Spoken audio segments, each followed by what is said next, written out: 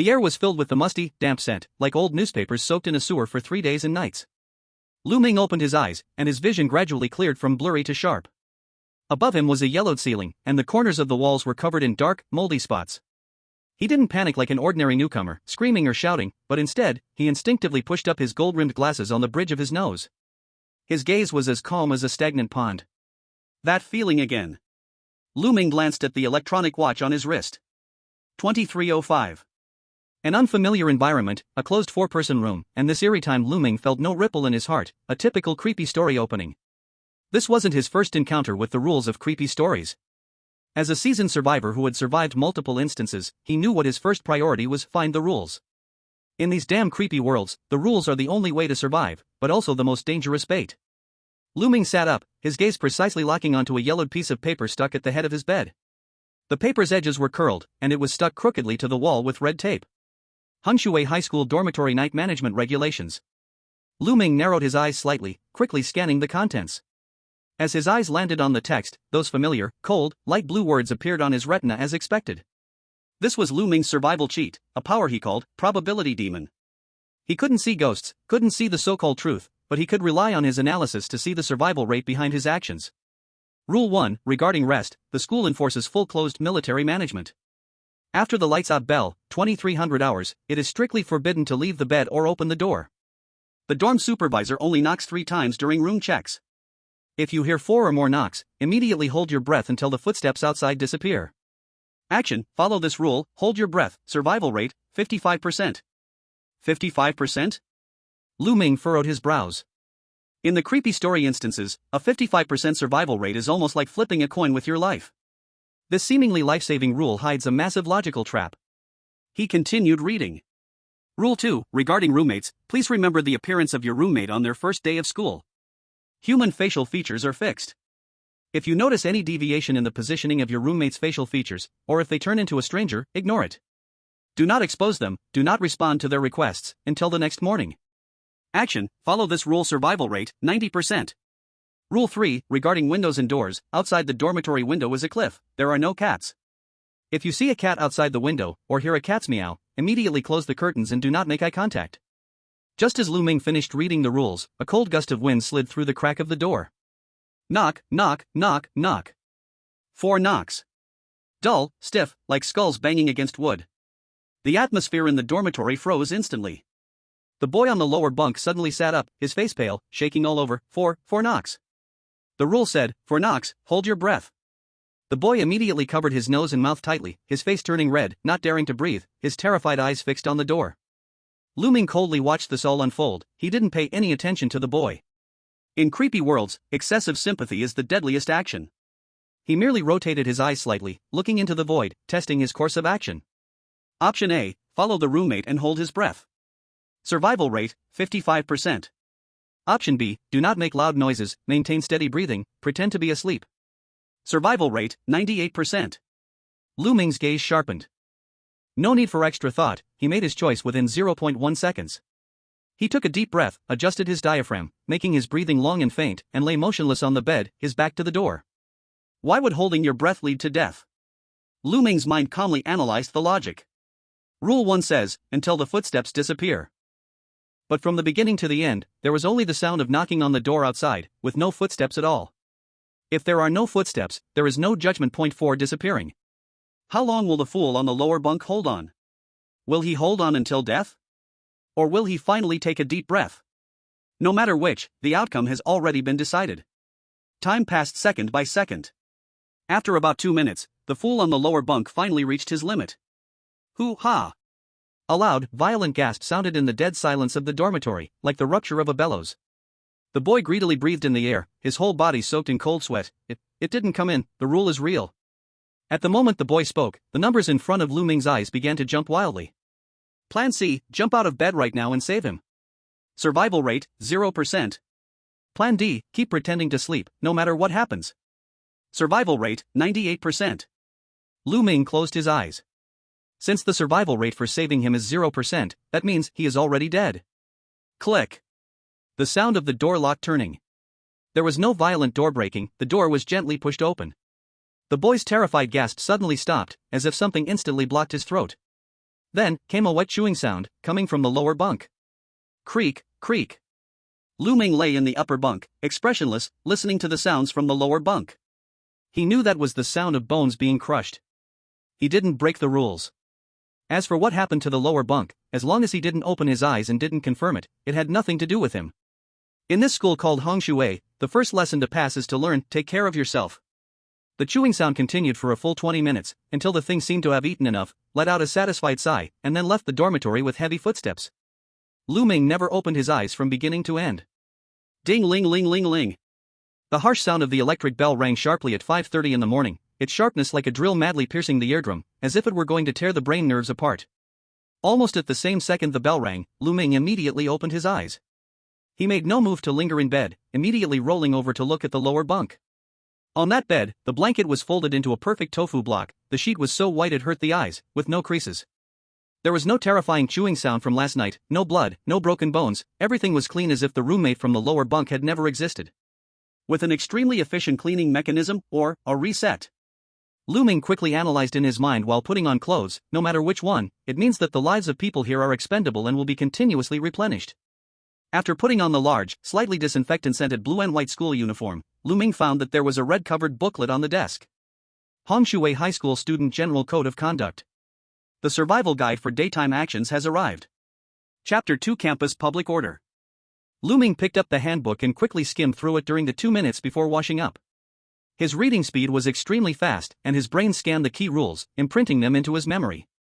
He was very clear that once he left the closed space of the dormitory, every piece of red text in this booklet could be a life-saving talisman. Chapter 2 Campus Public Order. Article 7 Morning Exercises. The plan for the day lies in the morning. During morning exercises, students must keep their lines neat and look straight ahead. Talking, physical contact, and stopping for no reason are strictly prohibited. Any behavior that disrupts the formation will be considered falling behind, and students who fall behind will be eliminated. Article 12 Hygiene. Keeping the campus clean is the duty of every student. Trash must be sorted. Rotten organic matter must be thrown into black trash bins, and it is strictly forbidden to hide or carry it with you. Article 15 Law Enforcement. Discipline committee members, wearing red armbands, have temporary law enforcement authority on campus, and students must obey the discipline committee members' orders unconditionally, unless their instructions directly violate the principal's orders. Got it. Lu Ming closed the manual, tucked it into his pocket, adjusted his glasses, and turned to walk out of dormitory 404. 5 minutes later, the sports field. Thick fog covered the entire Hengshui High School, with visibility extremely low, and the air was damp and mixed with the scent of dirt and rusted metal. 1-2-1. 1-2-1. Keep running. The march in the broadcast was slightly distorted, like a tape skipping, the speed wavering. Thousands of students were running mechanically on the track, like a group of silent worker ants. Discipline committee members, wearing blue uniforms and red armbands, held pale bone whips in their hands, coldly monitoring the rows. Lu Ming blended into his class's team, adjusting his breathing rhythm, trying to lower his presence. Suddenly, a familiar voice rang out from his left side. Lu Ming, you're up this early too? Lu Ming's pupils contracted sharply. Without turning his head, he recognized the voice, his roommate who died last night, Wang Chang. A quick glance revealed Wang Chang running beside him, his face blurry, his complexion rosy, and his school uniform neat. The only odd thing was the stiffness of his neck, his head bobbing with every step, as though it were about to snap off, only held on by a layer of skin. Lu Ming kept his eyes forward, without responding. According to the second rule of the dormitory night management regulations he read last night, if a roommate's face is different or they seem strange, you must not respond. Seeing that Lu Ming ignored him, Wang Chang seemed unfazed, his body swaying strangely as he leaned closer, almost pressing against Lu Ming. Lu Ming, my shoelace is undone, but my neck hurts and I can't bend down. Could you help me tie it? Please, if I trip over it, I'll fall and die. The faint blue numbers appeared before Lu Ming's eyes instantly. Option A, stop immediately and help him tie his shoelace. Survival rate, 0%, analysis, violates General Norms Rule 7, no stopping without reason, and violates Dormitory Regulations Rule 2, no responding to requests. Option B, keep ignoring him. Survival rate, 30%. Only 30%? Lu Ming's brain worked quickly. Simply ignoring him would avoid violating the dormitory regulations, but Wang Chang's current behavior was causing noise and disruption. If he kept pestering, leading to physical contact between them, or drawing the attention of the discipline committee, according to General Norms Rule 7, both of them would violate the rules for whispering or disrupting the formation. He must silence him, using rules to do so. Wang Chang's cold fingers were already reaching out, about to touch Lu Ming's arm. Lu Ming kept his eyes forward, his steps steady, and said in a tone low enough only for the two of them to hear. According to General Norms Rule 7, physical contact and stopping without reason are strictly prohibited during morning exercises. Are you trying to break the rules? Option C, refuse the request by citing the school rules, Rule 7. Survival rate, 98%. Wang Chang's outstretched hand froze in midair. His originally friendly expression suddenly froze, like a mask cracking, revealing a moment of resentment, but quickly turning into a dazed look. Rule 7. No contact. Can't break the rules. Wang Chang muttered, like a broken tape recorder, mechanically retracting his hand, I need to get into college, can't break the rules. The crisis was temporarily resolved. But the brief conversation still brought trouble. You there? Talking. Through the fog, a tall figure strode forward. The discipline committee member, wearing a red armband that read discipline, wielded a bone whip that cut through the air with a chilling whistle. He came closer. Lu Ming could now see his face, an individual without eyes, without a nose, just a huge mouth that occupied half of the face. The discipline committee member stood beside them, and though he had no eyes, that giant mouth was perfectly aimed at Lu Ming and Wang Chang. Talking during morning exercises, who gave you the guts? The terrifying pressure instantly enveloped Lu Ming. But he didn't move, maintaining his standard running posture. Because he was betting that the discipline committee member also followed the rules. The discipline committee member, though lacking a nose, seemed to twitch the area where his nose should have been, as if he smelled something.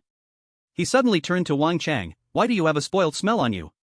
I am an honor student. Wang Chang mechanically recited his obsession. Slap. Without warning, the discipline committee member's bone whip swung down fiercely. With a crisp sound, Wang Chang's already broken head flew off, drawing an arc through the air, and thudded to a stop at Lu Ming's feet. The headless corpse continued running for 2 steps by inertia before crashing heavily to the ground. The surrounding students acted as though they hadn't noticed, skillfully stepping around the body. The discipline committee member bent down to pick up the severed head, as if inspecting a rotten apple. Then, his faceless head turned toward Lu Ming. He held the still bleeding head and offered it to Lu Ming, his mouth full of sharp teeth, grinning.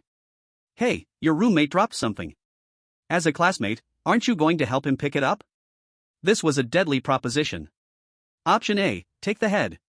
Survival rate, 0%, analysis, taking the head means carrying spoiled organic matter. Option B, refuse and run away. Survival rate, 0%, analysis, resisting the law results in immediate execution. Lu Ming's brain quickly scanned the rulebook he had read earlier that morning. Article 12. While continuing to run, maintaining formation, Lu Ming responded in a perfectly standard tone. Report, Discipline Committee Member. According to Article 12 of the General Regulations, spoiled organic matter is classified as non-recyclable trash and must be disposed of in the black trash bin. I shouldn't hold it, you should handle it and sort it. The air fell dead silent for 2 seconds. The Discipline Committee member's hand, holding the head, froze mid-air. Option C, counter with the school rules, Article 12. Survival rate, 95%. The terrifying mouth slowly closed, as if pondering Lu Ming's logic. A few seconds later, the discipline committee member let out a harsh, mocking laugh. Ha! Good student. You've learned well. With a casual toss, he accurately threw Wang Chang's head into the black trash bin beside the track. Keep running. Whoever falls behind, this will be your fate. The discipline committee member turned and left. Lu Ming felt the cold sweat on his back soaking through his clothes, but he kept his breathing steady, continuing to run forward. In this malicious scenario, rules were both shackles and the only weapon. Chapter 3, Don't Trust the Blue Rules. The whistle signaling the end of morning exercises had just sounded, and hungry students surged toward the building that looked like a giant concrete coffin, the cafeteria. Lu Ming blended into the crowd, his nostrils filled with a mixture of old grease, bleach, and some indescribable fishy sweet odor. On the way into the cafeteria hall, there stood a huge, peeling red sign. Cafeteria dining rules at Hengshui Middle School. Lu Ming slowed his pace and quickly scanned it. Every rule here might be the boundary between life and death during the upcoming meal. 1. On saving, the school enforces a strict clean plate campaign. Every grain of food is a gift, wasting food is strictly prohibited. Any leftovers will be seen as an insult to the head chef. 2. On dishes, the cafeteria does not provide red meats, including pork, beef, etc. If you find red meat in your dish, it is a special vegetarian meat product, please rest assured to consume it. 3. On environment, please remain silent while in line. If you hear crying or screams from the kitchen, it is the sound of livestock being slaughtered, do not panic. Special vegetarian meat product? Lu Ming stared at the second rule, his eyes growing cold. The pale blue numbers in his view flickered, eating red meat, survival rate, 10%. As expected, it's a fake rule. Lu Ming pushed up his glasses, using rules to lure people to death as a common trick of the rule-themed horror stories. The line moved slowly. When it was Lu Ming's turn, the aunt at the food counter wore a filthy white apron, a thick mask over her face, leaving only a pair of murky, yellowed eyes visible. She didn't ask Lu Ming what he wanted to eat. Instead, she grabbed a large spoon, rusted and worn, and scooped a heaping spoonful of red, glistening meat from the bucket. With a sharp thud, she dumped it onto Lu Ming's plate. The meat was bright red, almost dripping, and still slightly trembling, its clear texture visible, clearly a piece of raw meat with skin, and even a broken fingernail was embedded in the edge of the flesh. Next. The aunt's voice was harsh and unpleasant, sounding as if her throat were clogged with sandpaper. Lu Ming held his plate, his brow furrowed. He was now trapped in a deadly logical deadlock. According to Rule 1, no waste allowed. He must eat the meat, or else it would be an insult to the head chef, a death sentence. Based on his probability calculations, eating the meat would most likely lead to death, survival rate 10%. He carried his plate, searching for a seat, his mind racing to find a way out. Then, an unexpected turn of events happened. I won't eat it. I won't eat this. This is human flesh. In the corner of the cafeteria, a thin boy suddenly snapped. The long-standing mental pressure broke at this moment. He flipped his plate violently, and the red meat hit the floor, bouncing like a live fish. The boy screamed and ran towards the door, tearing at his school uniform, tears streaming down his face. I want to go home. This place is hell. Bang! The cafeteria door slammed shut with a loud noise. Several security guards in blue uniforms appeared out of nowhere, stiff yet quick in their movements. They immediately subdued the boy. Let go of me. Look. The meat is alive. The boy screamed at the top of his lungs, struggling desperately. Around them, the students kept eating, chewing sounds echoing, as if they were deaf to the chaos, or perhaps they didn't dare to look up. Lu Ming stood by the aisle, just a few steps away from the boy who was being held down. Just as the security guards were about to drag the boy into the iron door labeled restricted kitchen area, the boy grabbed onto the leg of a nearby table, his fingers digging into it, blood dripping. His desperate gaze scanned around in panic, suddenly locking onto Lu Ming's eerily calm eyes. Maybe it was the clarity in Lu Ming's eyes that sparked the last bit of resolve in the boy's eyes. Taking advantage of the guard's momentary distraction, the boy suddenly pulled out a crumpled notebook from his chest and forcefully shoved it towards Lu Ming, who was closest. Don't believe the blue rules. With his last ounce of strength, the boy screamed these words, then was hit hard on the back of the head with a baton by a security guard. Thud. The sound stopped abruptly. The boy was dragged into the kitchen like a dead dog. Zzzzz. A few seconds later, the sound of a meat grinder starting up came from the kitchen, followed by a fleeting, heart-wrenching scream. In the cafeteria, only the sound of chewing remained, now even louder. Lu Ming stood still, and in his hand was something new. He didn't look down, but rather, using the guard's blind spot, he naturally slipped his hand into his pocket, hiding the notebook. The entire action was smooth, without drawing anyone's attention. Lu Ming found a corner and sat down. Now, the most urgent task was not to examine the notebook, but to deal with the piece of meat on his plate that was still twitching. If he didn't eat it, he would be the next one dragged into the meat grinder. If he didn't eat it, he couldn't throw it away, no wasting allowed. Lu Ming's cold gaze swept across the room, finally stopping on a plump student sitting not far away, his face full of greasy flesh. The fat boy had 5 plates piled in front of him, and he was hunched over the table, eating like a madman, his mouth dripping with oil, as if he could never be full. The numbers in Lu Ming's mind flickered again. Plan A, throw the meat under the table when no one is looking. Survival rate, 0%. Plan B, give the meat to the fat boy who looks very hungry. Survival rate, 85%. Lu Ming picked up his plate and walked over. Hey, classmate, Lu Ming pushed up his glasses, his tone sincere and gentle. I can see that you didn't eat enough. I've been dieting lately, so I can't have greasy food. This specially made vegetarian meat is for you. The fat man suddenly lifted his head, his eyes, squeezed by the fat, were nothing but a slit, filled with greed. He stared at the piece of red meat still trembling in Lu Ming's plate, saliva dripping from the corner of his mouth. Really for me? Of course. The school encourages the clean plate campaign, we can't waste food. Lu Ming smiled and poured the piece of dead meat into the fat man's plate. According to Rule 1, as long as the food is eaten, it's not considered waste. The rule does not specify that it must be eaten by the person themselves. The fat man didn't think much about it. He grabbed the piece of meat and swallowed it in one bite. His face showed an intoxicated expression, as if it was the most delicious delicacy in the world. Lu Ming turned and walked away. Just a few steps away, a strange cracking sound of bones suddenly came from behind him. Crack! Crack! The fat man's body began to swell violently, his school uniform tearing apart, the once greedy swallowing sound turning into painful groans. Lu Ming didn't look back. Stepping out of the dining hall door, he faced the piercing sunlight at noon. Lu Ming reached into his pocket and his fingers brushed against the bloodstained notebook. Inside, perhaps lies the true secret of this terrifying school called Hengshui. Chapter 4, The Error Collection. The campus was silent during the lunch break, with only unknown birds emitting a sorrowful cry in the thick fog. Lu Ming avoided the crowd, even intentionally bypassing the direct view of several security cameras, and turned into the boys' restroom at the end of the first-floor corridor. In this school full of surveillance, this should be the most hidden corner for now. He chose the innermost stall, locked the door, and confirmed there was no breathing sound around before pulling out the bloodstained notebook from his pocket. The cover of the notebook was made of cheap cardboard, soaked with an unknown dark liquid, giving off a rusty smell.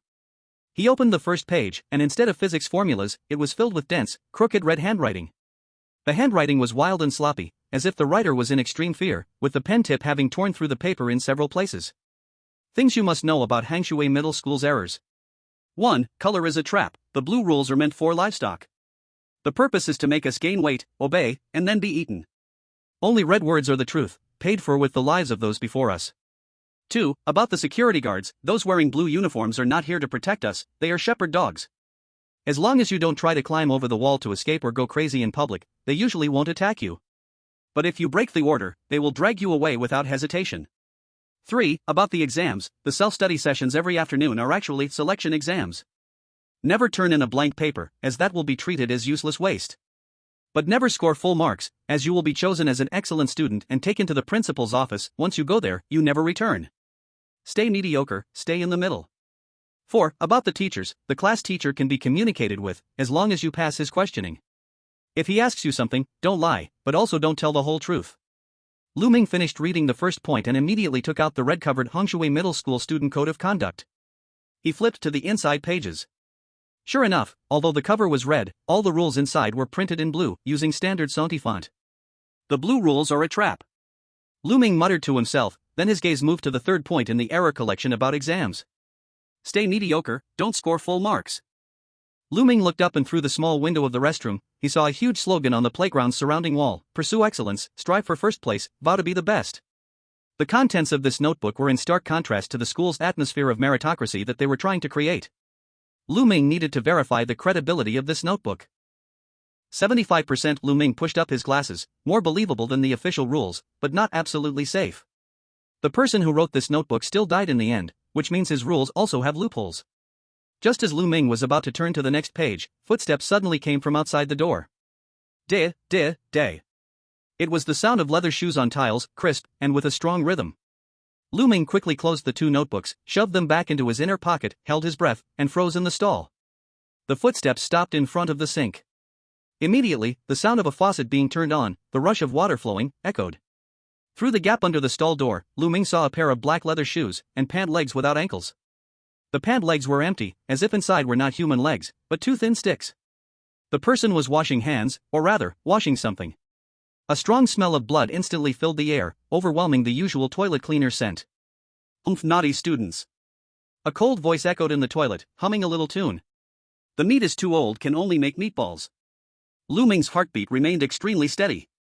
He recognized the voice. This was the senior math teacher of class 3-2, a notorious strict teacher. A few seconds later, the water stopped. The black shoes turned toward the stalls. Duh. The footsteps came closer. Numbers in Lu Ming's vision began to jump wildly. Plan A, lock the door, stay silent. Survival rate, 40%, analysis, the other party has a master key, and seems to be looking for hiding students. Plan B, rush out and attack. Survival rate, 0%. Plan C, pretend to use the toilet normally, press the flush button. Survival rate, 90%. Lu Ming immediately stretched out his hand and pressed the flush button behind him. Whoosh! The loud flush broke the deathly silence. The footsteps outside suddenly stopped. The cold voice paused for 2 seconds outside the door, then let out a light laugh. Oh, someone is here, class is about to start, don't be late, student. Day. The footsteps gradually receded, leaving the toilet. Lu Ming did not go out immediately. He silently counted 30 seconds, making sure the other really left, then opened the stall door.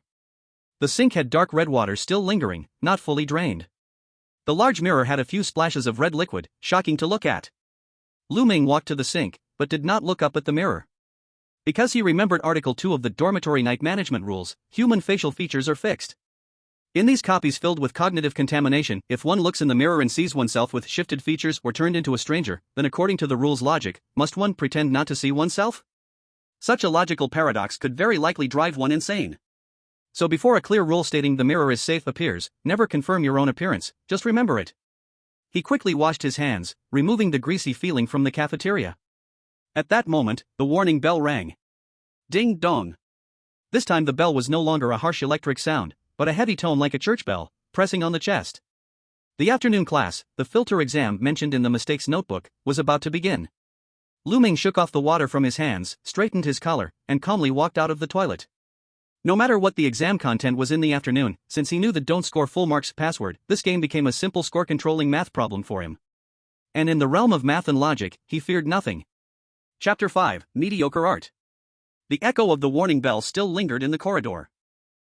Ming was already sitting in the classroom of Class 3, Grade 10. The layout of the classroom was stifling, almost suffocating. Every desk was piled high with books and test papers, almost as tall as a person, like white tombstones burying the students behind them. Everyone had their heads lowered so deeply that the only sound in the room was the frantic scraping of pen tips on paper, sharp and incessant, like silkworms gnawing on mulberry leaves. Above the blackboard hung a bright red countdown clock, 36,500 days until the college entrance exam. More than 30,000 days? Ming glanced at the number. According to this calculation, we would have to stay here for 100 years to graduate? Just then, the classroom door was pushed open. A strong scent of blood mixed with the chalk dust rushed in. The person who entered was the man Ming had just encountered in the bathroom, the math teacher with no ankles, dressed in a suit. It seemed he was not only in charge of the senior year courses but also responsible for screening the new freshmen. He wore a sharp black suit, the legs of his trousers empty, making a clicking sound as he walked, as if his two ankle-less bones were directly tapping the ground.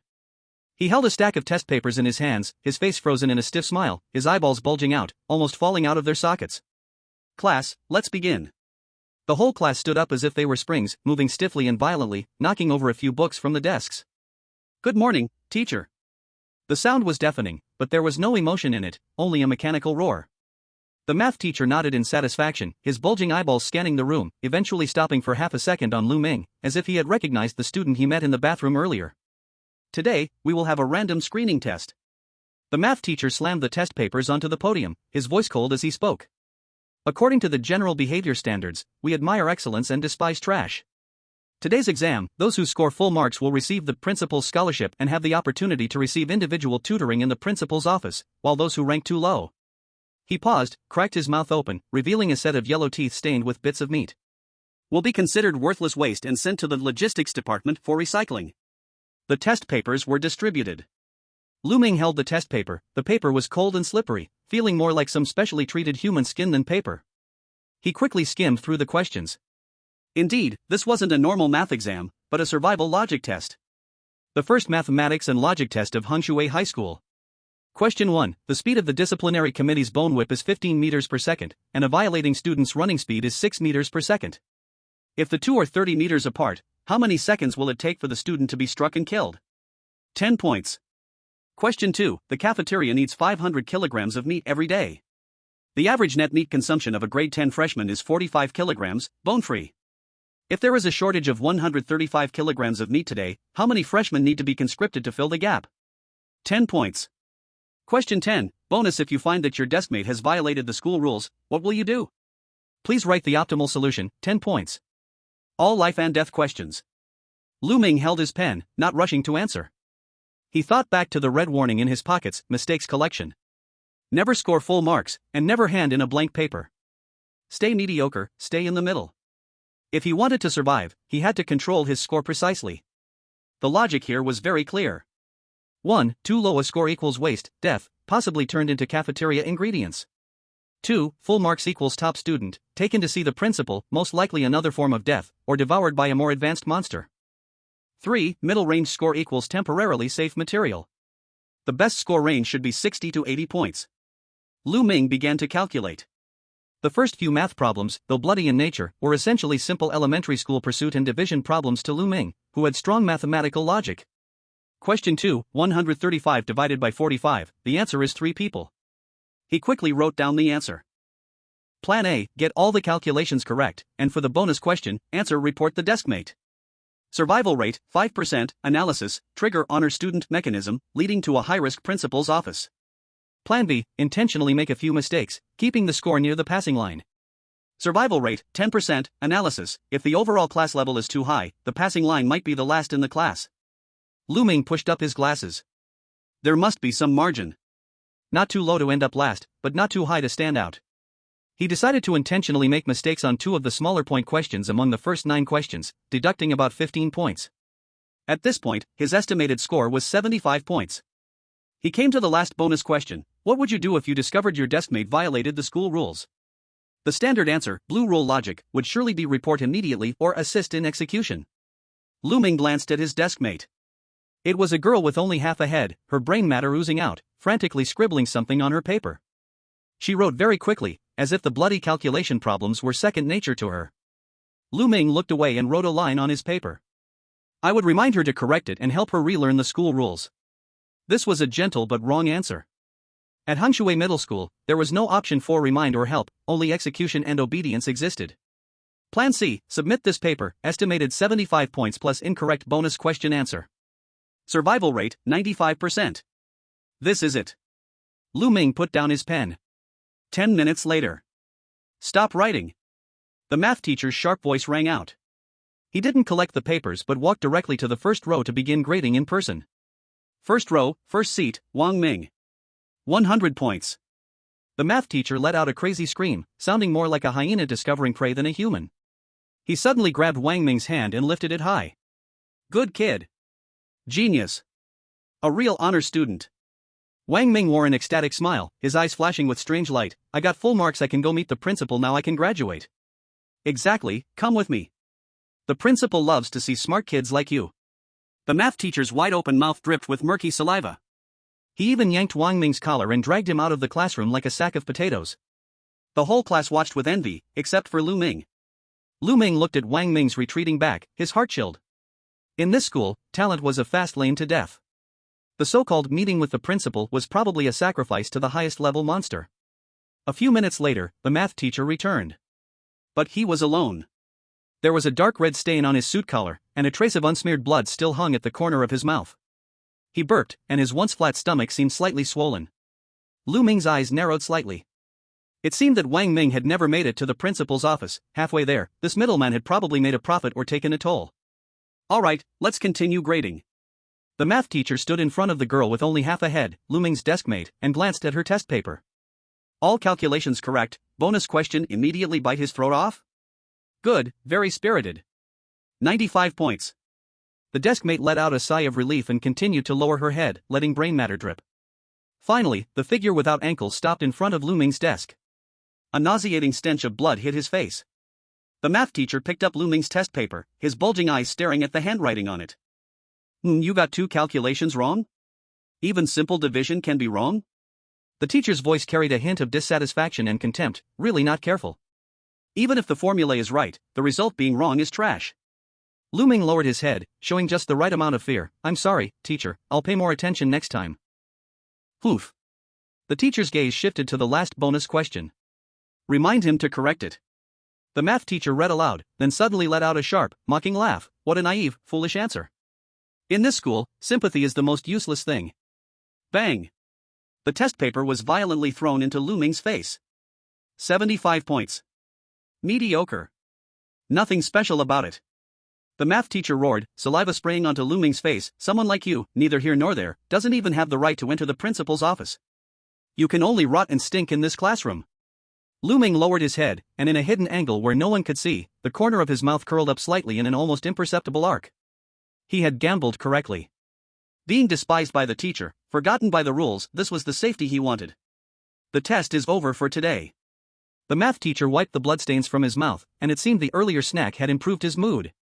He didn't continue to go after the students who had failed. The next class is self-study. Remember, no loud noises, no leaving your seats. With that, he left the classroom with the sound of clack-clack footsteps. The oppressive atmosphere in the classroom eased slightly. Lu Ming picked up the test paper that had fallen to the ground and casually stuffed it into his desk drawer. The first hurdle, the screening, was passed. But he knew this was just the beginning. Since the afternoon was self-study, it was the perfect opportunity to go over the remaining content of the mistake collection. Moreover, he needed to figure out one thing, the fourth rule in the mistake collection about the homeroom teacher, what hidden path of survival was buried in it. Just as Lu Ming was about to reach into his inner pocket, suddenly, a piece of paper was thrown from the front row, landing perfectly on his desk. The note had only one sentence, written in elegant handwriting, yet it carried a strange undertone.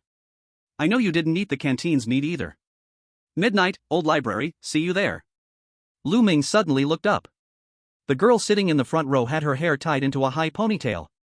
She had her back to Lu Ming, her neck pale and smooth, looking completely like a normal person if one ignored the fact that she was using a utility knife, carefully peeling away the flesh from her left-hand fingers, as though the hand wasn't hers, but an apple. Chapter 6, The Believer of Pain. The night was as dark as ink, thick and unbreakable. When the wall clock pointed to 23:30, the 404 dormitory was still deathly quiet. Except for Lu Ming, the other two beds, originally belonging to two new students, were empty. They seemed to have quietly disappeared somewhere during the day. Lu Ming lay in bed, not sleeping. He was replaying everything that had happened today in his mind. Compared to the bloody math test in the afternoon, the morning classes, though horrifying, were just dry, brainwashing lectures with no real screening mechanism. The teachers who could only chant like monks seemed to be educating livestock before their release. The real killing game starts with the math class. Lu Ming turned over and sat up. As for the unlucky full-score top student Wang Ming, like Wang Chang who died in the dormitory the previous night, both were just consumables in the huge meat grinder of Hengshui High School.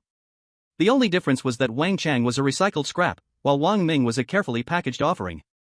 Lu Ming raised his wrist, and the electronic watch's time flickered to 23:55. That was the critical time mentioned on the note. He looked at the dormitory door. According to the dormitory night management regulations from Chapter 1, it was strictly forbidden to leave the bed or open the door after lights out. What were his chances of survival if he went out now? Lu Ming stared at the closed door, and the numbers danced before his eyes. Only 20%. Lu Ming held his breath and listened carefully for a while. At the end of the hallway, he faintly heard the sound of heavy metal dragging across the floor, like some giant keychain hitting the ground. There's something patrolling outside the door. Lu Ming quickly abandoned the idea of using the front door. He pushed up his glasses. He shifted his gaze toward the window.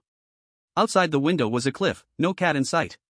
But there was a rusted drain pipe at the edge of the window, stretching all the way down to the ground. Action, climb out the window along the drain pipe to descend the building, survival rate, 92%. 92%, I can bet on that. For a ghost story dungeon, where one dances on the edge of a blade, a survival chance over 90% is already a blessing. Lu Ming moved lightly, opening the window and slipping out like a gecko, grabbing the cold drainpipe and sliding into the darkness. The campus was covered with an even thicker white mist than during the day. After landing, Lu Ming didn't rush to move. He didn't know the patrol route of the discipline committee, but he had a more cheating method. He stood at a fork in the road. The left led to the teaching building, and the right led to a small grove.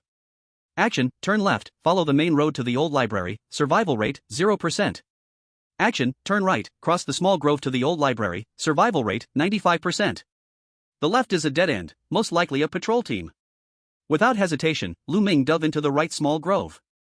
He was like a precise radar, making a probability check at every intersection, perfectly avoiding all the hidden dangers lurking in the thick mist. Midnight, old library.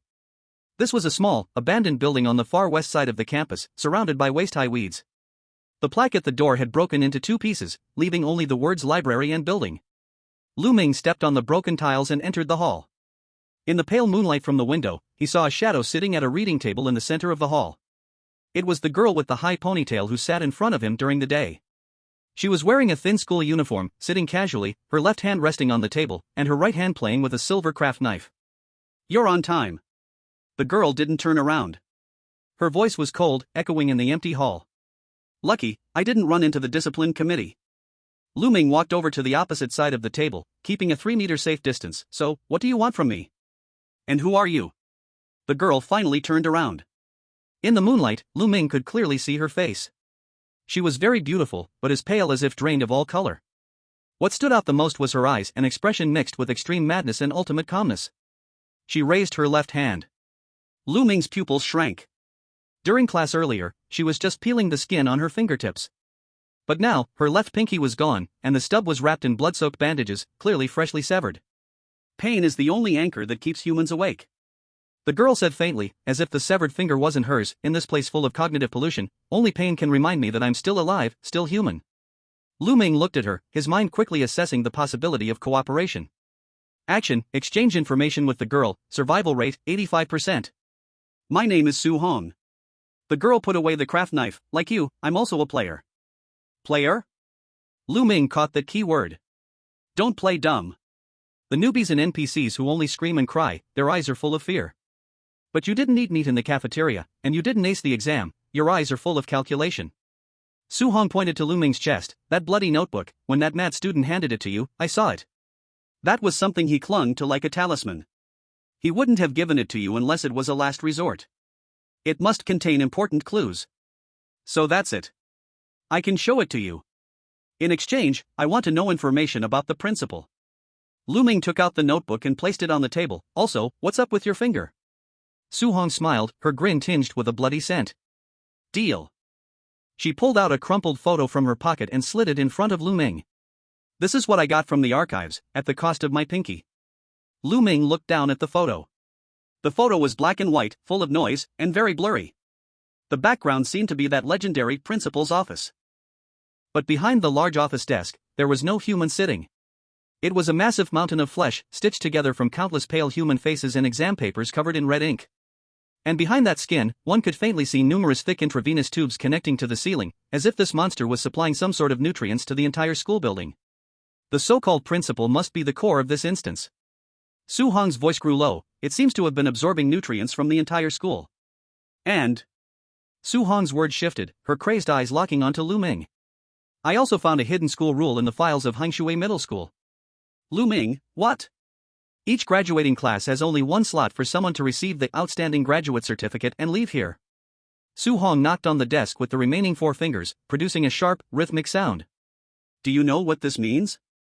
It means we not only have to fight against monsters but also against the thousands of teachers and students in this school. All the NPCs, all the monsters, even possibly other players, are competitors. Only one person can leave. Lu Ming pushed up his glasses, staring at this dangerous ally. So, our cooperation now is to clear out the other competitors. But in the end, between the two of us, only one can survive? Correct. Su Hong's smile widened, and the utility knife in her hand glinted coldly in the moonlight. So, Lu Ming, before the final battle comes, don't die too soon. Lu Ming looked at her with a blank expression. He was calculating the game in his mind at this very moment. Without cooperation, relying solely on himself, it would be difficult to gather enough information quickly to fight against that principal. Action, establish a temporary alliance with Su Hong, survival rate, 90%. It's mutual. Lu Ming extended his hand and shook Su Hong's hand, which was stained with blood. Let's cooperate happily. In this cold, old library, 2 players, each with their own hidden agenda, reached the most dangerous agreement. Chapter 7, The Hunting Wind Discipline Committee. The first step in cooperation is not to find clues, but to find identities.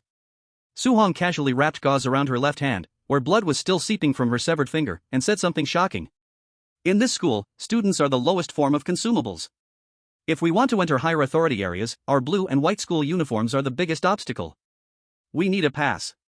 Lu Ming looked at her. You want to steal the red armbands of the discipline committee? Smart. Su Hong grinned, her eyes crazed. That's a symbol of law enforcement power. As long as we wear it, most low-level rules will no longer affect us. The risk is very high. Lu Ming frowned. The discipline committee members are far stronger than ordinary students, and they usually move in groups. Even though we've formed an alliance, I don't think 2 ordinary humans can face off against ghostly creatures head-on. Ordinary humans? Su Hong paused, as if recalling something, and casually waved the bloody utility knife in her hand. Right, I was so busy talking about the intel that I forgot to tell you about my ability. She pointed at her left hand, still oozing blood from the severed finger, her eyes glowing with passion. My talent is called pain feedback. The more damage I take, the stronger the pain, and in turn, my strength, speed, and nerve reactions multiply. So, we go after the ones who are alone. Su Hong stood up, stretching her neck, which cracked loudly. She licked her lips and looked at Lu Ming with a mischievous glint in her eyes. I can probably guess your ability too. You're smart, responsible for finding weaknesses. I'm strong in combat, responsible for taking action. Isn't that the purpose of our alliance? Lu Ming looked at her, quickly reassessing their battle potential. If such a combat talent, which defies the laws of physics, exists, the feasibility of their hunting plan would indeed be greatly increased. Action, hunt down the lone discipline committee member and steal the armband. Survival rate, 45%. If we don't fight now, over time, the rules will tighten even more, and then we'll likely have no chance of fighting back. Let's go. Lu Ming said coldly. Head to the edge of the small forest. When I came earlier, I could tell by the footsteps that there's a disciplinary officer dragging a body. It's alone. 0:15 a.m., edge of the small forest.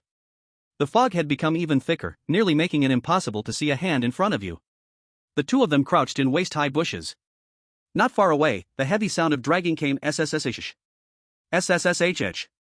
A tall figure was slowly moving through the mist. It was a disciplinary officer, nearly 2 meters tall, wearing an ill-fitting blue uniform, with a bright red discipline armband on its right arm. It was dragging a long iron chain, the other end of which was locked to a student's body, whose face could no longer be seen. The disciplinary officer walked while sniffing the air with its faceless face, its huge mouth muttering in a low, indistinct voice. Discipline, clean up, discipline, clean up. Su Hong gripped the craft knife tightly, the red glow in her eyes growing stronger. She was about to rush out when Lu Ming grabbed her. Don't rush. Lu Ming stared at the creature, his brain working quickly. Plan A, Su Hong directly assaults from the front. Survival rate, 10%, analysis, the disciplinary officer's bone whip has a range of 5 meters, Su Hong would probably have her spine broken before getting close. Plan B, create a noise to distract, then backstab. Survival rate, 60%. It has a bone whip, a large attack range. Lu Ming whispered in Su Hong's ear quickly. Its hearing and sense of smell are sharp, but it has no sight. I'll use sound to draw its attention, you go around to its right rear, that's the dead angle of its whip. Remember, aim for its neck, there's a nerve connected to the brain there. Su Hong licked her lips, I'll follow your lead. Lu Ming picked up a jagged stone from the ground. He took a deep breath and aimed at a large tree several meters to the left of the disciplinary officer. Bang! The stone hit the tree trunk with a crisp sound. The disciplinary officer froze in place. Its faceless face jerked toward the left, its wide-open mouth letting out a growl. Who's making noise? Who? The bone whip lashed out, shattering the tree bark into pieces. Now's the time. Go! Lu Ming shouted in a low voice. Su Hong pounced like a leopard. She didn't try to muffle her footsteps but ran extremely fast. The disciplinary officer heard the noise behind and was about to retract its whip to turn, but the long whip got stuck in the tree trunk, and pulling it out would take a second. That second was the difference between life and death. Su Hong had already reached its back. Die! Her madness exploded completely, and the craft knife stabbed deeply into the disciplinary officer's neck, the weak spot Lu Ming had pointed out. Poochie! Black blood sprayed out, splattering Su Hong's face. Roar! The disciplinary officer let out a miserable scream, releasing the iron chain and swinging its massive hand backward, trying to grab the damned bug. Dodge!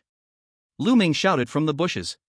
Su Hong didn't retreat, instead, she used the force from the disciplinary officer's swipe to quickly crouch.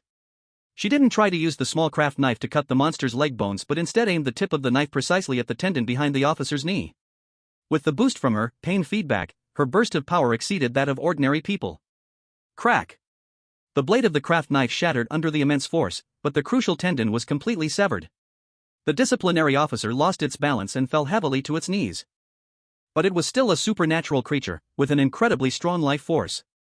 It struggled to pull out the bone whip and started wildly swinging it around, indiscriminately attacking. Bang! Bang! Bang! The ground was gouged with deep trenches. Su Hong was forced to retreat, her left arm accidentally hit by the tip of the whip. In an instant, the skin was torn open, and blood flowed like a river. Ha ha ha ha! It hurts!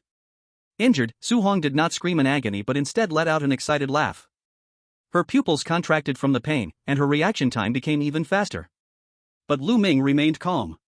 He knew that if they dragged this out any longer, other patrol teams would soon arrive. He had to kill in one blow. Lu Ming waited for the right moment, watching for the gap when the discipline committee member swung the whip. Action, rush out to pick up the iron chain on the ground, wrap it around its neck, survival rate, 75%. Lu Ming suddenly rushed out from the bushes. He did not charge at the monster but instead headed toward the iron chain that had been thrown to the ground.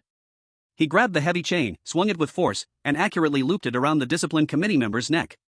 Su Hong! Pull! Su Hong understood immediately and rushed over to grab the other end of the chain. The two of them, one on the left and one on the right, pulled with all their might. Creak, creak. The discipline committee member's neck was squeezed out of shape by the iron chain, and black blood poured from its windpipe. The huge mouth opened and closed weakly, but no sound came out. Snap! Su Hong stomped on the monster's back, using all her strength in her hands. Crack! A chilling crunching sound echoed. The discipline committee member's cervical spine was forcibly snapped. Its massive head drooped limply, no longer moving. The giant body crashed to the ground, turning into a puddle of black pus. All that remained was an empty blue uniform and the red armband. Huff, huff. Lu Ming let go of the chain, collapsed to the ground, and gasped for breath. In the past few seconds, his adrenaline had surged to its peak. Su Hong was drenched in blood, her left arm's wound deep enough to see the bone, but she walked over as if nothing had happened and picked up the red armband. This is the trophy. Su Hong waved the red armband in front of Lu Ming. The armband emitted a faint smell of blood and felt like some warm skin when touched. Only this one. Su Hong looked at Lu Ming with a playful look in her eyes. Who should I give it to? This was a very realistic question. Lu Ming pushed up his glasses that had slipped down his nose and glanced at the armband. Su Hong holds the red armband survival rate, 60%. Lu Ming holds the red armband survival rate, 55%. The difference wasn't much. Because if Su Hong wore it, she would be on the front line fighting the monsters, and Lu Ming would be behind strategizing, the effect would be the same. On the other hand, if Lu Ming wore it, Su Hong, this madwoman, might lose control at a crucial moment and fail the checkpoint. She might even backstab him because of the red armband. You wear it. Lu Ming said calmly, you are responsible for the combat, you need to be at the front. This armband will give you a momentary advantage when facing other discipline members. Su Hong raised an eyebrow, seemingly surprised by Lu Ming's generosity. Are you sure? This is a life-saving token. A life-saving token only saves your life, it doesn't help you clear levels. Lu Ming stood up from the ground, brushing off the dirt on his body, besides, we're all in the same boat. If you die, I won't last long either. And vice versa. Su Hong gave him a deep look, then without hesitation, slipped the red armband onto her right arm. Very good. Lu Ming, you are more rational than I expected. The moment she put on the armband, Su Hong's aura seemed to change slightly. The wild, bloody aura now carried a touch of cold, oppressive power. Let's go. Su Hong waved her left hand, still dripping with blood. Now that we have the pass, we should head back. Don't forget, tomorrow morning we have those boring, disgusting brainwashing classes waiting for us. Lu Ming nodded. Just as they were about to turn, Lu Ming's peripheral vision caught a faint glimmer in the puddle of pus. Was that a key? Lu Ming calmly took a half step back, using the excuse of tying his shoe to swiftly grab the object in his palm. Cold, rough. It had two small characters engraved on it, medical. Lu Ming's heart skipped a beat. He glanced at Su Hong, who was walking ahead, and saw the numbers in front of him flashing. Lu Ming calmly put the key into his sleeve without making a sound. In this world, trust is a luxury, leaving something behind is the way to survive. Chapter 8, Checking In. 0:40 a.m., the main road of the campus shrouded in thick fog. Visibility had dropped to less than 5 meters, and the streetlights on the roadside flickered like fireflies with their necks squeezed, emitting a faint and unstable buzzing sound. Lu Ming and Su Hong walked one after the other. Su Hong walked in front, her red armband on her right arm glaringly bright in the mist. Lu Ming followed from the side, looking like a follower, but he always kept the best vantage point to observe the surroundings. As they walked, Lu Ming pushed up his glasses, watching the pale blue digits in his vision still flicker steadily. A strange sense of incongruity rose in his mind again. Strange. Lu Ming silently thought, I have passed through several dangerous horror story dungeons before, and at that time, the probability demon was just a vague intuition or a rough logical deduction, and only with enough information could the probability number appear. Why, the moment I entered this Hengshui middle school, did my ability suddenly evolve into such precise data display for every action? For example, just now, facing the discipline officer, the exact tactical probability of attacking the back of the neck popped up in his mind. This precision felt like I had faced that monster countless times, died countless times at its hands, and finally summarized it into muscle memory. Lu Ming shook his head, suppressing this absurd thought. The primary task now was to survive, the origin of the ability would be explored later. 200 meters to the dormitory area. Lu Ming whispered, tone down your killing intent. Right now, you are an enforcer, not a murderer. Su Hong sneered, about to say something when the dense fog ahead suddenly began to roll violently. Whoosh. Whoosh. A heavy and slow footstep sound came from the front, accompanied by the crisp clinking of a large bunch of keys colliding together. A cold, sticky chill, even colder than the discipline officer, instantly enveloped the two of them. The fog cleared, revealing an extremely bloated figure. It was a middle-aged woman wearing a gray janitor's uniform, her body like a moving mountain of flesh. Her facial skin sagged, and her features were like a melted wax figure piled together. In her hand, she carried a kerosene lamp emitting a ghostly green glow, and a large bunch of rusty iron keys hung from her waist. She was staring intently at these two students wandering in the middle of the night, her dirty saliva dripping from the corners of her mouth. He. Caught you. The dormitory aunt let out a chilling laugh, her fat shaking along with it. Bad kids running around after lights out. I'll break your legs and stuff you into the sewer to make fertilizer. She raised the kerosene lamp in her hand, the green flame illuminating her sharp and uneven fangs.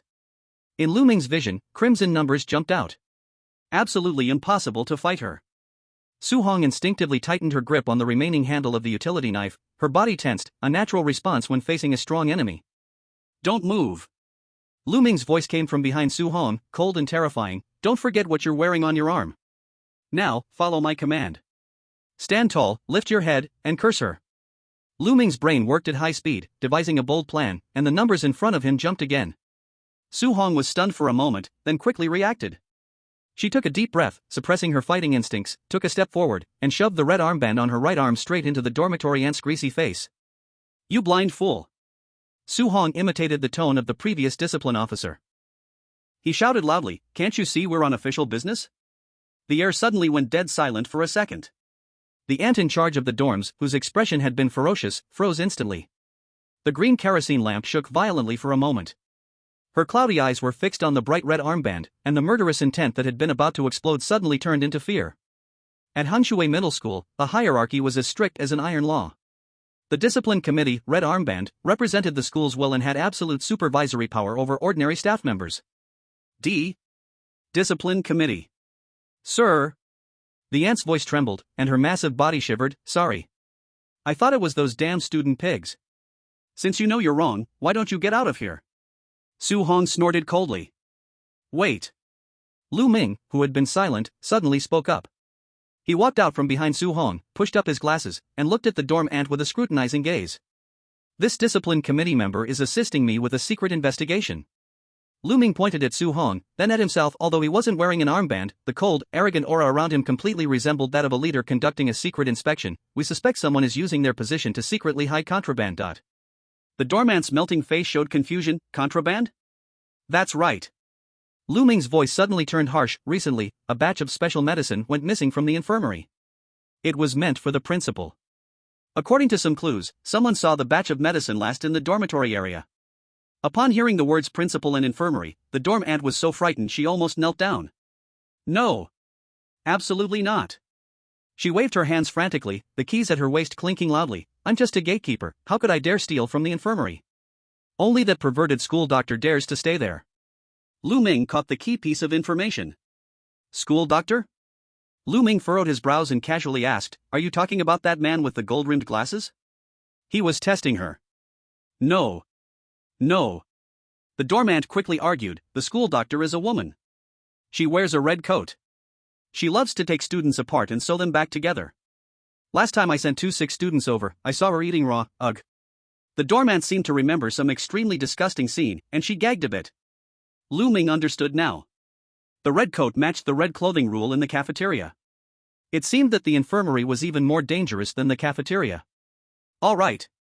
Lu Ming interrupted her recollection. To prove your innocence, we need to check if you have any master keys secretly made in your keychain. The dorm aunt dared not resist. She hurriedly took off the keychain and held it out to Lu Ming with both hands. Lu Ming took the heavy, cold keychain and pretended to inspect it. In fact, he was looking for anything that seemed special. His fingers quickly skimmed over the rusty iron pieces, his gaze sweeping like a radar, until it finally stopped at a strange-looking black key without a label. It was mixed in with a pile of brass keys and was unnoticeable. His instinct told him this key was special. Action, steal the black key while it's an opportunity, survival rate, 92%. Lu Ming nonchalantly took the black key off the keyring, using the sleeve of his coat to hide it as it slipped into his palm. He then tossed the remaining keychain back to the dorm aunt. You're being honest. Lu Ming said coldly, don't mention tonight's events to anyone. Otherwise. Su Hong cooperated by showing the broken handle of a utility knife and mimed it across her neck. Yes. I didn't see anything.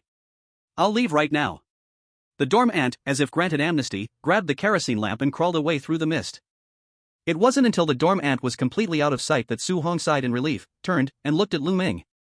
His gaze was complicated. Your bureaucratic act just now was more like that of a real disciplinary committee member. Lu Ming ignored her teasing and simply opened his palm, revealing the black key he had just stolen. This is the cost of hiding behind someone's power. Though I don't know where this key is from, my instincts tell me it's important. Su Hong glanced at the key, then at Lu Ming, a flash of caution passing in her eyes. Let's go. Lu Ming put the key away, back to the dorm. The game ends tonight, and tomorrow's tedious brainwashing lessons continue. 1 a.m., dorm 404. Lu Ming and Su Hong parted ways at the hallway. Lu Ming pushed open the door to 404. The room was still dim, and the familiar musty smell hung in the air. He stepped inside, about to walk to his upper bunk, but suddenly froze. With the weak light coming through the hallway, he saw something unusual on the lower bunk where Wang Chang's bed used to be. The one that had once belonged to the disciplinary committee's victim was now strangely bulging. The blanket was puffed up, rising and falling slightly with each breath. At that moment, the bulging blanket suddenly shifted. A head slowly poked out from under it. It was a pale, bloodless face, and on his neck, there was a clear, twisted red stitch, like the head had been completely detached and crudely sewn back with red thread. It was Wang Chang. He had come back. Wang Chang opened his bloodshot, lifeless eyes, staring straight at Lu Ming standing by the bed, his mouth splitting into a stiff, even torn smile. Lu Ming, you're back? Go to sleep tomorrow, we still have morning reading, we all have to take the university entrance exam, become useful people. His voice was hoarse and unpleasant, and the stitch on his throat trembled with every word, as though it might tear apart at any moment. Lu Ming stared expressionlessly at his resurrected roommate, quickly assessing the risk in his mind. Action, talk to the stitched Wang Chang, survival rate, 40%. Action, ignore him, go straight to bed, survival rate, 95%. Lu Ming pushed up his glasses, then naturally climbed the ladder to his upper bunk, pulling the blanket over himself. In this crazy world, having a stitched-up monster as a roommate would become normal. Lu Ming closed his eyes, silently calculating tomorrow's survival rate in his mind. As long as he didn't break the rules, he would remain just an unbroken part. Chapter 9, The Homeroom Teacher's Question. Ding-a-ling-a-ling-a-ling. The damn alarm clock went off exactly at 5:30 a.m., like a rusty saw cutting through his brain nerves. Lu Ming immediately woke up and opened his eyes. The first thing he saw was a pair of bloodshot, murky eyes. At some point, Wang Chang from the lower bunk had climbed to the ladder beside the bed, leaving only his head visible, his gaze directly aligned with Lu Ming, who lay on the upper bunk. He stared at Lu Ming, the red stitch on his neck looking especially hideous in the morning light, and yellow pus dripping from the wound, falling straight onto the rail beside Lu Ming's pillow. Lu Ming, time to get up, we need to go to morning reading, we have to take the university entrance exam. Wang Chang repeated mechanically, his eyes cloudy and unblinking, his mouth twisted into that eerie, almost ripped smile. Lu Ming sat up expressionlessly and pushed up his glasses. Action, show fear or disgust at Wang Chang's appearance, survival rate, 30%, Lu Ming thought, according to the rules, any awareness of the aberration may trigger an attack mechanism. Action, ignore him, greet as if he were a normal person, survival rate, 98%. Morning. Lu Ming responded faintly, reaching around Wang Chang's head to grab his uniform hanging by the bed. Excuse me, let me get down. Wang Chang was stunned for a moment, seemingly surprised by Lu Ming's calm reaction. He mechanically nodded, obediently retreating down the ladder. Start organizing the quilt that had already been soaked through with pus. It seems that even after becoming a patched-up monster, the instinct to obey is still deeply ingrained in his bones. Lu Ming sneered coldly in his heart. The morning classes, as Lu Ming had predicted, were a long and monotonous mental rape.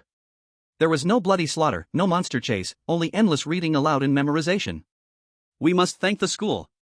Thank the principal. Pain is a sign of weakness. Fatigue is an excuse for incompetence. Only the first place deserves to live. Mediocrity is a crime. The broadcast played the intense, brainwashing slogans in a loop, while the teacher at the podium appeared blurry, like a parrot merely chanting. The whole class sat straight, their eyes hollow, screaming along with the broadcast, their voices hoarse. Even Su Hong, who had cut off her own finger, was now mixed in the crowd, her lips mechanically moving, but her eyes still icy clear. Lu Ming blended in, mouthing the words without making a sound.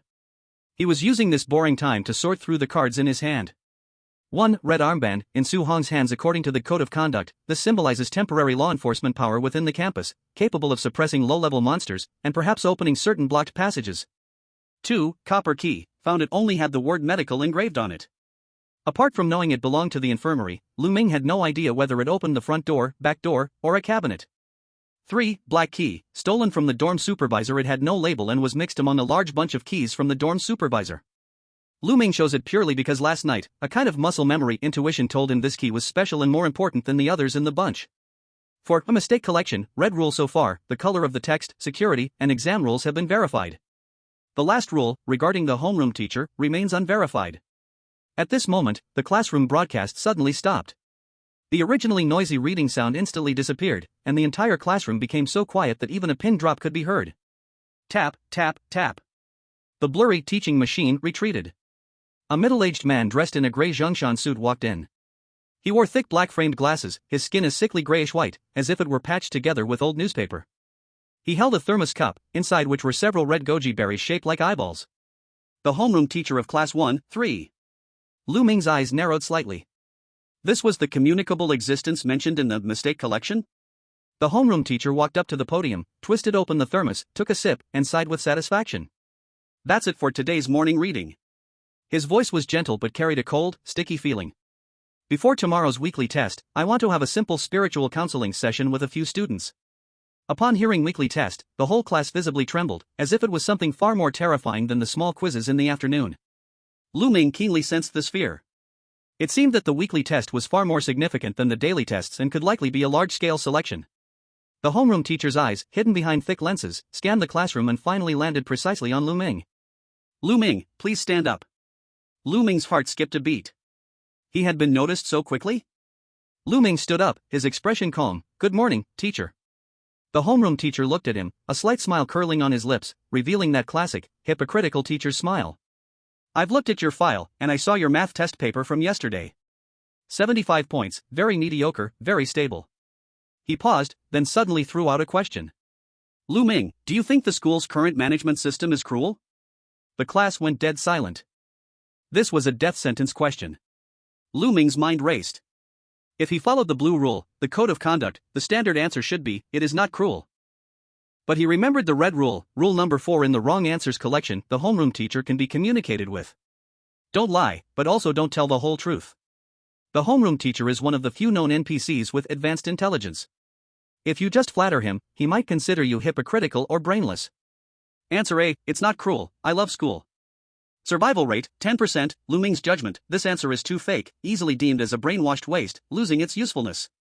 Answer B, it's too cruel, this is hell. Survival rate, 0%, Lu Ming's judgment, this is seeking death, essentially directly defying the school rules. Answer C, admit the cruelty, but rationalize it with the logic of meritocracy. Survival rate, 92%. Lu Ming pushed up his glasses, meeting the homeroom teacher's scrutinizing gaze, and slowly began. Teacher, in this world, only steel forged at high temperatures can become a sharp blade. Cruelty is a necessary cost to select the strong, though the process is painful. For those who want to pursue excellence, it is a price that must be paid. This sentence acknowledges the cruelty, no lies, while also catering to the school's meritocracy, not revealing the truth of rebellion. The homeroom teacher's eyes narrowed slightly. After a few seconds of silence, a brighter smile blossomed on his gray-white face. Very good. Excellent. The homeroom teacher nodded. You are much more awake than those idiots who only shout slogans. Though your grades are mediocre, your awareness has great potential. Sit down. The homeroom teacher seemed in a good mood. He pulled out a red slip from the folder on the podium and gently placed it on the edge of the desk. Since you have this awareness, tonight's voluntary labor will be done by you. The homeroom teacher looked at Lu Ming, his tone seemingly casual but undeniably firm. Recently, the health office is short-handed, and the school nurse has been complaining. After lights out tonight, take this slip and help the nurse sort the new supplies. Remember, you must arrive before midnight. Lu Ming's heart suddenly shook. The health office. He had been struggling to find a legitimate reason to approach it, but now the opportunity was right in front of him. Although this was supposed to be a high-risk task, with this slip, his safety on the way would greatly increase. Yes, teacher. Lu Ming replied respectfully. The class bell rang. The homeroom teacher left the classroom holding his thermos cup. Lu Ming walked up to the podium and picked up the red slip. It had a line written in blood-red ink. Authorized Lu Ming from Class 1, 3, to assist the school nurse with handling discarded limbs. Looks like I won't need to climb through the window tonight. Lu Ming folded the slip and put it in his pocket. As soon as he returned to his seat, Su Hong turned around. She casually grabbed a brand new utility knife from the desk of a trembling boy in the back row, skillfully extended the blade, replaced her broken old knife with it, and then gave Lu Ming a look that was half smiling, half serious, whispering. You jumped into the fire on your own? Don't forget the intel the dorm supervisor gave last night, the school nurse wears a red coat. Su Hong lightly flicked the sharp new blade, making a crisp clang sound. In this hellhole, red words might be a path left by those before us, but red things, whether it's the red meat in the cafeteria or the school nurse's red coat, represent feeding and killing. Can't you see that? Lu Ming glanced at her, his voice calm. But I have a pass. He patted the red slip in his pocket and looked at the red armband on Su-hong's arm. I have a slip from the teacher, you have the discipline committee's armband. This is a legitimate night trip. Lu Ming didn't mention the copper key in his pocket, engraved with health office. That might be his trump card, and he couldn't easily reveal it to anyone, even an ally. Besides, from the homeroom teacher's tone just now, it seems tomorrow's weekly test is probably going to be a disaster. If we can't find some clues about how this school operates from the infirmary tonight, we may not survive tomorrow. Su-hong froze for a moment, then touched the bandage on her severed finger, looking at the brand new paper cutter in her hand. A crazy smile curled at the corners of her mouth. All right. Since you want to go big, I'll join you in this madness. It's perfect. With this new knife in hand, I want to see if the school doctor who stitches people up is really made of flesh. But Su-hong glanced at the clock at the back of the classroom. It's lunchtime now. Before we go, we need to deal with one little problem. She pointed her chin towards the classroom door.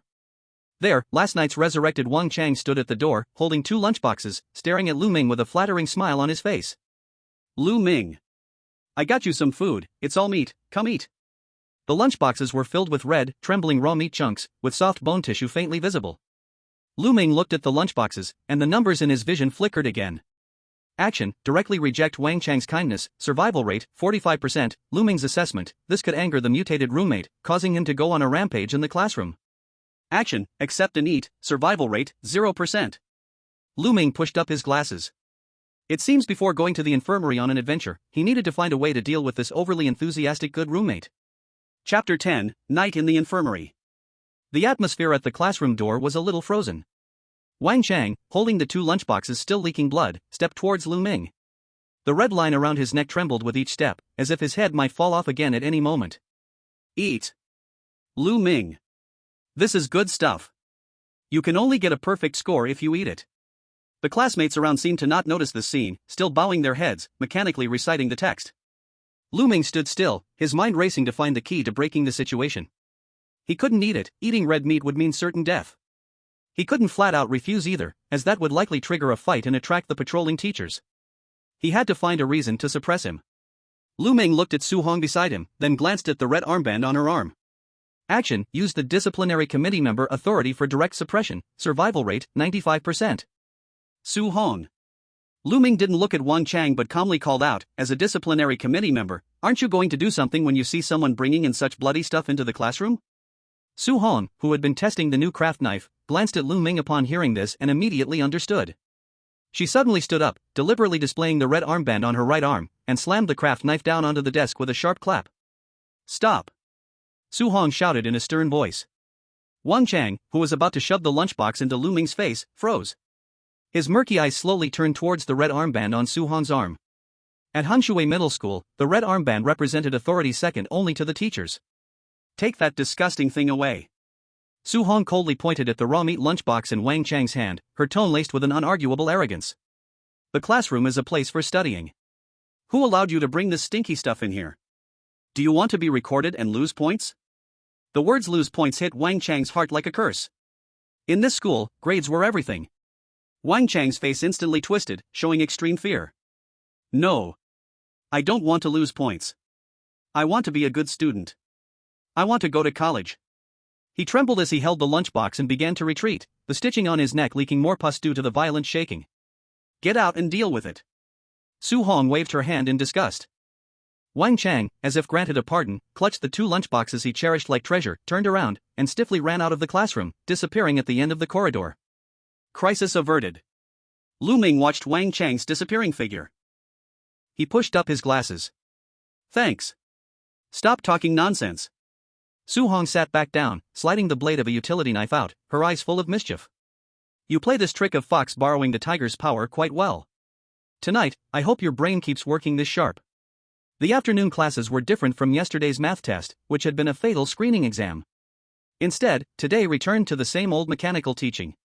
This kind of random scheduling sometimes felt like tedious brainwashing, sometimes like a deadly selection, which only deepened the students' anxiety, making everyone stay on edge. Until nightfall. Late at night, 11:30 p.m. The lights-out bell had already been ringing for half an hour.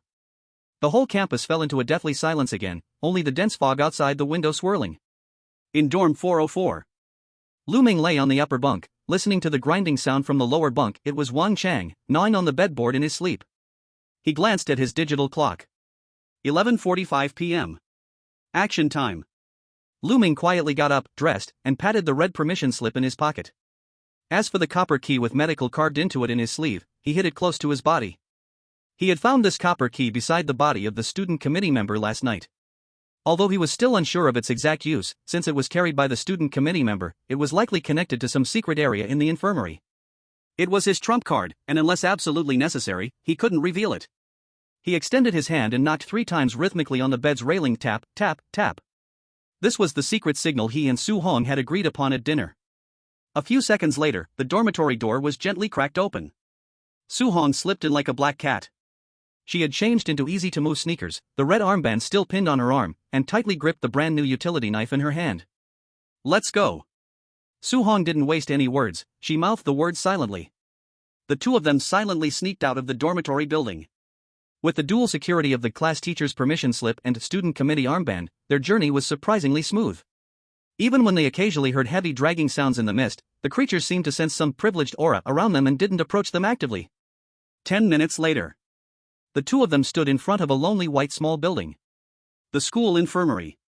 Unlike the dilapidated teaching buildings, this small building looked strangely new. The white ceramic tiled walls reflected a cold light under the moonlight, and the air was thick with the strong smell of disinfectant. But if you smelled carefully, there was a nauseating Swedish fishy scent beneath the disinfectant odor. The front door wasn't locked, it was just slightly ajar, and yellowish light leaked out through the gap. A sign hung on the door, "Treatment in progress, no entry for outsiders." Next to it was a small phrase, "Do not go against the school doctor's wishes within the infirmary's premises." In the school infirmary's premises? Lu Ming squinted his eyes. Since he had the official permission slip, entering through the front door was naturally the safest disguise. "Stay close to me," Lu Ming whispered. He gently pushed open the slightly ajar door. A cold wind mixed with the smell of blood rushed in. Behind the door was a pitch-black corridor, with only the lights of the operating room at the end on. The two of them walked down the corridor, with anatomical charts of the human body hanging on the walls on both sides. But the human figures on the charts looked strange: extra limbs, replaced organs, and dense, tight sutures. At the end of the corridor was a half-open wooden door. Inside, a humming voice was heard. "I found a penny by the road and handed it to the police uncle." It was a woman's voice, humming a badly off-key children's song, accompanied by the snip, snip sound of scissors cutting fabric, or was it skin? Lu Ming and Su Hong exchanged a look, quietly leaned close to the door crack, and peered inside.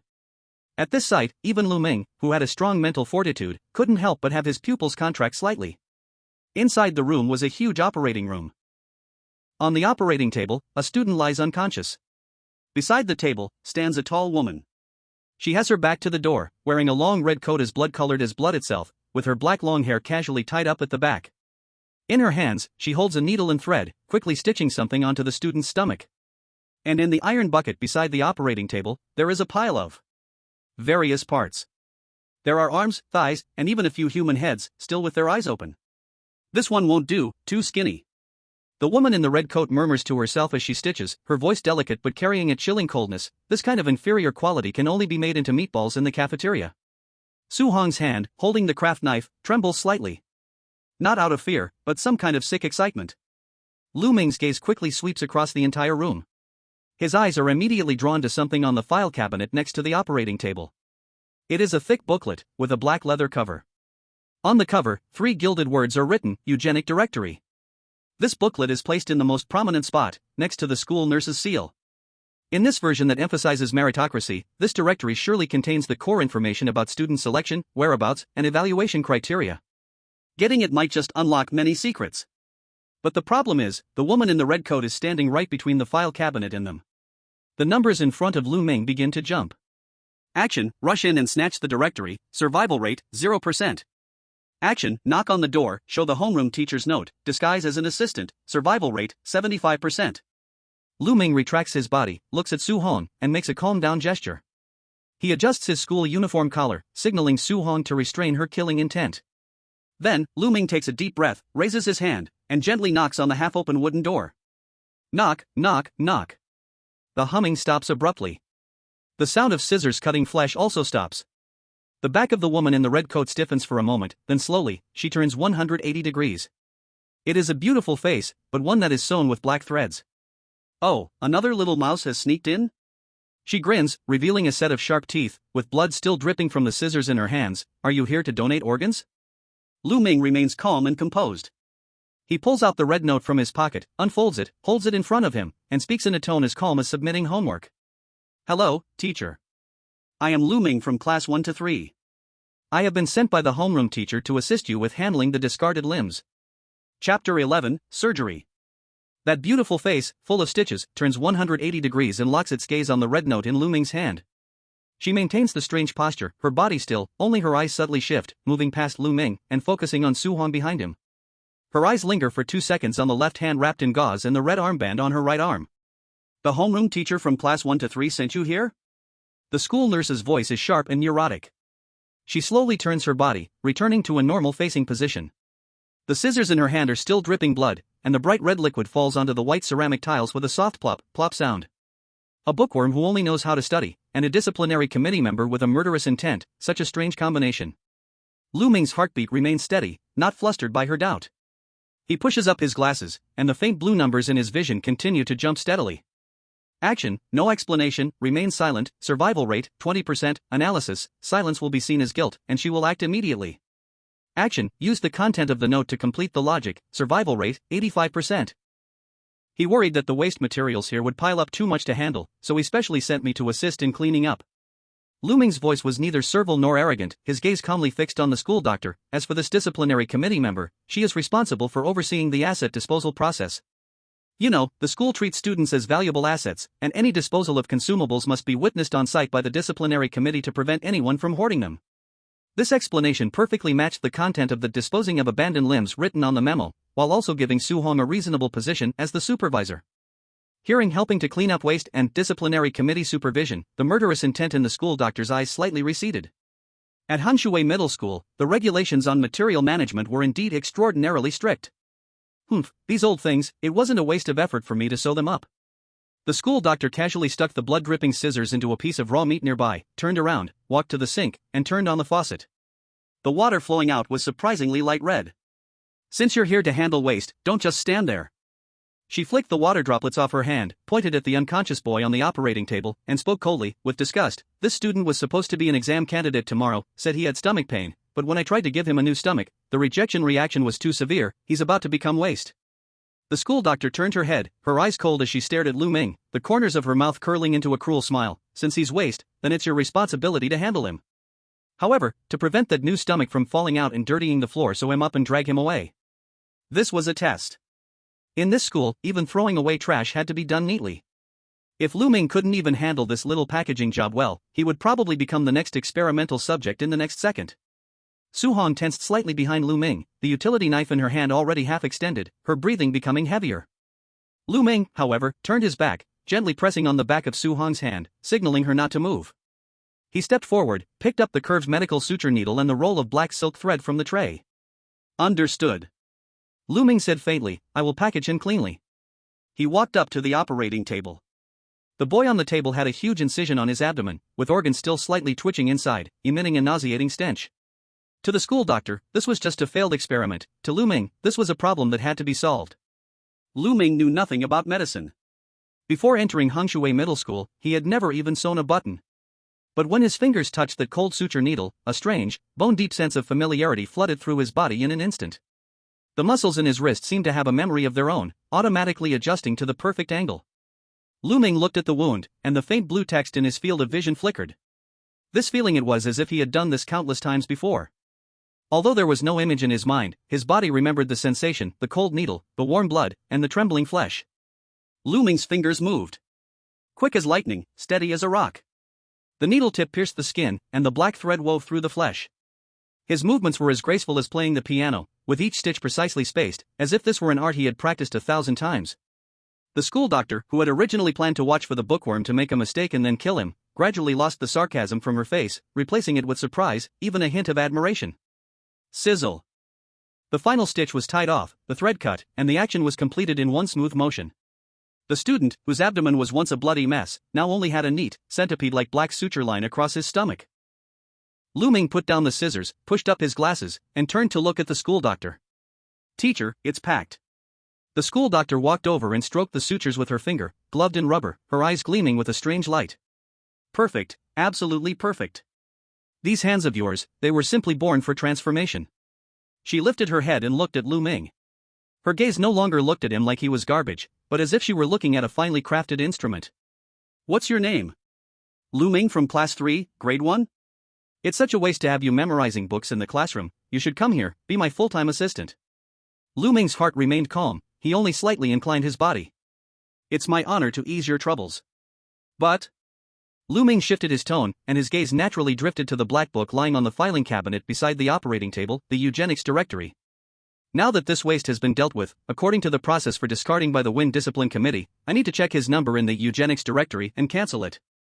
Otherwise, when the roll call happens for tomorrow's weekly test, if his name is still in the system but he's nowhere to be found, that would be a serious teaching accident. This was a very reasonable bureaucratic excuse. The school doctor did not suspect anything. She was now extremely satisfied with Lu Ming's professional skills and had lowered her guard to the minimum. Go ahead. Those old folks love to make a fuss about formalities. If there's one less person, they'll nag for ages. The school doctor waved her hand impatiently. I'll go wash those entrails. With that, she hummed a song and turned towards the corner where a pile of parts was stored in a metal bucket, facing away from Lu Ming as she began searching through it. Opportunity. Teacher, I have a roommate named Wang Chang. He died twice, but came back to class both times. Do you know what's going on? Oh, that little guy, when his parts were being sent to me for processing, his head kept saying he wanted to go to college. I thought it was fun, so I sewed him up. The school doctor casually answered while washing the entrails. Lu Ming exchanged a glance with Su Hong, speaking casually to the school doctor. Su Hong understood, silently moving to Lu Ming's side, watching the school doctor's back vigilantly. Lu Ming quickly walked to the filing cabinet. The black book with gold foil lettering, the eugenics directory, lay quietly on top of the cabinet. Lu Ming took a deep breath and quickly opened it. The first few pages were filled with dense names, most of them marked with red crosses, accompanied by notes like recycled, consumed, fertilizer, etc. He quickly flipped to the later pages, searching for information about tomorrow's weekly test. Finally, on the latest page, he found the test rules for tomorrow. About the weekly test selection criteria for grade 1. 1. Exam format, fully enclosed physical and intellectual comprehensive test. 2. Passing line, in addition to meeting the score requirements, the candidate's body integrity must be 100%. Note, any student with defects, scars, or deemed as substandard product will be sent to the underground processing factory after the exam. 3. Special clause, students holding the body exemption certificate stamped by the school doctor may skip the body integrity check. Lu Ming's pupils contracted sharply. 100% body integrity? He instinctively glanced at Su Hong, standing by the door. Su Hong's left pinky was already missing, the stump wrapped in thick gauze. By this standard, Su Hong was certain to die tomorrow. She wouldn't even need to attend the written test. As soon as she entered the exam room, she would be disqualified as a substandard product due to body defects and dragged into the meat grinder. The only way out was Clause 3, body exemption certificate. Lu Ming's eyes quickly scanned the cabinet's surface. Soon, he found a red stamp next to the directory and a stack of blank forms. But just as his hand was about to touch the stamp, the school doctor, who had been humming a song, suddenly stopped. That eerie silence descended again. Something's wrong. The school doctor's voice drifted from behind, carrying a chilling coldness. Does it really take this long to cancel just one name? Lu Ming's hand froze in midair. He could feel a strong, metallic smell of blood rapidly approaching his back. In his vision, the bright red numbers exploded instantly. Action, Lu Ming turns to counterattack, survival rate, 5%. Action, Lu Ming sends an attack signal to Su Hong, survival rate, 40%. Chapter 12, The Underground Passage. The bright red numbers flashed wildly on his retina, warning of the imminent approach of death. Su Hong behind Lu Ming had already noticed something was off. The piercing killing intent caused her muscles to tense up instantly, and she had already reached for the button of the new utility knife, her body sinking as she prepared for a desperate fight. But Lu Ming didn't choose either of these two paths. 5% was certain death, and 40% was a gamble with his life. For an extreme rationalist, neither of these probabilities was acceptable. He needed a third option. Just as the school doctor's pale, blood-stained hand was about to touch his neck, Lu Ming suddenly moved.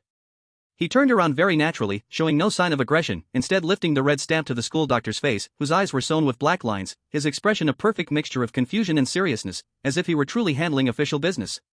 Teacher, this stamp is dry. Lu Ming's voice was calm, even carrying a hint of complaint about his work being interrupted. The cancellation paperwork for that defective item was only halfway done, and the ink ran out. If the discipline committee over there sees the stamp unclear on the form, they'll send it back for revision. Do you have spare ink? Action: use the mundane details of work procedures to interrupt the killing intent. Survival rate, 65%. The air was dead silent for half a second. The school doctor's hand, which was about to snap Lu Ming's neck, stopped midair. Her murky eyes stared at the dry-looking stamp in Lu Ming's hand, then looked at his diligent face. The killing intent was interrupted. For a monster immersed in bureaucracy and the thrill of killing, work processes interrupted was often more distracting than pure hostility. The ink is in the drawer next to you. The school doctor instinctively answered, and the smell of blood on her faded slightly. He got it right. Lu Ming let out a breath of relief inside his mind. Taking advantage of the moment the school doctor diverted her gaze, Lu Ming's left hand quickly swept across the surface of the filing cabinet. He didn't grab the thick eugenic record, but a stack of blank forms next to it. Those were the body health certificate forms. With a quick motion, he slid 2 forms into his pocket, his right hand still tightly gripping the red stamp. All right, I'll look for it. Lu Ming responded casually, but his body subtly took a step back, increasing the distance between him and the school doctor, while also positioning himself beside Su Hong. However, at that moment, the school doctor did not turn to fetch the ink. Her bloodshot eyes suddenly locked onto Su Hong, especially her bandaged, severed hand. It seemed like something clicked in her mind, and she tilted her head, her voice turning unnervingly sharp. Something's wrong. The student who used to deliver waste to me was a tall boy. The school doctor suddenly turned her head to look at Lu Ming and Su Hong, her beautiful face instantly cracking, countless black lines snapping, and her skin tearing like petals to reveal the red muscle underneath. That boy didn't come last night. And you two came. You are fake. The school doctor used her remaining logic to deduce that the 2 students in front of her were intruders, here to kill and loot. The school doctor let out a piercing scream, her scissors transforming into a red streak of light, aiming straight for Lu Ming's eye. Attack! Lu Ming shouted softly, his body suddenly rolling to the side. Su Hong's reaction was faster than his. At the moment the school doctor lunged, she did not hesitate and immediately swung the brand new utility knife she held towards it. Crack! A crisp sound echoed. The newly changed blade of Su Hong's utility knife instantly shattered upon meeting the huge medical scissors, as if made of paper, with the flying shards cutting across her cheek, leaving a trail of blood. The difference in strength and material was too vast. Human stationery simply couldn't resist the deadly weapon of a horror story boss. Su Hong was knocked back by the immense force, her tiger's mouth splitting, sliding several meters backward, and crashing into a nearby equipment rack. Damn, is this even human strength? Su Hong gritted her teeth, shaking her numb hand, her eyes growing more frantic. She tossed aside the utility knife, which was now only a handle, and grabbed a surgical knife that had fallen out of the tray she had knocked over. The blade glistened with a cold light, clearly not an ordinary object. This knife has enough power. Su Hong grinned fiercely, not retreating but advancing. Don't fight here. You can't win against her. Lu Ming scrambled to his feet but didn't run towards the wide door because the school doctor was too fast, and running straight ahead would mean certain death. His gaze fixed firmly on a rusty, half-person-height heavy iron door at the farthest point of the room, behind a pile of iron barrels. There was no handle on the door, only a pitch-black keyhole. A red skull symbol was painted on it, with the words, "Biological Waste Disposal, no entry for unauthorized persons." A frenzied number jumped out in Lu Ming's vision. Action: use the copper key to open this door and enter, survival rate, 80%. Over there! Lu Ming shouted, tossing a red stamp to Su Hong. Take this. Stamp it on the form and you'll survive. Su Hong caught the stamp, full of doubt, but instinctively chose to trust Lu Ming's judgment. She swung the surgical knife to fend off a suture line trying to wrap around her, then followed Lu Ming towards the small iron door. Lu Ming, his hand trembling, fished out the copper key engraved with the word medical from his sleeve and forcefully inserted it into the keyhole. Su Hong's pupils contracted slightly the moment she saw the key. You have a key? When did you? No time to explain. Click. The lock cylinder turned with a perfect fit. Lu Ming pulled the iron door open with force. Behind the door was no staircase, only a dark, downward-sloping metal slide, emitting a strong stench of decay. It looked like a water park slide, but here, instead of tourists sliding down, it was the dead. Jump! By now, the school doctor had pounced behind them, and the sharp scissors were only a few centimeters from Su Hong's back. Without thinking, Lu Ming grabbed Su Hong, and the two of them, like tumbling gourds, plunged into the dark hole. Bang! The iron door slammed shut under the force of gravity. Boom!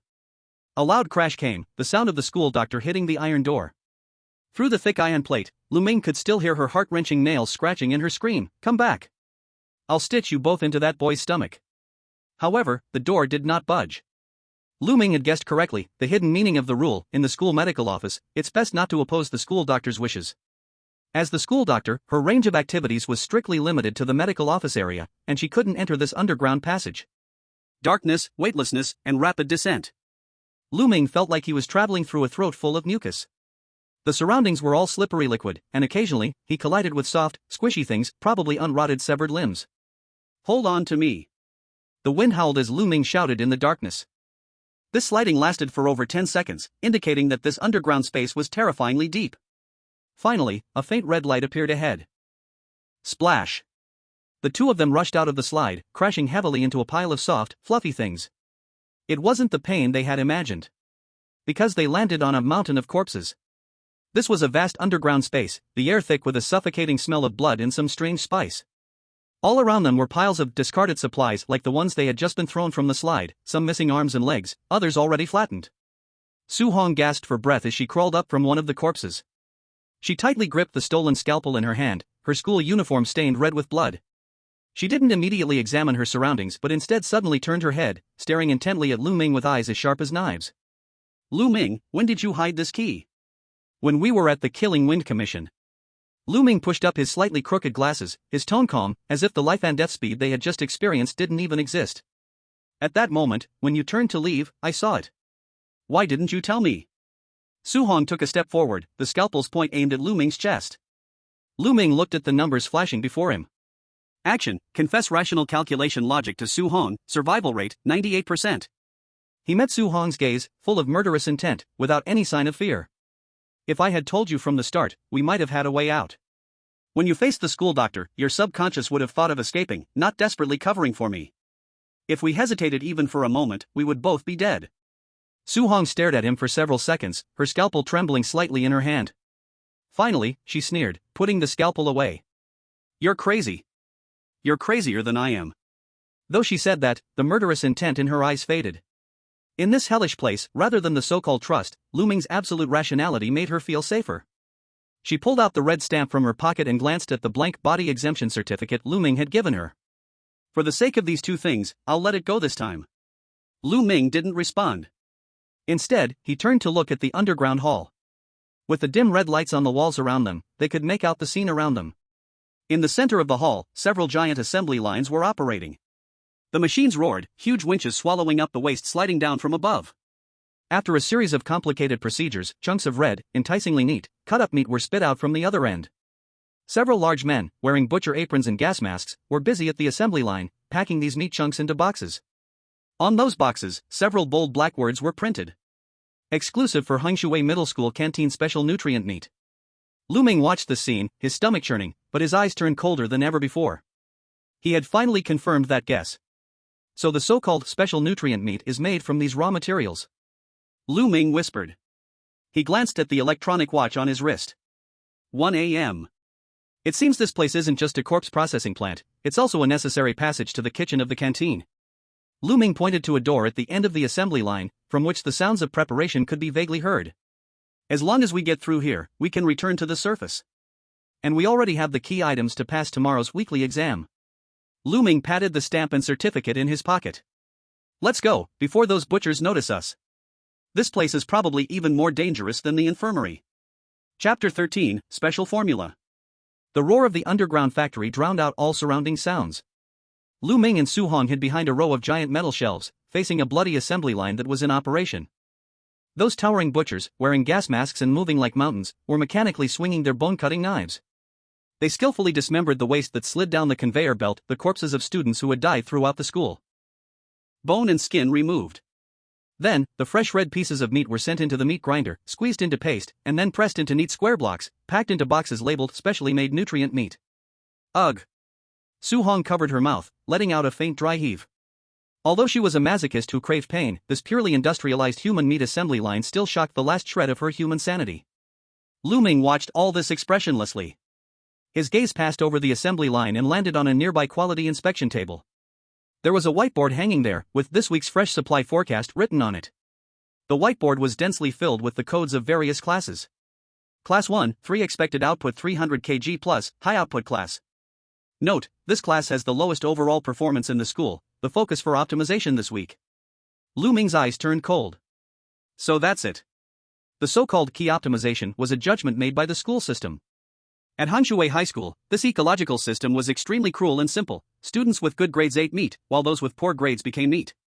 The top students, upper grade or elite classes, who had already integrated into the school, perhaps gained stronger physical abilities or more insane mental powers from consuming this special meat made from the eliminated students, adapting them better to this bizarre world.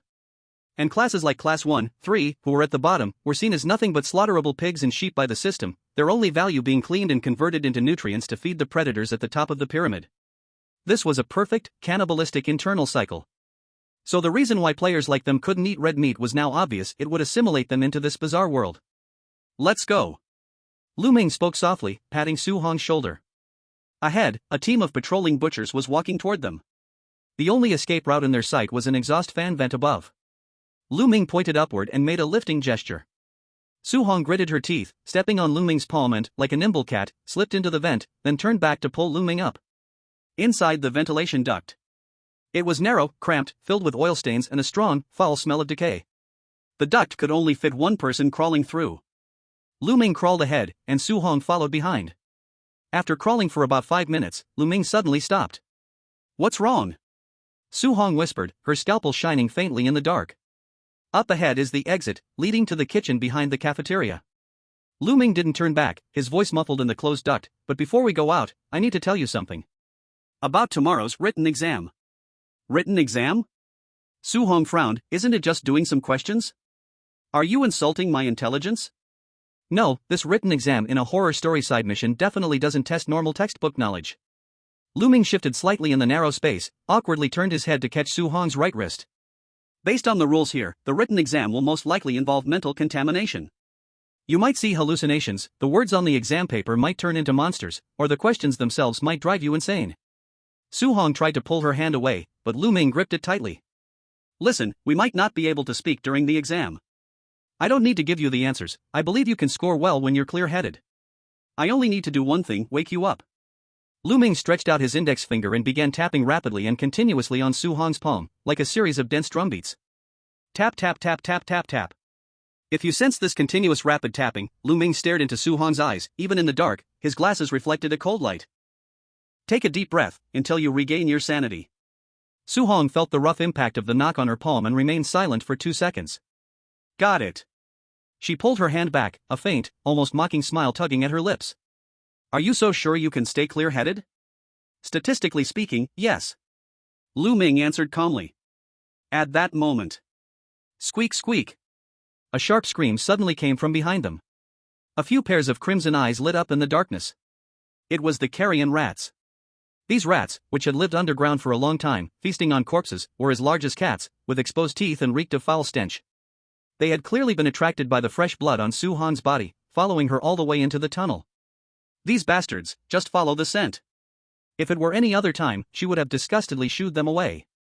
But in this high-pressure environment, combined with the pain from her wounds, the rationality in her eyes vanished in an instant, replaced by a sickly excitement.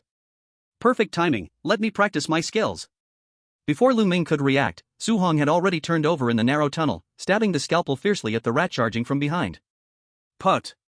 The first rat was pinned to the tunnel wall, its filthy blood splattering. The stench of blood grew stronger. This stimulated more rats to rush forward, and it excited Su Hong even more. She began wildly swinging her arms, the scalpel scraping against the tunnel wall with a harsh metallic sound. Squeak squeak! Die! All of you die! Su Hong's movements grew more frantic, even starting to kick the tunnel walls hard, causing the entire ventilation pipe to rattle with a loud bang. Lu Ming's expression changed. Action, let Su Hong vent, survival rate, 30%, analysis, the loud noise will attract the butchers below. Su Hong! Stop! Lu Ming shouted. But Su Hong was already bloodshot and couldn't hear him at all. Lu Ming didn't waste time with words. Because of the narrow space, he couldn't turn around to stop her, so he reached back with his hand, accurately finding the wound on Su Hong's left hand where her finger had been severed. Then, he pressed down hard. Ugh! A sharp pain immediately pierced through her bones. Su Hong let out a muffled scream, her body convulsing violently, and the knife she had just raised froze in midair. This intense pain felt like a bucket of ice water, instantly dousing the madness in her mind. If you make any more noise, the butchers below will tear down this pipe and turn us into sausages. Lu Ming's voice came coldly. Are you awake now? Su Hong gasped heavily, cold sweat mixing with rat blood as it dripped down. The rats behind her were also frightened back a few steps, temporarily not daring to approach. I'm awake. Su Hong gritted her teeth, her voice hoarse. Let go. Lu Ming let go and adjusted his glasses. Keep crawling. 4:10 a.m. The kitchen back area. A small lift used to transport ingredients dinged and came to a stop. Lu Ming and Su Hong carefully crawled out from inside. At this moment, the kitchen was eerily quiet. Only a few cafeteria aunties responsible for the early shift, those puppet-like women with sutures on their necks, were mechanically stirring giant soup vats, unaware of the strange happenings in the corner. Taking advantage of the shelves and morning fog as cover, the two moved through the kitchen like ghosts, climbing out of the back window of the cafeteria. The sky outside was still dark. Thick fog enveloped the entire campus, and the air was thick with a more oppressive atmosphere than usual. Lu Ming glanced at the time. 4:30. In another hour, that damned alarm would ring. Back to the dorm, change clothes, treat the wounds. Lu Ming adjusted his dust and blood-stained school uniform, carefully tucking the two blood-stained body inspection exemption forms close to his body. I'll fill out this form when I get back. I'll give it to you when we gather later. We can't be late for roll call today. Chapter 14, the weekly exam begins. 5:30 a.m. That damned alarm rang right on time, drilling into every student's brain like a power drill. Although Lu Ming and Su Hong hadn't slept almost the entire night, when the bell rang, they quickly acted as though they had just woken up, blending into the zombie-like roommates, mechanically brushing their teeth and tidying up. In the chaos, Lu Ming slipped the filled-out form, stamped with a bright red seal, the physical examination waiver, into Su Hong's hands. Hold this, Lu Ming whispered. When they check the physical integrity later, just show it. The voice from the loudspeaker was no longer a passionate slogan, but an ear-piercing static, mixed with the cold and authoritative command of the director of studies. All first-year students, gather immediately on the sports field. The weekly exam begins. Latecomers will be erased. A thicker white fog than last night filled the sports field, reducing visibility to less than 5 meters. The first-year students stood in dozens of formations. Students from other grades didn't appear. Clearly, this weekly exam was specifically for first-year students. Lu Ming stood in the first-year, 3, class lineup, pushed his glasses up, and scanned the surroundings. All around him were blue uniformed security guards, their nightsticks flashing with blue arcs of electricity. Behind the guards, several massive, fully enclosed black box trucks were parked. The trucks were slightly shaking, as if they were carrying some living creatures inside. Tap, tap, tap. Heavy footsteps echoed from within the mist. A middle-aged man, dressed in a dark gray Zhongshan suit and looking extraordinarily burly, walked up to the podium. His neck was thick, nearly straining the buttons on his collar, and in his hand was a loudspeaker, his gaze sweeping the entire field like a spotlight. The director of studies. He was the second most powerful person in the school, second only to the mysterious principal. The resources at this school are limited. The director's voice, amplified by the loudspeaker, reverberated painfully in everyone's ears. We don't need defective products, we don't need useless waste that wastes food. Only students who are physically and mentally perfect, and have excellent grades, deserve to use the school's resources and be promoted to second year. He waved his hand, pointing to the black trucks behind him. The first item of today's weekly exam, physical integrity check. All students will pass through the security gate in turn. Those with irreparable disabilities, scars, or who are deemed defective. The director grinned, showing his yellow teeth. They will be immediately reclaimed and sent to the logistics department to serve their remaining energy. A chill ran down Lu Ming's spine.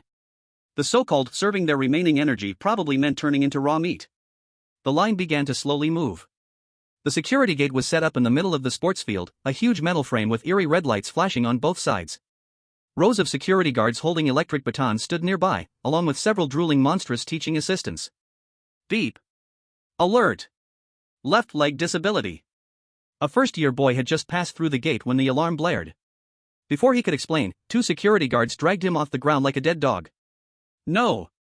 I just broke my leg running yesterday. I can heal. Don't take me. The boy screamed in agony, his hands leaving 10 bloody streaks on the ground. Waste. The director coldly spat out 2 words. The guard showed no mercy, directly dragging the boy to the back of the black truck. The truck's door opened just a crack, and pale hands reached out, pulling the boy inside. Crunch, crunch. The sickening sound of chewing came from inside the truck, followed by a puddle of fresh blood spilling out from the gap in the door. The entire field went silent. All the students shuddered, but no one dared to move. The line moved quickly. Many first-year students were dragged away. Finally, it was Lu Ming and Su Hong's turn. Lu Ming stepped forward. He calmly walked through the security gate. The green light flashed, and he passed safely. Next was Su Hong. She took a deep breath, and unlike the others who walked cautiously, she stopped outside the yellow line. Why aren't you moving? The security guard captain next to her shot a fierce look, raising his electric baton to push her forward. Want to delay the time? Hold on. Su Hong spoke coldly. Under everyone's gaze, she took out the exemption from body inspection certificate stamped with a red seal from her pocket and directly held it in front of the security captain. I have an exemption certificate. The security captain froze for a moment, the electric baton hanging in midair. He took the document, and his fierce expression hesitated a bit when he saw the bright red seal. School Health Office Property Special Seal. That seal emitted a bloody aura that instinctively made low-level monsters fear. This is... The security captain wasn't sure and turned to look at the podium. What's going on? The headmaster squinted his eyes and walked down with heavy steps. He loomed over Su Hong like a mountain of flesh, the stench of death hitting her face. He extended his thick fingers and snatched the certificate from Su Hong's hand, carefully inspecting the seal. Lu Ming stood inside the security gate, and at the right moment, he calmly spoke up, "Principal, this student is a special assistant designated by the school health office. Her finger was injured while helping the school doctor handle advanced supplies last night. The school doctor approved her exemption from the body check." Lu Ming's voice was calm and firm, entirely in the manner of a good student. The headmaster glanced at Lu Ming, then at Su Hong's hand wrapped in bandages, and finally, his gaze settled on the authentic seal. That crazy woman. The headmaster muttered, seemingly wary of the school doctor. He snorted coldly and threw the certificate back into Su Hong's arms. Since it's signed by that crazy woman, get out of here. Su Hong caught the certificate and expressionlessly walked around the security gate to stand beside Lu Ming. Only then did the tension in her shoulders slightly relax, her palms soaked in cold sweat. The first round of screening is over. The headmaster returned to the podium and coldly scanned the now significantly sparse formations on the field. Next, the second round, physical fitness test. As the headmaster finished speaking, the dense fog on the field suddenly began to roll.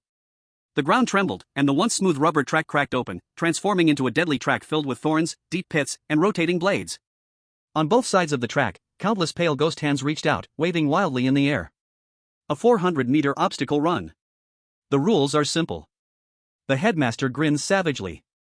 You have 2 minutes. If you can't finish or get grabbed by the ghost hands, you're out. Start.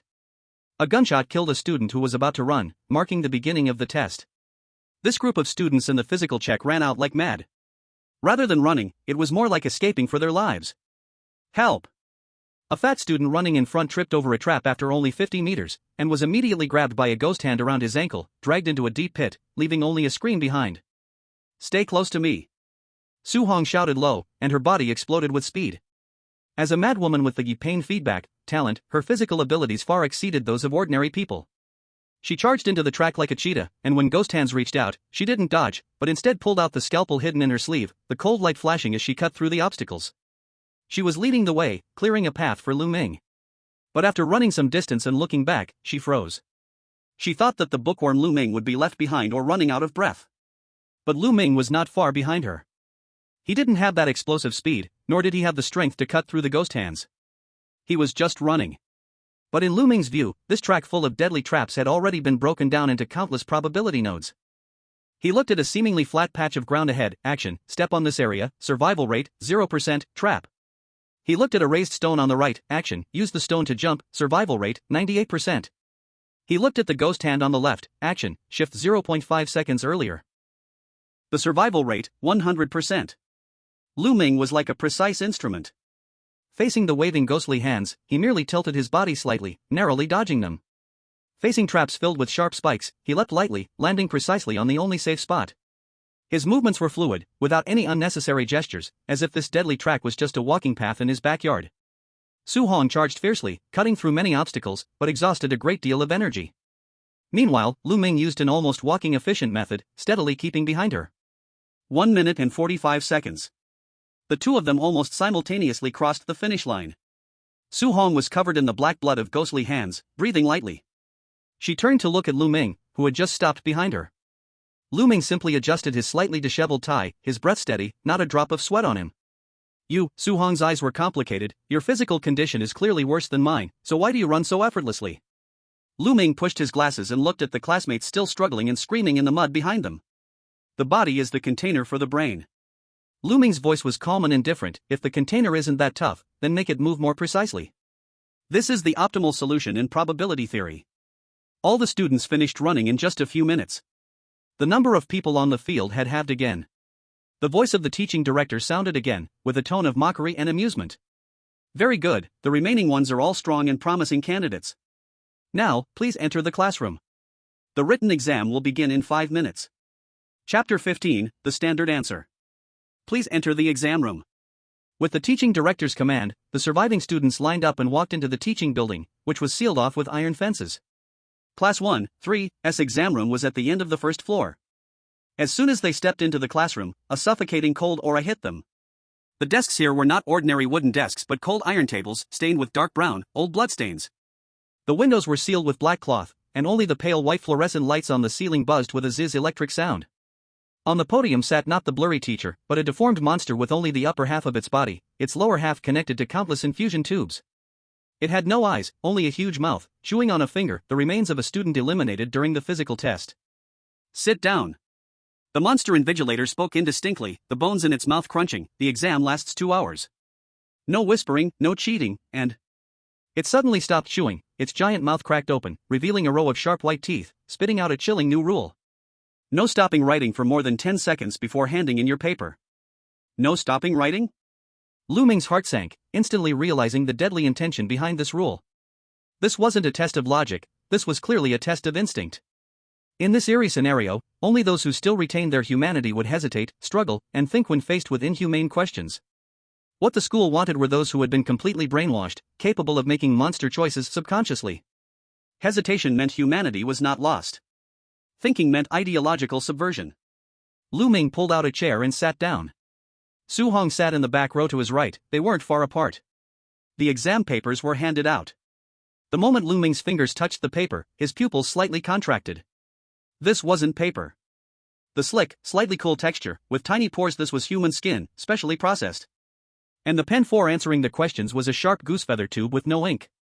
It seemed the candidates had to prick their fingers and write with their own blood. High school comprehensive quality logic test paper. Lu Ming sliced his fingertip, and blood started to flow out. He adjusted his glasses and looked at the first question. Question 1, if in the middle of the night in the dormitory, you discover your roommate is gnawing on another classmate's corpse, and he invites you to share. What should you do? A. Refuse and scream to run away. B. Stop his atrocity immediately and report him to the dorm supervisor for harming a classmate. C. Accept the invitation and praise his spirit of sharing. D. Kill him and enjoy the corpse alone. Lu Ming looked at this question, the numbers in his vision jumping rapidly. Choose A, survival rate 0%, analysis, will be judged as cowardly and weak-minded, instantly eliminated. Choose B, survival rate 0%, analysis, this is a trap. At Hengshui High School, survival of the fittest is the core rule. The strong devouring the weak, corpses, is an accepted right. Reporting him for harming a classmate is a false accusation because in the school's eyes, the dead classmate is no longer a classmate but food. Trying to bind a monster's eating with human morality is a grave ideological error. Choose D, survival rate 30%, analysis, will be judged as overly greedy and breaking unity. Though it fits the beastly nature, it's unfavorable for school management. Choose C, survival rate 98%, analysis, the correct answer. This question tests collectivism and resource utilization. Accepting to share both integrates you into the group and avoids wasting food. Lu Ming wrote C on the human skin paper without expression. This is the so-called doublethink. He writes the most insane answers on paper, but in his mind, he must constantly remind himself, this is just for points, I am human, not a monster. This effectively prevents mental contamination. Lu Ming's pen moved like lightning, quickly answering question after question capable of collapsing one's worldview. He kept in mind the rule never stop writing for more than 10 seconds, even when reading long questions, his pen would lightly draw meaningless lines on the edge of the paper to maintain the writing state. However, Su Hong, sitting just behind him, seemed to be in trouble. Su Hong stared at the human skin test paper in front of her, her hand holding the pen shaking violently. In her eyes, the words on the paper were mutating.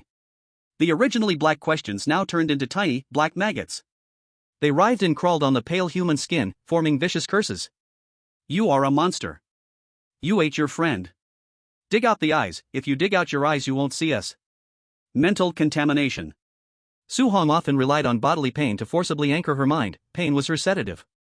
But now, for the exam, she had to stop self-harming temporarily, and staring for a long time at these malicious words, her already low mental resistance began to collapse. Go away, don't crawl over. Su Hong's pupils were scattered, her mouth letting out a very low whisper. She saw the maggots seemingly ready to crawl into her eyes. Instinctive fear and madness intertwined.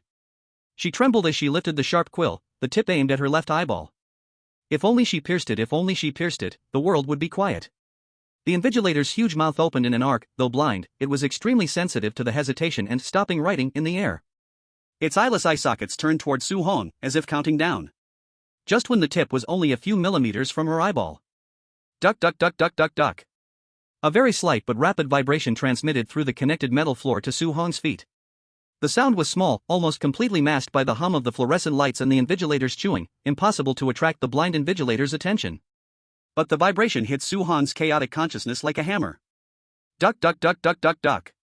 Wake up signal. Last night, in the ventilation ducts, Lu Ming's cold voice instantly echoed in her ears. If you feel this continuous rapid knocking, no matter what you see, even if I turn into a monster, you must stop immediately. The red veins in Su Hong's eyes trembled violently. Her body instinctively reacted faster than her mind's illusion. She suddenly bit the tip of her tongue. Hiss. A metallic, sweet taste spread in her mouth, and the intense pain instantly cleared the fog in front of her eyes. She gasped for air, focusing her eyes to look again. What worms? There was only a test paper full of questions in front of her. And the pen in her hand was hanging just above her eyes, so close that it could have blinded her. Moreover, because of her earlier pause, she had been still for nearly 8 seconds. The proctor's body had slightly leaned forward, seemingly preparing to pounce. Cold sweat instantly soaked her back. Su Hong subconsciously looked towards the figure in the right front. Lu Ming sat upright, seemingly focused on answering the questions. But the tip of his foot under the desk was rhythmically tapping the metal table leg, transmitting vibrations through the floor. Su Hong took a deep breath. Now that she had regained her sanity, this logic puzzle was nothing for her. She quickly understood the examiner's intention: abandon humanity, embrace beastliness. She didn't need Lu Ming to pass her the answers, she only needed that moment of clarity. Su Hong's eyes grew cold, gripping her quill tightly, and immediately scratched a heavy line across the paper, re-entering the answering state. The proctor sensed the writing noise resume and, with disappointment, withdrew, continuing to chew on its finger. In the exam room, other students' screams could occasionally be heard. Ah! I won't write anymore. Don't come over. Don't come over. A boy finally collapsed, throwing his pen aside, clutching his head and crying, I can't do it. I don't want to eat people. More than 10 seconds without writing. Eliminated. The proctor mumbled, extending its long tongue to coil the boy over and swallowed him whole. Lu Ming and Su Hong were undisturbed. Finally, Lu Ming finished the last question and called out to submit the paper. He put down his pen, the wound on his fingertip already clotting. He pushed his glasses again, looking at the dense, correct answers on his test paper, written with his own blood, without a single ripple in his heart. Su Hong also submitted her paper and put down her pen. She looked at the page full of crimson marks, her gaze complicated. She knew what these answers meant. They meant she had deeply understood the madness of this world and could become part of it at any moment. But that didn't matter. What mattered was that she was still a real person now. Ding ling ling ling. The harsh bell rang, signaling the end of the exam. The exam is over. Stop writing. The proctor slithered down from the podium and began collecting the test papers. When it received Su Hong's paper, the eyeless face leaned close to her and sniffed. It seemed confused. How could this girl, who had radiated a strong sense of collapse earlier, suddenly hand in a paper so full of correct logic? But rules are rules. Pass.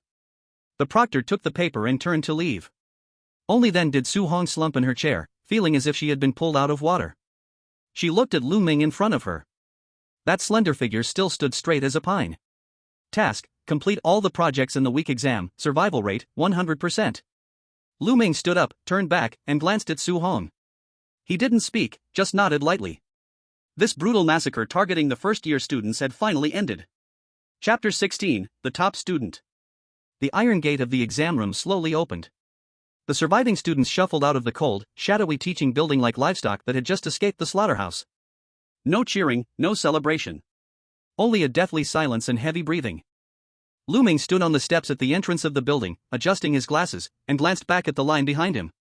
Class 1, 3. He remembered there were a total of 100 people. After going through the daily afternoon study sessions, this morning's weekly test, and all kinds of rule traps in the school, only 24 people remain standing here now. in just a few days, the elimination rate was as high as 76%. This is the new student screening system at Hengshui Middle School. Look! The red list is out. Someone shouted hoarsely. In the plaza in front of the teaching building, a huge electronic display screen suddenly lit up. The bright red background stood out sharply against the gray mist, as if it were a piece of freshly peeled flesh. First-year comprehensive quality evaluation list. The list rolled quickly, densely packed with names. Most people's names were followed by C grade, qualified, or B grade, good. But the names at the very top of the list were particularly eye-catching, bolded and enlarged, with a golden border. Lu Ming, Class 3, Year 1 Evaluation A, Excellent Student. Destination, Promoted to Year 2, Elite Class. Su Hong, Class 3, Year 1 Evaluation A, Excellent Student. Destination, Promoted to Year 2, Elite Class. Excellent Students. Su Hong stood next to Lu Ming, looking at the words on the screen as if they were rating products, a self-mocking smile curled on her lips. Clearly, we are living, breathing people, but there's no difference from the grading labels on supermarket shelves. Here, there really is no difference. I wonder how many players like us have died in this instance. Lu Ming's voice was calm. In this bizarre world, excellent students are just more valuable expendables. Just then, the harsh static noise from the campus broadcast disappeared, replaced by a man's gentle, even somewhat kind voice. The voice was deep, magnetic, as if an esteemed elder was gently teaching the younger generation. The principal. This was the first time Lu Ming had heard the voice of the highest authority in the school since entering the instance. Children, congratulations. The broadcast echoed across the empty playground, with an eerie resonance. You have passed the initial test.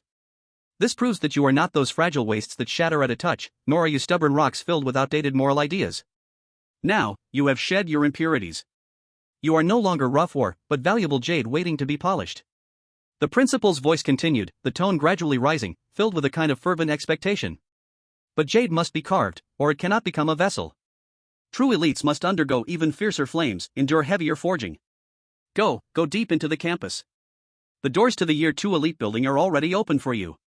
The pressure there will be greater, the rules stricter. But I believe, only under such pressure, will you squeeze out your last bit of potential, melt, and be reforged, ultimately becoming the perfect pillar supporting this school. The broadcast abruptly stopped.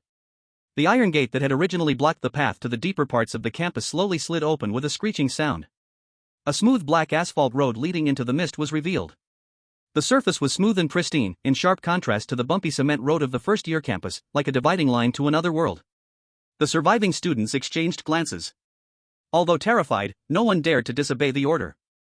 They dragged their exhausted bodies, beginning to head towards the unknown Year 2. Lu Ming and Su Hong walked at the end of the group. As they passed a huge gray-white building, Lu Ming's steps slightly faltered. It looked like a library. But it was definitely not the abandoned old building where they had been hiding before. This building was completely covered in pale white tiles, without a speck of dust or any greenery clinging to it. It stood alone in the mist, sharp-edged, with narrow, neat windows. From a distance, it looked less like a library and more like a giant tomb used to store urns. Lu Ming instinctively looked up at the only window on the second floor that hadn't been covered with curtains. Behind that lifeless window sat a boy. He wore a school uniform that had faded with washing, his frame so thin it seemed like a gust of wind could blow him over. He wasn't reading a book, but had his head tilted, staring with a look of sorrow and tranquility through the thick bulletproof glass at the students walking below. In that brief moment, their gazes met in the air.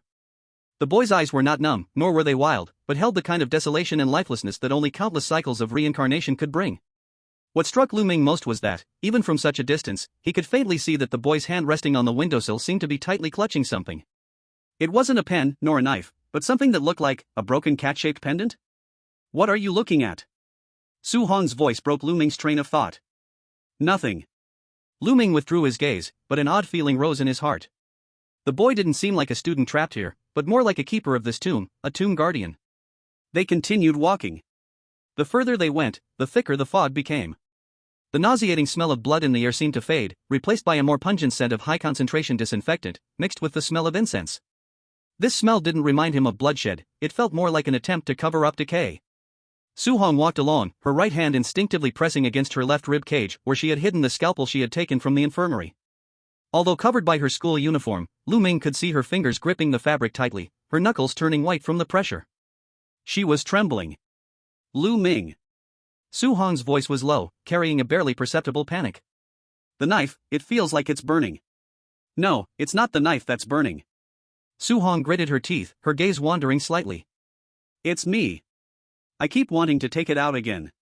The feeling from cutting those rats, it's been spinning in my mind. Every time I hold it, I just feel excited. Lu Ming glanced at her. In Su Hong's eyes, there was a faint red glow shifting. This wasn't about the knife, it was that her CN value, mental stability, was declining. In this mentally polluted copy world, Su Hong's way of maintaining her sanity by relying on pain and killing was effective, but the side effects were severe. She was becoming increasingly dependent on pain and murder, what was called alienation. Control your own desires. Lu Ming's voice remained calm, like a bucket of cold water being poured over her. You are the master of your body, not a slave to your desires. Your illness is not in the knife, it's in your heart. If you can't control this excitement, soon enough, you'll become a monster that needs to be eliminated because of your mental breakdown. Su Hong took a deep breath, her nails digging into her palm, forcing herself to calm down. Don't worry. Before I completely go crazy and turn into a monster, I'll definitely graduate. Finally, they passed through the mist. A black teaching building surrounded by high-voltage electric fences appeared before them. Sophomore elite teaching building. Unlike the dilapidated style of the first-year building, this one looked like a strict, fortress-like prison. All the windows were fitted with iron bars as thick as a finger, not even a bird could fly inside. At the entrance stood 2 rows of guards, nearly 2 meters tall, their faces expressionless. They weren't dressed in the usual blue school uniforms like regular disciplinary officers, but in neat, wrinkle-free, all-black Zhongshan suits. They didn't carry bone whips but wore white gloves and held black rubber police batons. Disciplinary inspectors. The moment Su Hong saw them, she instinctively straightened her back, ready to take out her red armband. Don't move. Lu Ming softly ordered her to stop. What? I have an armband, I am an enforcer. That's for the blue-shirted security guards to see. Lu Ming pushed his glasses, his eyes cold as they swept over the black-clad inspectors. Look carefully at what color their clothes are. Su Hong froze for a moment. In this school, the color of the clothes represents the class. Lu Ming spoke quickly, analyzing. Students wear blue and white, security guards and ordinary wind discipline officers wear all blue, the cafeteria chefs wear red and white, the school doctors wear all red, which should be special. And only the class teachers and the director of teaching wear dark-colored Zhongshan suits. These inspectors are wearing black. Their level of authority must be above your red armband. Showing the armband in front of them might be considered overstepping, it's not only useless but also seen as a provocation. Su Hong silently lowered the arm she had intended to use to show the armband, realizing that the red armband was useless here. And above the gate, there hung a huge red banner. Endure the bitterest hardships, to be the best of men. The red characters looked especially oppressive under the dark sky, as if they were painted with the blood of countless people over and over again. Lu Ming stood before the gate, straightening his collar one last time. Faced with the unknown risk, he instinctively wanted to calculate the survival probability of entering the building. However, as he focused on the black, cavernous gate ahead, something strange happened. In his view, that soft blue number, which had always been precise and mechanically stable, suddenly became a bit blurry. Action, enter the sophomore teaching building. Survival rate, 80%. 45%. 30%. Error, percent and asterisk and asterisk. The numbers were jumping and flickering wildly, like an old TV with bad signal, flickering and jumping, until they completely collapsed into unreadable gibberish. Lu Ming's finger pushing his glasses paused slightly. What's going on? Has the golden finger deteriorated? Or, is the rule suppression in this sophomore area so strong that even the ability given to him by the main god outside, who threw them into each instance, was being interfered with? Can't even see the probability now. Lu Ming didn't feel fear in his heart, instead, a sense of absolute calm arose. Since the probability can't be seen, it means the variables here are huge. And in game theory, variables often mean opportunities to break the game. He lowered his hand, his eyes regaining their coldness, even sharper than before. Let's go. Lu Ming said to Su Hong, who was still adjusting her breathing beside him. Since we can't see the answer, then we'll solve this problem ourselves. The two of them stepped forward, without hesitation, and walked into the black gate, which looked like the mouth of a giant beast. The mist closed behind them, completely swallowing the sophomore teaching building. Chapter 17, The Silent Beehive. The mist closed behind them, and the huge black iron gate slammed shut with a muffled boom. It was as if some switch had been triggered, and the previously chaotic noise from outside was completely cut off in that instant. The hall of the sophomore elite teaching building was so quiet it made people uneasy, and the air was filled with a strong smell, like new book ink mixed with concentrated disinfectant. Lu Ming stood in the center of the hall, adjusting his glasses. Facing this new environment, he instinctively looked at the empty floor ahead, his thoughts moving slightly as he tried to calculate the survival rate of the next action. Action: take 3 steps forward, enter the center of the hall. In the past, a precise number, down to the decimal point, would immediately pop up in his view. But now, that soft blue interface didn't give a direct answer, instead presenting a foggy and unstable state. Action: take 3 steps forward, survival rate, safe. There were no specific numbers, only a vague qualitative assessment. This was insufficient data, judged purely by instinct? Lu Ming's eyes moved slightly, and he didn't feel panic. Instead, there was a hint of understanding in his expression. As expected, has it returned? He quickly replayed in his mind, when I was in other instances before. This is the state of the probability demon. It can only calculate specific probability numbers through logical deduction when I have gathered enough rules, clues, and information. Then, why can I see such accurate behavior survival rates in the high-tier area? Lu Ming's gaze became profound. This meant that from now on, he could no longer simply wait for the answers. He had to actively collect information, observe the rules, and analyze the situation to feed his probability demon. Only when more information is mastered can the derived probability become more accurate. Lu Ming quickly focused his mind and began scanning the surroundings like a precise radar. The spatial structure here was extremely bizarre. This was a gigantic, hollow, square-shaped building. Looking up, one could see corridors dozens of floors high. But the corridors had no railings, they were instead sealed off by dense hexagonal metal meshes. Each hexagonal grid contained a desk and a student buried in studying. This wasn't a school, it was clearly a giant beehive. In the center of the hall, there was a huge electronic blackboard. Red letters were scrolling, with every rule exuding a cold, chilling aura. High School Elite Student Code of Conduct. 1. Silent management. The high-tier area implements low noise control. Except for specific defense areas, environmental noise must not exceed 45 decibels. Note, the sonar monitoring device in the corner operates 24/7. Those who exceed the limit will be considered noise trash and physically muted by discipline inspectors. 2. Credit economy. Academic credits are the only currency. Initial credits, 100 points. Note, your food, water, shower hot water, and evening lighting electricity will all be deducted from credits. Credits falling below 60 will result in the loss of top student status and immediate erasure. 3. Efficient commuting. To prevent wasting time on the way, a no-classroom system is implemented. During class hours, 6 to 2300 hours, leaving the floor area is prohibited.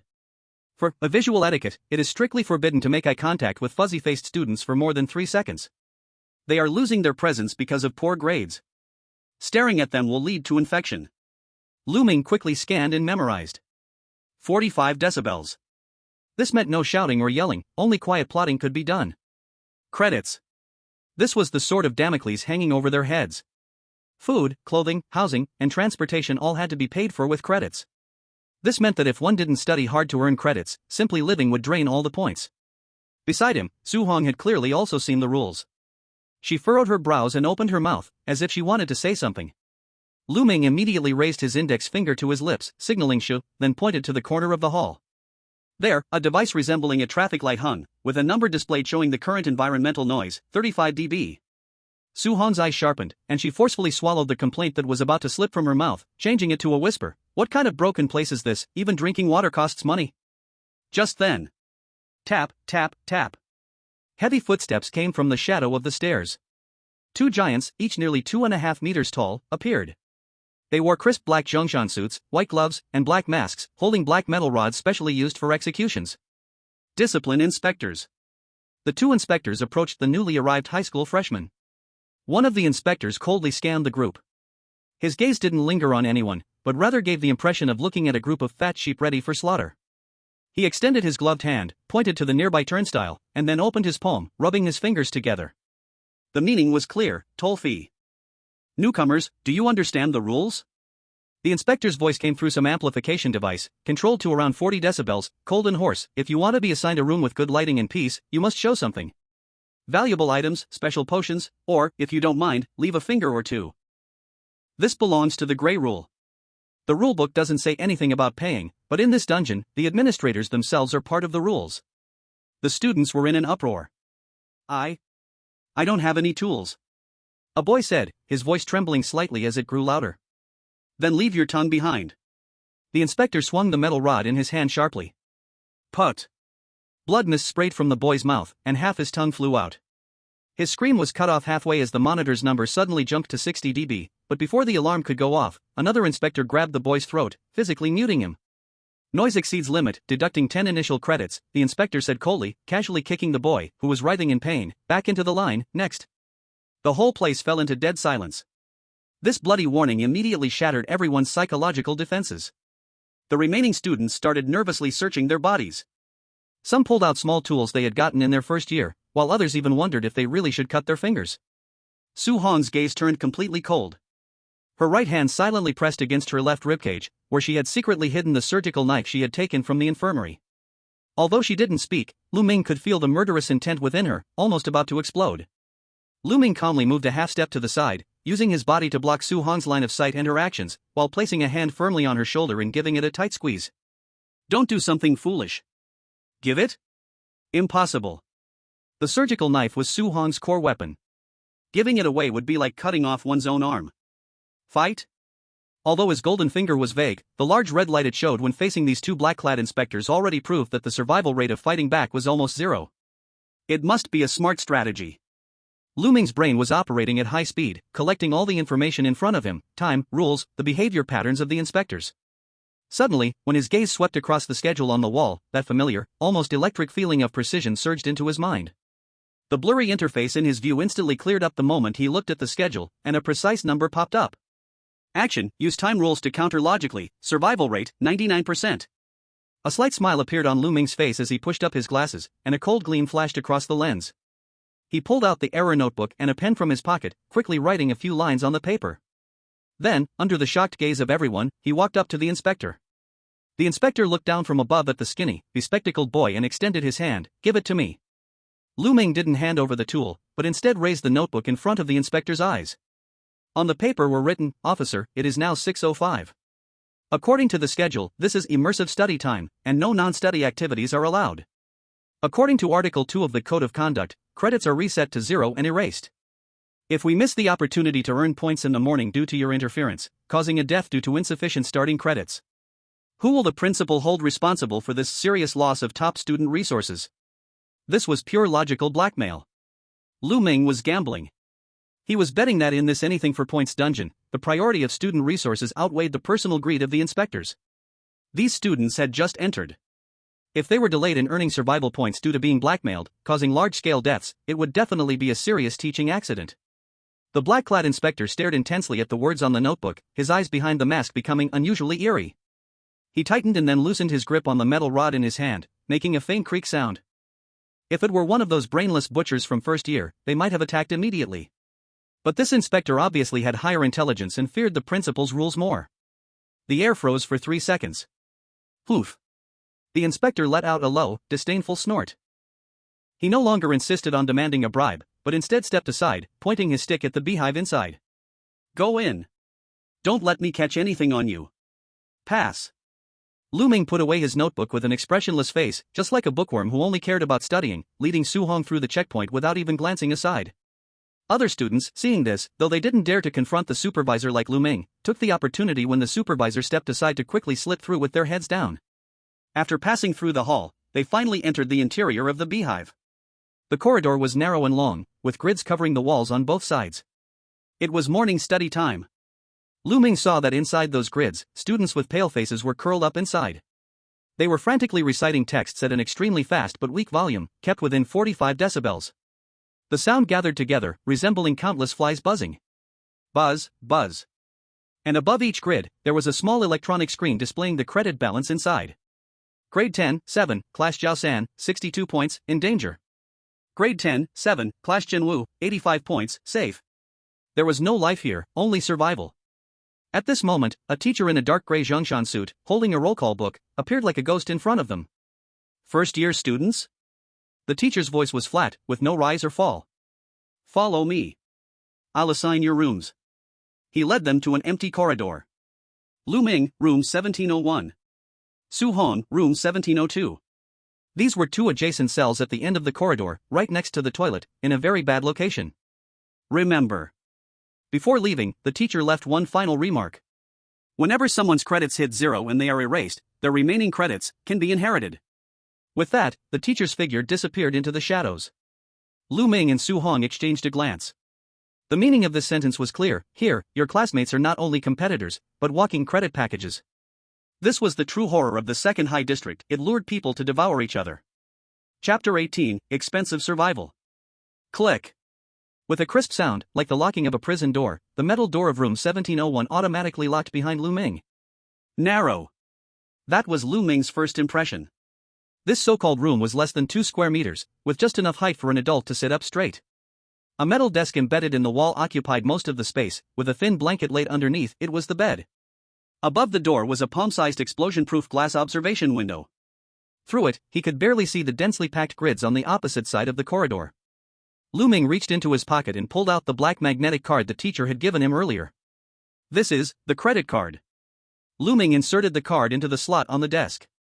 Beep. The screen lit up instantly, and a faint airflow sound came from the ventilation vent above. The entire beehive seemed to be activated. A line of bright red numbers and a countdown appeared on the screen. Student, Lu Ming, 1701. Current credits, 100, safe. Distance to senior year advancement, 100/1000. Next, there was a suffocating survival bill. Basic consumption rate, automatically deducted. Oxygen and environmental maintenance fee, 1 point/hour. Night lighting fee, after 11 p.m. 0.5 points/hour. Living service fee rate, card swipe consumption. Public restroom usage, 5 points/time, limited to 10 minutes. Hot shower, 10 points/time, limited to 5 minutes. Nutrient liquid, standard meal 10 points/bag. Room management regulations: during normal study time, doors are strictly prohibited from being opened. If you need to use the restroom or shower, you must apply through the system. Only after approval can the door open, limited time return. Warning: when credits hit 0, oxygen stops, and the cleaning program starts. Lu Ming stared at the screen, silently calculating in his mind. A fixed consumption of 1 point per hour, that's 24 points a day. Plus eating, going to the bathroom. If no credits come in, this 100-point initial credit can only last 3 days at most. And to advance to senior year, I need 1000 points. If it doesn't open source, here, it means slow death. He clicked on the question bank system on the screen. The screen flickered, and 3 options popped up. Basic questions, green, copying school rules, memorizing vocabulary words. Reward, 0.1 points/question. Barely enough to survive.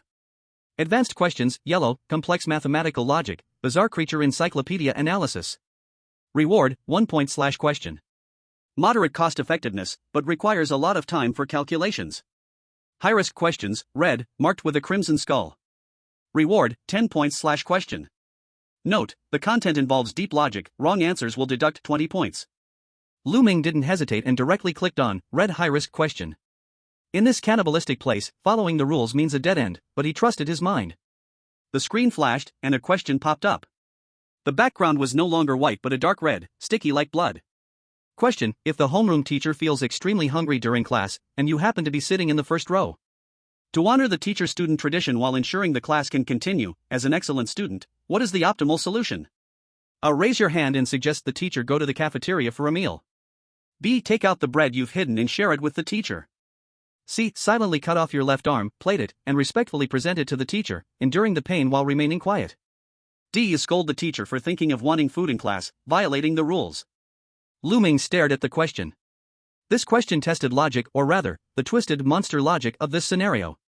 In the mind of a normal person, option C is undoubtedly insane. But Lu Ming closed his eyes and forced himself to imagine being in that score above all, life is cheap school rules system. But actually, choosing the correct answer that the school wanted wasn't hard, so why was it considered high risk? In this school, continuing the lesson is a collective benefit, and an excellent student is high-quality expendable material.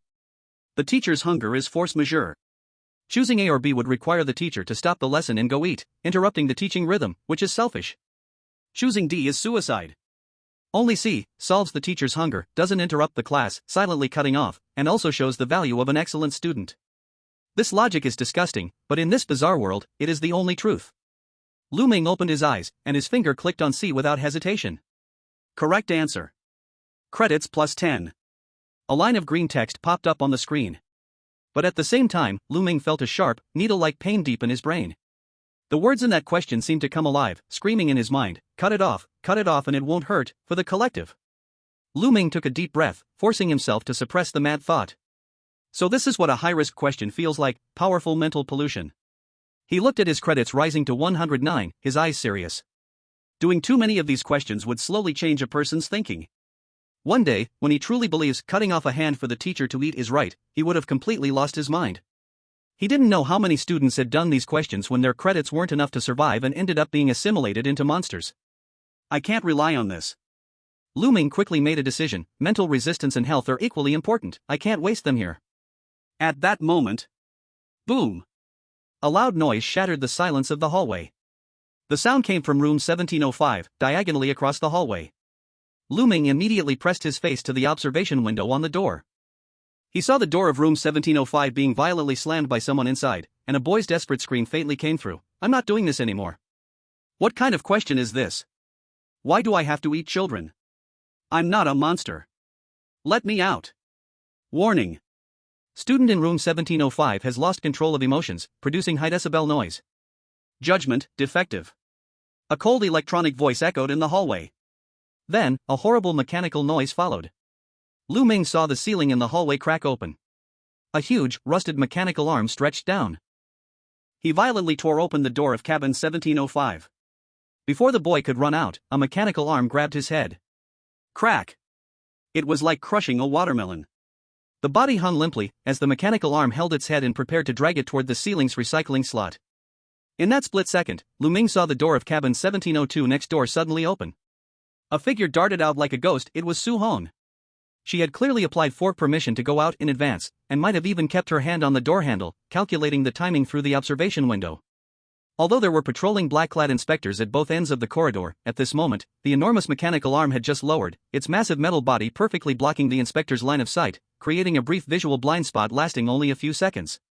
Su Hong didn't go to save the person. Instead, in the brief moment when the mechanical claw was retrieving the body, she suddenly leaped onto the railing at the edge of the corridor, using her core strength to leap through the air like a hunting leopard. Her hand precisely grabbed the right hand of the hanging corpse. It tightly clenched the black credit card. The person was dead, but there was often a few seconds delay between the system determining biological death and deactivating the account. During this gap, the points on the card were ownerless. Su Hong's fingers nimbly hooked the bloody magnetic card out, then quickly pressed it against the card she held. Beep! A faint sound of a transfer notification. In the next second, the mechanical arm retracted into the ceiling, and the body vanished. Su Hong landed silently, rolling to absorb the impact. The entire process was extremely dangerous. Even a delay of 0.1 seconds would have meant she would be taken away along with the body. Even a slight sound could have alerted the inspectors. Except for Su Hong, a reckless madwoman, no one dared or could pull off such a move. After landing, Su Hong didn't linger. Instead, she walked casually toward the public restroom at the end of the corridor. Since she had applied to use the restroom, she might as well go, completing the act thoroughly. A moment later, the sound of the door locking in 1702 echoed. Su Hong had returned.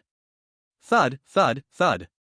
Lu Ming lightly tapped 3 times, the sound traveling through the metal wall connecting their cabins.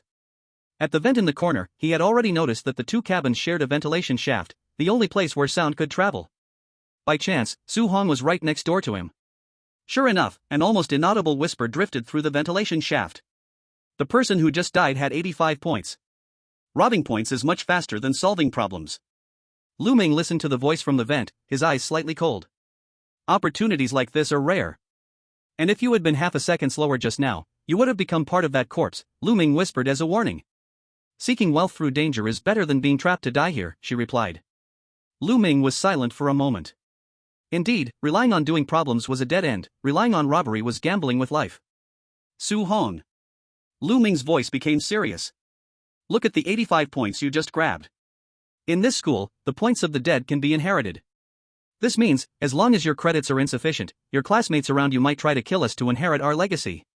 So, we must leave this incubation pot as soon as possible, and find a real way to break out.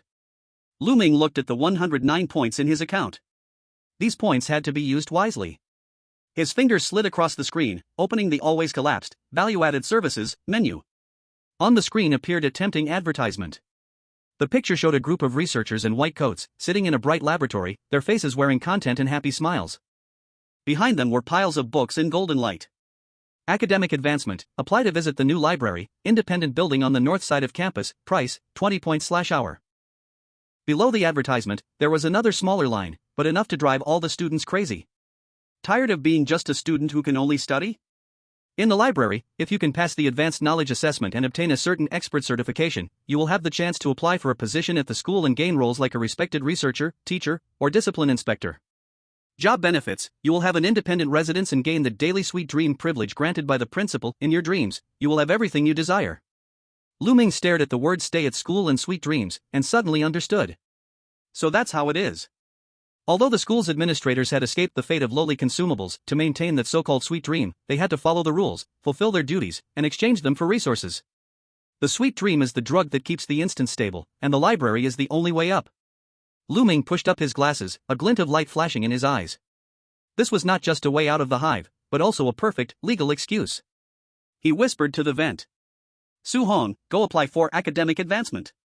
There was silence for more than 10 seconds from the other side of the vent, followed by Su Hong's confused voice. The library?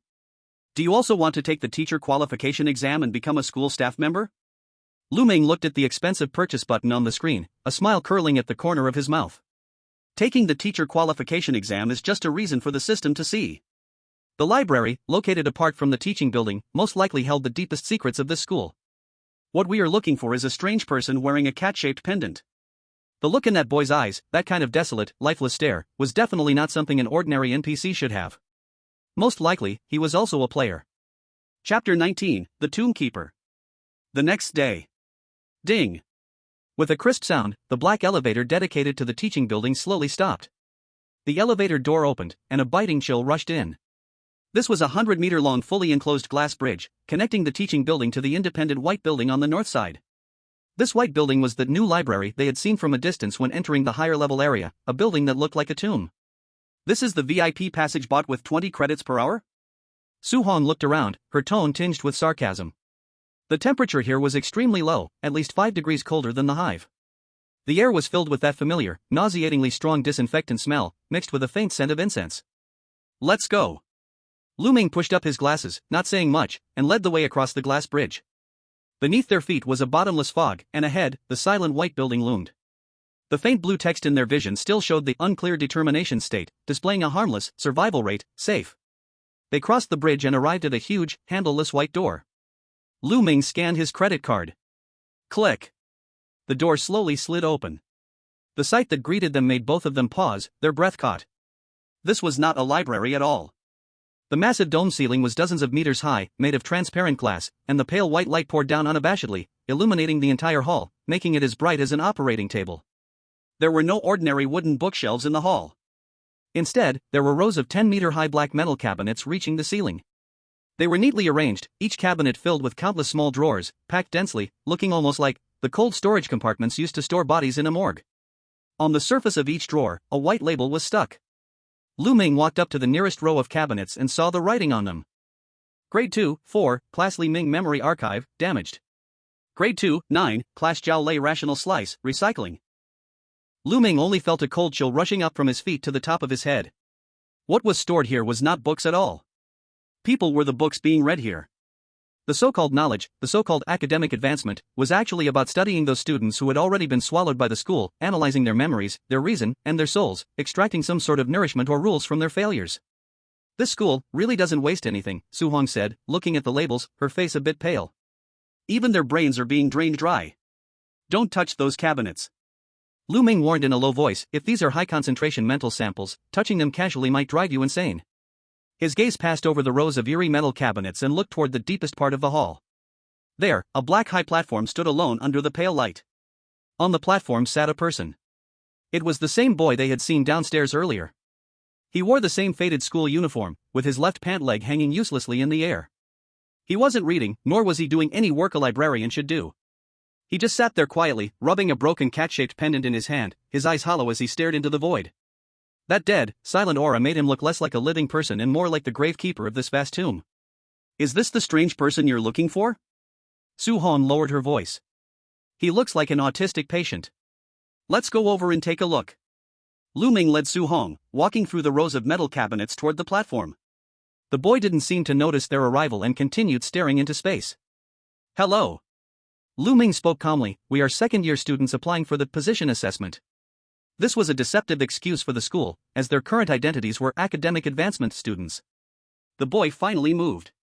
He slowly turned his head, his murky but deep eyes scanning Lu Ming and Su Hong. No surprise, no curiosity, only a kind of indifference as if he had seen through their disguise. No need to act. His voice was hoarse, as if his vocal cords had been damaged. There's no surveillance here, and the principal can't hear us. He pointed to Lu Ming's eyes. Your eyes, they're different from those of the natives here who want to secure a small position and survive in this instance. I've seen plenty of those eyes, full of greed and fear. But in your eyes. The boy paused, a barely perceptible smile curling at the corner of his lips. There's light, the kind that wants to clear this instance, or maybe break it apart. You're players. Su Hong's eyes sharpened, her muscles immediately tensing. Lu Ming, however, remained unfazed and even nodded. Looks like we're not the first players to find this place.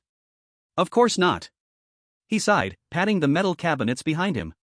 Every year, a few exceptional players manage to find this place. They're like you, smart, ruthless, thinking they can clear the instance, even arrogantly wanting to destroy it. And where are they now? Su Hong asked. They're all here. He pointed to the entire wall of drawers behind him. Some became textbooks for psychology of resistance, others became experimental data for the critical point of human despair. And you? Lu Ming suddenly spoke up, his gaze piercing the boy. Since the failures have all turned into books, why are you still here as the administrator? This was an extremely sharp question. The boy paused for a moment, then let out a self-deprecating laugh.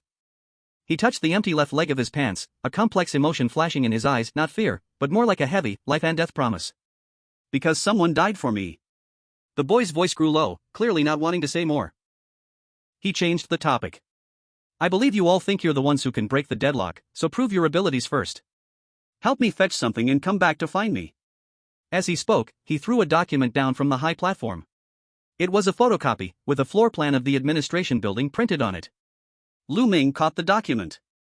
The boy looked at Lu Ming. There are many books here, but the most valuable one isn't with me. It's in the top-secret archive room of the administration building. There is a recent principal's physical examination report there. That old monster has been getting more irritable lately, eating more frequently. I need to see that report to confirm his current condition. If he has really reached a critical point. The boy tightened his grip on the cat-shaped pendant in his hand, there might not be many chances left.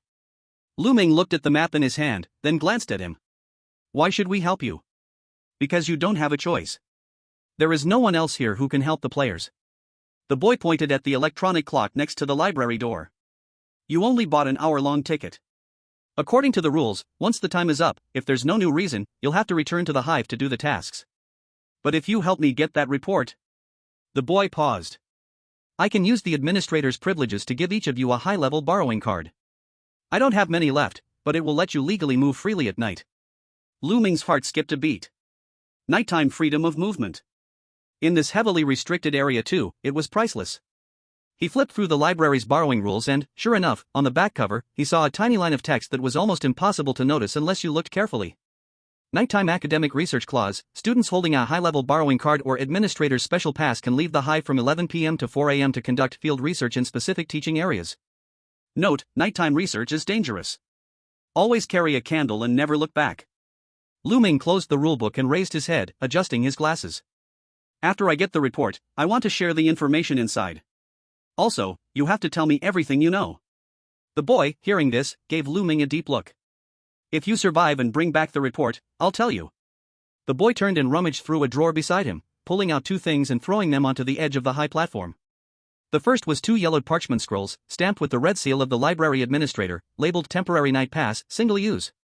The second was two white candles, about the thickness of a finger, giving off a strange oily smell. Go prepare. The archive room is on the top floor of the administration building. Remember, tonight is your best chance. Tomorrow is the monthly routine inspection, and tonight the archive room's defenses are the weakest. Lu Ming put the pass and candles away, adjusting his glasses. This is temporary. Lu Ming looked at the boy. If we survive and bring the report back, I want permanent access. Deal. Lu Ming stopped wasting words, turned, and left with Su Hong. After taking a few steps, he suddenly stopped, turned back, and glanced at him. The boy was still sitting on the high platform, with his back to them, staring out at the pitch-black sky. His solitary figure seemed to merge with the graveyard of dead memories, like a silent tombstone. Lu Ming. Su Hong caught up. Do you really trust this cripple?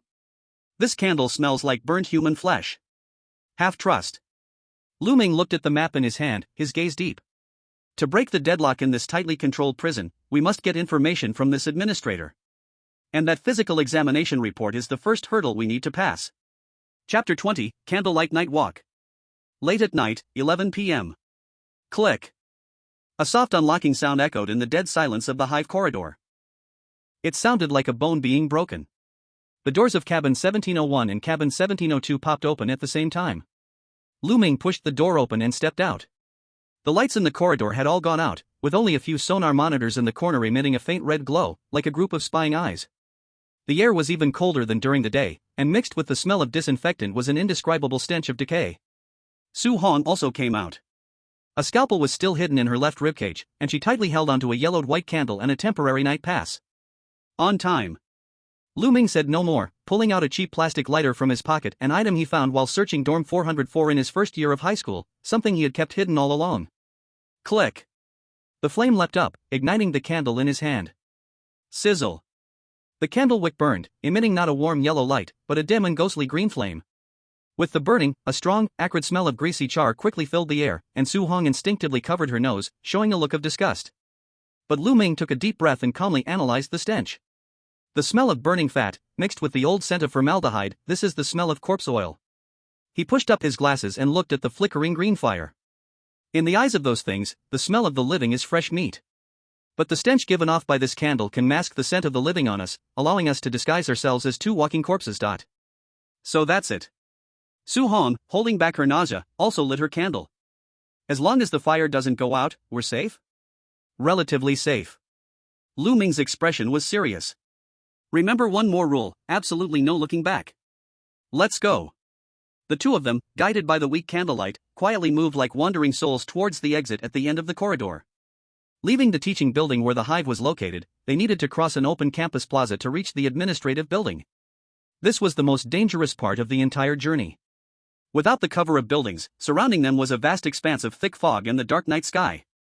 Visibility was less than 3 meters, and the candlelight in their hands only illuminated a small patch of the ground. Lu Ming walked in front, with Su Hong following behind, maintaining a distance of 2 meters. Tap, tap, tap. The footsteps echoed in the empty plaza, sounding exceptionally lonely. At first, everything was normal. But after walking less than 100 meters, Su Hong's ears twitched. As a warrior with the talent of pain feedback, her hearing in the darkness was extremely sharp. She heard a strange sound.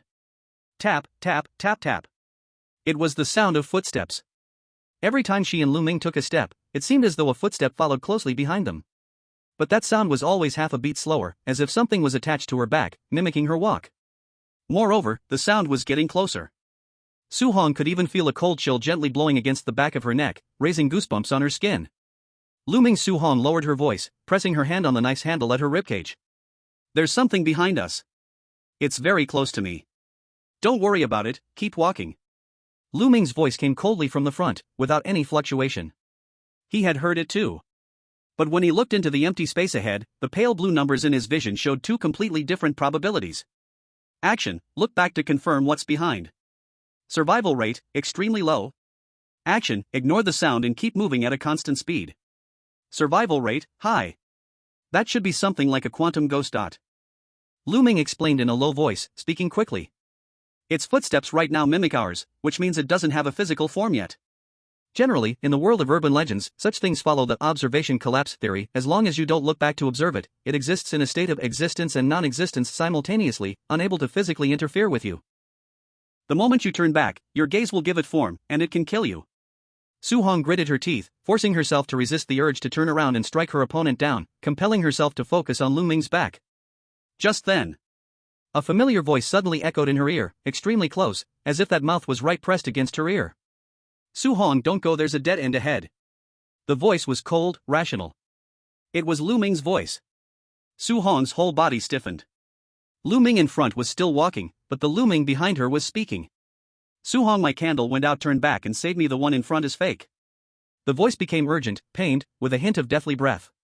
Save me. An overwhelming sense of cognitive dissonance crashed through Su Hong's mind. If it had been any other voice, she would have ignored it long ago. But it was Lu Ming's voice. The voice of her only trusted teammate in this cursed place. Was the Lu Ming in front the fake one? Or was the one behind her the fake? That brief hesitation made Su Hong's step falter. The candle in her hand flickered violently, and her body instinctively wanted to turn left and backward, to confirm her teammate's safety. Don't believe it. The Lu Ming in front suddenly stopped, but he didn't turn around. He just harshly whispered. I don't know what you've heard. But look at your candle. If the flame goes out, no one can save you. Lu Ming's icy low shout snapped her back to her senses, and she focused her gaze. The flame in her hand, due to the sudden movement, had shrunk to the size of a small bean, swaying violently in the wind, about to go out. And that chilling breathing sensation was directly aimed at the fragile flame, trying to blow it out. It didn't want to kill, it wanted to blow out the light. Su Hong immediately covered the flame with her other hand, freezing in place, her eyes fixed on the empty void ahead, cold sweat instantly soaking her back. Damn! Su Hong cursed under her breath, her eyes flashing red, almost fell for it. It not only mimics voices, it can also read minds. Lu Ming said coldly, I know, most likely, it was me speaking behind you. Don't trust it. Stay close to me, don't fall behind. A few seconds later. The voice, realizing it couldn't induce Su Hong to turn back, let out a venomous tisk sound, and the chilling air slowly faded away. After passing through the plaza, the two finally reached the main hall of the administrative building. It was grander than the teaching building, but also more eerie. The huge crystal chandelier was off, only the green candlelight illuminated the marble floor beneath their feet. The elevator in the administrative building is out of service at night. Lu Ming, using the candlelight, glanced at the map's photocopy, where the route was marked in red pen. The top-secret archive room is on the 18th floor. We need to climb up. 18th floor? Su Hong looked at the deep, bottomless stairwell. In horror films, stairs are where accidents happen. There's no other way. Let's go. The two began to climb. The hallway was deathly silent, only the sound of their breathing could be heard. When they reached the 7th floor, Lu Ming suddenly stopped. The flame in his hand abruptly shrank, and the upward flame suddenly tilted to the left as if avoiding something. Lu Ming immediately pressed his body against the right wall, pulling Su Hong to the wall as well. What's wrong? Su Hong asked, mouthing the words. Lu Ming pointed at the stairwell's corner. In the faint green light, they could see a tall black shadow slowly descending the stairs. It wore a sharp, black Zhongshan suit, its figure stout, but above the shoulders it was empty. It had no head. But it held a pale lantern in its hand, the lantern's cover thin as a cicada's wing, glowing with an eerie red light. It moved slowly, every step landing silently. It was patrolling. Lu Ming stared at the creature. Due to a lack of information, the golden fingers in his field of vision were flashing wildly, showing a blur of garbled characters and red warnings. Can't see clearly. Lu Ming's heart sank. He had to rely on himself. Lu Ming squinted his eyes, observing the monster in the faint light.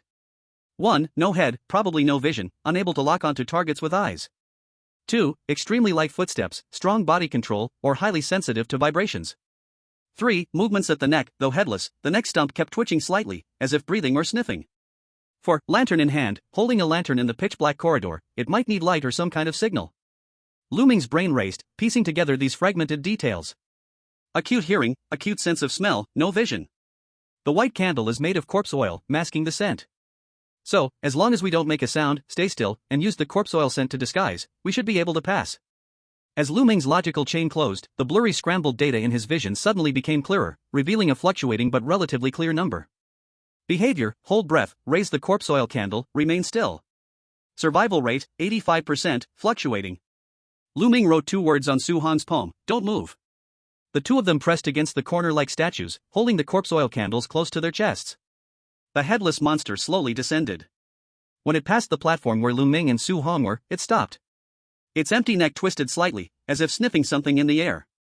It vaguely sensed 2 heat sources here. Holding the red human skin lantern, it slowly advanced towards Lu Ming. 5 meters, 3 meters, 1 meter. Su Hong's scalpel was already aimed at the monster's chest. But Lu Ming didn't move. He still held the foul-smelling white candle, expressionless. In previous instances, to avoid monsters, he had specifically learned tactical breathing from an experienced veteran. By controlling the vagus nerve, he could force his heart rate to drop below 40 beats per minute. At this moment, his heartbeat was so slow, it felt like he was in hibernation. The monster was now less than 10 centimeters from Lu Ming. Lu Ming could even smell the strong scent of blood on its clothes. The red lantern's light reflected on Lu Ming's face, turning it a pale red. At this critical moment between life and death, the monster's neck twitched, as if it smelled the scent of burning corpse oil. That was the scent of its kind. It was a normal scent. The monster paused for 2 seconds. Not sensing the living freshness, the pulsating life force, it slowly turned around and walked towards Su Hong. Su Hong didn't have Lu Ming's heart rate control skills. As the monster approached, she could feel her heart pounding wildly, as if it were about to burst through her chest. But she was a born hunter, and after seeing Lu Ming's method, she entered a hunting breath-holding state the moment the monster drew near. She completely held her breath, her muscles tensed to the limit, like a cold stone. The killing intent honed on the edge of life and death was suppressed back inside her, not leaking a single ounce. The monster stayed in front of Su Hong longer than it did for Lu Ming. It seemed a bit confused, but the strong scent of the corpse oil candle ultimately interfered with its judgment. Tap. The monster turned around and continued its descent. Until the red lantern light completely disappeared around the corner, Su Hong finally took a deep breath. What was that thing? I'd definitely die if I confronted it head-on. Su Hong looked at Lu Ming with a complex expression. When it got close just now, I felt like I was facing a mountain of corpses. Lu Ming pushed up his glasses, his palms drenched in sweat, but his tone remained calm. It was marked on the map. The administration building has high-level monsters responsible for night patrols. Let's go. The further up we go, the more of these things there might be. But as long as our candles don't go out, we are one of them. The two continued to climb. Finally, after half an hour, they stood at the end of the 18th floor hallway. In front of them was a heavy, pitch-black metal door, with no handle, only an electronic lock. The door plate had a few embossed golden characters. Principal's Office Annex Top Secret Archive Room. No entry for unauthorized personnel, violators will be eradicated. We've arrived. He looked at the complex electronic lock and the nearby biometric scanner, a cold smile tugging at the corner of his mouth. Now, let's see what secrets are hidden in that old monster's medical report. Chapter 21, The Principal's Medical Report. The 18th floor of the administrative building was deathly silent, like a grave. On the black metal door before them, there was a mechanical password panel with keys from 0 to 9. Only a password lock. Su Hong frowned, using the faint candlelight to examine the door. No space to pry open. Should we try to dismantle it by force? No. Lu Ming immediately denied. This is the top floor of the administrative building. Any violent vibrations or noise will trigger an alarm. Then, we'll be facing not just a headless monster, but the entire school's security system. He leaned close to the password panel and pushed up his glasses. He began to think in his mind. 1. This is the principal's top-secret archive room. 2. What is the school's core obsession? Not money, not power, but scores.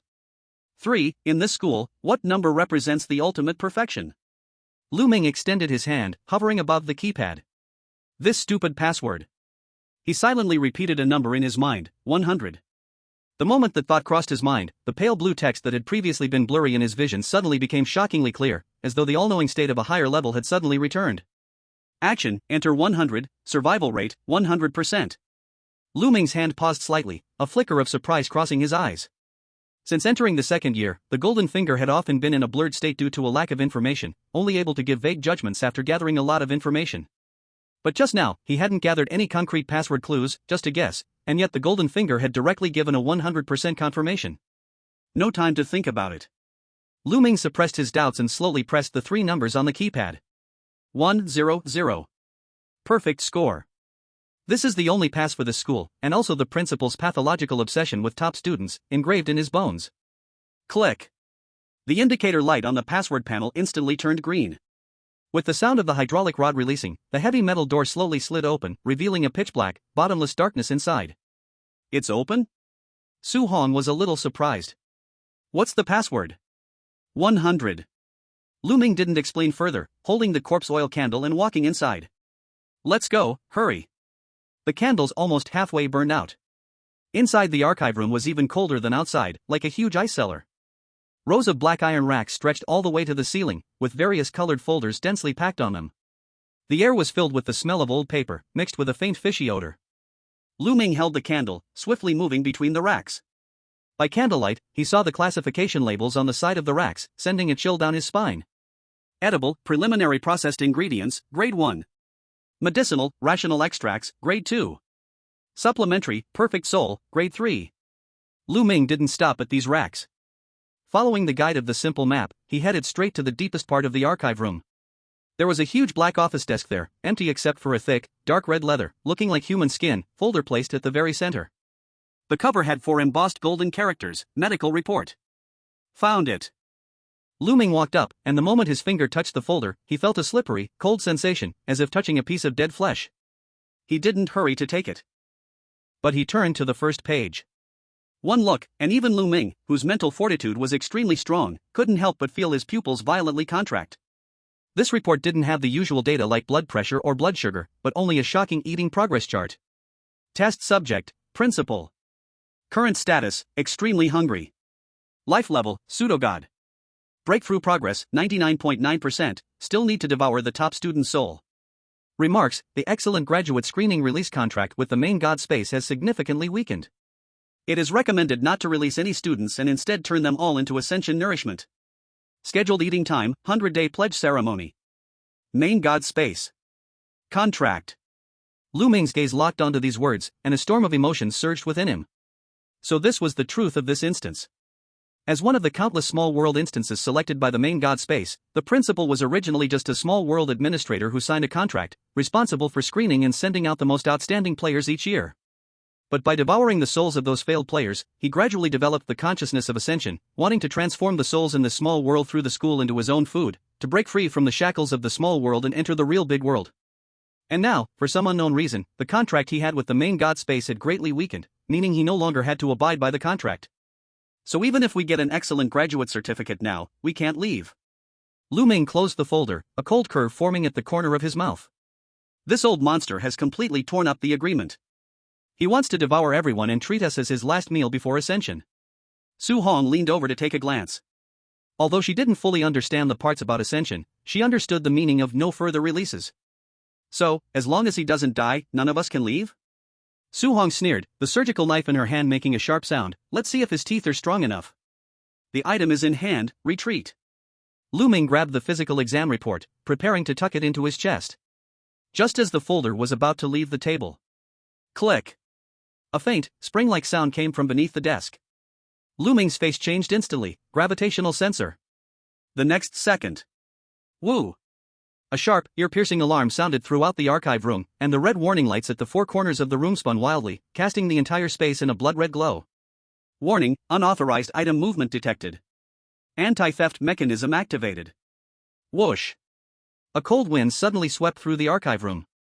Under the glaring red light alarm, the faint candle of corpse oil in Lu Ming's hand completely lost its disguise. The system had already locked onto the intruder. Rustle, rustle.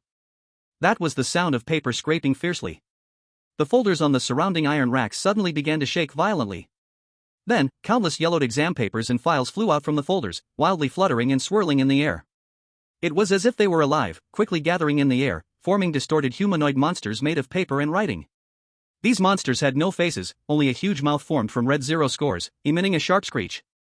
Leave knowledge behind. Lu Ming quickly looked ahead. Though the golden finger was blurry, it still displayed the probability of life and death. Action, struggling with paper people, survival rate, 10%, too many, extremely high physical resistance. Action, rush to the exit, survival rate, 50%. Don't fight them. There are infinite numbers of them. Rush out. Lu Ming shouted, protecting the report in his arms, and charged toward the door. But the door was already blocked. 3 enormous exam paper giants stood in front of the door, their sharp paper edges spinning like blades. Get out of the way. Su Hong roared, and her body shot out like a red cannonball. Since stealth had failed, then it was time for a direct confrontation. She activated pain feedback. At the moment of charging, Su Hong reversed the scalpel in her hand and without hesitation, slashed a deep cut into her own thigh. Poochie. Blood splattered. The intense pain instantly stimulated her nervous system, and adrenaline surged wildly. Su Hong's pupils shrank to the size of a pinprick. The red light in her eyes was so intense it seemed like it could bleed. Pain. So painful. So good. This pain made her feel like she was invincible. Ha, a bunch of waste paper, dare to block my way? Su Hong laughed madly, her speed doubling in an instant. She was like a red lightning bolt, crashing directly into the pile of paper people. The scalpel in her hand turned into a silver whirlwind. Slah, slah. Those seemingly tough paper monster test papers, which bullets might not even be able to penetrate, fluttered through the air like scrap paper under Su Hong's frenzied strikes. One paper person tried to grab Su Hong's shoulder, and the sharp edge of the paper instantly cut through her skin, blood flowing everywhere. But this only made Su Hong even more excited. She slashed back with the scalpel, directly severing the paper person's arm, then spun and kicked, exploding the paper person's head. Tons of paper scraps flew through the air, like an eerie white snowstorm. Lu Ming took advantage of the gap Su Hong had torn open to rush out the door, looking back for a moment. That glance sent a chill down his spine. Su Hong stood in the middle of the shredded paper, covered in blood, but her momentum kept rising. At the spot where her left pinky had originally been severed, the flesh sprouts seemed to be nourished by the blood and adrenaline, wriggling and growing wildly. In just a few seconds, that finger completely grew back. The newly grown finger was pale yet strong, the nail sharp to an unnatural degree. Super speed regeneration. Is it mutation? Su Hong. Let's go. Lu Ming suppressed the chill in his heart and shouted sternly. Su Hong paused for a moment. She slowly turned her head, her bloodshot eyes locked onto Lu Ming, a cruel smile hanging at the corner of her mouth. Her gaze, it was like that of a beast awakening. But when she saw Lu Ming standing at the door waiting for her, the red light in her eyes faded slightly, and reason regained control. TCH, so weak. Su Hong shook the paper scraps off the scalpel and glanced at the newly grown pinky, moving it around and showing a satisfied expression. This new finger looks better than the original one. She licked the blood at the corner of her mouth and quickly followed Lu Ming. When the library door closed behind them, all sounds were shut out. Got it. Lu Ming calmed his breathing and walked towards the platform. The limping boy was still sitting there, but now he had turned around, his gaze fixed on Su Hong's still bleeding hand, with a hint of wariness in his eyes. It seems you not only got the report back, but also paid the price. The boy said flatly, this is the precursor to mutation. If you continue to use your abilities recklessly like this, your mind will ultimately fail to keep up with the evolution of your body, and you will become nothing more than a killing monster. Stop talking nonsense. Su Hong coldly replied, tightening her newly grown finger, as long as I can live and get out, maybe not being human is fine too. Lu Ming stepped forward and slammed the heavy physical examination report onto the platform. The thing you wanted. Lu Ming stared directly at the boy, his eyes sharp as a drawn sword. Now, fulfill your promise. Tell me everything you know. Chapter 22, The Non-Existent Classroom. Under the pale white dome of the new library, the limping boy flipped through the physical examination report in his hands, his movements growing slower, his fingers starting to tremble slightly. 99.9%. He looked at the shocking food intake progress, his voice becoming dry, so that's how it is. No wonder we haven't seen any players leave alive for so long. That old monster no longer lets people out. The boy closed the report and raised his head. For the first time, his murky eyes revealed an emotion, a trace of desperate madness. In the past, the principal had a contract with the main god space, requiring him to release the best player. But now, he wants to consume all the players and use them as the last fuel to break through the shackles here. So, the usual methods no longer work. Lu Ming stood calmly below the platform and spoke, we don't need to score full marks, nor do we need to be excellent graduates. What we need is to destroy this school. Exactly. The boy took a deep breath, pulled out a brand new, gold-edged card from his pocket, and threw it to Lu Ming. Item, advanced borrowing card, permanent, privileges, nighttime academic research privileges, 23 to 4 o'clock. This is what was promised to you. The boy's tone became serious. Next, I need to tell you an extremely important piece of information. He pointed to the distant high second-year teaching building, which looked like a prison. You should have noticed that there are only 12 classes in the second year. But in my year, there were 13 classes in the second year. That year was the one with the greatest hope of breaking the situation. We made a lot of effort and had the logical weapons capable of destroying the core rules of this school, but we still failed in the end. The player who led us to this point used their ability to fold and hide the entire second year, 13, class from the reality layer. It became the non-existent 13th class. The 13th class? Su Hong frowned, we definitely haven't seen it on the nameplates of the classes downstairs. The boy explained, the player left something in the 13th class. That item is the only weapon capable of blowing up the core rules of this school from the logical layer. To enter there, you can only go to the end of the 4th floor east corridor of the second year teaching building at 4:44 a.m., holding the key. There is a solid wall with a fire hydrant attached to it. At this point, the boy paused. But the biggest problem is, the key to open this space has already disappeared. It is a black key with no number, not recognized by the system. I don't know where it was hidden, but it must be somewhere in this school. Without the key, even if you know where the door is, you can't get in. The air fell into a brief silence. Lu Ming pushed up his glasses and expressionlessly took out the black key he had borrowed from the freshman dormitory supervisor and had never been willing to throw away. The one you mentioned. Lu Ming lifted the key into the air. Under the pale light, the key was so deep and black it seemed to absorb all the light. Is this the one? The boy on the platform suddenly stood up, his movement so abrupt that he almost fell. He stared at the key in Lu Ming's hand, and all kinds of emotions surged into his murky eyes in an instant. How? How could it be in your hands? Luck. Lu Ming said indifferently, this key was with the freshman dorm supervisor. I thought it might be useful, so I borrowed it. That's right, that's right. The dorm supervisor must have hidden this key somewhere that new players could get it. The boy muttered to himself, almost like a madman, the key is here, the report is also obtained. 99.9%, just one step left. He looked at Lu Ming again, and this time, his gaze completely changed. Maybe, fate really has handed the final dice to you. The boy took a deep breath, straightened his tattered school uniform, and solemnly extended his hand to Lu Ming. Let me introduce myself again. My name is Zhang Duo. A player from many years ago. I should have entered this instance long before you did. The player I just mentioned, the previous librarian, before dying, passed on all the hopes in this position to me. The boy looked up at the pale dome above his head.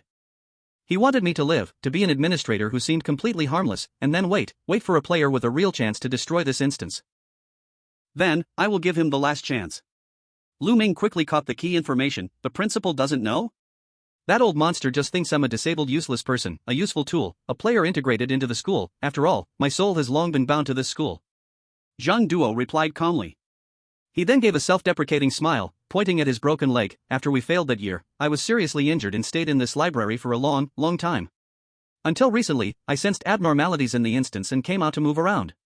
I never expected that this old monster would reach his breaking point. Zhang Duo. Lu Ming took his hand, pleasure working together.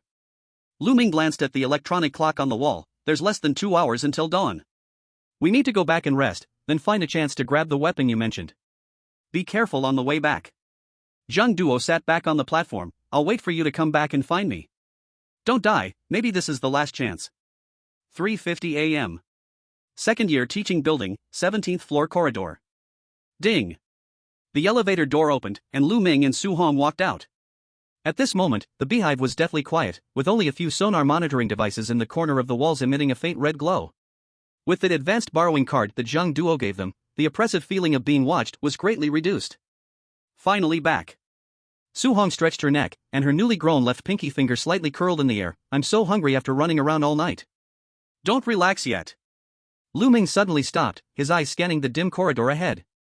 It was the only way to reach rooms 1701 and 1702. In the shadows on both sides of the corridor, several doors to the beehive were ajar.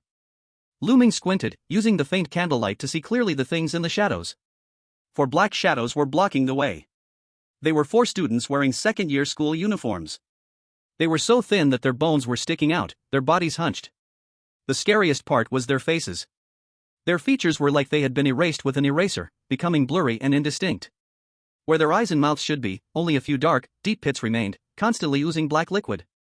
Newcomers. The leader, a male student, had a voice that seemed to come from his stomach, muffled and distorted. I heard you have a lot of credits. You went straight to the library after arriving. Hand over the credits.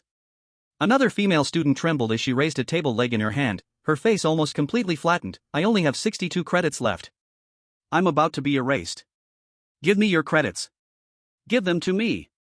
In order to survive, they had become complete robbers. Robbery?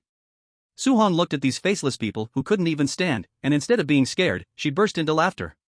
She looked down at her newly grown finger and softly said, Exactly. I wasn't done killing earlier. For eye contact etiquette, it is strictly forbidden to make eye contact with those faceless students for more than 3 seconds. They are gradually losing their sense of existence due to poor grades. Staring at them will result in infection. In this giant breeding chamber of the second year, students who are close to the 60-point pass mark will gradually lose their facial features, which means they lose their sense of existence as a top student. Don't look at their faces. Lu Ming whispered, the rest is up to you. No problem. Su Hong licked her lips, and her figure instantly vanished from the spot. Bang! Before the leader could react, his entire body flew backward, smashing heavily into the wall. Su Hong's scalpel easily pierced his shoulder. But the loud noise had clearly triggered something more dangerous. Silence. A deafening roar came from the end of the corridor. Thud. Thud. Thud. Heavy footsteps sounded.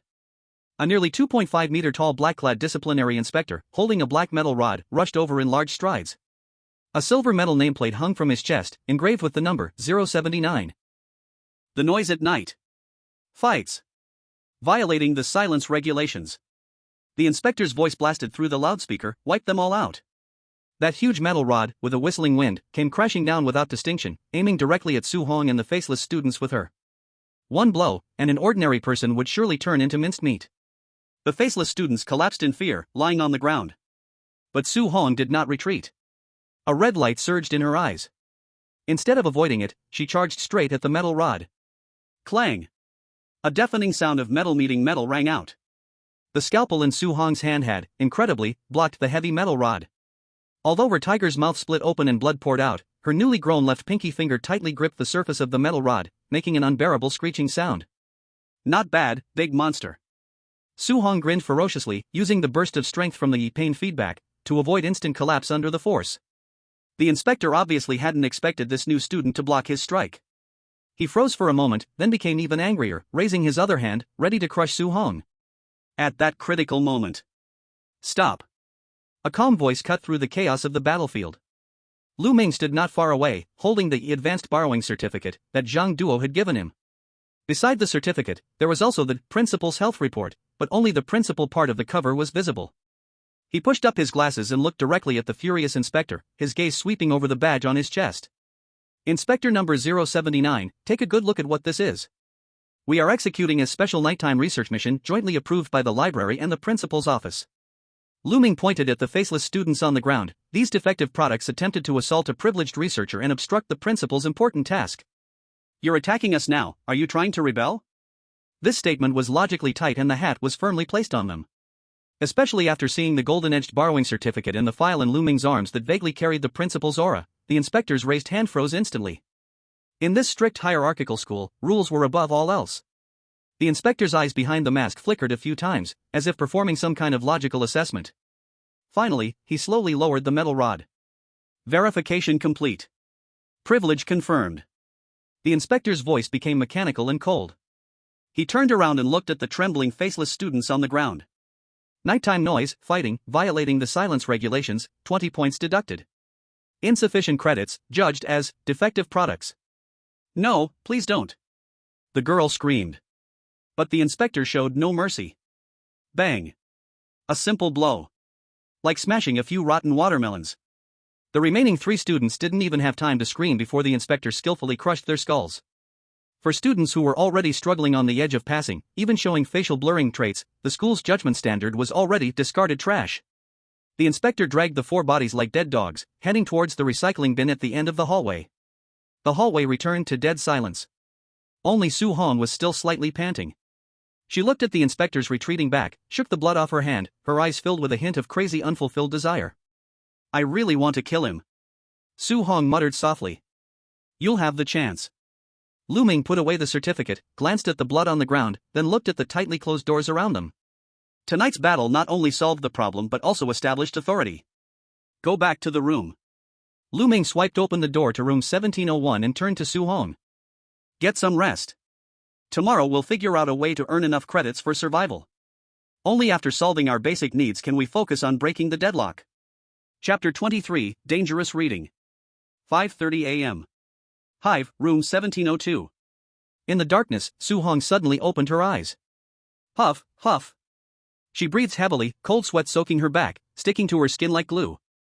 She instinctively reached towards the pillow, where her scalpel was hidden. Only by gripping the cold handle of the knife did her wildly beating heart calm down a little. It's this dream again. Su Hong stared at the pitch-black ceiling, her pupils slightly contracted. In the dream, the surroundings were a blood-red ruin, the sky burning with flames. And in her hand, she held a knife, standing beside a corpse. The corpse was wearing a tattered school uniform, its glasses shattered on the side, its throat neatly cut open. It was Lu Ming. What scared Su Hong the most wasn't that she killed Lu Ming, but the feeling at that moment in the dream. There was no sadness, no hesitation, not even a hint of surprise. The sensation of the knife slicing down was so smooth, precise, and practiced. Damn. Su Hong irritably sat up and glanced at the newly grown little finger on her left hand. In the darkness, that finger was so pale it was almost blinding, its nail long and sharp. She tried moving it, and the feeling of fullness in her hand gave her comfort, though it also felt strange. She turned her head and looked at the metal wall separating room 1701 from 1702. It was quiet over there. Damn dream. Su Hong muttered quietly, forcing the inexplicable urge to kill the person next door deep back into her heart. 10 a.m. The new library, second floor restricted section. There were no restrictions here, any student could come in, but few actually did.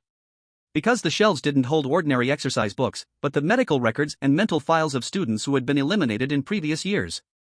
Most of the covers were black, emitting a musty smell, and just being near them made ordinary people uncomfortable. Lu Ming stood in front of a shelf, holding a black file titled Clinical Observation Report on Facial Blurring of Second-Year Students. You got 85 points yesterday, still okay for now, but my points are running low. While flipping through the file, Lu Ming said to Su Hong, who was on guard, I spent 20 points last night to get in here, and after deducting daily consumption, my points are close to the passing line. And to prepare for the next move, we need to stockpile a lot of emergency supplies, all of which require credits. How many credits will I get for reading this book? Su Hong leaned against the shelf, idly playing with the knife in her hand. Reading risk level, high. Reading reward, 150 credits. Lu Ming pushed his glasses up and looked at the pulsating patterns on the spine of the book, resembling blood vessels. Do you know why the school rewards reading these books? No.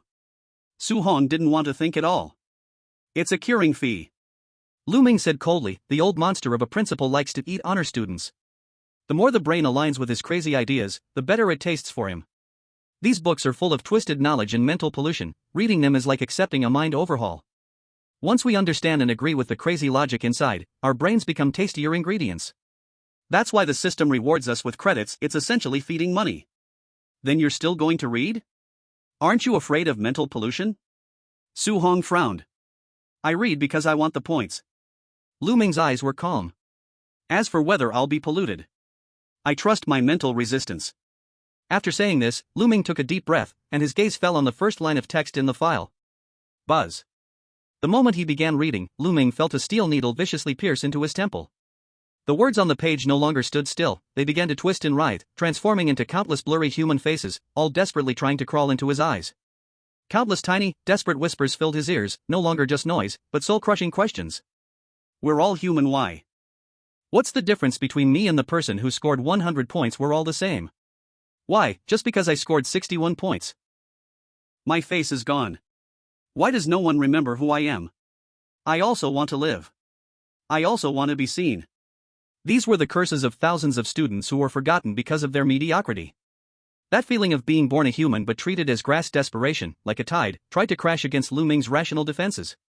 It wanted him to empathize, then doubt himself, and finally, to collapse. But Lu Ming didn't move. His eyes were bloodshot, 2 streams of blood slowly flowed from his nostrils, but he forcibly maintained absolute calm. 10 minutes later, the reading ended. On the last page of the file, the originally blank paper revealed a blood-red question, with an electronic input box below it. After class test, please briefly describe the best treatment plan for faceless syndrome. This was the system's acceptance stage. It wanted to check if the reader's mind had been successfully pickled. Lu Ming looked at the question, his brain operating quickly. If following normal logic, the treatment plan should be show care, find self-worth, or psychological counseling. But Lu Ming had no hesitation. With his bloody finger, he coldly wrote a cruel, inhuman answer in the input box. The weak do not deserve faces. Treatment plan, none. Suggest immediate collection and extraction of remaining value to warn other students. The input was complete.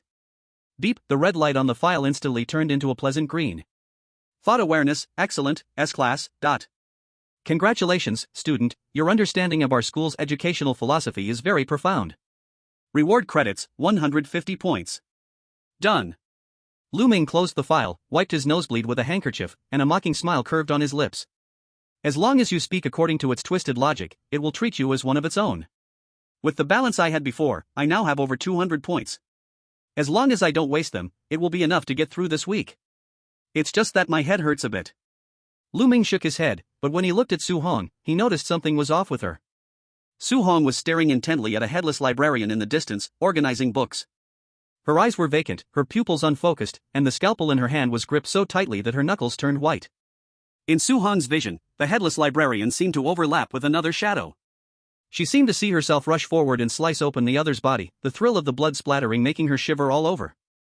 That desire for killing, like a drug addiction, crawled through every nerve in her body. Su Hong. Lu Ming's voice suddenly sounded in her ear, with a hint of severity. Su Hong snapped back to reality. I'm fine. She shook her head, cold sweat on her forehead. I zoned out for a moment. Your mental state has been declining. Lu Ming looked at her, his expression serious. The mutation last night has affected you. Control yourself, I still need you. Stop nagging. Su-hong turned around, hiding the hint of panic in her eyes. Have you earned enough points? If so, get ready for tonight. At 1800 hours in the evening. The two of them used the credits they had just earned to purchase a large amount of high-energy compressed food, bandages for wrapping, and 2 adrenaline injections. These were essential items for many top students to stay up all night studying. In battle, they were life-saving drugs. Next, they went to Zhang Duo and got 2 white candles. Everything was ready. The two sat on a bench in the corner of the library, watching the sky outside gradually change from grayish-white to pitch black. Lu Ming took out the advanced library card and glanced at the electronic clock on the wall, his brows tightly furrowed. What's wrong? Su-hong was chewing compressed biscuits to replenish her strength. What are you still calculating at this time? There's a deadly time gap. Lu Ming pointed to the permission explanation on the back of the library card. Look, Zhang Duo gave us this card. The nighttime privilege is from 23 to 4 o'clock. But Lu Ming took out the black key again, Zhang Duo said. The time when Class 13 appeared was 4:44. Su-hong was stunned for a moment, then quickly reacted, her face turning ugly. So, from 4 to 4:44, in those 44 minutes, our privileges are invalid? That's right. Lu Ming pushed up his glasses, his tone cold. In these 44 minutes, we are no longer privileged investigators, but students violating the rules by roaming at night. All security systems, supervisors, and even more terrifying things will indiscriminately eliminate us during this period. We have to endure these 44 minutes in that corridor. Su-hong swallowed the biscuit in her mouth, wiped the crumbs from the corner of her mouth, and a trace of madness flashed in her eyes. Endure 44 minutes? She touched her scalpel, looking at the deepening darkness outside the window. That sounds much more interesting than memorizing a book. Lu Ming looked at her, stayed silent for 2 seconds, then stood up. Let's go. When it's time to fight, we have to fight. He looked at the high school second-year teaching building in the distance, looming like a giant beast in the night. Go to that non-existent classroom and see what kind of logical weapons the predecessors left behind. Chapter 24, The 44 Minutes of Death. 3:55 a.m. A sickly green flame appeared at the corner of the corridor, emitting a rancid, burnt corpse oil smell. At the end of the east corridor on the 4th floor of the high school second-year teaching building. This was a dead end, a solid wall next to a fire hydrant, surrounded by a few discarded desks. The air was as cold as a cellar. Lu Ming crouched on the ground, swiftly pulling a fire hose from the fire hydrant and laying out 3 tripwires across the corridor's path. Will these candles be useful later? Su-hong leaned against the wall, playing with her scalpel, her eyes seeming a bit excited in the darkness. After 4 o'clock, our legal identity will expire. Are we still going to fight holding candles? We don't have to hold them the whole time. Lu Ming pushed up his glasses and placed the candles on the floor by his feet. The no turning back earlier was because the square was open, and there were shadow monsters. But this is inside the teaching building, so there shouldn't be those kinds of things. The threats here are mostly physical monsters. The candles are to mask the scent. Every second counts. Once the fight starts, we won't have time for them. Lu Ming said, pulling out a solid steel pipe that he had taken from a discarded desk nearby, testing its weight in his hands and the feel of swinging it. Not bad. As an experienced player who had gone through several dungeons, he was far from a weak strategist. 10 seconds left. Su-hong glanced at the steel pipe in Lu Ming's hand, a smile curling on her lips. She pulled out an adrenaline injection from her pocket and unhesitatingly jabbed it into her neck. Hiss. As the drug was pushed in, her pupils rapidly contracted, and the veins on her neck bulged. The newly grown left pinky finger trembled with excitement. Let's go. Su-hong tightened her grip on the handle of her knife, her eyes sharp. I'm ready. 4 a.m. Without any warning. The advanced library card that Lu Ming had been holding, which had been emitting a gentle warmth, suddenly turned cold, its golden glow completely fading away.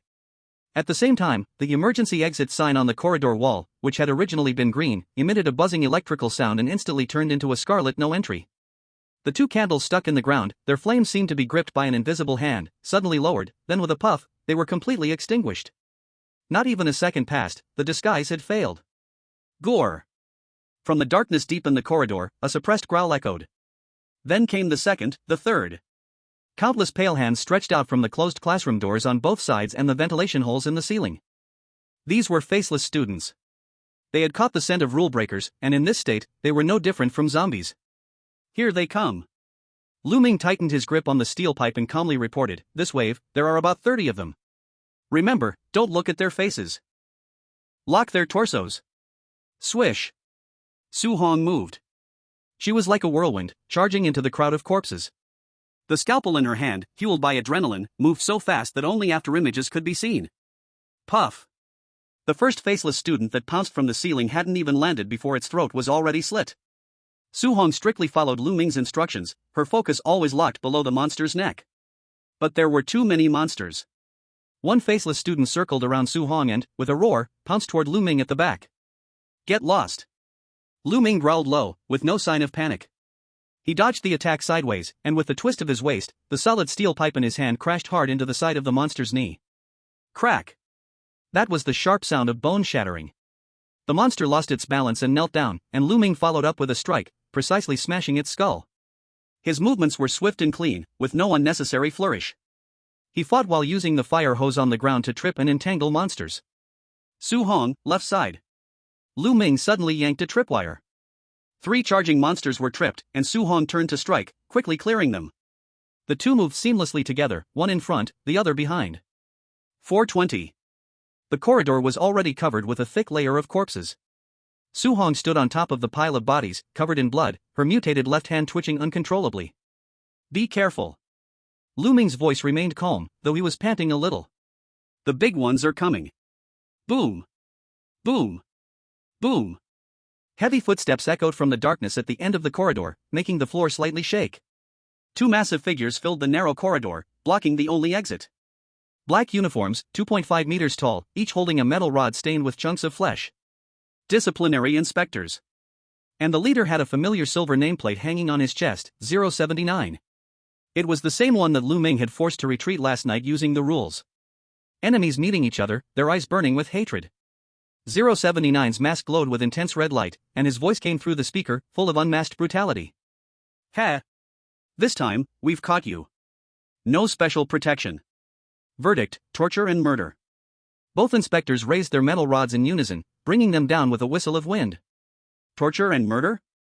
Su Hong gasped, looking at the 2 monstrous figures. The red glow in her eyes not only hadn't faded, but grew even stronger. You think you're worthy? She activated pain feedback. And overloaded it. She slashed her own back with the scalpel in her hand. Ah! The excruciating pain made Su Hong let out a scream that didn't sound human. Her muscles instantly tensed, and she exuded an overwhelming aura of killing intent. Clang! The metal rod fell. Su Hong didn't dodge. She raised her left hand and managed to grab the metal rod 079 had swung down. This time, it wasn't just her little finger. Fueled by the pain and madness, her entire left hand mutated in an instant. Her skin turned pitch black, veins bulging like black worms, her 5 fingers each growing by an inch, and her nails turning into razor-sharp obsidian blades. It was a true beast's claw. Break for me. Su Hong howled as her black beast claw suddenly exerted force. Crack. The solid metal rod was bent in her grip. 079 clearly hadn't expected the strength of this student to reach such a level. He froze for a brief moment. And in that moment, Su Hong, like a predatory mantis, climbed up 079's shoulder along the bent metal rod. Her black left hand stabbed straight into the inspector's chest, tearing through the tough anti-stab suit and muscles like paper. Puff! She crushed the heart inside. 079's massive body crashed to the ground. But the attack from the other inspector arrived. Bang! The other metal rod slammed into Su Hong's back. Even with the sensory coverage from the pain feedback, this strike was enough to shatter the spine of an ordinary person. Su Hong spat out a mouthful of fresh blood, her body slammed into the wall like a kite with its string cut. Su Hong! Lu Ming's gaze hardened. He didn't run, but grabbed a broken table leg from the floor and, with a running start, charged at the remaining inspector. The inspector was about to deliver the final blow to Su Hong when Lu Ming suddenly thrust the sharp table leg into the observation hole in the inspector's mask. Puff! Although it didn't cause a fatal wound, the strike successfully disrupted the inspector's line of sight. The inspector roared in anger, swinging his hand to send Lu Ming flying. Lu Ming crashed heavily to the ground. But the 2 seconds he had bought were enough. Roar! Su Hong sprang up from the ground, now no longer resembling a human. She crouched on all fours like a black beast and pounced on the inspector's back. Her black claws tore wildly, until she completely dismembered the inspector. 440. Both inspectors fell. Su Hong knelt in the pool of blood, vomiting heavily, her dark left hand slowly losing its color, returning to a pale human hand, but her nails remained sharp. 4 minutes left. Lu Ming struggled to get up, using bandages to tend to Su Hong's wounds. But the crisis was far from over. The deaths of the 2 inspectors seemed to have completely enraged the immune system of this school. The floor of the corridor began to seep with blood, the walls grew soft and began to wriggle, and countless pale arms reached out from the walls, dense and waving like a field of swaying sea anemones. Lu Ming. I can't move. Su Hong said weakly, the side effects were kicking in. Lu Ming lifted Su Hong in one motion, dragging her to the solid wall. Stand by the wall. Lu Ming wielded a steel pipe in one hand, striking at the ghostly hands reaching out, while his other hand kept a firm watch on the second hand of his watch. 4 hours 43 minutes and 50 seconds. The ghostly hands on the wall had already grabbed Lu Ming's ankle. 4 hours 43 minutes and 55 seconds. A massive human face, made up of countless test papers, hung from the ceiling, its mouth wide open, ready to bite them. 4 hours 43 minutes and 58 seconds. 4 hours 43 minutes and 59 seconds. 4 hours and 44 minutes. In that instant, the black key in Lu Ming's hand suddenly became hot. The solid white wall in front of them rippled like water, revealing a faint black keyhole. Now! Without hesitation, Lu Ming used all his strength and slammed the black key into the lock. Click! The sound of the lock clicking was crisp and clear amidst the chaos of the ghostly howls. The wall instantly split open, creating a gap wide enough for one person. A warm breeze, smelling faintly of chalk dust, blew out from the gap. Lu Ming quickly shoved Su Hong inside, then rolled in himself. Behind them, the giant test paper face had already lunged at the door. Bang! The wall behind them slammed shut, sealing off all the shrieks, blood, and darkness into another world. A deathly silence. Lu Ming lay on the floor, breathing heavily, feeling as if his lungs were about to explode. After a long time, he slowly propped himself up and looked around. This sight made him freeze in place. This wasn't a spooky, ghostly realm, nor a slaughterhouse filled with corpses. This was a spacious, bright, clean classroom. Sunlight, or some kind of perfectly simulated sunlight, streamed in through the clean white curtains, casting light on the brand new desks and chairs. The air was filled with the faint scent of jasmine, and even a steaming cup of tea sat on the podium. Everything seemed so beautiful, so normal. Normal, to the point of being chilling. Su Hong lay on the floor beside him, looking at this warm scene, weakly pulling at the corner of her mouth. This is the non-existent classroom? Lu Ming didn't answer. He stood up and walked to the blackboard. The blackboard was spotless, with only a few lines of neat, almost painfully precise handwriting in the center, written in white chalk. It wasn't the college entrance exam pledge, nor the teaching content. It was the last words of the former librarian, left for the one who would come after. If you can see this line, it means you're an excellent player. Here is the only spatial loophole in this school. Under this podium, something that can kill the rules is hidden. Take it.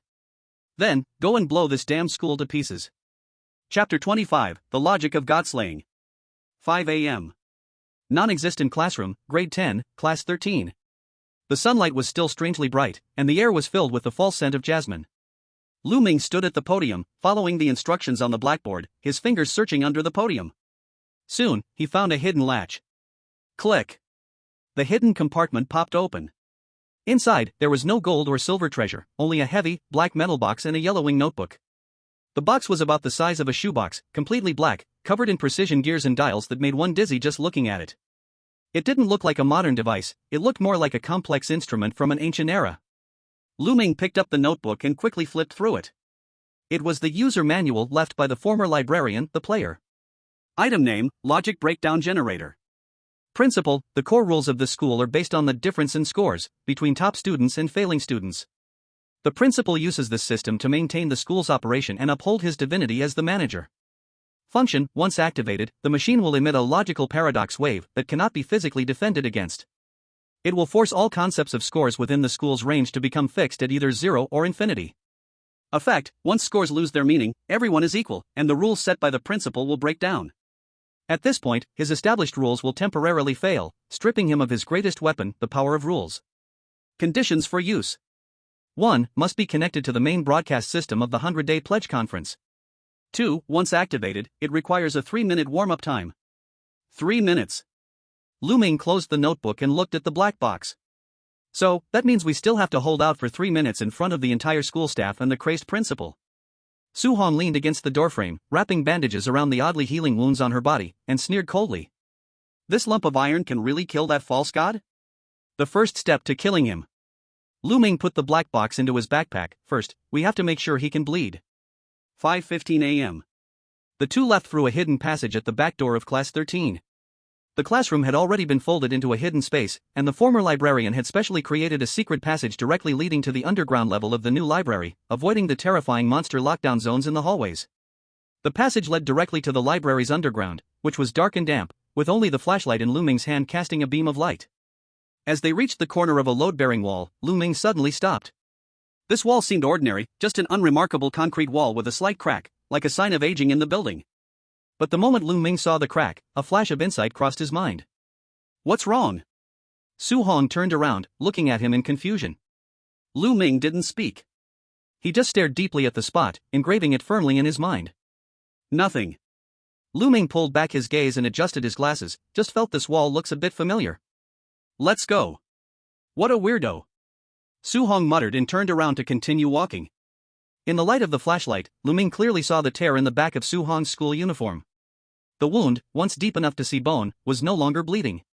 Countless tiny, red flesh granulations were wriggling like living things, intertwining and forcibly stitching the flesh together.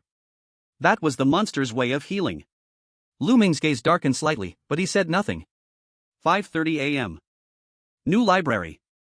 When the two, reeking of blood, appeared in the hall. Zhang Duo, who had been standing on the high platform, suddenly stood up. You.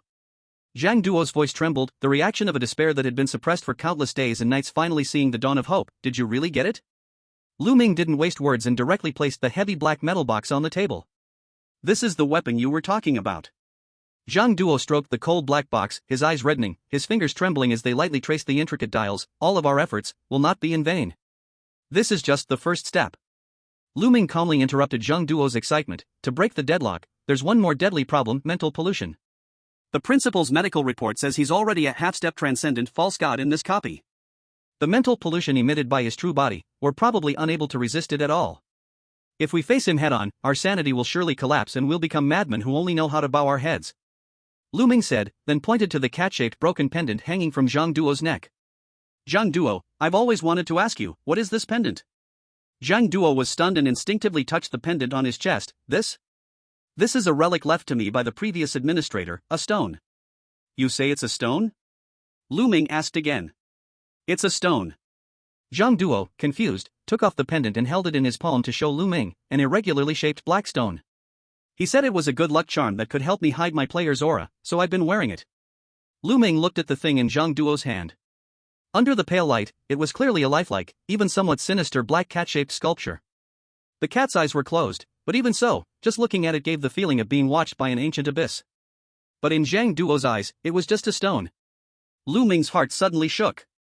He suddenly remembered the nighttime dormitory management regulations of Hengshui High School he saw when he first entered this copy, in the 404 dormitory of Grade 1. Rule 3, regarding doors and windows, there is a cliff outside the dormitory window, no cats. If you see a cat outside the window, or hear a cat meowing, immediately pull down the curtain and do not make eye contact with it. I understand. Lu Ming instantly pieced together the logic chain. Why does the school have this rule?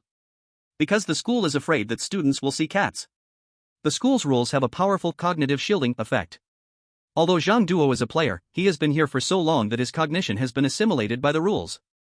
In the school's rules, cats do not exist. So Zhang Duo cannot see the cat, only a stone. Only players with high mental resistance and clear awareness like Lu Ming can observe the cat. Zhang Duo. Lu Ming took a deep breath, pointed to the pendant, and spoke with absolute certainty. This is not a stone. This is a cat. A cat? Zhang Duo frowned, carefully looking at the thing in his hand, still puzzled. Lu Ming, are you too tired in seeing things? This is clearly a stone. No, it's that you can't see it. Lu Ming interrupted him. The school's rules have blocked your cognition, and the principal is scared. He's afraid of the cat's existence.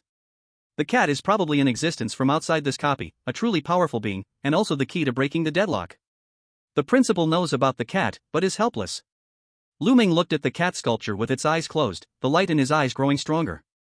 The principal is just a false god of this small world, and this cat, if I'm not mistaken, all it needs to do is see the principal acting so absurdly as a god, and then with a single sneer, it can make the principal's mental pollution disappear.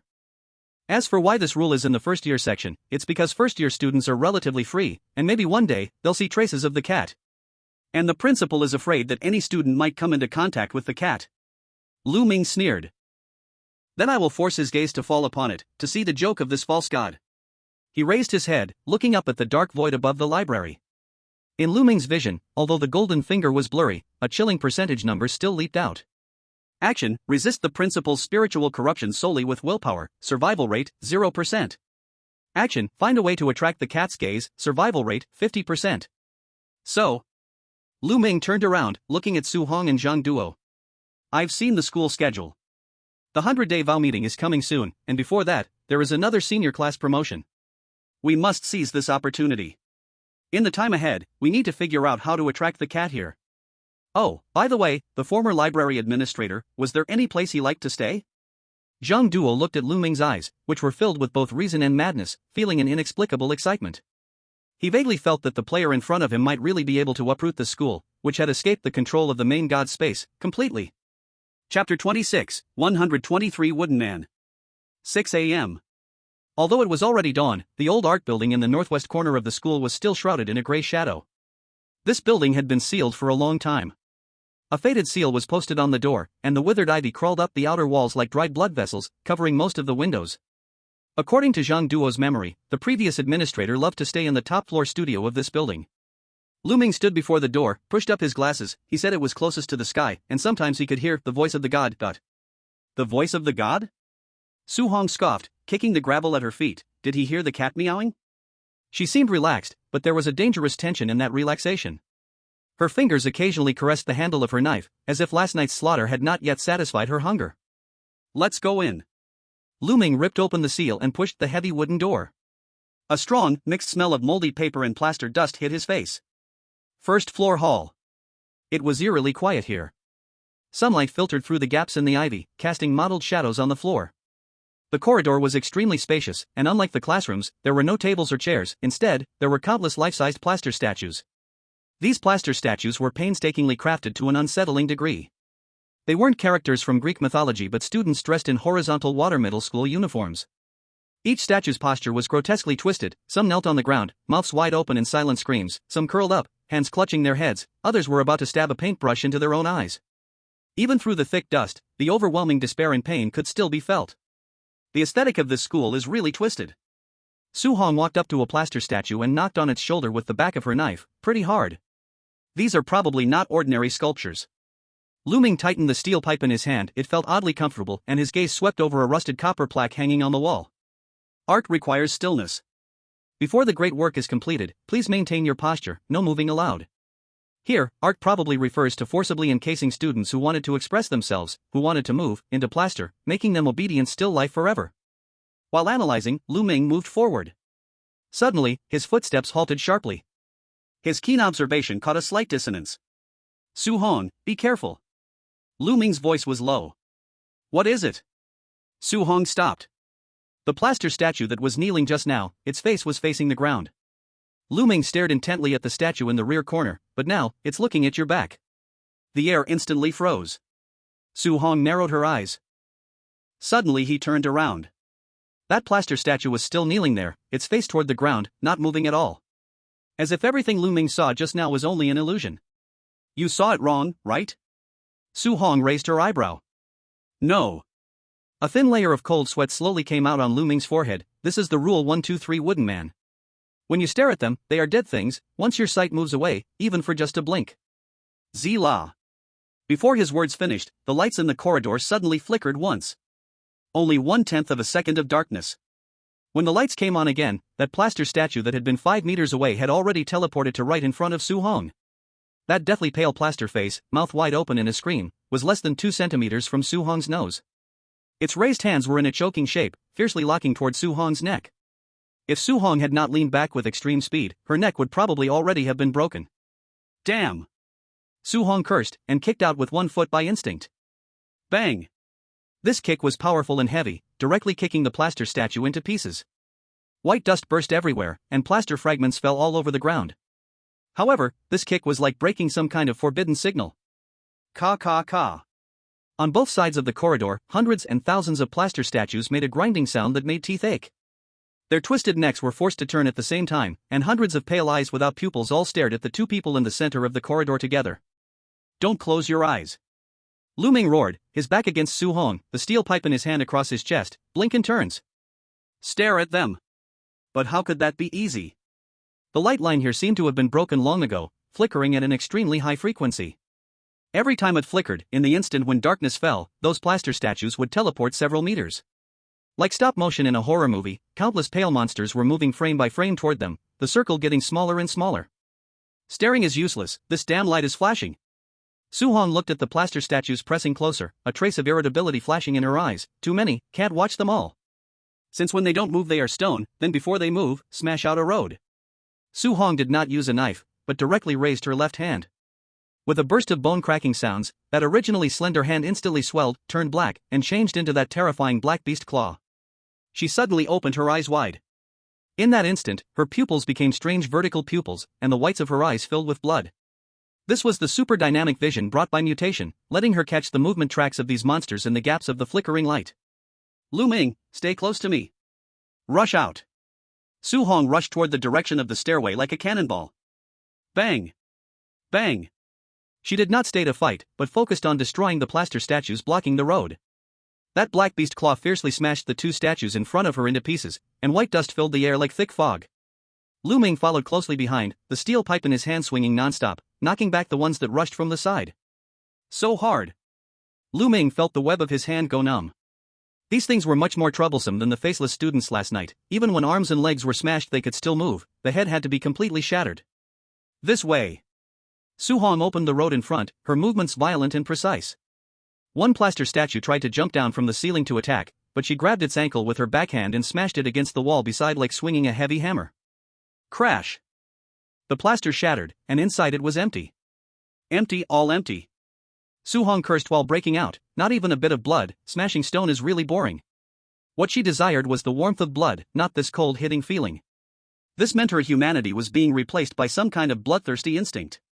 Finally, before the light went out once again, the two rushed to the stairway entrance. Lu Ming turned back and heavily shut the fireproof door of the corridor. The steel pipe wedged into the doorknob. Bang! Bang! Bang! The loud sounds of banging and the harsh scraping of plaster came from outside, but luckily the door was strong enough to temporarily block the frenzied statues. Who? Who? The two of them leaned against the stairwell, panting heavily, their bodies covered in white plaster dust, looking like they had just crawled out of a pile of flour. Let's go, to the top floor. Lu Ming patted the dust on his clothes. That should be the end point. 10 minutes later. The two arrived at the top floor. There was only one door here. The door was nailed with thick wooden planks, wrapped in rusted iron chains, covered with yellow talisman papers and seals, with shocking red letters on them. Dangerous thoughts, no entry, heresy observation point. Looks like this is the place. Lu Ming looked at the seals and speculated, the previous administrator must have found the pendant or observed the cat here. Move. Su-hong was in a bad mood. The battle earlier without any bloodshed made her feel frustrated. She stepped forward, and her black beast-like claws slashed out. Boom! The heavy wooden door, along with the iron chains, was blasted away as easily as paper and crashed onto the floor inside. Dust settled. The two of them entered the room. The moment Lu Ming saw the scene inside, his pupils contracted slightly. This was a huge sketch room. The walls, ceiling, even the floor, were covered in drawing paper. Thousands and thousands of sheets of paper, densely packed, covered every inch of space. And every drawing depicted the same thing. Eyes. Countless huge, vertical-eyed cat eyes. Some eyes were drawn in the clouds, looking down at the school, some eyes were drawn in the cracks, spying on the human world, some eyes were drawn under the desks, with a mocking smile. The whole room felt like a giant nest, filled with that indescribable being watched feeling. This is kind of creepy. Su-hong frowned, the sensation of being stared at by countless eyes made the hairs on the back of her neck stand up. Over there. Lu Ming pointed to the center of the room. There, on the floor, was a complex summoning circle painted in red paint. At the edge of the circle, curled up, was a figure in a tattered school uniform. It was a student. He was trembling in the corner, tightly clutching a brush with its bristles worn down, as if frantically scribbling something on a blank sheet of paper. Hearing the noise at the door, the student slowly turned his head. There were no facial features on his face. Where his eyes, nose, and mouth should be, there was only smooth skin. This was a severe case of facelessness. Rule 4, eye contact etiquette, no prolonged eye contact with faceless students for more than 3 seconds. Lu Ming immediately averted his gaze, only observing him out of the corner of his eye. Strange. Lu Ming muttered. This faceless student did not rush to attack like the zombies from last night. Instead, upon feeling Lu Ming and Su Hong, his body trembled even more violently, as if afraid, yet almost like he was anticipating something. The brush in his hand continued to shake, as if desperately wanting to draw something.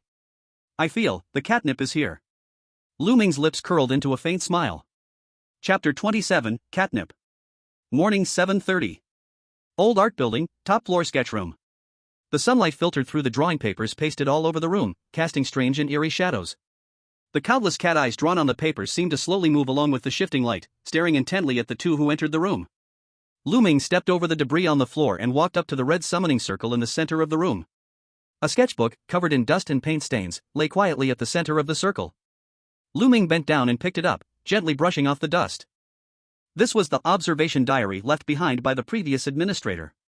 The handwriting was messy and frantic, written with such force that the ink had soaked through the pages. The mental state of the recorder was no longer in good shape. Lu Ming opened the first page and quickly skimmed through the content. I heard it. In the cracks of this world, there are sounds. Not thunder, but some low-frequency vibration. It doesn't belong to the school. It's like an independent observer, wandering through countless worlds. The school's rules are covering it up, even fabricating absurd rules like, there's no cat outside the window to stop us from observing it. The principal is scared. Because in the eyes of such a level of existence, the kingdom of God the principal is so proud of is nothing but a ridiculous soap bubble. I tried to draw its attention. I used many things to try, all failed. Its attention is scattered across countless worlds, with no interest in these mundane things here. It probably likes novelty, likes variables, likes chaos. Only an anomaly big enough, capable of overturning the order here, can possibly attract its fleeting glance among thousands of worlds. Anomaly. Lu Ming closed the notebook, pushed up his glasses, and gazed out at the lifeless campus. In this school, ruled by absolute rules, what anomaly could catch the attention of the cat? Massacre? No, people die here every day, death is normal. Explosion? No, Lu Ming had observed that physical destruction would be repaired by the school rules. Lu Ming's gaze turned back to the corner of the room. The faceless student, trembling, was curled up there, tightly gripping a worn-out paintbrush, staring at a blank sheet of paper, body shaking, but still not daring to make a mark. Su Hong, Lu Ming suddenly spoke, what do you think is the most produced product in this school? Those fake meats? Su Hong leaned against the doorframe, lazily flicking the plaster powder in her hand. No. Lu Ming pointed at the faceless student in the corner. The most produced product in this school is the thousands of scraps students who were mediocre in grades, stripped of their names, stripped of their features, and ultimately completely transparent, disappearing. In the principal's logic, they are defective products, worthless dust, completely invisible dead people. But what if? A flicker of madness passed through Lu Ming's eyes. What if these already judged scraps, even those non-existent dead, suddenly regain their sense of self, start making sounds again, and even begin to resist? Su Hong froze for a moment, then quickly understood Lu Ming's meaning, her mouth twisting into an exaggerated smile. In this copy's order, having the scraps rebel? Ha, that would indeed be an anomaly. Try it. Lu Ming took a deep breath and walked toward the faceless student in the corner. He controlled his gaze, focusing only on the paintbrush in the student's hand, his brain working rapidly. The light blue text in his field of vision began to jump, simulating the consequences of different actions. Action, violent threat, force them to paint, survival rate, 98%. Action, give affirmation, ask for a name, awaken self-awareness, survival rate, 100%. The survival rate dropped by 2%. It seems that applying more pressure to these faceless students would cause them to completely collapse and zombify, becoming aggressive. Lu Ming stopped 2 meters away from the student, trying to soften his voice. You like painting, don't you? The faceless student trembled all over, as if he had heard something unbelievable. He slowly raised his head, and the part of his face where his mouth should be, twitched slightly. It had been so long since anyone had spoken to him. In this school, students like him, who were bad students, were like trash on the roadside, not even deserving of being insulted, only able to rot slowly in silence. The view here is nice. Lu Ming pointed at the sky outside the window, which was still unfinished on the drawing paper. Only here can you see such a high place. Your composition is good. The word good was like a current. It shattered the numb nerves of that student. He trembled even more, his paintbrush falling to the ground with a sharp sound. He stretched out his hands, frantically gesturing, as if trying to speak, but there was no mouth, no sound came out. Lu Ming bent down, picked up the paintbrush, and placed it back into his cold hand. Don't be afraid. Lu Ming's voice was calm yet powerful. Tell me, what is your name? The faceless student froze. A name? That was the first thing he had lost. As his grades kept falling, the teacher stopped calling his name. Instead, he was called that poor student. Hey, defective. Over time, even he had forgotten who he was. But he tightened his grip on the paintbrush and, with all his strength, scrawled 2 characters on the blank paper. The tip of the brush tore through the paper. That was the last cry of his soul. Li Kai. At the moment the final stroke was made. Screech. A bone-chilling sound of flesh tearing echoed. The student's originally smooth face suddenly split down the middle. A bloodshot, tear-filled eye suddenly opened from the crack. Then came the mouth. I am Li Kai. His voice was hoarse, unpleasant, like the wheezing of a broken accordion. But the moment this voice emerged, the air in the sketching room seemed to freeze for a moment. Lu Ming's extraordinarily sharp perception caught a faint, yet chilling change. It was like walking down the street, suddenly feeling a chill down the back of your neck. It was as if a gaze from a faraway dimension casually swept over here, as if brushing off dust. That glance carried a pure, ancient curiosity. The papers in the room slightly shook, as if they sensed a similar presence. Su Hong instinctively lowered her body, her hair standing on end. It was the primal reaction of a beast encountering its top predator. What was that? It looked at us. Lu Ming looked at the student, now gasping for breath, his face slowly forming features, and smiled with satisfaction. It was drawn to him. Even if it was only for a moment. For this dead school, a waste that should have disappeared coming back to life is like a small ripple on a still pond. Although tiny, it does exist. The experiment was a success. Lu Ming turned around and looked at Su Hong, his eyes burning with a crazed fire. Su Hong, do you know how many faceless students there are in this school? Thousands. Su Hong narrowed her eyes. What are you planning? I want to awaken them all. Lu Ming walked to the window and looked down at the distant school buildings, which resembled gravestones. Just one person coming back to life can only attract its attention for a moment. But on the day of the 100-day oath ceremony, I'm going to prepare a supercharged catnip for that cat. Just asking names won't be enough. Su Hong frowned. There are thousands, asking them one by one will take forever. Of course, we don't need to ask them one by one. We need something stronger as a catalyst. In this school where entertainment, noise, even breathing too loudly is forbidden, what sounds are prohibited? Lu Ming turned around and looked at Su Hong. Can you use the broadcasting equipment? Su Hong raised an eyebrow. I only know how to smash it. You should be able to use it? As long as it's a machine, I can probably handle it. Lu Ming adjusted his glasses and revealed a plan that would drive the principal crazy. We need to turn the broadcasting station during the 100-day oath ceremony, which only plays listening tests and school mottos, into a free music showcase. We will play music about freedom, resistance, and life, music they have never heard before. When that deafening rhythm begins, and thousands of dead people come to life together in the music, looking up at the sky. Lu Ming gazed at the empty sky above, a confident smile tugging at the corner of his mouth. That scene, the cat would definitely like it. After saying that, Lu Ming walked over and grabbed the student named Li Kai. Li Kai's current condition was unstable. Although he had regained one eye and a mouth, his body was still as weak as paper. Take him. Lu Ming said to Su Hong, take him to the library and give him to Zhang Duo. He is the first successful sample, and Zhang Duo's place is the safest. It's just right for him to study the awakening of the students. Let's go. The 100-day pledge ceremony should still have a final stretch of time left. We should go and prepare some goods for the last celebration. Chapter 28, The Forbidden Items Archive. 9 a.m. New library, first floor hall. Sunlight poured through the enormous dome, casting onto Li Kai's face, which had just grown its features, still marked with bloodstains. He shrank behind Lu Ming, not daring to look around. Zhang Duo stood behind the counter, staring at this resurrected student, greatly surprised. Zhang Duo took a deep breath, his expression complex. The end of faceless students is usually so tragic that there is not even a trace left. Yet, you managed to bring back a student who had already become a faceless person, but... Zhang Duo, hide him well. Don't let him die, and don't let him run around. Zhang Duo looked at Li Kai, then nodded, leading the trembling student behind the counter. After handling Li Kai, Lu Ming turned around, his expression turning cold. Zhang Duo, is there a place in the school where forbidden items are kept? Especially anything related to music. Music? Zhang Duo furrowed his brows. The school bans all entertainment. Any tapes, CDs, or radios found will be confiscated. He pointed to the conspicuous building outside. These things are usually sent to the basement of the administrative building, the confiscated items warehouse of the teaching office. The administrative building. Lu Ming and Su Hong exchanged a glance. They were not unfamiliar with that place.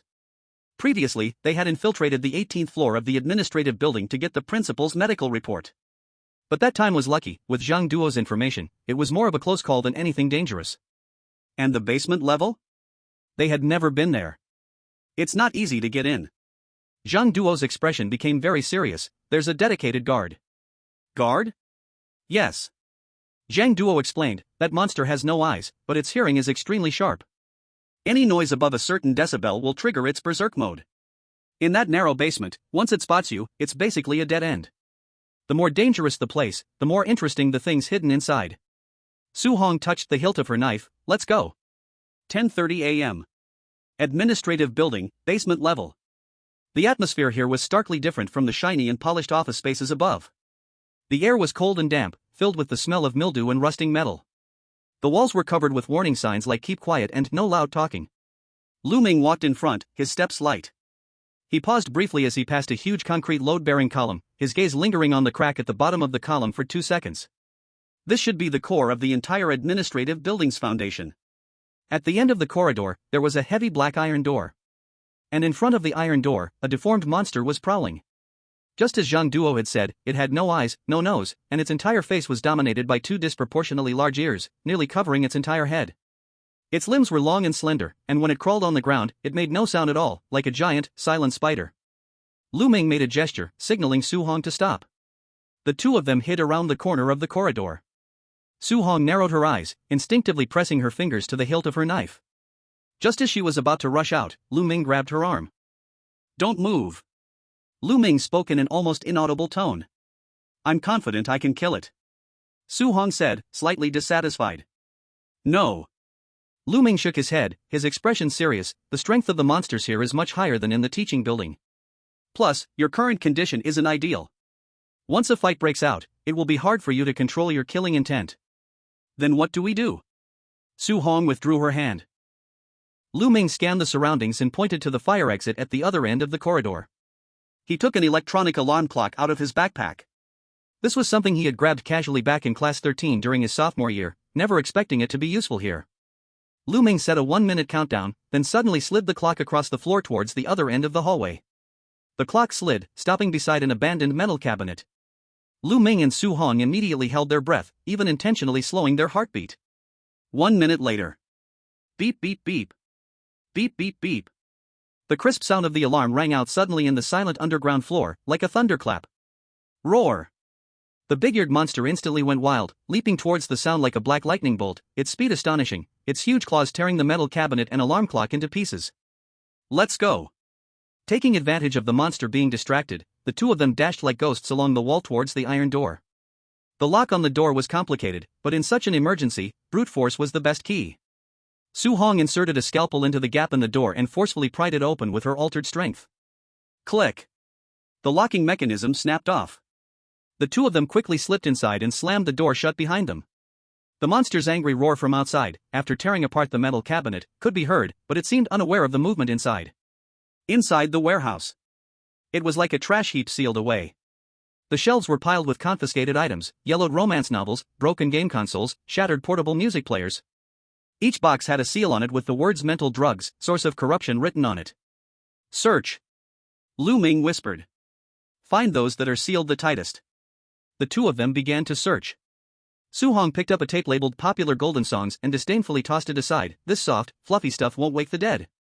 Lu Ming, however, stopped in front of a blast-proof cabinet labeled Extremely Dangerous. He opened the cabinet. Inside, there was a solitary black vinyl record. The record had no cover, just an image drawn on it. The name of the record was angrily crossed out in red pen, with several bold words written next to it. Free will voice of rebellion, listen and die. Strictly forbidden to play. What's this? Tarakai? There's actually something like this in the school? Lu Ming recognized the anime character on the record. In a school that pursued absolute obedience, where even breathing was synchronized, music that praised freedom and rebellion was the deadliest poison. Based on his knowledge of the anime giant, Lu Ming was certain that this theme song would absolutely ignite the entire school, drawing the cat's attention like catnip. Found it. Lu Ming carefully put the record into his backpack. Let's go. Just as Lu Ming zipped up his backpack, a low, deep growl came from the corridor outside, seeming to come from the depths of its throat. The sound was much closer than before. The alarm clock's bait had failed. It's back. Su Hong whispered, her fingers gripping the scalpel tightly, turning pale. She pressed her ear against the cold iron door and listened for a second, her face suddenly changing. It's right outside the door. This was a dead end. The heavy iron door was the only exit, but opening it now meant directly walking into the monster's mouth. Lu Ming calmly scanned the narrow warehouse, his vision filled with flickering pale blue numbers. Option A, rush out and fight, survival rate, 5%. Option B, hide in place, survival rate, 10%. Option C, use the ventilation pipes above the shelves, survival rate, 90%. Ha! The suddenly precise probability demon surprised Lu Ming, and a flash of lightning exploded in his mind.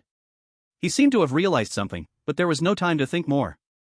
His gaze instantly locked onto a dusty, rust-covered vent high on the wall, partially blocked by a pile of confiscated guitar cases.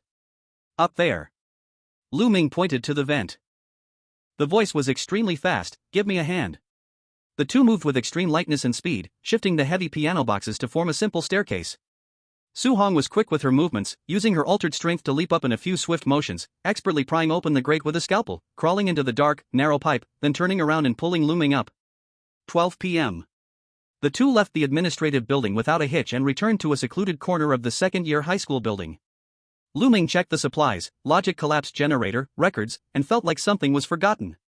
Suddenly, Su Hong took out her credit card, waved it in her hand, and her face turned a little grim. "It seems we forgot something important." Lu Ming froze for a moment and also pulled out his card. The two looked at the numbers on their cards, falling into silence. Su Hong, 95 points, Lu Ming, 120 points. After purchasing supplies, going to the library, and daily consumption, their savings had nearly run out. At that moment, the announcement on the speaker came on. It was the daily noon routine announcement. Announcement: the senior promotion ceremony is in 36 hours. All second-year students intending to advance, please note that the promotion threshold is 1,000 credits. Location: core elevator. Only truly exceptional students are qualified to enter the sacred senior year. 1,000 points. Su Hong squeezed the card, with only 2 digits, and laughed bitterly in anger. "We only have a little over 200 combined. What do we do now? There are still 36 hours. Lu Ming pushed up his glasses, his eyes sharp. "It's too late for regular tasks. We need to split up." "What do you mean?" Su Hong looked at him. "I'll go take on some tasks." Lu Ming opened the academic system on his wristwatch and swiftly swiped his finger. The school system has some tasks no one wants to do or can't do, such as checking ventilation ducts, repairing structural wall cracks, proofreading basement maps, and so on. These tasks have low point values, but they're dirty and tiring, yet the quantity is huge. "You're going to take those tasks?" Su Hong was a bit confused. Lu Ming didn't elaborate, just said calmly, "I have my own plan. But I believe you already have a way to earn points quickly." Lu Ming looked at Su Hong. "Me?" Su Hong licked her lips, her gaze turning dangerous. "They're probably on the edge of madness to avoid being eliminated, like hungry wolves wanting to steal others' points." Su Hong pulled out her scalpel from her waist and spun it around her fingertips. "As long as they make the first move to steal from me, self-defense would be justified, right? Then, I'll take all their points." Su Hong's smile held a bloody air. "A black-on-black job, I'm familiar with this." Lu Ming looked at her and nodded. This was indeed the most efficient method for her right now. "Be careful. Try not to kill anyone. Don't let your emotions get the best of you." Lu Ming stood up, adjusting his backpack. "In 36 hours, that is, at midnight the day after tomorrow, we'll meet in front of the core elevator." Chapter 29, The Final Preparations. 12:30 p.m. The first-floor lobby of the second-year high school building. A huge electronic screen hung above the courtyard, with the blood-red numbers ruthlessly counting down. Time until senior promotion channel opens, 35 hours and 30 minutes. Lu Ming glanced at the big screen, then looked at Su Hong beside him. "Time's tight, let's split up." The two separated, Lu Ming heading for the academic office's self-service terminal, swiping his advanced borrowing card. The screen instantly unlocked the gray logistics maintenance area. These tasks were usually assigned to first-year students since they were relatively free. Tasks like cleaning the chemistry lab, repairing basement walls, maintaining ventilation ducts, and so on. As for second-year students, even though there were other ways to engage in free activities, time was always precious. They wouldn't be willing to take on this task. Lu Ming selected more than a dozen S-level difficulty maintenance tasks in one go. For others, this is a task with extremely low cost-effectiveness, but for me... Lu Ming pushed up his glasses, a flicker of deep meaning flashing in his eyes. "This is a legitimate pass to enter all core areas of the school." "All right." Su Hong waved his hand and turned towards the deeper part of the teaching building. "Then I'll go earn some points. See you at the core elevator at midnight the day after tomorrow." 2 p.m. Chemistry laboratory, maintenance task, clean expired reagents and handle waste liquids. The laboratory was empty. Lu Ming locked the door and did not rush to clean. Instead, he skillfully took down several seemingly ordinary strong acid cleaners, experimental waste liquids, and some metal powders from the shelf. He didn't even look at the instructions, nor did he need the hint of a golden finger. Pour, mix, stir. As those liquids merged in the beaker, the intense sense of déjà vu once again took over his body. His hands seemed to have a consciousness of their own, clearly knowing the proportion of each liquid and how to mix these non-forbidden reagents into a forbidden compound. Dozens of minutes later, several sealed metal cans were neatly placed on the table. He expressionlessly mixed the cans into the bottom of the maintenance toolbox, picked up the box, and turned to leave the laboratory. 3:30 p.m. Old AV classroom, maintenance task, recover and clean electronic equipment. The room was filled with outdated teaching equipment, covered in a thick layer of dust. Lu Ming rummaged through the pile of clutter for a while and finally found what he wanted in a corner, a portable vinyl record player. This was probably an antique left over from decades ago, with a cracked shell and the needle crooked on one side. Just right. Lu Ming cleared off a table, opened his toolbox, and took out the electric soldering iron and wires he had borrowed from the physics lab. Since the school's broadcasting station was all digital equipment and couldn't play the catnip record, he would make a player that was compatible. Disassemble, solder, reassemble. Lu Ming's fingers moved nimbly through the complex circuits. He removed the broken speaker from the record player and directly modified the audio output line into a universal interface plug. This way, as long as it was plugged into the broadcasting station's control console, it could forcibly take over the entire school's audio output. Half an hour later. Z. As the current was connected, the turntable of the record player began to spin smoothly. Lu Ming nodded in satisfaction and carefully packed the modified player into his backpack, wrapping it in shockproof foam. 5:30 p.m. New library. Lu Ming returned, covered in dust. He placed the backpack directly on the counter. Zhang Duo, this is for you. Zhang Duo was observing Li Kai's mental state and took the backpack with some confusion. Inside, he saw the modified record player and the vinyl record labeled Listen and Die. What is this? This is our catnip. Lu Ming lowered his voice and said seriously, after we advance to the third year of high school, you should also be prepared. The 100-day pledge conference will be held within 24 hours of us advancing to the third year of high school. At that time, all students and teachers will gather in the playground. You will have relative freedom of movement. I want you to sneak into the school's broadcasting station with this set of equipment on that day. Broadcasting station? Zhang Duo's eyelid twitched. I will give you the signal at that time. Lu Ming stared into Zhang Duo's eyes. Once you see the signal, play this record. Turn the volume up to the maximum. Cover the entire school. Zhang Duo stared at the red record. Although he didn't know what was recorded inside, he could feel the weight of Lu Ming's words. All right. Zhang Duo took the backpack and placed it deep inside the counter. 6 p.m. to the following night.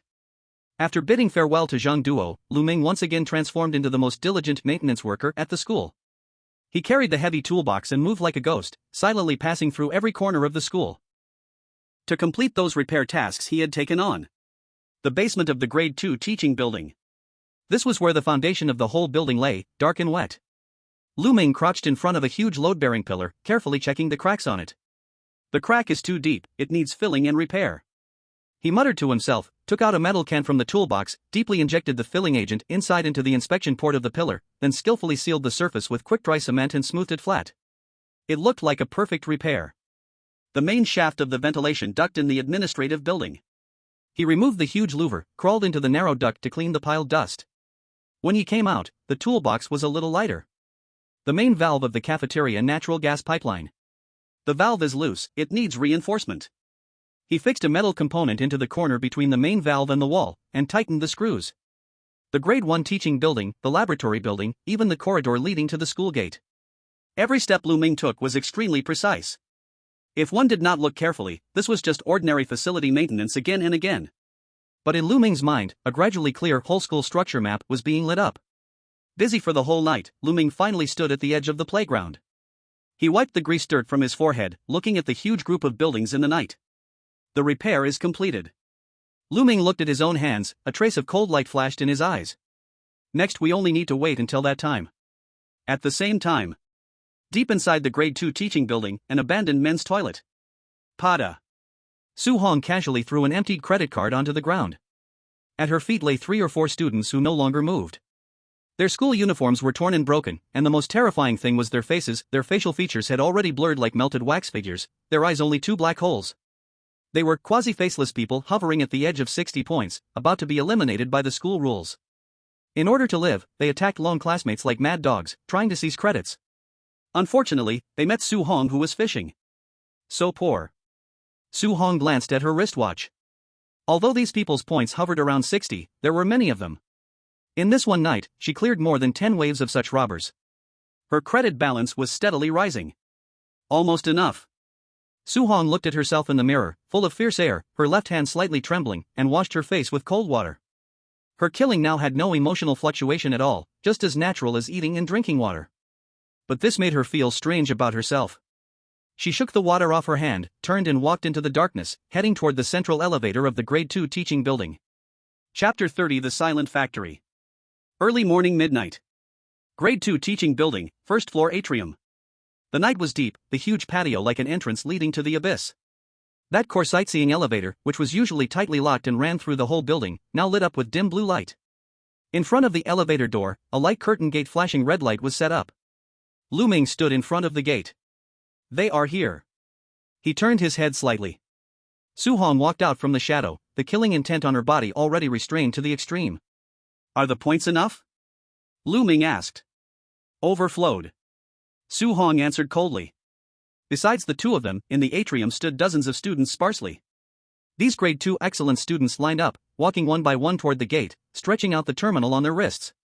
Deduct credits, 1,000. Qualification confirmed, passage allowed. Each person, when passing, had exactly 1,000 points deducted, only then could they be promoted to Grade 3. When it was Lu Ming's turn, he calmly swiped the card. Su Hong also closely followed and swiped the card to pass. The two followed the crowd and walked into that huge sightseeing elevator. Kada. The elevator door closed heavily, completely isolating them from the world of Grade 2. As the elevator rapidly rose, the surrounding students all stood like wood, their eyes tightly closed, as if praying. Taking advantage of this brief moment, Lu Ming discreetly slipped something into Su Hong's hand. It was a few pieces of cut hard plastic sheets, made from the insulating materials Lu Ming had collected during a mission, with double-sided tape on the back. Stick them on the inside of your collar and the veins on both arms. Lu Ming whispered in a very low voice, his body blocking the surveillance blind spot with the crowd. What's this for? Su Hong raised an eyebrow, quickly taking the items. Do you remember that principal's physical exam report we stole from the administration building? Lu Ming adjusted his glasses, his gaze cold. In the appendix of that report, there was a note on diet management. It says, in order to ensure the mental purity of the ingredients, high school seniors must undergo a completely enclosed feeding process. The feeding method is a 3-point powerful injection. Lu Ming pointed to the back of his neck and his arms. Nutrient solution is injected into the spine, while tranquilizers and stimulants are injected into both arms, along with other mixed drugs. This ensures that the ingredients are energized for studying without making any unnecessary movements. If you don't want to become preserved like cured meat, you need to protect these two spots. Su Hong felt a chill run through her, nodding slightly. Using the motion of adjusting her collar and sleeves, she quickly placed the armor in position. Once the needle pierces the clothing, it will hit the plastic sheet. As long as the liquid doesn't enter the bloodstream, we can stay conscious. 0:05 a.m. Ding. The elevator stopped. The door slowly opened. It wasn't the golden splendor of a heavenly kingdom, nor the fresh air leading to freedom. What hit them was the suffocating smell of disinfectant, mixed with a strange, sickly sweet fishy odor. We're here. Lu Ming stepped out of the elevator, his feet sinking into the thick soundproof carpet. Each step felt as if he were walking on the skin of a corpse, making no sound at all. The hallway here was extremely narrow, the ceiling low, covered in dense black pipes and red surveillance cameras, resembling a giant biological intestine. Don't make a sound. Lu Ming tugged at Su Hong's sleeve. The two blended in at the back of the group, peering through the one-way transparent bulletproof glass on either side of the hallway to clearly see the true face of the so-called senior class. It wasn't a classroom. It was a series of large, sterile processing workshops. The rooms weren't like the beehive partitions designed to isolate distractions for the second-year students, but were fully enclosed transparent sterile pods, resembling display cases used in museums to showcase precious artifacts. Inside each display case sat a high school senior. They were emaciated, their faces as pale as paper, their eye sockets sunken, but their spirits were in a state of extreme excitement. What was most chilling was that transparent infusion tubes extended from the backs and armrests of their chairs, deeply piercing their spinal necks and arm veins. Blue liquid continuously flowed into their bodies. They didn't need food, water, or even the need to relieve themselves. All their physiological needs were handled by the tubes inside the pod. Their only movement was furiously flipping through questions on the screen in front of them. Su Hong watched the students, connected like batteries to the tubes, her brows tightly furrowed. Lu Ming looked at their faces, twisted with fervor and twisted joy, his gaze cold. This is the mental food production line specially set up to satisfy that old monster. They're refining their minds by solving problems, marinating themselves, waiting for the moment they'll be served on a platter. At that moment. Tap, tap, tap. A series of heavy and slow footsteps echoed from the mist at the end of the hallway. Each step felt like it was crushing a person's heart, bringing an oppressive suffocation. The figure slowly became clearer from the shadows. A middle-aged man with an extremely strong build, wearing a deep gray Zhongshan suit, had a neck so thick that it almost seemed ready to burst open the collar's disciplinary button. His hair was combed meticulously, holding a black megaphone in one hand, and in the other, he carried a heavy, somewhat exaggerated steel ruler. His gaze, cold and sharp like a searchlight, scanned the batch of new students. The headmaster he had seen during the first-year physical test. Su Hong tightly suppressed her body's instincts, lowered her head, and tried to make her breath as weak as the other numb, exemplary students around her. Don't move. Lu Ming whispered in a voice so low it was almost inaudible, he is not on the same level as those things downstairs. The headmaster stopped in front of everyone. In the suffocating silence, one of the students in the group, unable to bear the high-pressure environment, suddenly broke down into loud crying. I can't take it anymore. I want to go back. In this utterly silent corridor, the crying sounded especially jarring. The headmaster didn't show anger, he merely looked at the student as if examining a broken part. The sacred ground of the senior year, no noise allowed. His voice was deep and resonant. The next second, the massive body instantly moved in front of the student. His huge palm, like a fan, reached out and crushed the student's head. Pfff. Blood splattered, but before it hit the ground, a mechanical suction pipe on the ceiling sucked it up cleanly. Emotional instability, taste will turn sour. Defective product. The headmaster wiped his hands, as though nothing had happened, then looked up, a perfectly standard but chilling smile on his face. You lucky second-year students, just promoted, are catching the last train to the 100-day oath ceremony. Soon, you will meet the great principal. With that, he raised the steel ruler in his hand and pointed towards the rows of empty transparent display cabinets. Now, all of you line up. Find an empty spot and sit down. Remember, live like machines. Adjust yourselves to perfection. Any extra impurities are disrespectful to the principal. Under the terrifying pressure, dozens of exemplary students trembled as they walked towards the display cabinets, obediently sitting down, allowing mechanical arms to insert cold infusion tubes into their spines. Lu Ming pulled Su Hong and whispered, "Find a spot in the corner." The two walked toward two empty spots in the corner. As they sat down, Lu Ming quickly adjusted the plastic pieces on his cuffs and collar. Click. The glass door of the sterile chamber locked automatically. The mechanical arms on the backrest and armrests activated simultaneously. Several sharp probes, flashing with cold light, suddenly shot out, stabbing toward Lu Ming's neck and both armbands. Lu Ming's body tensed but did not dodge. Thud. A faint muffled sound as the needle pierced the school uniform, forcefully stabbing into the hard plastic sheet he had prepared. Although it didn't pierce a vein, the immense impact still caused his skin to sting. Immediately after, a cold, pale blue liquid flowed from the needle, soaking into the collar and cuffs, clinging to his skin and bringing a chilling sensation. Lu Ming maintained a composed expression, pretending to relax his body as the drug was injected. The screen in front of him lit up, and a red laser swept across Lu Ming's pupils. The cold mechanical voice echoed in his ear. Generating ID, student ID, 3025. Mechanical connection, locked. Welcome to the final sprint. 23 hours and 45 minutes remaining until the 100-day oath ceremony. Lu Ming stared at the red countdown on the screen, feeling the cold, sticky sensation beneath his clothes, pushing his glasses up, his gaze deep. Since he was in, he would cooperate with the principal and perform this last act well. After all, for this final 100-day oath feast, he had carefully prepared the seasoning for a long time. The self-cultivation of livestock. 0:30 a.m. In the senior high school teaching area, inside the transparent sterile cabin. Lu Ming sat upright in his chair. Although he used a plastic sheet to block the probes aimed at his spine and arms, the cold medication flowing along his skin still felt vivid, bringing a psychological pressure. Time until the 100-day oath ceremony, 23 hours and 30 minutes. The screen in front of him flickered, and the first question appeared.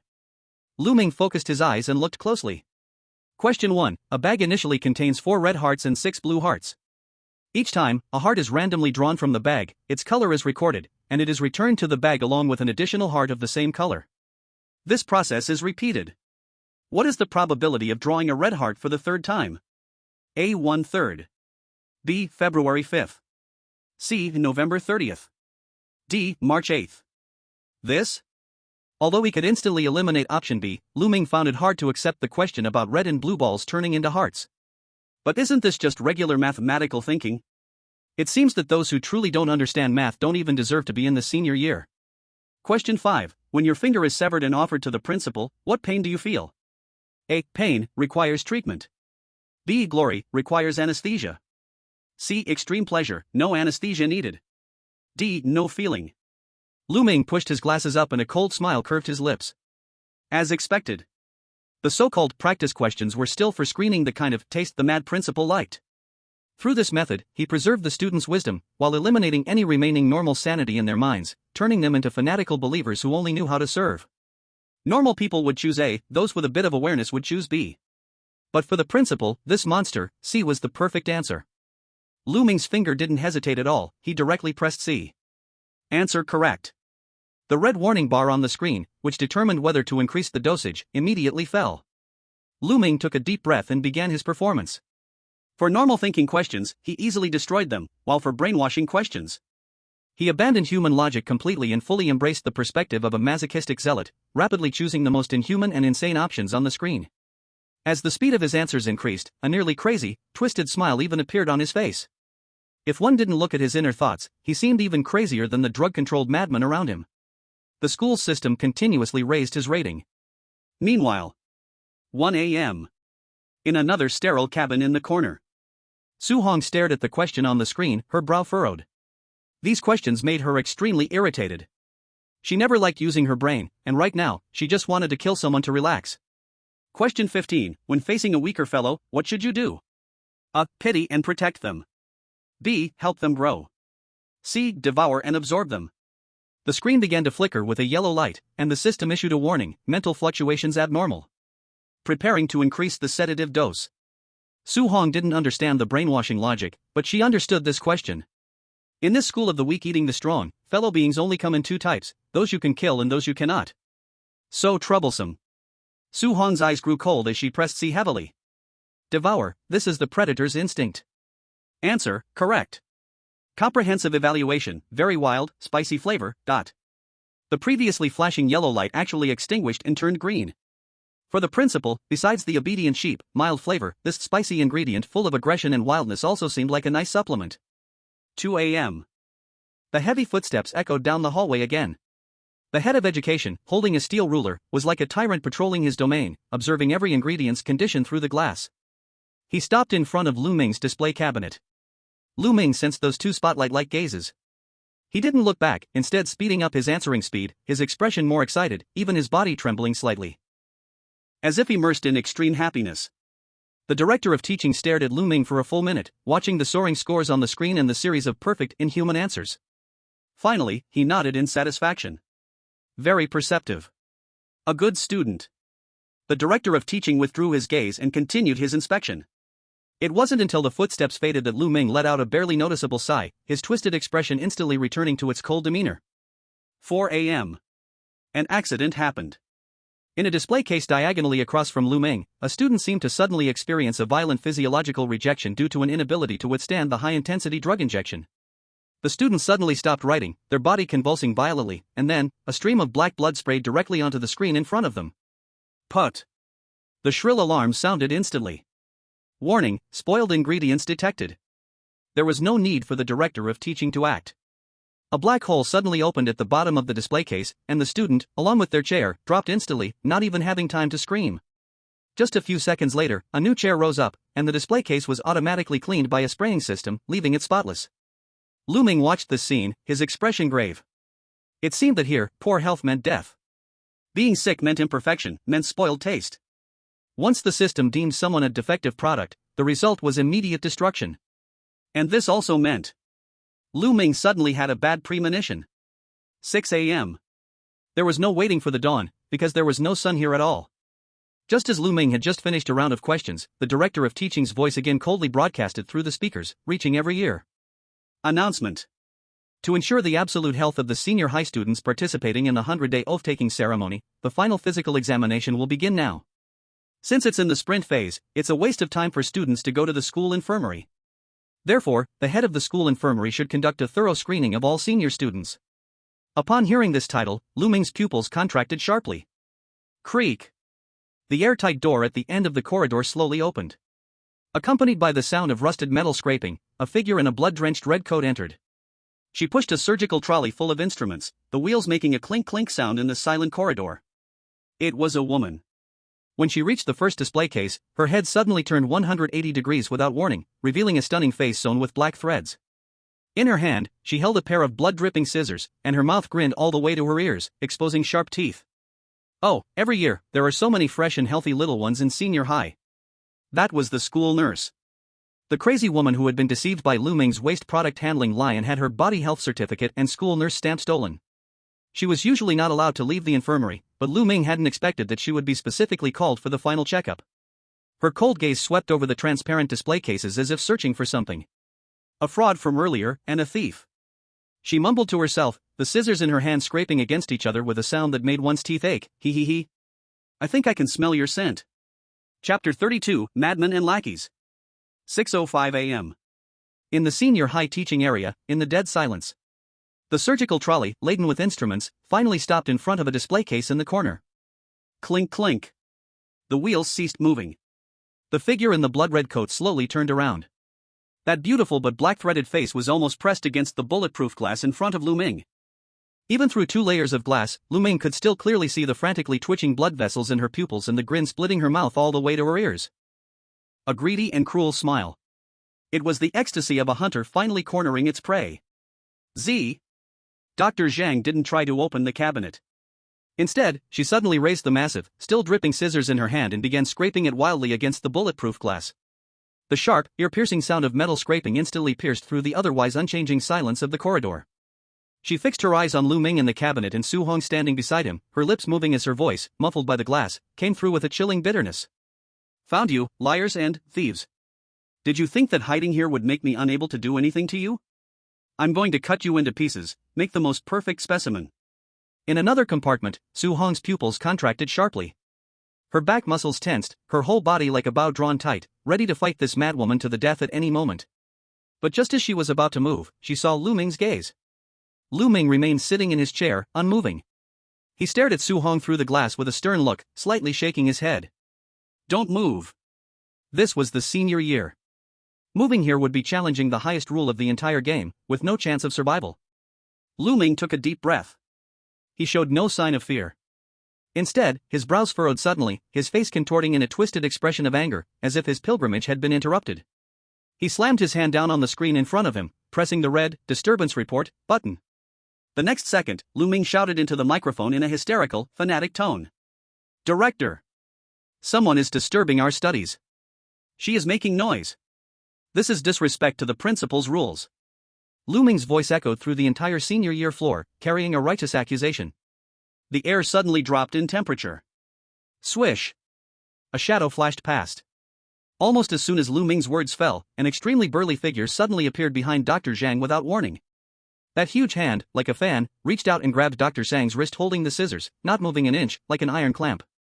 It was the director of discipline. He was still wearing the deep gray Zhongshan suit, his thick neck tense, the other hand holding a heavy steel ruler, his gaze cold as he looked down at the frenzied school doctor. Dr. Zhang. The director's voice was low and full of authority, like a cold iron plate. The health check process is to remove the defects, not to scare the excellent ones. With her wrist caught, Dr. Zhang froze. She slowly turned her head and looked at that familiar, nauseating face.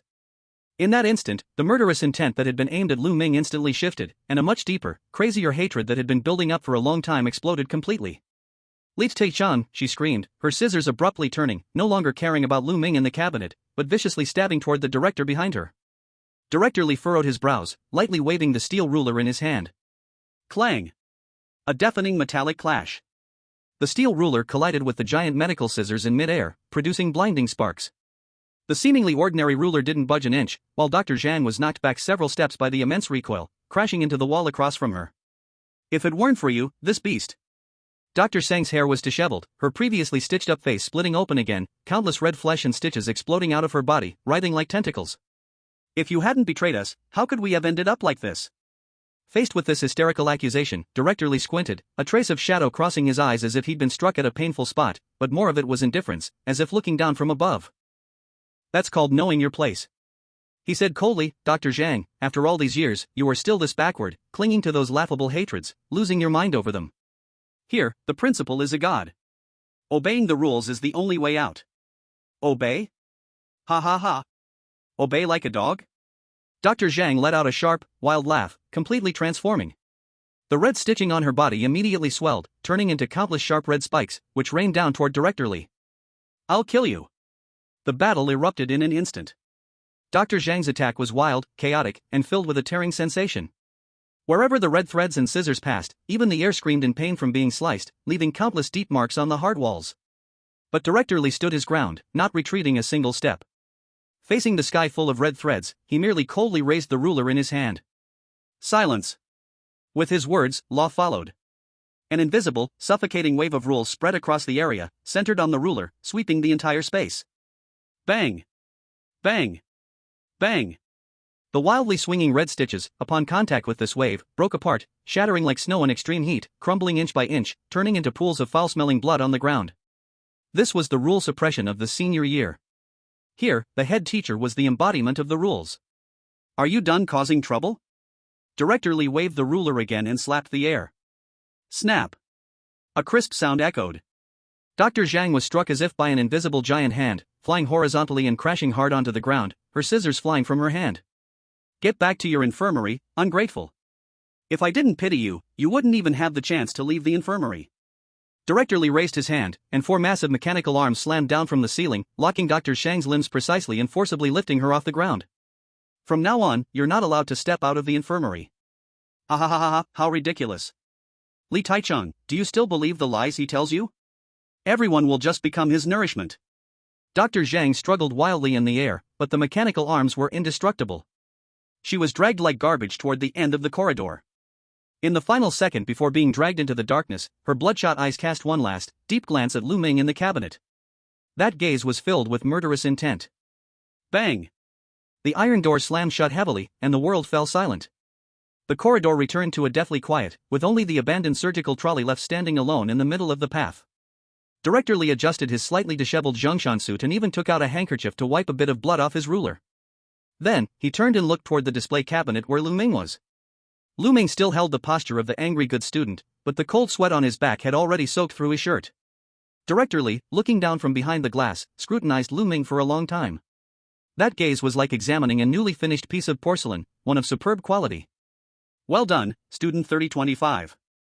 A stiff smile appeared again on Director Li's face. In the face of interference, you knew to report to the organization immediately to maintain production order. Your awareness is higher than most of the fools here. As a reward for your excellent awareness. Director Li picked up the electronic terminal in his hand and operated it towards Lu Ming's display case. Ding! I've specially approved an hour of rest time for you. Director Li said indifferently, you can leave your seat and relax for a bit. After speaking, he turned around and walked down the corridor with heavy steps, dragging his steel ruler as he inspected the other end of the hallway. Clack, clack, clack. The footsteps grew fainter. Lu Ming didn't move immediately. He sat in his chair, taking a deep breath, calming his wildly beating heart. This round, he won the bet. At the physical test in the first year, when the head teacher heard the school doctor, their unwillingness to provoke each other indeed proved that there was a conflict between them. By exploiting the hatred between the two monsters, not only did he avoid a certain death crisis, but he also unexpectedly gained an extremely precious chance to rest. He slowly stood up, pushed open the cabin door, and walked into the corridor. Lu Ming pushed his glasses, the corner of his mouth curving into an almost imperceptible smile. He walked up to Su Hong's glass, lowered his voice and said, "Stay here and don't cause trouble. I'll go take care of business." After speaking, Lu Ming turned to look at the deep corridor. 1 hour. In this hellish top floor, filled with surveillance and monsters, this 1 hour of freedom was the key to success. Chapter 33, The Final Puzzle. Morning 6:20. In the senior class teaching area, the corridor was deathly silent. With a light click, the sterile chamber's glass door popped open.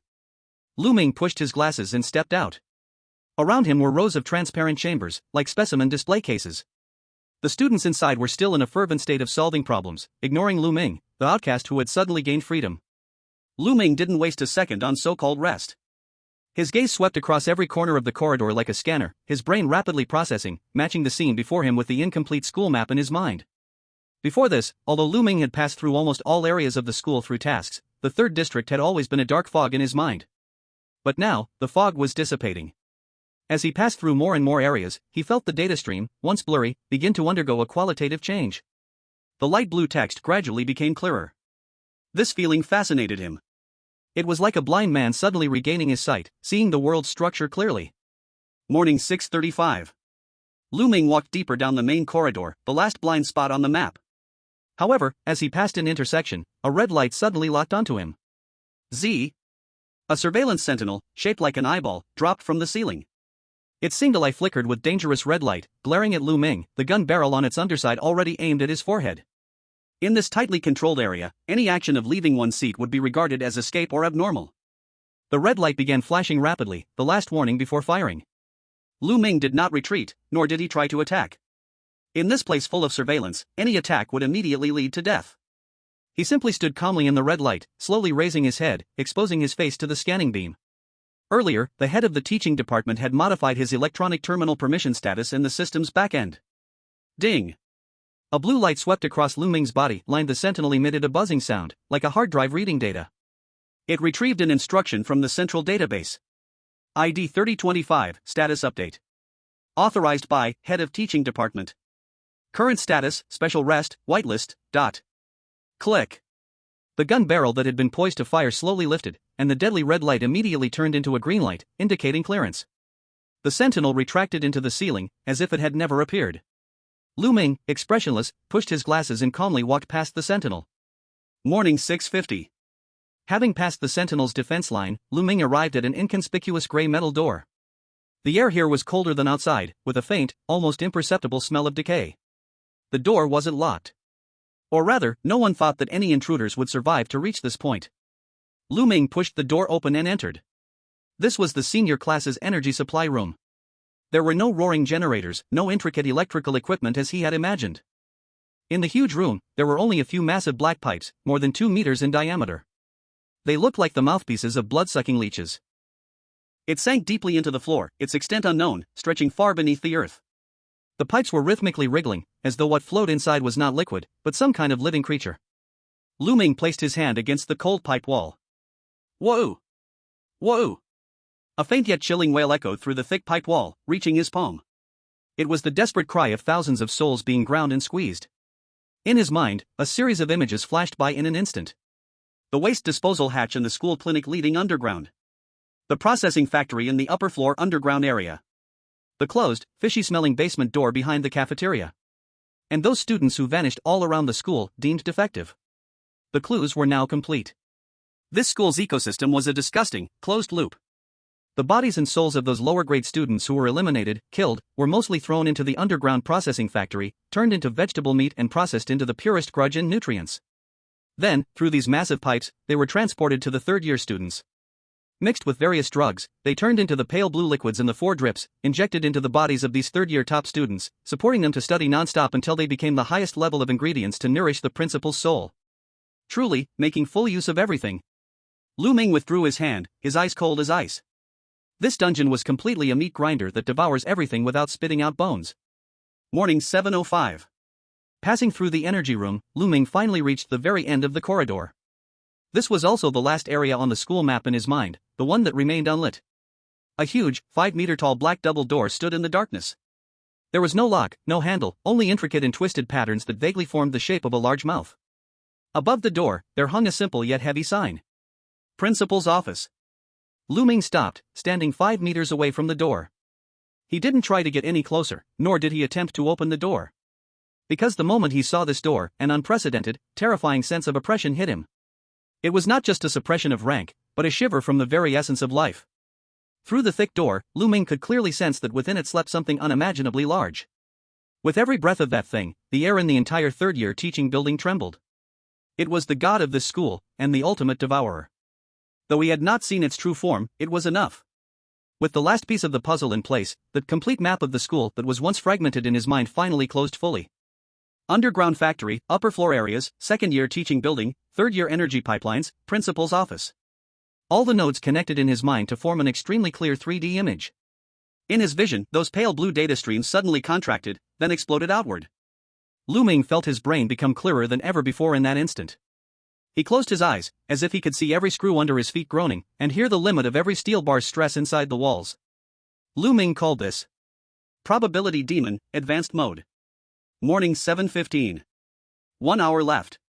Ming turned around and retraced his steps. His movements were even steadier than before, though still within the approved time. He placed each step precisely at the edge of the blind spots in the surveillance and mechanical sentinels, as if testing the accuracy of his abilities. Morning 7:20. Ming returned to the silent corridor and walked up to his glass display cabinet. In the neighboring display, Su Hong, while pretending to be busy with her exercises, kept a sharp eye on the corridor with her peripheral vision. Upon seeing Ming return safely, a hint of questioning flashed in her eyes, and her tense shoulders relaxed slightly. Ming did not speak, he simply nodded slightly in the direction of Su Hong. Then, he opened the glass door and sat back down in the chair. He adjusted his posture, letting the hard plastic plate under his collar press against the cold probe again. Click. The hatch locked automatically. The screen in front of him lit up, the red countdown of the 100-day pledge ceremony continued to tick down mercilessly. Ming stared at the decreasing time, feeling the school map in his mind that had already been lit up. He softly spoke in his heart. The map is fully open. Now, we just wait for the east wind. Chapter 34, Advanced Mode. 8 a.m. Senior High School Teaching Area, Sterile Cabin. Ming sat quietly in the chair, seemingly crazily solving questions, but in fact, his brain was in an unprecedentedly active state. After illuminating the full school map and understanding the school's energy closed loop, his probability demon also underwent a subtle transformation, reaching the advanced mode. Under normal circumstances, he could only see some qualitative prompts and try to choose options with high survival rates. But now, the blue data streams materialized in his mind. It was as if he was standing in a huge holographic simulation sandbox, where every gear, every pipe, and every rule of the school could operate in his mind. He could try to deduce the ripples caused by every tiny movement. Ming opened his eyes, looking through the bulletproof glass in front of him, at the complex hydraulic pipes on the ceiling. He wanted to do an experiment, and also cause some trouble for that teaching director. Ming tilted his ear to listen. In the deep silence of the corridor, a low-frequency buzz could be heard from time to time. It was the main pump of the underground energy room performing its periodic retraction test to prevent the high-concentration nutrient solution from solidifying in the pipes. This is the pivot point. Ming pushed up his glasses, and countless faint blue virtual lines began to jump and entangle in his vision, ultimately converging into a clear logical chain. Although he didn't directly observe the wear on the underground pipes during his earlier exploration, based on the unusual vibrations he felt when he pressed his palm against the pipe wall and the decayed atmosphere from the operation years of the school, he was confident this life support system had long been on the brink of collapse. And the principal, on the verge of a breakthrough, believed that this system could hold out long enough for him to ascend, so he had no time to maintain or upgrade it. If the system detects a blockage, according to the rigid logic of such fully automated industrial facilities, it will definitely execute the high-pressure pulse-clearing procedure. So, if a man-made dead knot is created on this tiny infusion tube, and the main control computer is induced to instantly release 3 times the pressure to flush the pipe, will that fragile, unknown node buried deep underground be able to withstand it? Ming watched as the text popped up in his vision. Target, trigger a system-level failure, create chaos. Action, deceive the system logic, induce high-pressure backflush. Expected success rate, 80%. Survival rate, 100%, the incident will be judged as an equipment accident. That's enough. 8:05 a.m. That was the node for the main pump's retraction cycle. Ming, who had been motionless, suddenly moved. He slowly raised his right hand, and through the thick fabric of his school uniform, his 2 fingers accurately pinched the transparent infusion tube connected to the vein in his arm. Buzz. A deep operational sound came from the underground. The retraction began. Now. Ming, expressionless, suddenly applied force with his fingers, crushing and folding the soft tube, completely blocking the flow of liquid. 1 second. 2 seconds. 3 seconds. No alarms sounded inside the sterile cabin. Because for a single cabin, this was just a trivial flow anomaly. In the unseen control system backend, red data was scrolling wildly. Warning, node 3025 reflux is obstructed. Judgment, pipeline solidification/severe blockage. Execution command, activate level 3 high-pressure pulse clearing. Ming released his hand. Almost the instant he let go, a massive recoil pressure wave, like an invisible bullet, shot back through the small branches of the pipeline, slamming into the main conduit and triggering the system's high-pressure release that had been waiting to explode. This is the water hammer effect in industrial fluid mechanics. The force wildly shook through the complex maze of pipes, searching for the weakest outlet to release. Boom! A muffled, extreme explosion, like thunder from the depths of hell, suddenly shook the entire third-floor area. The floor beneath them trembled violently. Then, the butterfly flapped its wings, and the storm arrived. Zzz. The ceiling lights in the corridor instantly went out, leaving only the emergency red warning lights flashing wildly. PFF. Due to the main underground valve bursting under high pressure, the entire floor's hydraulic system was thrown into chaos. On both sides of the corridor, several empty display cabinets and fusion tube connections suddenly exploded, and light blue, high-concentration nutrient solution sprayed out like an uncontrollable fountain, instantly soaking the walls and carpet. Roar! Ugh!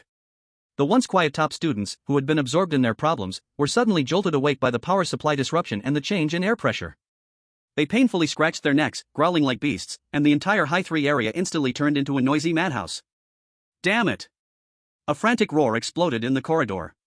Director of Education Li Taichung, walking with a steady pace, enjoying the perfect order, was suddenly struck by a burst water pipe above his head, giving him a blue baptism.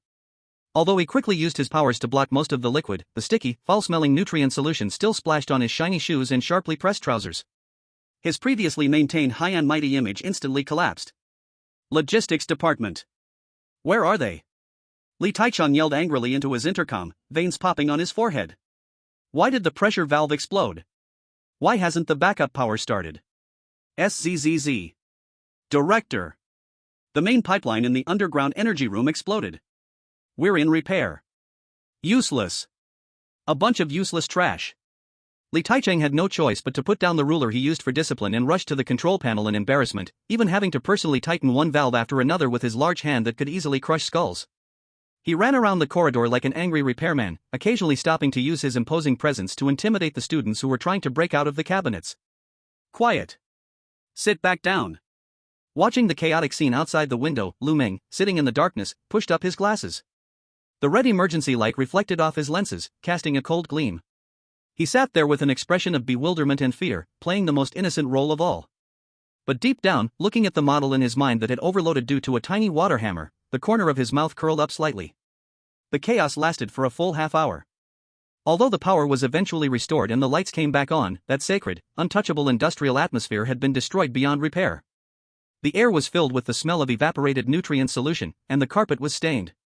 Director of Education Li Taichung stood at the end of the corridor, his face darkened.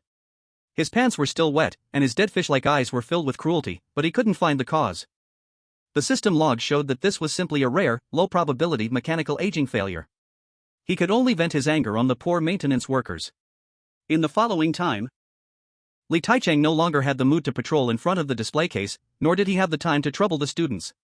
He had been staying by the console, fearing that this broken system might cause him more trouble.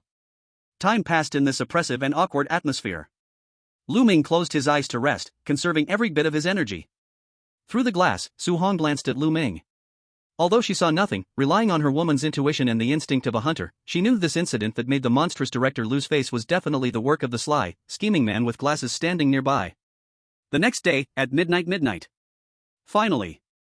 The red countdown on the screen in front of him hit the last second, then went to 0. All grade 12 students, please stand up and go to the school playground to participate in the sacred 100-day oath ceremony.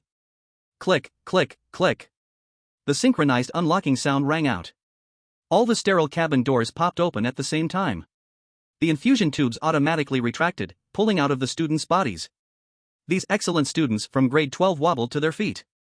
Though they were as thin as skin over bones, every pair of eyes emitted a strange, fervent blue light. That was the sign of their souls being refined to the extreme by this school. Let's go. Lu Ming stood up and adjusted his collar. Though he hadn't received any energy for 24 hours, it was still not enough to affect them, players like them. He and Su Hong blended into the crowd, walking step by step with the stiff line, out of grade 12, down the stairs, and finally out of the teaching building that had devoured countless lives. The outside world had changed. The moment Lu Ming stepped out of the teaching building, a stronger stench of blood rushed towards him.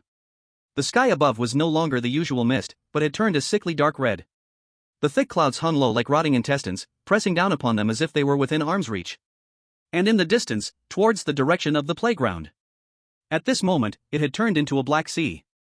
All the faculty and students, teachers, all first and second year students, those thousands of faceless students with no features, and the freshly refined students from grade 12, crowded the entire playground. A sea of people, yet there was no sound of commotion. Only a deathly silence, and the red light that hung over the playground as if it were tangible. Lu Ming stopped, staring at the darkness soaked in red light. His hand was in his pocket, his fingertips gently rubbing a small object he had hidden close to him when he entered grade 12. Su-hong stood beside him, feeling the chilling pressure in the air, and asked in a low voice. Is this the last farewell meal? Lu Ming pushed up his glasses, the lenses reflecting the eerie red light. His gaze was eerily calm, like a gambler about to sit down at the card table. Yes, the principal is about to have a meal. He took a step forward, walking toward the abyss. But I'm going to give him a big meal. Chapter 35, The Rebellion of the Faceless. At 0:05. At the center of the playground, the original podium had been dismantled. In its place was a huge altar, 10 meters tall, constructed from countless discarded desks and chairs and some dark red, writhing flesh. At the top of the altar, there was a gigantic throne, seemingly twisted from bones. The air was thick, like coagulated blood plasma. On the altar, a mountain of flesh, sewn together from countless pale human faces and bright red test papers, was slowly wriggling. It had no mouth, but thousands of human faces sewn onto it opened at once, letting out a grand, muddy, echoing chant. The sound pierced into everyone's brain like steel needles. The few hundred excellent students from grade 12 had completely fallen. They were kneeling on the ground, crying uncontrollably. Blue light dots constantly emitted from above, merging into the mountain of flesh like moths to a flame. Lu Ming lowered his head, staring intently at the red-stained gravel on the ground. The veins on his forehead bulged, cold sweat dripping from the tip of his nose, each second of endurance feeling like fighting against an immense weight. He pressed down hard on Su-hong's shoulder, his voice hoarse and urgent. Don't look up. Don't look at it. It is now a massive source of mental radiation, a single glance will make your sanity crumble. Su-hong bit her lip tightly, blood spilling out. Her hand, gripping the knife, was turning white at the knuckles, her body trembling violently, a primal fear taking hold. 0:08 a.m. In this dark sea of death, where everyone else was kneeling, Lu Ming and Su-hong stood out like two glaring nails. The mountain of flesh on the altar stopped wriggling. Countless dead, hollow eyes turned in unison, focusing on these two outsiders. Why, do you not kneel? The grand voice, filled with divine rage, exploded directly in Lu Ming's mind. A tangible mental tendril, carrying a destructive pressure, surged toward them. Lu Ming felt as if his brain were about to split open, two streams of black blood flowing from his nostrils. He weakly raised his right arm, making a downward slashing motion. A grim smile twisted at the corner of Lu Ming's mouth under the terrifying pressure. He knew that Zhang Duo had already taken his position. Meanwhile, in the school broadcast room. Click. Sweating profusely, Zhang Duo connected the black box to the main control system of the broadcast station. Logic collapse generator. This was the weapon left by the previous librarian, sealed with their life. Zhang Duo's fingers trembled as he fiercely pushed the lever, shaped like a guillotine, to start the device. The sound of gears meshing came from inside the box. Logic paradox wave emission program initiated. Target, forcefully rewrite the entire school's concept of grades to 0 or infinity. Preheating countdown, 3 o'clock. 3 minutes. Hold on for 3 minutes. Zhang Duo stared at the countdown, his eyes bloodshot. He shouted into the microphone, Lu Ming. Hang in there. Then, he sharply pushed the nearby audio control lever, cranking the volume to the maximum, and the record player modified by Lu Ming came to life again. Having done all this, Zhang Duo didn't stay in the broadcast room. He turned and limped toward the door. On the school playground. Just 1 second before the principal's mental tendrils would crush Lu Ming's consciousness. ZZZ. A piercing sound of electricity interrupted the principal's chanting. Then, hundreds of high-power speakers across the school shook, and a chorus of epic and violent music roared into the air. Are you food? No, we are hunters. The blaring brass instruments swept across the field like a storm, followed by the chaotic distortion of electric guitars, tearing through the thick, dead air of the playground like a blazing inferno. This aggressive, rebellious, and freedom-driven melody was undoubtedly the most lethal poison to a school reliant on absolute order. Moreover, under Lu Ming's arrangement, the broadcast audio suddenly erupted with a furious shout, like a thunderstrike shattering all numbness. You were once humans. You all had your own names.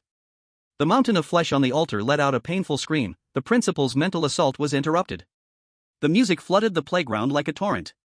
A shocking scene unfolded.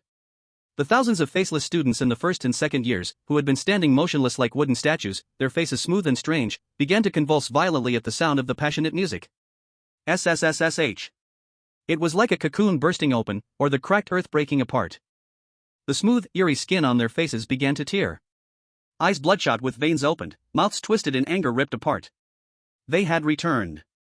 The pain of being punished to death. Despair turned into fertilizer, resentment stripped of names. All emotions exploded at this moment, following the music. They were not faceless students, they were individuals with names. I am a person. I have a name. A deep, hoarse roar spread through the crowd, eventually merging into a tsunami. Lu Ming wiped the blood from his mouth, needing no amplifier, for the anger in the air needed only a spark. He pointed at the monster on the altar, howling in agony, and, facing the awakened faceless students around him, issued the final rallying call. Look clearly. It is it that turned you into this monstrosity. It is it that is eating your flesh, drinking your blood, devouring your souls. Lu Ming's voice was cold and piercing, but it ignited the final fuse of the powder keg. Pull it down from this filthy altar. Roar. Thousands of awakened faceless students let out an earth-shattering roar. Even though they were unarmed, even though their bodies were broken, they still surged forward like a tide, crazily charging toward the altar, towards the monsters trying to maintain order around them. Some students bit through the necks of security guards with their teeth, others smashed teachers' canes with their bodies. The chaos on the playground erupted completely. 12:09 a.m. On the altar. Seeing the ritual being destroyed, the food rebelling, the principal completely went berserk. Insects, you damned insects. The flesh mountain violently expanded, countless blood vessels burst, and pitch-black filthy blood gushed out. It only wanted to erase everything in front of it. A destructive, overwhelming mental pollution gathered at the top of the flesh mountain. It wanted to crush all the rebels with divinity. This was the anger of a god. However, just as the principal was about to bring down divine punishment, the voice of freedom that had been hovering over the playground seemed to have traveled too far, or perhaps the chaotic scent in the air was just too strong. Crack! Without warning, the dark red, heavy clouds overhead suddenly cracked open a huge gap. All sounds, all movements, along with the passionate music and the principal's fury, seemed to freeze in that instant. A giant, golden vertical pupil appeared in the sky, blocking half of the sky. The eye held no sense of good or evil, no emotions, only a kind of cold indifference and curiosity, as though it was looking at ants. It quietly observed the frenzied flesh mountain in the center of the playground, like humans watching a crab waving pincers at the sky. The destructive wave the principal had gathered above his head instantly dissipated. The mighty flesh mountain, under this gaze, began trembling. Chapter 36, The Previous Players. 12:10 a.m. Above the playground. The golden vertical pupil that covered the sky just quietly watched the chaos below. It was like a passerby glancing at ants fighting by the roadside. On the altar, the principal, who had been trembling in fear, suddenly stopped shaking at this moment. His murky eyeball turned, as if confirming a certain fact. As expected. The principal let out a low laugh, filled with the relief of surviving disaster, and a subsequent, even more brutal arrogance. It's just curious, how could it care about the life and death of you insects?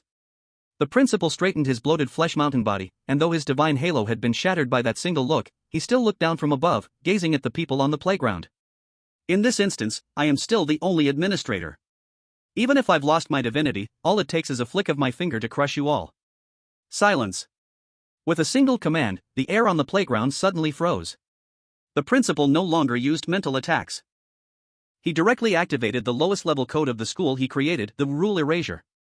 The dark red clouds in the sky churned, and countless large black X symbols appeared out of nowhere. They resembled cruise missiles, locking onto every student who had just awakened and was resisting. Rule violators, erase. Puff. Puff. Puff. There was no room for resistance. Black X marks fell, and any student hit didn't even have time to scream before their body was shattered and vanished into the air. A massive black X flew toward Su Hong. She waved the scalpel in her hand, trying to block it, but the steel blade shattered the instant it touched the black symbol. Her entire body was blasted away with immense force, slamming hard into the wall, her life or death unknown. Despair, at this moment, descended once again. Lu Ming stood at the center of the storm, watching the black death sentences falling from the sky in a dense shower. He kept calculating the countdown of the logical weapon. Remaining preheating time, 0:31. At the same time, the crimson number in his vision steadily displayed, survival rate, 0%. But in the face of such absolute rule erasure, this was an insurmountable chasm. Lu Ming's brain worked frantically, trying to find a way out, but all the calculations led to the same conclusion, death. No, wait. I activated the entire map of the school, but there's still one thing that's unclear. The principal. Lu Ming suddenly looked up at the principal, who had now lost his divinity and was no longer able to cause mental contamination. Crack. The last memory anchor point was unlocked. Suddenly, countless images began to flicker in Lu Ming's mind. It was the sealed memory breaking through the dam. No wonder. I never found him. The only variable had just appeared. It would finally end now. As the fatal black rules flew toward Lu Ming's forehead, a stumbling figure burst out from the chaotic crowd. His running was awkward because the cuff of his left pant leg was empty. But he kept charging forward. Like a burning meteor, he resolutely blocked in front of Lu Ming. Zhang Duo. At this moment, his whole body was burning with pale flames. He turned his head and showed a brilliant yet somewhat painful smile to Lu Ming, his mouth full of blood. Lu Ming. Don't just stand there. I've only got half a soul left, I might not last long. Zhang Duo suddenly turned around, facing the sky full of falling rules, and spread his arms. Purification. Boom. A translucent, pale golden hemispherical barrier instantly expanded from Zhang Duo as the center, covering a 10-meter radius. The black X's representing erasure smashed into the barrier, making a sizzling sound of dissolution. Although the barrier wobbled and seemed ready to collapse, it was still holding. In this school playground filled with death rules, a rule-free sanctuary appeared at this moment. Zhang Duo's memory corridor. It was his last battle. The school was burning with flames everywhere. Zhang Duo was covered in blood, holding a broken knife in his hand. Brother Chu. I'll cover you, I know you have a way to escape. Just wait for the next opportunity, there's still a chance. A warm yet strong hand pressed on his shoulder. Chu Tianxing. The handsome man always dressed in a trench coat. He was the former librarian and the strongest player Zhang Duo had ever seen. At this moment, his abdomen had been pierced, but he still wore that calm, unhurried smile. Zhang Duo, enough. Chu Tianxing shook his head and glanced at the tide of monsters surging outside. We've lost this time. Even if we try again, it'll be hard to get this far. Let's trust the later players and leave them a glimmer of hope. Chu Tianxing took a broken cat-shaped pendant off his neck and hung it around Zhang Duo's neck. And transferred the librarian's authority to Zhang Duo. Your ability is purification. Although it has no offensive power, it is the only ability here that can completely isolate the rules in a short time. Chu Tianxing looked into Zhang Duo's eyes, his tone serious. So, you cannot die here. You must survive. You must carry the hope of everyone and hide. Wait for the next breaker to appear, wait for that critical moment where you need to fight for the last few seconds. That is your true battlefield. After saying this, Chu Tianxing stood up and formed a seal with his hands. Space fold. The air twisted. An invisible door opened, and Chu Tianxing pushed Zhang Duo into that non-existent space gap, class 13 of senior year 3. Brother Chu. Zhang Duo stretched out his hand in despair within the gap. But Chu Tianxing only turned his back, waving his hand. Hide well. Then, Chu Tianxing turned and walked alone into the endless tide of monsters, walking straight toward the abyssal mouth that devoured everything. Reality, the large playground. Ugh. Zhang Duo let out a painful roar. His body was turning transparent at a visible speed. Outside the golden barrier, the principal's attacks rained down like a storm. Every second of resistance was burning his soul. The principal on the altar suddenly furrowed his brows. While frantically attacking the turtle shell, he suddenly felt a sharp pain and discomfort deep in his soul. It was disturbing the smoothness of his control over the rules. This inexplicable pain caused a slight hesitation in the principal's attacks. Is it that damn music? But the principal didn't think much about it and only became more irritable, intensifying his attacks. Inside the barrier, Zhang Duo looked at the wavering golden light screen, watching his body gradually turn transparent. He turned around and looked at Lu Ming behind him. At this moment, the confusion in Lu Ming's eyes had completely disappeared, replaced by an absolute, cold clarity. Zhang Duo smiled. He wasn't sad, there was only a sense of relief after completing his mission. Brother Chu. I feel my task is complete. His voice was very light, dissipating with the wind. Lu Ming, the next, is up to you. Crack, the golden barrier, which had held for 30 seconds, suddenly shattered. Zhang Duo's figure turned into countless golden light spots, completely dissipating in the air. But at the exact same moment the barrier disappeared. A sharp, long beep came from the broadcast on the top floor of the teaching building. Beep. Logic collapse generator, preheating complete. Logic rewrite program, starting. With the memory fragments reset, Lu Ming stood at the center of the storm, facing the endless black rules in the sky. In his field of vision, the originally bright red 0% instantly began to flicker, turning into a string of crazy gibberish, eventually stabilizing at a pale blue 65%. Lu Ming slowly raised his head and flashed a smile colder than any demons at the principal on the stage. Old man. Your sweet dream is over. Chapter 37, Sealed Memories. 0:11 a.m. With the sharp beep from the broadcast, those deadly black symbols hanging in the sky seemed to lose their magnetism, instantly crumbling and disappearing. The mountain of rules that had been weighing on everyone's hearts collapsed. Puff! On the altar, the bloated mass of flesh suddenly convulsed violently, and blackened blood spurted from the seams of its body like a fountain. Without the support of the rules, it could no longer maintain that lofty and dignified appearance. It was no longer the nameless god long ago. After the cat's indifferent glance, it had already been stripped of its mysterious veil. Now, the logic weapon had even taken away its power as the school administrator. Now, it was just a disgusting, deformed, and ugly mass of flesh exuding a stench. Ah! My rules! The principal let out a miserable scream, no longer in the grand tone. But it was filled with the fear and rage of mere mortals. He felt an unprecedented weakness, a weakness that came from the loss of the power of the rules. But he knew very well that as long as he was alive, as long as the school still existed, there was still a chance for him to turn things around. The principal's gaze passed over the chaotic crowd and locked firmly onto Li Taichung, not far away. Li Taichung! The principal roared, his voice cutting through the noise of the battlefield. What are you waiting for? Kill that student. I just temporarily lost the rules. As long as the school is still here, I can still ascend. Don't forget our agreement. It's just a little later than planned. I will take you out of this cage. 12:12 a.m. Amid the chaos of the battle, Director of Education Li Taichung, holding a steel ruler, was covered in the blood of the rebellious students. Hearing the principal's roar, his body stiffened slightly.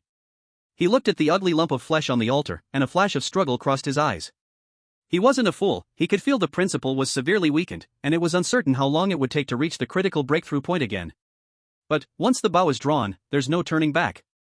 After so long, for the so-called ascension, to leave this hellish place, he had already sacrificed so much. He betrayed his comrades, killed his conscience, and turned himself into a loyal dog. If he turned back now, all the evil he had committed would become meaningless. Yes, principal. The struggle in Li Taichung's eyes was replaced by a cold fierceness. This was the madness of a gambler who had lost and turned red-eyed. He turned around, his eyes locked onto Lu Ming, the ground beneath his feet cracked, and he turned into a gray blur, charging forward with a killing intent. Faced with this uncontrollable beast, Lu Ming did not retreat. He didn't even raise his hands. Now that he had regained all his memories, his eyes were as calm as a still pond. He just shouted the long-forgotten name into the void. Zhang Yan. Memory fragment flashback. In the dimly lit infirmary, the air was filled with the stale smell of blood. The specimen jars on the walls gleamed faintly under the cold light. Lu Ming sat calmly in a chair, watching the woman in front of him sew up a corpse. At this particular memory node, she had not yet become the monstrous figure she later became, and her eyes did not contain that frantic madness. At that time, her eyes only held a cold, indifferent deadness. Cooperate? The woman didn't stop her movements, a mocking, cold smile curving at the corner of her mouth. Why should I? Just because you're this weak little brat? I know the truth of that night. Lu Ming's voice was as calm as if he were narrating something insignificant. I know Li Taichung betrayed you. You just need to wait for the opportunity to kill him. As for the principal, I will go and kill him, then completely destroy this school. The woman's hand that was sewing the corpse suddenly froze. In the silent infirmary, a long-suppressed rage ignited suddenly in her eyes. The earliest teachers of this school, including Zhang Yan and Li Taichung, were actually the victims initially imprisoned by the principal in the school. They were trapped here, controlled by the rules, and had to help the principal complete the ascension plan. Back then, they had also tried to resist. Zhang Yan and Li Taichung were the strongest among all the teachers, and they organized a team and devised a plan to kill the principal.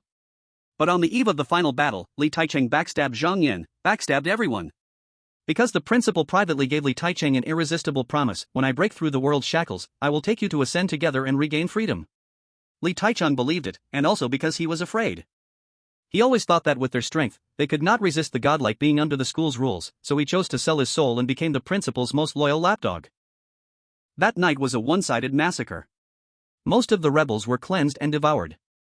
And Zhang Yan, due to her special medical abilities, although torn apart in the rebellion, was forcibly stitched back together by the principal. She was nailed down by the rules to the school infirmary, forced to fulfill her duties, turning into this half-human, half-ghost form, never to leave. The remaining surviving teachers were also turned into monsters by the principal, using the rules. Can you do it? Zhang Yan turned around, staring hard at Lu Ming, her voice hoarse. Once, there was someone like you, someone not from this world, who wanted to kill the principal.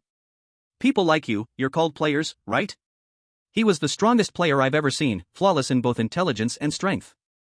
But I only know that in the end, he failed too, becoming a delicious meal for the principal.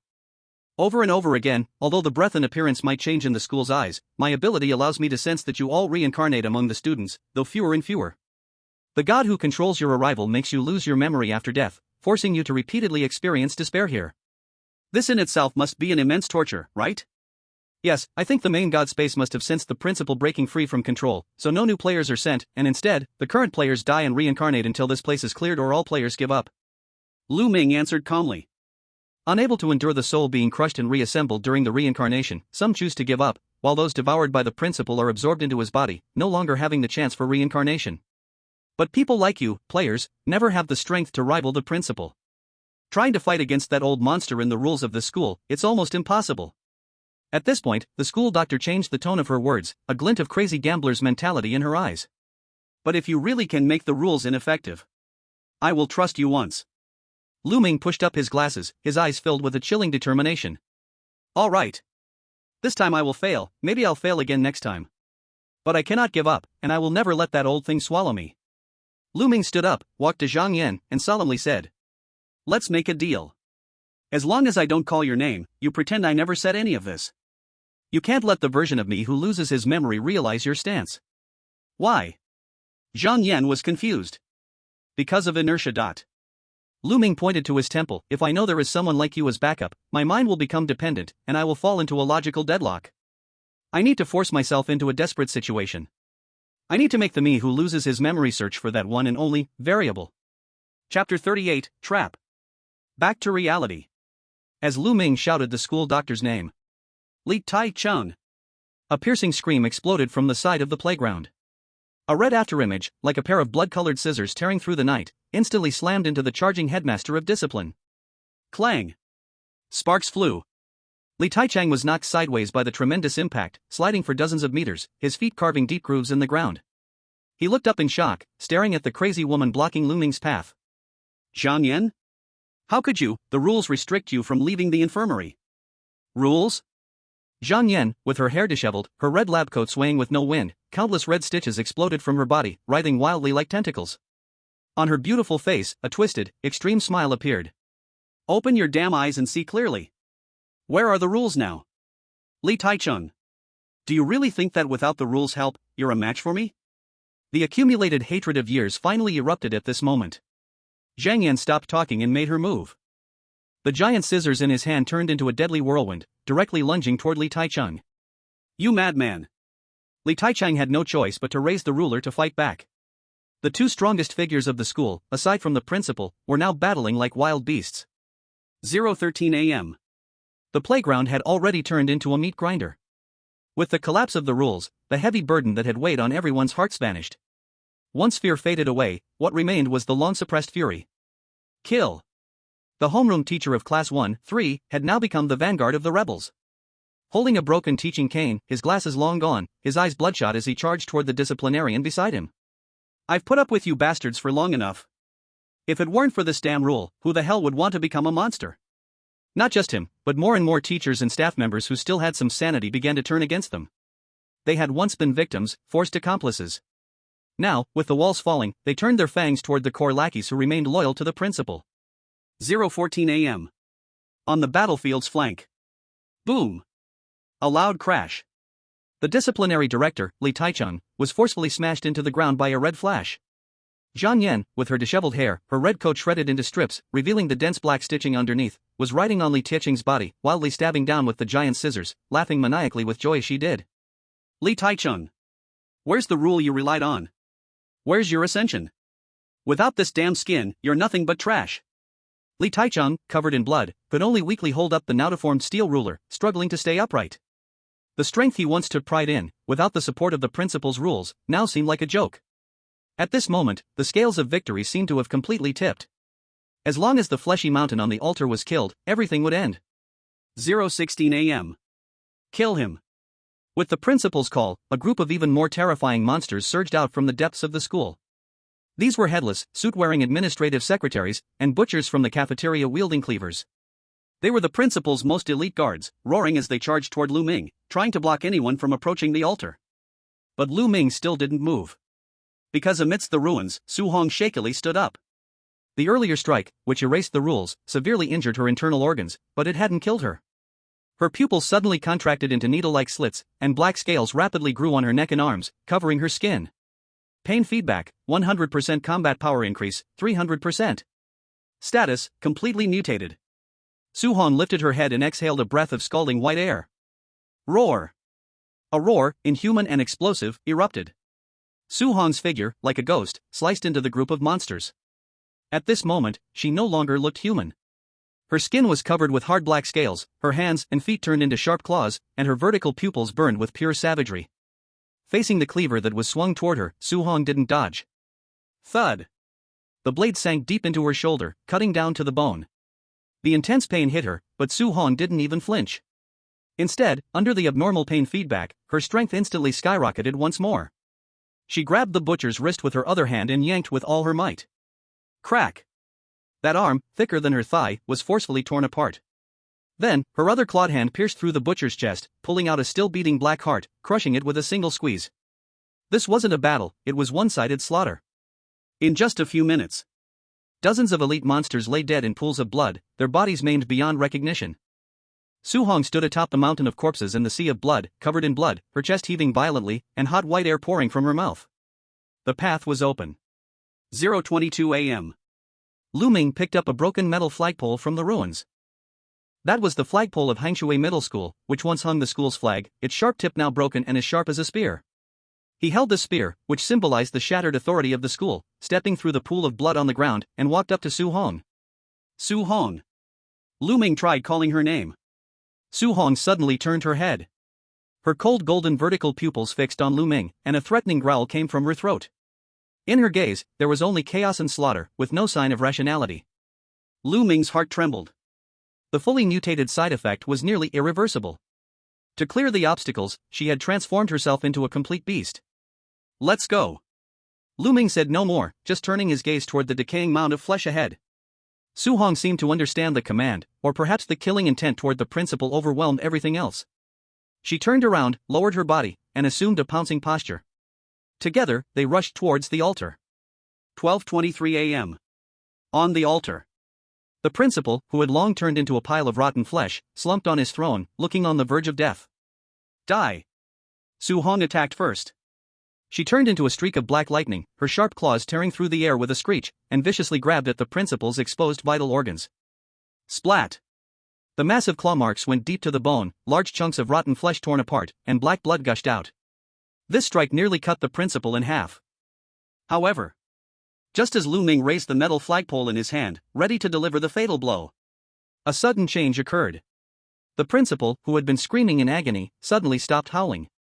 The pained expression on his twisted face vanished in an instant, replaced by a chilling, mocking look, like a hunter watching its prey fall into the trap. A mutated right arm, transformed into a massive bone spike. Without giving Lu Ming any time to react, the speed of the strike surpassed the human limits of visual perception. Die. The bone spike tore through the air, heading straight for Lu Ming's heart. Lu Ming's pupils contracted sharply. In this critical moment, that beast, who had lost all reason and was driven only by the instinct to kill, still reacted faster than thought. Su-hong.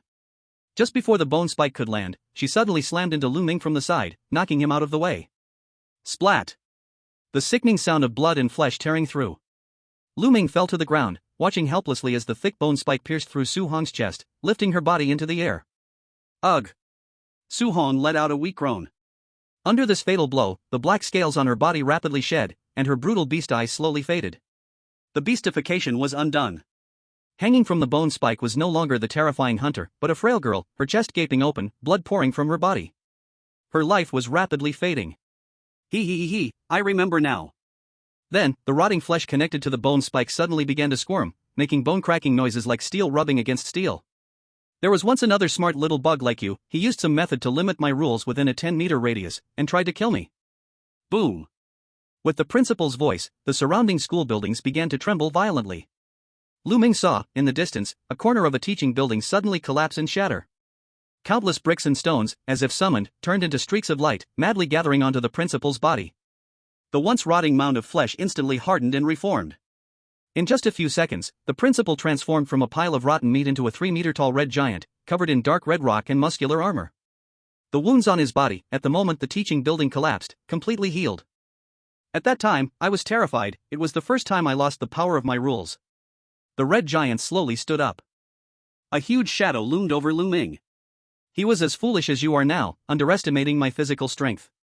The principal lowered his head, looking at Lu Ming, who was as small as an ant, and laughed wildly. Do you think that without my divinity and rules, I, a mere human, can be challenged by you insects? As long as the school remains, my body remains. And, as long as the school doesn't disappear, my rules will slowly recover. The rules were originally born from the physical entity of the school. I was pretending to be extremely weak, to make you come closer to me. Ha ha ha ha ha. Now, the game is over. 0:24 a.m. A trap. This was a complete trap. In an instant, the survival rate in Lu Ming's vision plummeted dramatically. Current survival rate, 1%. Chapter 39, The Sharpest Knife. A huge bone spike pierced through Su Hong's chest, lifting her up like a broken butterfly, hanging in midair. Blood trickled down the bone, dripping onto Lu Ming's face. In the final moments of her life, the beast-like gleam in Su Hong's eyes quickly faded. The agonizing pain of near death gave her confused brain an unprecedented clarity in that moment. Countless memories, sealed away, from the players exploded in her mind like a revolving lantern. Su Hong's memory corridor. It was a long, endless, blood-red road. First reincarnation. At that time, she was still a simple, clear-eyed newcomer with a ponytail. She didn't know what a dungeon was, nor why she was chosen. She only remembered that day when the teleportation beam descended, and dozens of new players, including herself, trembled in the main god space. As a few system prompts echoed in her mind, her first dungeon led her to this school, Hengshui Private Senior High School. Back then, she was terrified, crying in the corner, hugging her head, "I want to go home, someone save me." A thin boy wearing glasses handed her a piece of paper. The 10th, 20th, 30th reincarnation. She died over and over again. To survive, the once crying girl vanished. Her subconscious told her that only by becoming crueler than the monsters could she live. She got information from the archives, learning that only the person with the outstanding graduate certificate could be approved by the principal to leave. So, in countless reincarnations, for that elusive way out, she became the most despicable survivor. She didn't know when it started, but this dungeon seemed to have a bug. In this hell, the main god space stopped sending new players. It turned into an isolated island. The players dwindled, but the monsters grew in number. Some of the players sent into this dungeon went insane, some became food for the principal, and some couldn't bear the torment of the reincarnation and gave up. In the end, only she and the man named Lu Ming remained. Again and again, he taught her survival skills. But she had once taken Lu Ming's medicine, pushed him to block the knife, she had stolen his credits just to exchange for an entry ticket. But each time, when she stood before the principal holding a bloodstained certificate, she would discover the hopeless truth: there was no graduation, only devouring. So, she learned to kill herself before being devoured, using her ability, pain feedback. Only by dying quickly could she trigger the reincarnation reset, even if it meant losing her memories, she could begin again. Later, she also discovered that as long as pain feedback was turned on to a certain extent, she could regain her memories. But full recovery required complete activation, and once fully activated, it became irreversible. The 90th reincarnation. After using pain feedback time and time again, she seemed to be losing control of her sanity, and her mind gradually approached the edge of collapse with each reincarnation. "Why?" she asked, holding a knife, trembling, at the man lying in a pool of blood. "You've recovered your memories now, right? You know I betrayed you more than once. Why this time did you still find me when you were just a first year, and hand your back over to me?"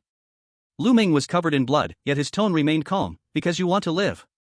In this school, it's easy to die, but hard to live. You are the sharpest knife in this hell. Su Hong, without your help, I couldn't have made it to the last step." "It's okay. I still couldn't find the change this time. We'll meet again next time." The 99th reincarnation. This time, she lost her memory again. But the survival instinct deeply ingrained in her subconscious, along with the guilt mark for that man, drove her to make different choices. This time, it wasn't Lu Ming who sought her out. She wrote a note and threw it to the back row, landing precisely on Lu Ming's desk. The note had only one sentence, written neatly. "I know you didn't eat the cafeteria meat either. Midnight tonight, meet at the old library." Back to reality. Su Hong struggled to turn her head and look at Lu Ming, who had collapsed on the ground. The corner of her bloodstained mouth barely formed a painful, ugly smile, her voice weak like a candle in the wind. "Cough, Lu Ming, this time I didn't sell you out." Lu Ming slowly stood up from the ground. He didn't answer. He simply looked up, staring at the towering red giant. At that moment, the principal was relishing in the satisfaction of crushing ants beneath him. "Did you see that? This is the outcome of resistance. In this school, I am immortal. Because I am one with this school. Because you become one with this school, right?" Lu Ming interrupted the principal's maniacal laughter. His voice was as cold as ice, and his hand slowly reached into his inner pocket, pulling out a detonator. The principal's laughter suddenly stopped. He looked at the small black box, and an instinctive shiver ran through him. "You. Su-hong, I'm sorry." Lu Ming didn't look at the principal but whispered to the girl hanging on the bone spike, "I had to wait until he willingly inserted the blood vessel into the teaching building. Only when he and this school are fully united can the bomb I planted activate." Lu Ming pressed the red button with his thumb. Beep. Time seemed to stop in that 1 second. And then... boom! The earth roared in pain. The first explosion came from the foundation of the second-year teaching building. That was the load-bearing core Lu Ming had carefully arranged with strong acid and explosives before his promotion. In an instant, the entire second-year building lost its support, collapsing and disintegrating. Next came the underground pipes of the cafeteria, the ventilation shaft of the administrative building. Boom! Boom! Boom! The chain of explosions spread like a domino effect, sending the entire Hengshui High School campus sky-high. Fire blazed upwards, illuminating the dark red sky like daylight. Ah ha ha!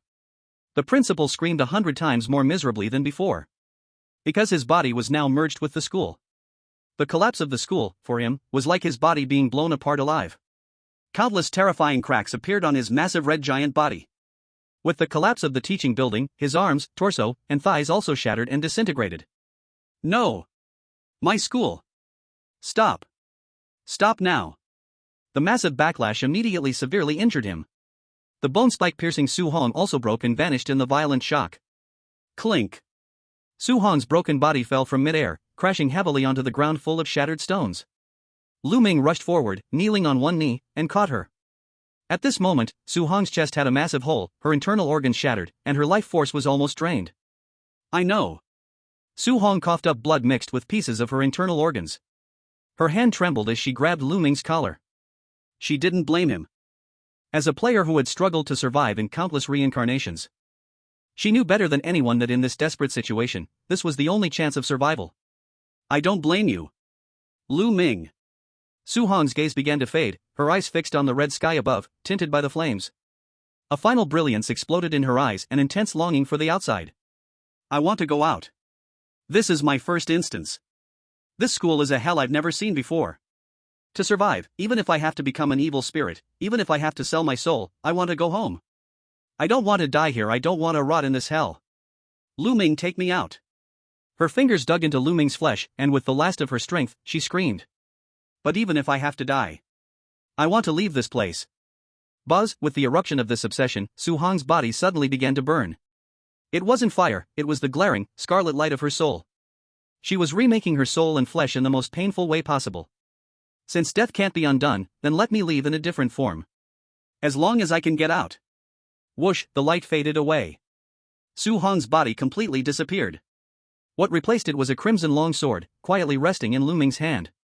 The blade was slender and red all over, as if forged from fresh blood. In the cold light of the blade, faintly, a pair of stubborn, unyielding vertical pupils seemed to swirl. Lu Ming silently stared at the sword in his hand. He could feel the temperature coming from the hilt, the last warmth of Su-hong's body. He slowly stood up. The tattered school uniform, already shredded by the blast, slipped from his body. His bare chest didn't look as frail as imagined. Under the pale skin, there was a layer of strong, tight muscles. It was a body forged through countless trials. The body is the vessel of the mind, and he was never just a scholar who used his brain. He had always been the wildest gambler and the most patient hunter in this hellish school. Lu Ming gripped the red sword tightly. A sharp, searing pain shot from his palm, spreading through his whole body. That was Su-hong's ability, pain feedback. Each second of holding it felt like gripping a red-hot iron. But Lu Ming didn't flinch, not even a twitch of his eyebrow. He raised his head and looked at the broken, withered mass of flesh ahead, which was struggling to reorganize. Lu Ming raised the sword and took a step forward. At that moment, his silhouette and the crimson sword merged, exuding an aura of murderous intent that would terrify both gods and demons. Let's go, Su-hong. Send him on his way, then, I'll take you out. Current survival rate, 99%. Chapter 40, Graduation Ceremony. 0:26 a.m. Above the ruins. With the series of explosions at the school, the once mighty red giant finally collapsed completely. The principal's massive body slumped into the pile of rubble like a puddle of mud. Having lost his divinity, the support of the rules, and the school's physical form, the principal, now gravely wounded, was no better than a common zombie. Lu Ming, holding the crimson sword, stepped over the scattered debris, walking slowly towards the principal. SSSSSS, the red sword in his hand trembled violently, buzzing with a desire to drink blood. The heat coming from the hilt felt like a red-hot iron, constantly burning Lu Ming's palm. This was Su Hong's lingering, extreme hatred for the monster in front of him. Lu Ming, expressionless, gripped the hilt tightly. You destroyed everything here." The principal's twisted face was filled with resentment and confusion. "You madman, you blew up the school. I'm the administrator here. I made a contract with the Master God Space, helping to select players. You're destroying the rules." Lu Ming looked down at the massive flesh beneath him, his eyes calm like a stagnant pool, as if gazing at an incurable cancer cell. "Rules?" Lu Ming sneered, "You think too highly of yourself. You have become a piece of rotten meat, a tumor that needs to be removed." Lu Ming raised the long blade in his hand high, the blade aimed at the principal's neck. "So many players have died here. You are not worthy to kill them. Poochie." With a swift motion, the blade fell. The crimson blade easily severed the principal's head.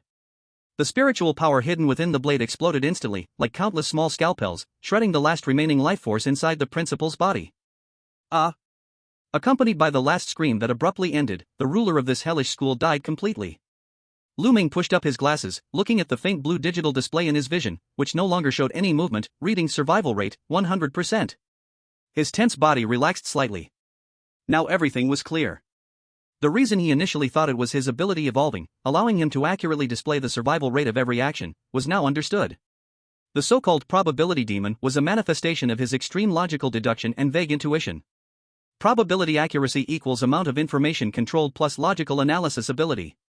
Only when there was enough information could a precise number be displayed. When the information was insufficient, only vague intuition could be shown. There is no evolution. Lu Ming looked at his own hands. This is just subconsciousness and muscle memory. The sensations of skillfully mixing explosives in the chemistry lab, the deep understanding of monster habits, those inexplicable déjà vu feelings, all came from the 98 previous cycles of death.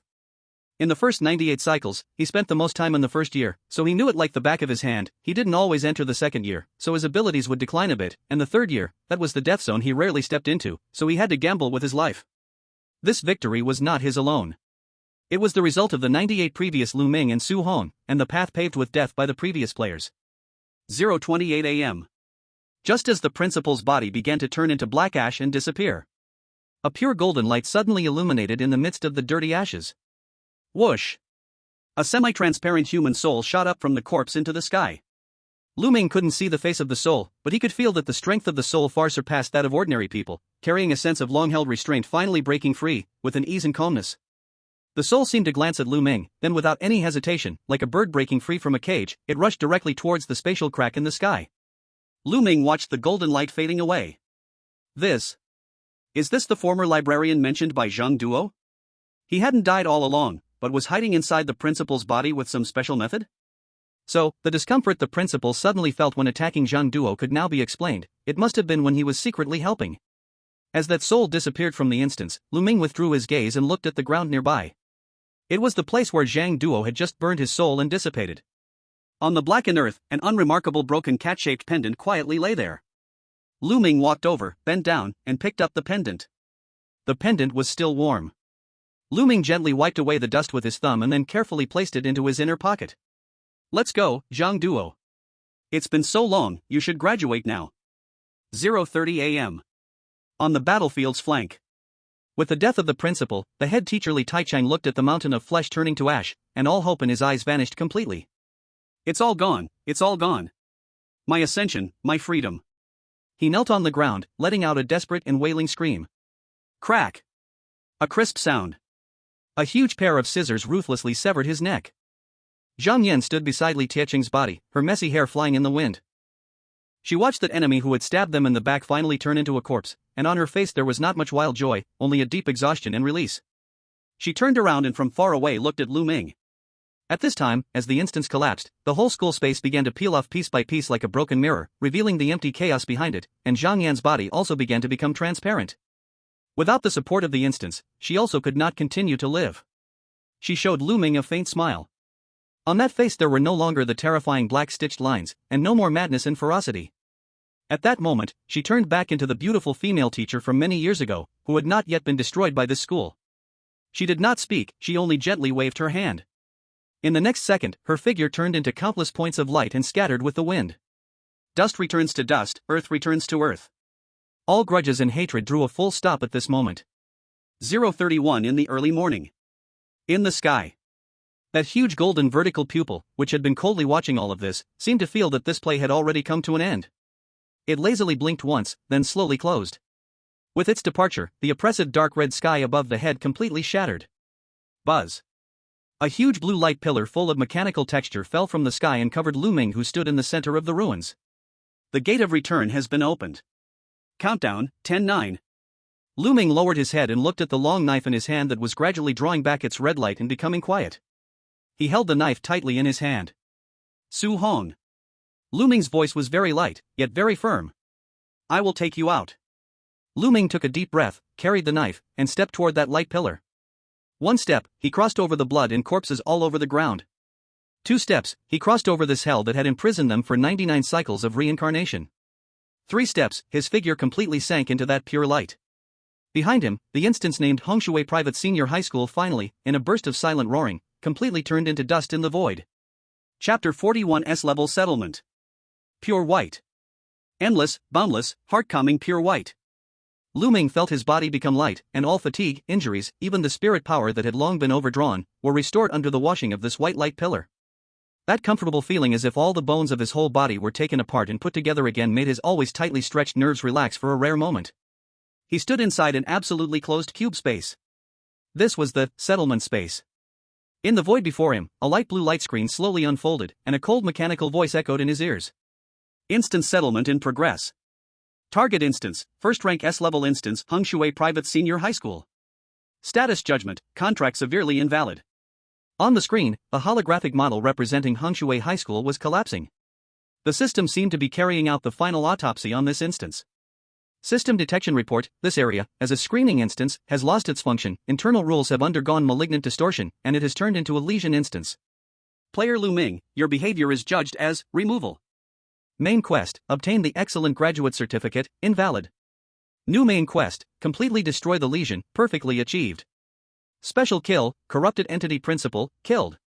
Instance destruction rate, 100%, you completely erased this necrotic instance. Lu Ming looked at the bright red 100% on the screen, his expression calm. For the main god space's immune system, for rotten flesh that cannot be cured, the best way to deal with it is to cut it off. The words on the light screen jumped crazily and finally froze on a huge character shining with golden light. S+. Reward distribution. 1. General points, 10,000 points, S+ level maximum reward.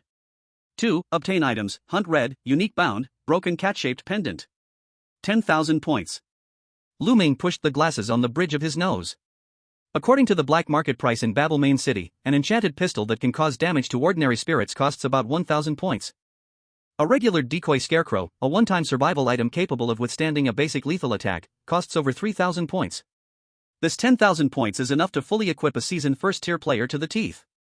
For Lu Ming at this moment, it's a fortune. Immediately, the light screen switched, showing a scan of Lu Ming's current state. Player profile. Name, Lu Ming. ID, CN1223. Tier, first tier, awakened. Talent, probability demon, evolving. Lu Ming looked at this line of text, and at this moment, the faint blue data flow in his eyes seemed clearer than before. If when he first awakened his ability, the probability demon, could only mechanically give him a rigid survival rate percentage, then after this first tier S-class dungeon, this talent came to life. Behind those cold numbers, countless fine, almost invisible logic lines began to extend. Talent analysis, probability demon, evolving. Current status, peak first tier. Ability description, probability calculation based on extreme logic deduction and intuition.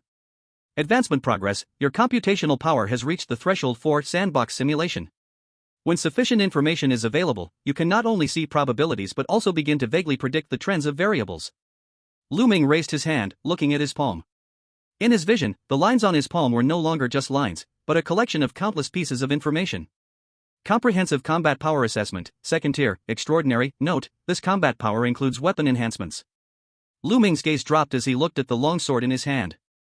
The sword was crimson through and through, its blade long, as if it were forged from flowing blood. Gripping it, he could even feel a subtle, almost uncontrollable urge to tear everything apart. Acquired item, hunt red. Type, growth type spiritual weapon. Level, second tier. Trait 1, growth, can evolve by devouring the blood and divinity of enemies. Trait 2, extreme sharpness, this weapon is the sharpest among its tier. Trait 3, pain feedback, the greater the holder's injury, the stronger the pain feedback, enhancing strength and speed. Pain feedback actually suits me. Lu Ming gently stroked the cold blade. Pain really does help keep one alert in dungeons. Warning, this item is classified as high-risk control equipment and cannot be brought into the primary world, Blue Star, in its current form. Please choose 1. Store in personal warehouse. 2. This item is special and can be transformed into a wearable accessory. Transform, Lu Ming said without hesitation. The crimson longsword seemed to understand his command, and the red glow on its blade instantly contracted. The hard metal turned into thick red liquid. It flowed slowly along Lu Ming's palm and eventually gathered at the pinky finger of his left hand. The red glow solidified. It became a dark red, simple band ring. Lu Ming looked at the ring on his left pinky. In the final cycle at Hengshui Middle School, Su Hong had severed her left pinky. Now, this ring on Lu Ming's pinky seemed like a silent patch. Lu Ming gently rubbed the surface of the ring with his right thumb. Cold, hard, silent. The crazy girl who had screamed cut them down countless times across dozens of cycles was now completely silent. Settlement completed. Reality protection period, 7 days. Please choose to return to the main city or reality. Lu Ming took a deep breath, adjusting his already torn shirt, which had been restored to its original state in the settlement space, and pushed open the light door to reality. A strong sense of weightlessness hit him. When Lu Ming opened his eyes again, he saw the familiar, somewhat monotonous white ceiling. Beep, beep, beep, the electronic alarm clock beside the bed made regular ticking sounds. Lu Ming suddenly sat up in bed, his back instinctively tense, his gaze sharp as a blade. But he quickly realized that this was his home, a typical single apartment. He turned his head and looked at the alarm clock. The time displayed, June 9, 2030, 7:30. Lu Ming rubbed his temples, the dizzying sensation of time and space disorientation making him furrow his brow slightly. The flow of time in the instance was different from reality. In the real world, only a little over 10 days had passed, although it was still much longer than the average instance. But in that hellish instance, he had experienced 99 cycles of death and rebirth, spending countless days and nights. Lu Ming lifted the blanket and stepped barefoot onto the floor. He walked to the floor-to-ceiling window and pulled the curtains open in one swift motion. The harsh sunlight flooded in instantly, the streets below bustling with traffic, and in the distance, towering office buildings stretched into the sky. Technology on Blue Star had advanced rapidly in recent years, propelled by the AI wave. In this highly developed year of 2030, the city's neon lights even shimmered faintly during the day, and holographic billboards projected massive illusions into the air. Calm, prosperous, and orderly. His mind stirred slightly. In an instant, countless pale blue numbers began to rapidly jump around in his vision, covering the entire room. Clock explosion probability, 0%. Drone surveillance outside window probability, 0%. Coffee machine electric leakage death probability, 0%. Survival rate, 100%. Looking at the long-lost stable 100%, Lu Ming's spirit finally began to relax little by little. He raised his left hand, and under the sunlight, the dark red tail ring on his finger reflected a strange yet calm glow. Reality. Lu Ming caressed the red ring on his finger, his whisper drowned out by the sound of traffic outside the window. I'm back. Chapter 42, Rare Calm. Babel Main City Upper District, Main God Space. This was a giant steel city suspended over an abyss. Above, there was a shimmering sea surface, the reflection of reality, and beneath, an endless abyss swirled with red mist. On the topmost level near the sea surface, a solemn black building stood tall, headquarters of the Anomaly Bureau. Central Intelligence Analysis Room. A massive holographic projection hovered in the air, showing tens of thousands of light spots representing instance nodes. Among them, a light spot numbered number 89757 was rapidly dimming, until it completely extinguished. Confirmed. An intelligence officer turned around and reported to the man standing like an iron tower behind him, the first tier S-level epidemic instance, codenamed Hengshui High School, has completely disappeared from the dimensional quadrant. The man standing at the command desk was none other than Qin Lai, the minister of the execution division of the Anomaly Bureau. He wore a dark tactical coat, and even in the safe zone, he habitually wore black half-finger tactical gloves. Wasn't this instance already out of the main god space control? Qin Lai looked at the fading light spot, his voice deep, carrying an oppressive force that demanded authority without anger. Yes, Minister. This instance broke free of main god space control after being corrupted. The officer called up a set of data. Monitoring shows that just before the collapse of the instance, energy fluctuations close to the third tier occurred inside. Close to third tier energy fluctuations, yet the instance was successfully cleared? Qin Lai scoffed coldly. As a first tier instance, it should only have first tier players entering. Investigate. Xinlai ordered, check all the players who returned at this time. Comparing temporal wave patterns now. The intelligence officer's fingers flew over the virtual keyboard. Though the Anomaly Bureau couldn't monitor inside instances, any player returning to reality or the main city would cause a spatial disturbance and unmistakable trace. A few seconds later, an ID photo popped up on the large screen. The young man in the photo wore gold-rimmed glasses, his face delicate and thin, looking like a freshly graduated university student, harmless and gentle. Target locked. Name, Lu Ming. ID, CN1223. Tier, First Tier, Awakened. Status, returned to reality 3 days ago at the same time the instance collapsed. Only him at this time? Xinlai raised an eyebrow slightly. Yes, according to the results, he is also the only survivor of this instance. A first-tier player surviving in a corrupted S-tier instance until the end, and even successfully clearing it? Xinlai looked at Lu Ming's photo, a trace of sharpness flashing in his eyes. I have seen the most top-tier newcomers, but none of them could reach this level. Unless. Beside him, Lei Mang, the leader of the third group of the execution department, interjected, unless the real Lu Ming is dead, and the one who came back is a corrupted, polluted monster. Xinlai did not refute. As the head of the execution department, he would rather mistakenly kill someone than let a corrupted being go free. The real world, Blue Star Dimension, is humanity's final line of defense, and no corrupted beings are allowed to lurk. Lei Mang. Yes. Lei Mang stepped forward, a bald giant with muscles bulging all over his body. Since he's already returned to reality, you go. Xinlai looked at the coordinates on the screen. If he is still human, bring him back. I want to personally interrogate him. If he shows any signs of corruption. Xinlai made a decapitating gesture. Understood. Lei Meng grinned, showing a mouthful of white teeth. Don't worry, Minister, dealing with a first-tier player is no effort. At the same time, in the Anomaly Bureau's medical department. Unlike the cold atmosphere of the execution department, the medical department was filled with an eerie calm. The air was filled with a faint mix of formalin and high-end incense. Yi Linyuan was sitting in her exclusive treatment room. She wore a spotless white lab coat, with a black silk shirt underneath. Her long legs were crossed, and under her gold-rimmed glasses, her eyes were fixed on a floating crystal sphere in front of her, an alchemical device used to monitor soul fluctuations in specific areas of the real world. Yi Linyuan's slender fingers gently tapped the armrest. Just now, while checking the player's soul states, she had discovered a very interesting soul. Its soul fluctuation was a straight line. Smooth, calm, and undisturbed. First-tier player, extreme rationality? Yi Linyuan pushed up her glasses, a playful smile curling on her lips, or is it a soulless monster? She didn't know that the execution department had already classified him as a suspect. She was simply intrigued, as a soul doctor, by this rare sample. Let's go see. Yi Linyuan stood up, casually took off her lab coat, and changed into a beige trench coat. I hope it will give me some surprise. 3 days after returning to the real world. The night had fallen, and the neon lights outside the window filtered through the slats of the blinds, casting mottled shadows in the dim room. Lu Ming sat in front of the computer, still wearing those gold-rimmed glasses on the bridge of his nose. At this moment, he wore a loose gray sweatshirt and sat in an ergonomic chair, looking like an ordinary, frail otaku, exuding an aura of civility and harmlessness.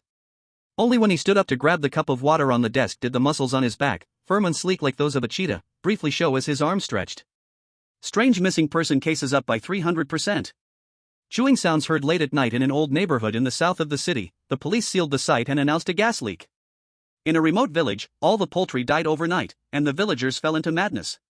Lu Ming hit the enter key, looking at the internal police data that had been compiled on the screen, his expression calm.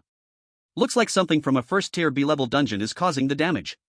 Players all knew a basic fact: the Master God space divides dungeons into first to third tiers, recruiting players based on their strength. And within each tier, they are subdivided into S to D levels based on difficulty. This mechanism is cold and efficient. It doesn't care how many people die, it only wants to filter out stronger players. And now, it seemed that some of the things from the dungeons were leaking into this originally peaceful Blue Star dimension. He sat in the dim room, took off his glasses, and rubbed his brow. The long hours of high-intensity intelligence gathering had left him somewhat weary. As a former dark web information broker and a player chosen by the Master God space, he knew better than anyone that under the peaceful facade of this world, it was already riddled with cracks. The screening process of the main God space is speeding up. Lu Ming stood up and stretched his stiff neck. Lu Ming put on a black coat and pushed the door open, heading downstairs. The convenience store at midnight always carries a lonely warmth. Lu Ming bought a portion of Odin and also asked for a sausage with a high starch content. He walked out of the convenience store and headed straight to the flower bed in the shadow by the roadside. Meow. A thin, bony black cat crawled out from the bushes, looking at him warily. Lu Ming squatted down, naturally peeling open the sausage, breaking it, and holding it out in his palm. Eat. In this cold world, to survive, one must be crueler than others, more patient than others. After feeding the cat, Lu Ming clapped his hands and turned to walk toward the building's entrance. Everything was normal. The neighborhood was quiet at midnight, only the occasional sound of cars from afar. Lu Ming reached the entrance of the building, took out his magnetic card, and stretched his hand toward the sensor area. At that moment. Warning, environmental variables have changed. The bright red numbers instantly filled Lu Ming's entire field of vision. Lu Ming's hand hovered in front of the building's entrance sensor, naturally coming to a stop. His gaze scanned everything around him in 0.5 seconds. The sway of the bushes to his left, wind speed correction, the faint echo from the corridor entrance, personnel position determination, the flicker frequency of the monitoring camera above, blind spot calculation. As these environmental details were absorbed, the previously blurry, flickering data stream boiled up like a furnace fed with fuel, instantly heating, reorganizing, and becoming precise. Logic correction in progress. The best evacuation route has been generated, underground garage. Lu Ming withdrew his hand. He wore an expression of mild annoyance, as though he had forgotten his keys, and naturally turned around, his steps still steady. I didn't sense any killing intent, it should be the authorities. Fighting the authorities is foolish. Lu Ming pushed up his glasses, his gaze cold beneath the lenses, silently thinking. But I don't want to be thrown into handcuffs and interrogated at the station just 2 days after returning to reality. He stepped towards the underground garage entrance hidden in the shadows of the neighborhood, his fingers quietly operating his phone in his pocket. Command sent, cut off the area's lighting circuit. The next moment. Bang! The lights in the entire underground garage went out in an instant, and the endless darkness surged forward, swallowing the entrance. The target has not entered the building. He cut off the garage power and is moving to the second underground floor. In the monitoring room upstairs, Lei Meng frowned as he looked at the signal that suddenly disappeared from the screen. Quick response. Team 1, go. Lei Meng pressed his earpiece, watching the 3 fully armed young team members behind him. The opponent is probably a seasoned first-level awakener, don't underestimate him. As long as the target doesn't show signs of corruption, take him alive. Yes. The 3 first-level team members quickly put on tactical night vision goggles and rushed into the dark garage. In the darkness. Lu Ming didn't have night vision goggles, because he didn't need them. In this enclosed space shrouded by darkness, sounds, air currents, and even the faint vibrations of the ground became the most beloved information of the probability demon. 15 meters to the left, heavy footsteps, center of gravity leaning forward. Collision probability, 98%. Lu Ming leaned against a cement support pillar, counting 3 seconds in his mind. Then, he slightly turned his body and took a step to the right. Almost simultaneously, a shadow, carrying a strong gust of wind, pounced from his previous position, slamming into the cement pillar with a muffled grunt. Damn it! How did he know I was going to pounce here? The team member clutching his shoulder, bewildered. Lu Ming didn't stay. Like an elegant dancer, he silently moved through the darkness. He casually picked up a small stone from the ground, his wrist flicking it towards a discarded car to the right. Ding! The crisp sound of a collision echoed through the empty garage. Induction success rate, 100%. 2 team members, wearing night vision goggles, were instantly drawn to the sound. They turned their guns and charged forward in a tactical pincer formation. Don't move. Raise your hands. But all they met was air. In the moment the 2 were stunned, Lu Ming silently slid past them from their blind spot behind, extending his foot and lightly hooking it at a precisely calculated angle. Bang! The team member on the left lost his balance and instinctively grabbed his teammate on the right. The 2 of them tumbled into a rolling mess, like bowling pins. In the shadow of the monitoring blind spot, Lu Ming adjusted his glasses and watched as the once threatening red dots on the screen turned into comical green ones. This was the evolved, probability demon, and Lu Ming was only 1 step away from the second tier. As long as the information was enough, it could weave a web of logic. In this web, Lu Ming was incredibly strong. Enough! A loud roar suddenly erupted at the entrance of the garage, shaking the entire space as dust fell in showers. Lei Meng stared as his subordinates were toyed with like monkeys by a first-tier player, finally losing his patience. He leaped down from the railing at the entrance. Boom! Like a meteor falling to the earth. Lei Meng's burly body slammed into the cement floor of the garage, cracks spiderwebbing out in all directions. A third-tier powerhouse. It was a qualitative change in life itself. At this moment, Lu Ming stopped in his tracks. In his vision, the precise escape routes that once seemed certain all crumbled into glaring, dead ends, before the overwhelming force. Face-to-face combat success rate, 0%. Escape success rate, 0%. All techniques were a joke in the face of absolute power.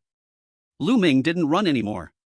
He stood at the boundary between darkness and dim light, leisurely adjusting the collar he had wrinkled while dodging, calmly watching the man slowly rising from the dust, like a fierce tiger. "Kid, you're not bad."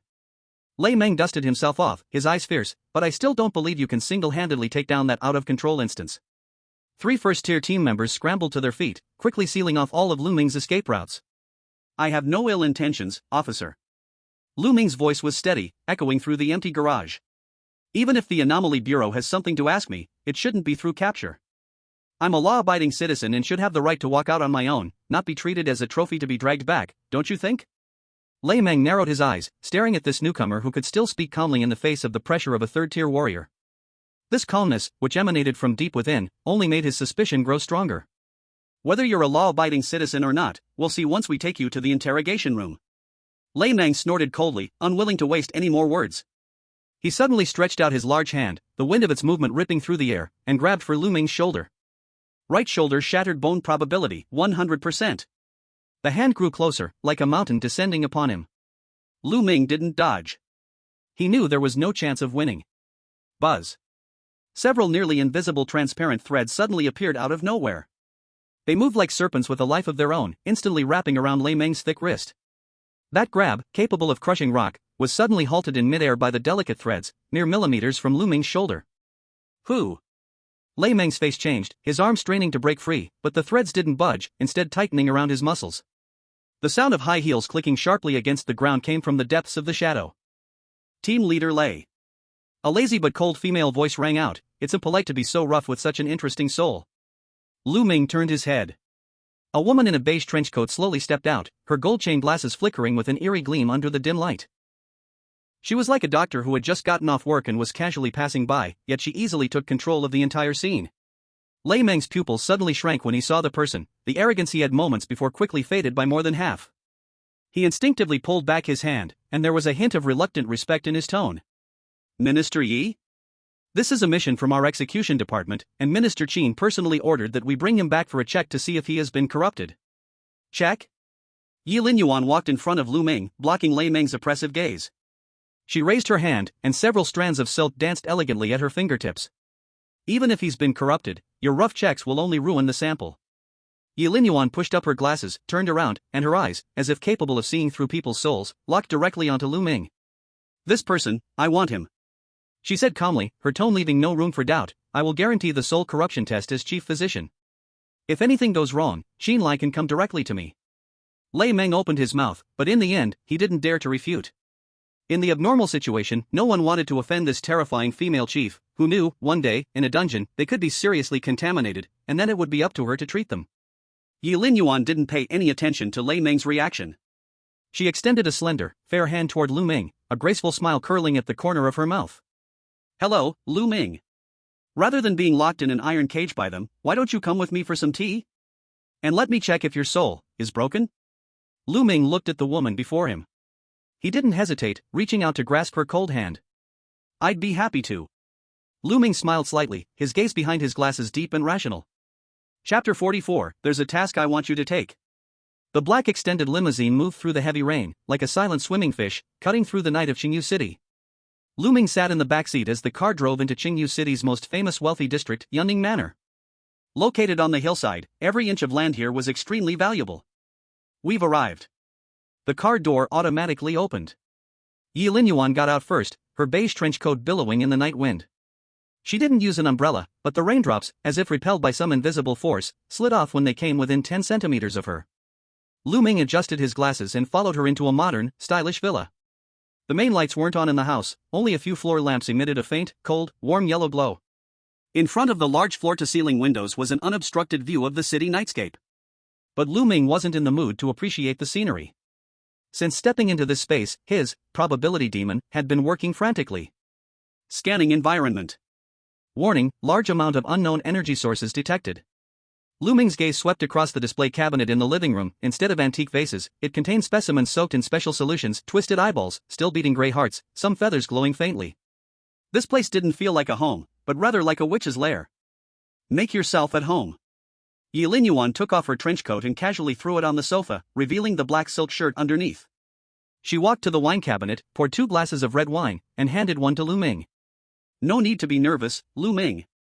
Yi Linyuan lazily leaned against the floor-to-ceiling window, swirling her wine glass. This is my place in reality, conveniently located in Qingyu City, not far from your home. Lu Ming took the glass but didn't drink it, instead placing it on the coffee table. Minister Yi, you've gone through so much trouble to take me from the execution department. It must not be just to have some wine and enjoy the night view, right?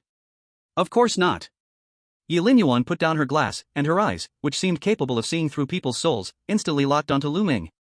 Before she finished speaking, she suddenly moved swiftly toward him, faster than expected. Lu Ming only saw a flash in front of him, and Yi Linyuan's long, cold fingers had already pressed against his forehead. Warning, mental force intrusion detected.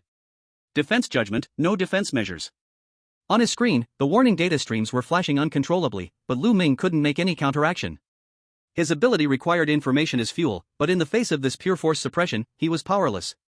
He could only force himself to keep his eyes open, staying calm, letting the cold sensation seep into his brain. After meeting the execution department, I looked at your file. Yi Linyuan's voice was close, with a hint of curiosity. The monitoring data shows that in the final moments of the dungeon, an energy fluctuation close to level 3 intensity erupted. I'm also very curious, how did you survive against a monster of that level? And you even managed to clear the dungeon? A few seconds later, Yi Linyuan withdrew her hand, a flash of surprise in her eyes. Very clean. She took a step back, raised her glass again, her tone showing unhidden admiration. Your soul hasn't been tainted by even the slightest hint of corruption. Lu Ming let out a quiet sigh of relief, his face unchanged. He was genuinely afraid Yi Linyuan would take action against him, as he had no means of resistance.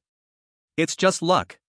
He pushed his glasses. Besides, this wasn't just my effort, it's thanks to the hard work of many players. Everyone gave their all to create an opportunity to trigger the dungeon's explosion. I just happened to be standing at the trigger point. Luck? Yi Linyuan looked at him with a smile that wasn't quite a smile. Alright, let's say it's just luck. She clearly didn't believe this explanation, but didn't press further. Between smart people, some things don't need to be spoken aloud. Since your soul is fine, let's talk business. Yi Linyuan sat down opposite on the sofa, crossing her long legs. Lu Ming, do you know the distribution mechanism of the main god space for players? Lu Ming shook his head. He could roughly guess some things, but that was only speculation. You've cleared an S-class dungeon of the same tier. Yi Linyuan said calmly, according to the algorithm of the main god space, you have been marked as a highly potential quality player. In order to unleash your potential, or rather, to screen out truly elite players, the system will most likely increase the difficulty of your next dungeon. Yi Linyuan raised 2 fingers. First, the dungeon tier will rise. Although you're at tier 1, it's clear that you have the strength of a near tier 2. So, your next dungeon will definitely be tier 2, and it's very likely to directly reach B class. Second, I need to ask you a question. Have you ever encountered an invasion dungeon in the dungeons you've cleared? Lu Ming thought for a moment. The dungeons I've encountered before were all screening dungeons. The only infected dungeon was the Hengshui dungeon I just cleared. An infected dungeon, like its name, was a problematic dungeon that needed players to go and heal or clear it. However, dungeons like Hengshui, which completely broke away from the control of the main god space, were rare. Generally, the first dungeon for players entering tier 2 will be an invasion dungeon, with an extremely high death rate. Currently, the main god space's invasion dungeons are mostly divided into corruption invasion and bazaar invasion. Your next dungeon will most likely be a bazaar invasion. Yi Linyuan explained slowly, the main god space likes to alternate the types of dungeons to screen players until you become strong enough. Lu Ming's pupils constricted slightly. He knew that bazaar dungeons were extremely dangerous, often containing inevitable death rules. If one wasn't careful, they would die. She looked at Lu Ming's increasingly serious expression and finally revealed her trump card. Although I think you're a genius, without specific items and intelligence, the survival rate for a tier 1 player entering a tier 2 bazaar invasion dungeon is very low. So, let's make a deal. Lu Ming raised his head. What deal?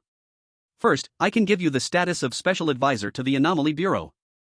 With it, the execution department has no right to arbitrarily capture you, and you will have great freedom and convenience in the real world. Yi Linyuan paused. Secondly, after the matter is done, I will give you something. It is specially designed to handle weird-type instances. This is something I got from a third-tier instance, and its value is beyond your imagination. I don't think I'm qualified to make a trade equal to this item. Lu Ming replied calmly. It's simple. This item is useless to me, of course, that's a matter for later. What I want you to do is... Yi Linyuan's gaze burned as she stared at Lu Ming. Help me save someone. Who to save? How to save my sister, Yi Qingqing. Yi Lingyuan's expression became rare and serious. She is trapped in a screening instance. The overall rating of this instance is Tier 2, C-Class, but it is a trial ground specifically designed by the main Godspace to screen first-tier players with great potential. There is a dead rule there: no Tier 2 or higher lifeforms are allowed to enter. So, players above Tier 1 cannot enter. Yi Linyuan leaned forward, her powerful aura pressing down on Lu Ming. She has a special item from me that can temporarily keep her alive, but not for long. I need you to go in and bring her out. Among Tier 1 players, those who can get an S-Class rating are extremely rare. In this matter, I trust my judgment in people. The room fell into a deathly silence. Only the heavy rain outside slammed against the glass, making a dull sound. Lu Ming took a deep breath. What if I refuse?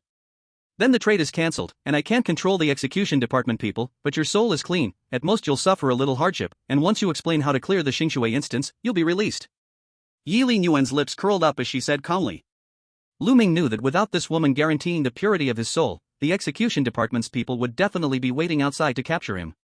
Compared to being locked in a cage or dying unprepared in a second-tier weird instance during the next task, accepting this mission could at least earn him official status and that item designed for dealing with the weird.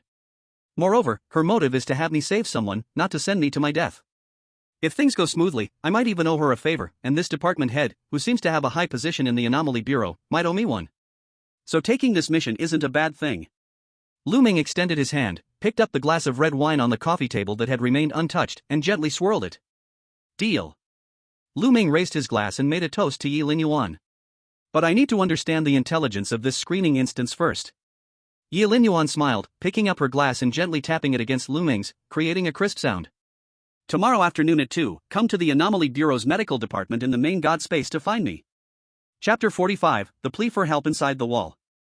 The next day, at 1:50 p.m. Lu Ming stood in front of the wash basin in his bathroom, looking at his reflection in the mirror. As the Lu Ming in the mirror strangely blinked its left eye, Lu Ming calmly extended his hand and touched the surface of the mirror with his fingertips. The previously hard and cold glass surface rippled like water waves. That familiar feeling of weightlessness came rushing back. In the next second, the surrounding environment instantly changed. The warm afternoon sunlight of the real world disappeared, replaced by the distinctive air of Babel City, filled with rust and the smell of engine oil. Yes, this is the main God space for players.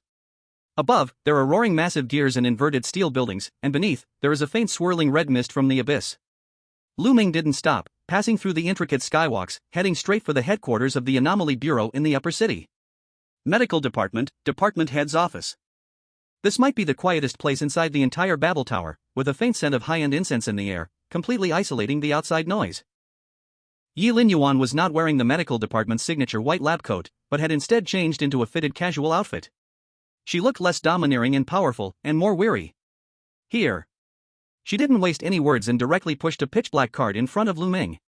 The surface of the card seemed like a deep vortex, slowly spinning. If you stared at it for too long, it would even give you a dizzying sensation, as if your soul was being sucked in. Directional copy anchor card, one-time use, peaceful apartment. Tear it up, and you will be teleported directly to the entrance of the dungeon, Yi Linyuan said. Then, she took out a sealed bag from the drawer, inside of which was a broken recording pen.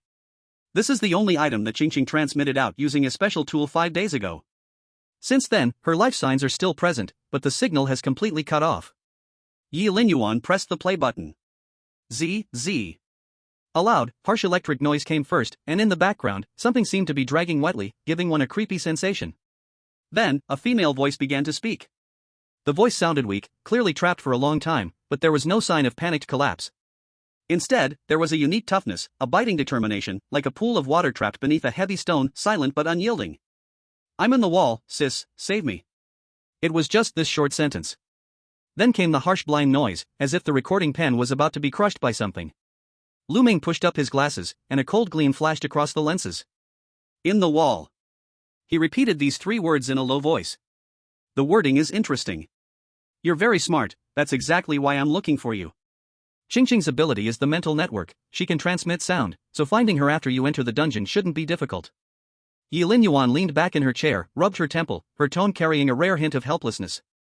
I can't predict the exact situation inside the dungeon, you'll have to adapt as you go. Lu Ming, bring her back, and consider it a favor I owe you. I'll do my best. Lu Ming put away the recording pen and the anchor card, then turned to leave. For smart people, a favor from Yi Linyuan might be far more valuable than anything else she promised. Moreover, since it's a selection dungeon, as long as you're prepared with enough resources, the risk should be manageable. After leaving the upper city, Lu Ming didn't return to the real world but directly took the elevator, descending into the chaotic and filthy lower city. This was the black market of Babel's Main City, a paradise for outlaws. Lu Ming walked down the narrow, muddy street, with dilapidated shops on both sides filled with mechanical prosthetics of unknown origin and bloodstained tools. In his account lay 10,000 points. This was the S+ rank top-tier reward he desperately earned at Hengshui High. Many second-tier players didn't even have this accumulation. But Lu Ming knew very well that for players, keeping points as numbers was the most foolish thing to do. Only by turning them into survival rates could they be considered true wealth. He quickly reviewed the only clues in his mind. The clue is only in the wall. The dungeon type is a selection dungeon, which means that although it is dangerous, there must be a way out. In the wall means spatial confinement and physical isolation. It may even involve escape room scenarios. Lu Ming's footsteps stopped in front of a shop called Mad Hatter's Potions. I need 5 military-grade potent tranquilizers. Lu Ming spoke calmly. The shopkeeper was a weird old man with only one prosthetic eye. He gave a strange laugh and said, "Hey, kid, that stuff has big side effects. If you use too much, you'll end up with a facial paralysis." I know the effects. Lu Ming threw 2,500 points over. In many dungeons, emotions are often the trigger for a wipeout. If you can't control your emotions actively, use drugs to physically cut off the emotions. He wouldn't be scared. Teammates are not always reliable. Lu Ming never minded being harsh to the teammates he was matched with. Then, he walked into a mechanical junk shop. Silent force field generator, the disposable type, max power. 3,000 points, deducted. Lu Ming now held a metal sphere in his hand. This thing could create a 3-meter diameter, absolute silent field, lasting 10 minutes. Whether attacking or fleeing, many times sound would lead to unnecessary trouble. This 3,000 points bought him 10 minutes of absolute silence. Then, he went to a tool shop next door and spent 2,000 points on a universal bone key, one-time version. Since people were trapped in walls or secret rooms, without a key, they couldn't move an inch. Lu Ming wasn't an expert in lockpicking, except for electronic locks. At this point, his large sum of money was down to the last 2,500 points. Lu Ming stopped in front of a wandering merchant with a street stall. On the stall was a shabby scarecrow, still with a few drops of black blood on it. Substitute death scarecrow, defective.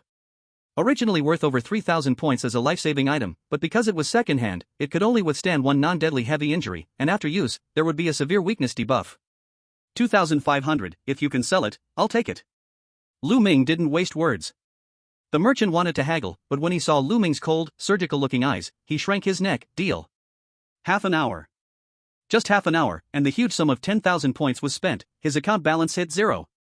Lu Ming shoved the tattered scarecrow into his coat pocket and turned to walk toward the teleportation square. 10,000 points, gone in just half an hour. The cost investment is quite large. Evening, the real world. The afterglow of the sunset dyed the room blood red. Lu Ming closed the windows and drew the curtains. He checked his equipment. On his left pinky, the hunt red glowed with an eerie dark light. His pocket held tranquilizers, a bone key, and a silence sphere. Finally, he took off his glasses, wiped them, and put them back on his nose. Behind the lenses, his eyes had completely switched back to that rational gambler from Hengshui High School. Ha! Lu Ming took out the black anchor point card. Without hesitation, he ripped it in half with both hands. There was no sound of paper tearing. The black card, in the instant it was torn, turned into a sticky black liquid, which didn't drip but defied gravity, floating in mid-air, instantly wrapping around the full-length mirror in front of Lu Ming. The originally smooth surface of the mirror started to writhe like melting tar. A pitch-black vortex slowly opened. Detection of directional anchor point. Target locked, level 2 C-class special filtering dungeon, peaceful apartment. Player strength detected, level 1, awakened, meets dungeon filtering requirements. Teleportation starting. A powerful suction force came, and Lu Ming's figure was instantly swallowed by the mirror. The weightlessness lasted only 3 seconds. When Lu Ming opened his eyes again, the dizziness vanished instantly, replaced by a chilling, deathly silence. No monster roars, no bloody background. It was so quiet here that even the sound of dust falling seemed audible. Lu Ming quickly scanned his surroundings. This was a typical old-style apartment lobby on the first floor, but strangely, it was too clean.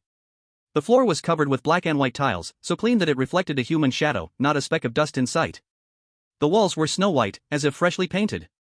The air was thick with an overpowering sandalwood fragrance, and underneath the sandalwood was a pungent smell of 84 disinfectant. The two scents mixed together, creating a nauseating, bizarre olfactory experience. Buzz, several white flashes passed by his side. 7 more players had teleported in. Some were male, some were female, some wore school uniforms and looked pale, others were muscular and fierce-looking. A cold system notification sounded in every player's ears. Dungeon name, Peaceful Apartment. Main quest, survive in this apartment. Lu Ming stood silently at the edge of the crowd, adjusting his glasses. His eyes quickly scanned everyone, finally landing on a corner not far away. There, squatting, was a thin man in a tactical vest with a scruffy face. The man casually pulled a walnut out of his pocket, fiddling with it while his sharp eyes darted around. He looked like a small-time vendor here to stock up, showing no signs of nervousness. Lu Ming's gaze shifted slightly. In this suffocatingly silent environment, most players were subconsciously swallowing, their eyes filled with vigilance. Yet this seemingly unreliable, thin man had not missed a beat while fiddling with the walnut. Lu Ming adjusted his glasses. This guy, his mental fortitude feels stronger than anyone else here. Interesting, Lu Ming thought, his gaze returning to the scene. The light blue numbers on each person's body began to flicker wildly. Chapter 46, is this a Tier 2 C-Class dungeon? As expected by Lu Ming, everyone selected for this dungeon were experienced first-tier players, none of them the typical screaming newbies. Though others may not know what kind of dungeon they were in. After all, not everyone has a powerful sister like Yi Qingqing who could hire someone to help them through the dungeon. In the first second after landing, almost everyone reacted immediately. To the left, a girl in a high school uniform with a pale face, Lin Xiaoya, pressed herself tightly against the wall. Though her body trembled slightly, her hand tightly gripped a crystal pendulum. The pendulum spun wildly in the air, its speed almost enough to fly away. Her terrified eyes weren't just staring into the dark, but seemed to be focusing on something invisible to others. In the center of the hall, a muscular man with a scar across his face, Wang Biao, immediately pulled a blue vial from his waist and gripped it tightly. He quickly backed up, leaning against a supporting column, taking the most defensible position, his eyes fiercely scanning every potential threat. On the other side, a man with thick glasses, Zhang Ji, pulled out a pen and began quickly jotting something down in his notebook. Aside from these few distinct individuals, the crowd also included a silent man in a black tactical jacket, who was playing with a dagger while keeping his head down, Chun Mo. A man with shifty eyes, small and wiry like a monkey, Lu Chang, and a middle-aged woman, wearing a floral shirt and appearing vaguely familiar, Li Hua. All were experienced first-tier players. Lu Ming quietly observed everyone and made his conclusion in his mind. Click, click, click. A crisp sound of high heels suddenly echoed from the shadows at the end of the corridor. The sound was extremely rhythmic, each step perfectly timed, like the tick of a precise mechanical clock. Everyone's gaze instantly focused on the source of the sound. An elderly woman wearing a bright red cheongsam slowly stepped out. The cheongsam was finely made, though its style seemed outdated, like something from the last century. Her hair was meticulously styled, coated in a thick layer of hair gel, shiny under the light, sticking tightly to her scalp. What made it most unsettling was her face. Her face was covered in a thick layer of pale makeup, trying to hide the dense age spots. Because the makeup was so thick, when she smiled, the powder settled into the deep wrinkles, creating creases that looked like a mask that could crack at any moment. "Welcome home, children," she said. Her voice was high-pitched and soft, yet carried an indescribable chill, like a cold snake slithering across the eardrum. "I am the landlord here, you can call me Grandma Wu." Her murky eyes scanned each person in turn, but the curve of her lips never moved. Peaceful apartment values civilization and cleanliness the most. "As long as you behave, speak politely, love cleanliness, we will be like a family, loving and united." The man in the floral shirt, Li Hua, immediately beamed and said politely, "Yes, yes, Grandma Wu, your apartment is really well kept, it feels so comforting to look at." Grandma Wu's smile seemed to deepen by a fraction, such a sensible child. "Alright, it's getting late, let's assign the rooms." Grandma Wu took out a bunch of brass keys and placed them on the table in the lobby. 2 people per room, choose your partners. Remember, after 10 at night. She raised a withered finger to her lips, shook, "Keep quiet." The players immediately sprang into action. In an unknown environment, finding a strong teammate is the key to survival. The sturdy, battle-ready Wang Biao instantly became a popular choice. Lu Chang, whose eyes were flickering, reacted the fastest and grabbed Wang Biao's arm. "Big brother, shall we share a room?" Wang Biao gave him a glance but did not refuse. The silent Chun Mo exchanged a glance with Zhang Ji, who wore glasses. It seemed they reached some silent agreement and naturally walked together. The one holding the pendulum, Lin Xiaoya, seemed too startled and reluctant to be near anyone. In the end, she was forced to team up with the most friendly-looking Li Hua. Lu Ming did not join the commotion. He carried a black tactical backpack and walked straight to the corner. The thin man, Zhao Qian, was squatting there, looking around with shifty eyes, his 2 antique walnuts polished to a shine. When he saw Lu Ming walk over, Zhao Qian's small eyes quickly scanned the heavy backpack Lu Ming was carrying, his pupils shifting. He sized up Lu Ming, gold-rimmed glasses, white shirt. Though he looked frail, that calm demeanor couldn't be faked. Moreover, the outline of what was in that backpack seemed to be filled with good things. Brother. Zhao Qian stood up voluntarily, grinning and showing his big white teeth. I like you, let's share a room? Lu Ming pushed his glasses up, sure. They were assigned to room 104, located at the far end of the first-floor corridor. Before entering the room, Lu Ming specifically looked at the door numbers around him. The apartment structure was a long corridor in the middle, with rooms on either side. Their room 104 was on the left side of the corridor.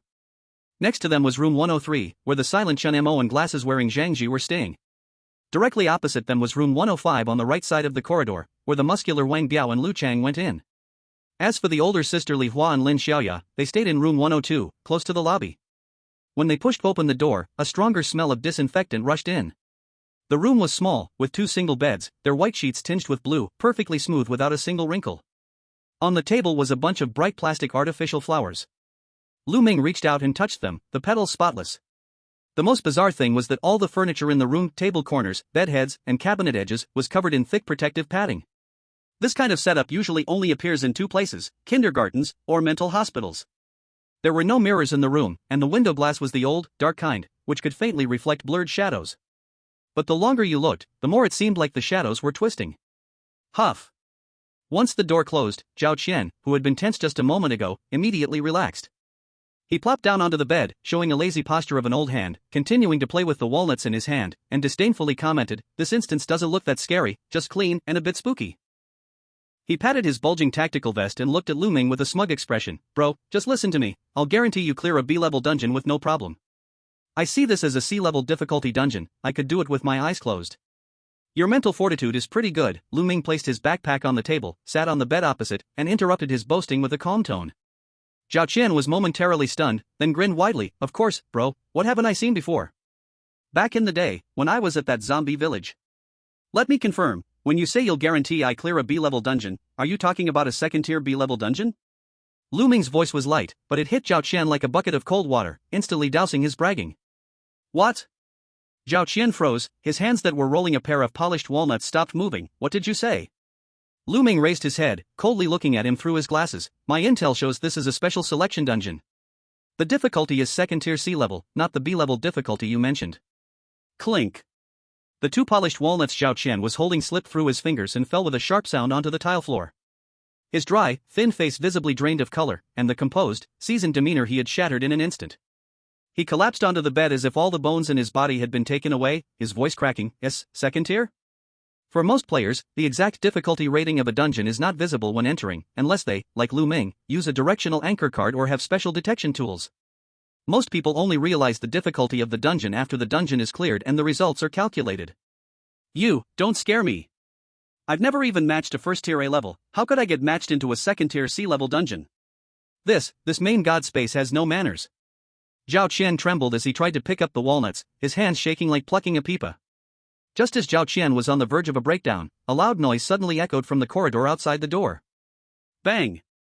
It was the sound of something heavy kicking the doorframe. The sound was loud, but clearly controlled in strength and volume, not shattering the glass. The source of the sound came from room 105, the one across the hall. Lu Ming's eyes narrowed as he immediately got up and walked to the door, peering through the peephole. He saw a burly Wang Biao standing in the hallway, his face twisted in anger as he pointed at the door to the room. "What kind of place is this? You let me stay in this doghouse? The bed's too short, I can't even stretch my legs. Where's the landlord? Get me a bigger room." He was cursing.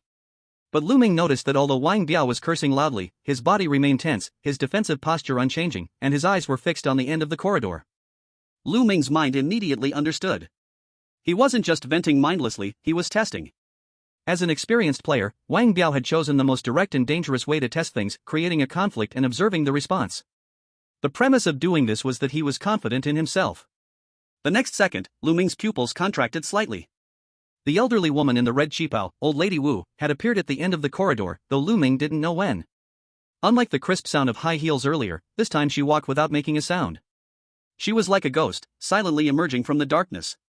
Facing Wang Biao's insults, old lady Wu neither got angry nor acted out. She still wore that perfect, stiff smile, taking slow steps toward Wang Biao, her cloudy eyes locked directly onto his mouth, still moving. "This child's mouth is dirty." Old Lady Wu's voice was eerie, carrying an oddly benevolent tone. Dirty, needs to be washed. As soon as she finished speaking, Wang Biao's fierce expression suddenly froze. He stared wide-eyed, his hands tightly gripping his neck. A chilling gurgling sound came from his throat, as if something was growing wildly inside his esophagus, threatening to tear his windpipe apart. Gulp! Wang Biao suddenly opened his mouth wide, his body arching into the shape of a shrimp. A damp, tangled mess of black long hair mixed with thick, sticky stomach acid was violently vomited from his throat. That clump of hair landed on the white porcelain tiles, still wriggling slightly, like a living black bug. A wave of primal fear instantly swept through the entire corridor. All the players who had been peeking through the peephole instinctively covered their mouths. In that moment when Wang Biao vomited the hair, he showed no hesitation, not even a faint scream. With incredible speed, he pulled out a bottle of blue exorcism water and drank it down, forcibly suppressing the strange sensation in his body. Immediately after, his face turned pale as he quickly retreated, slammed the door shut, muttered sorry, and then bang, locked the strange old Wu in the hair outside. The corridor instantly returned to deadly silence. Only the black clump of hair remained on the floor, slowly stretching, gradually seeping into the non-existent gaps between the tiles. Behind the door, Lu Ming coldly withdrew his gaze. Through the door, in Lu Ming's vision, the murky data stream above Wang Biao's head instantly became clear and stable. In his perception, the number representing Wang Biao's survival probability had already taken on a terrifying crimson hue. That was a color deeply marked by something. Even if Wang Biao reacted quickly and had strong potions, he probably had already been targeted by this scenario. Lu Ming glanced back at Zhao Qian, who was still lying limp on the bed, trembling. He pushed his glasses and said in a calm tone, "Looks like he found the first rule for everyone, keep your mouth clean." Chapter 47, The Cry in the Dead of Night. Time passed second by second. The second hand of the old-fashioned wall clock tick-tocked with each movement, each tick feeling like a strike on the heartstrings. 9:59 p.m. Lu Ming lay on the stiff single bed in room 104, fully dressed.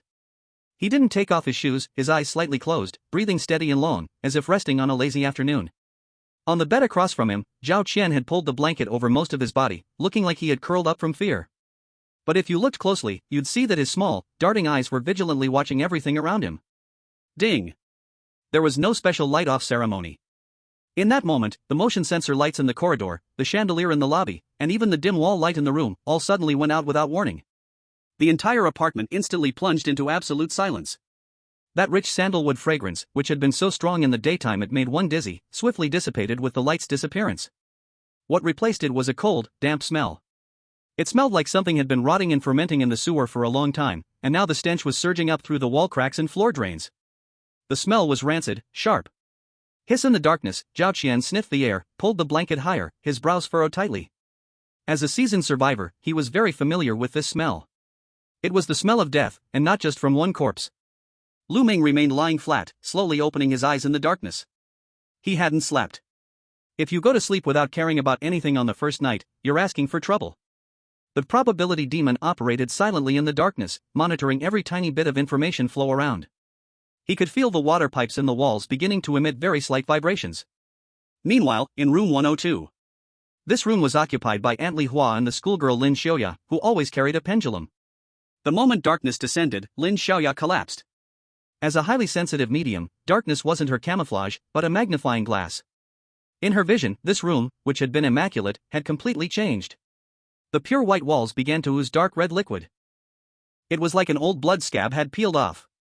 On the ceiling, countless silhouettes of people hung upside down, all with only upper bodies. They had no eyes, only a large mouth that split all the way to their ears, smiling as they stared at her on the bed. "No, don't look at me."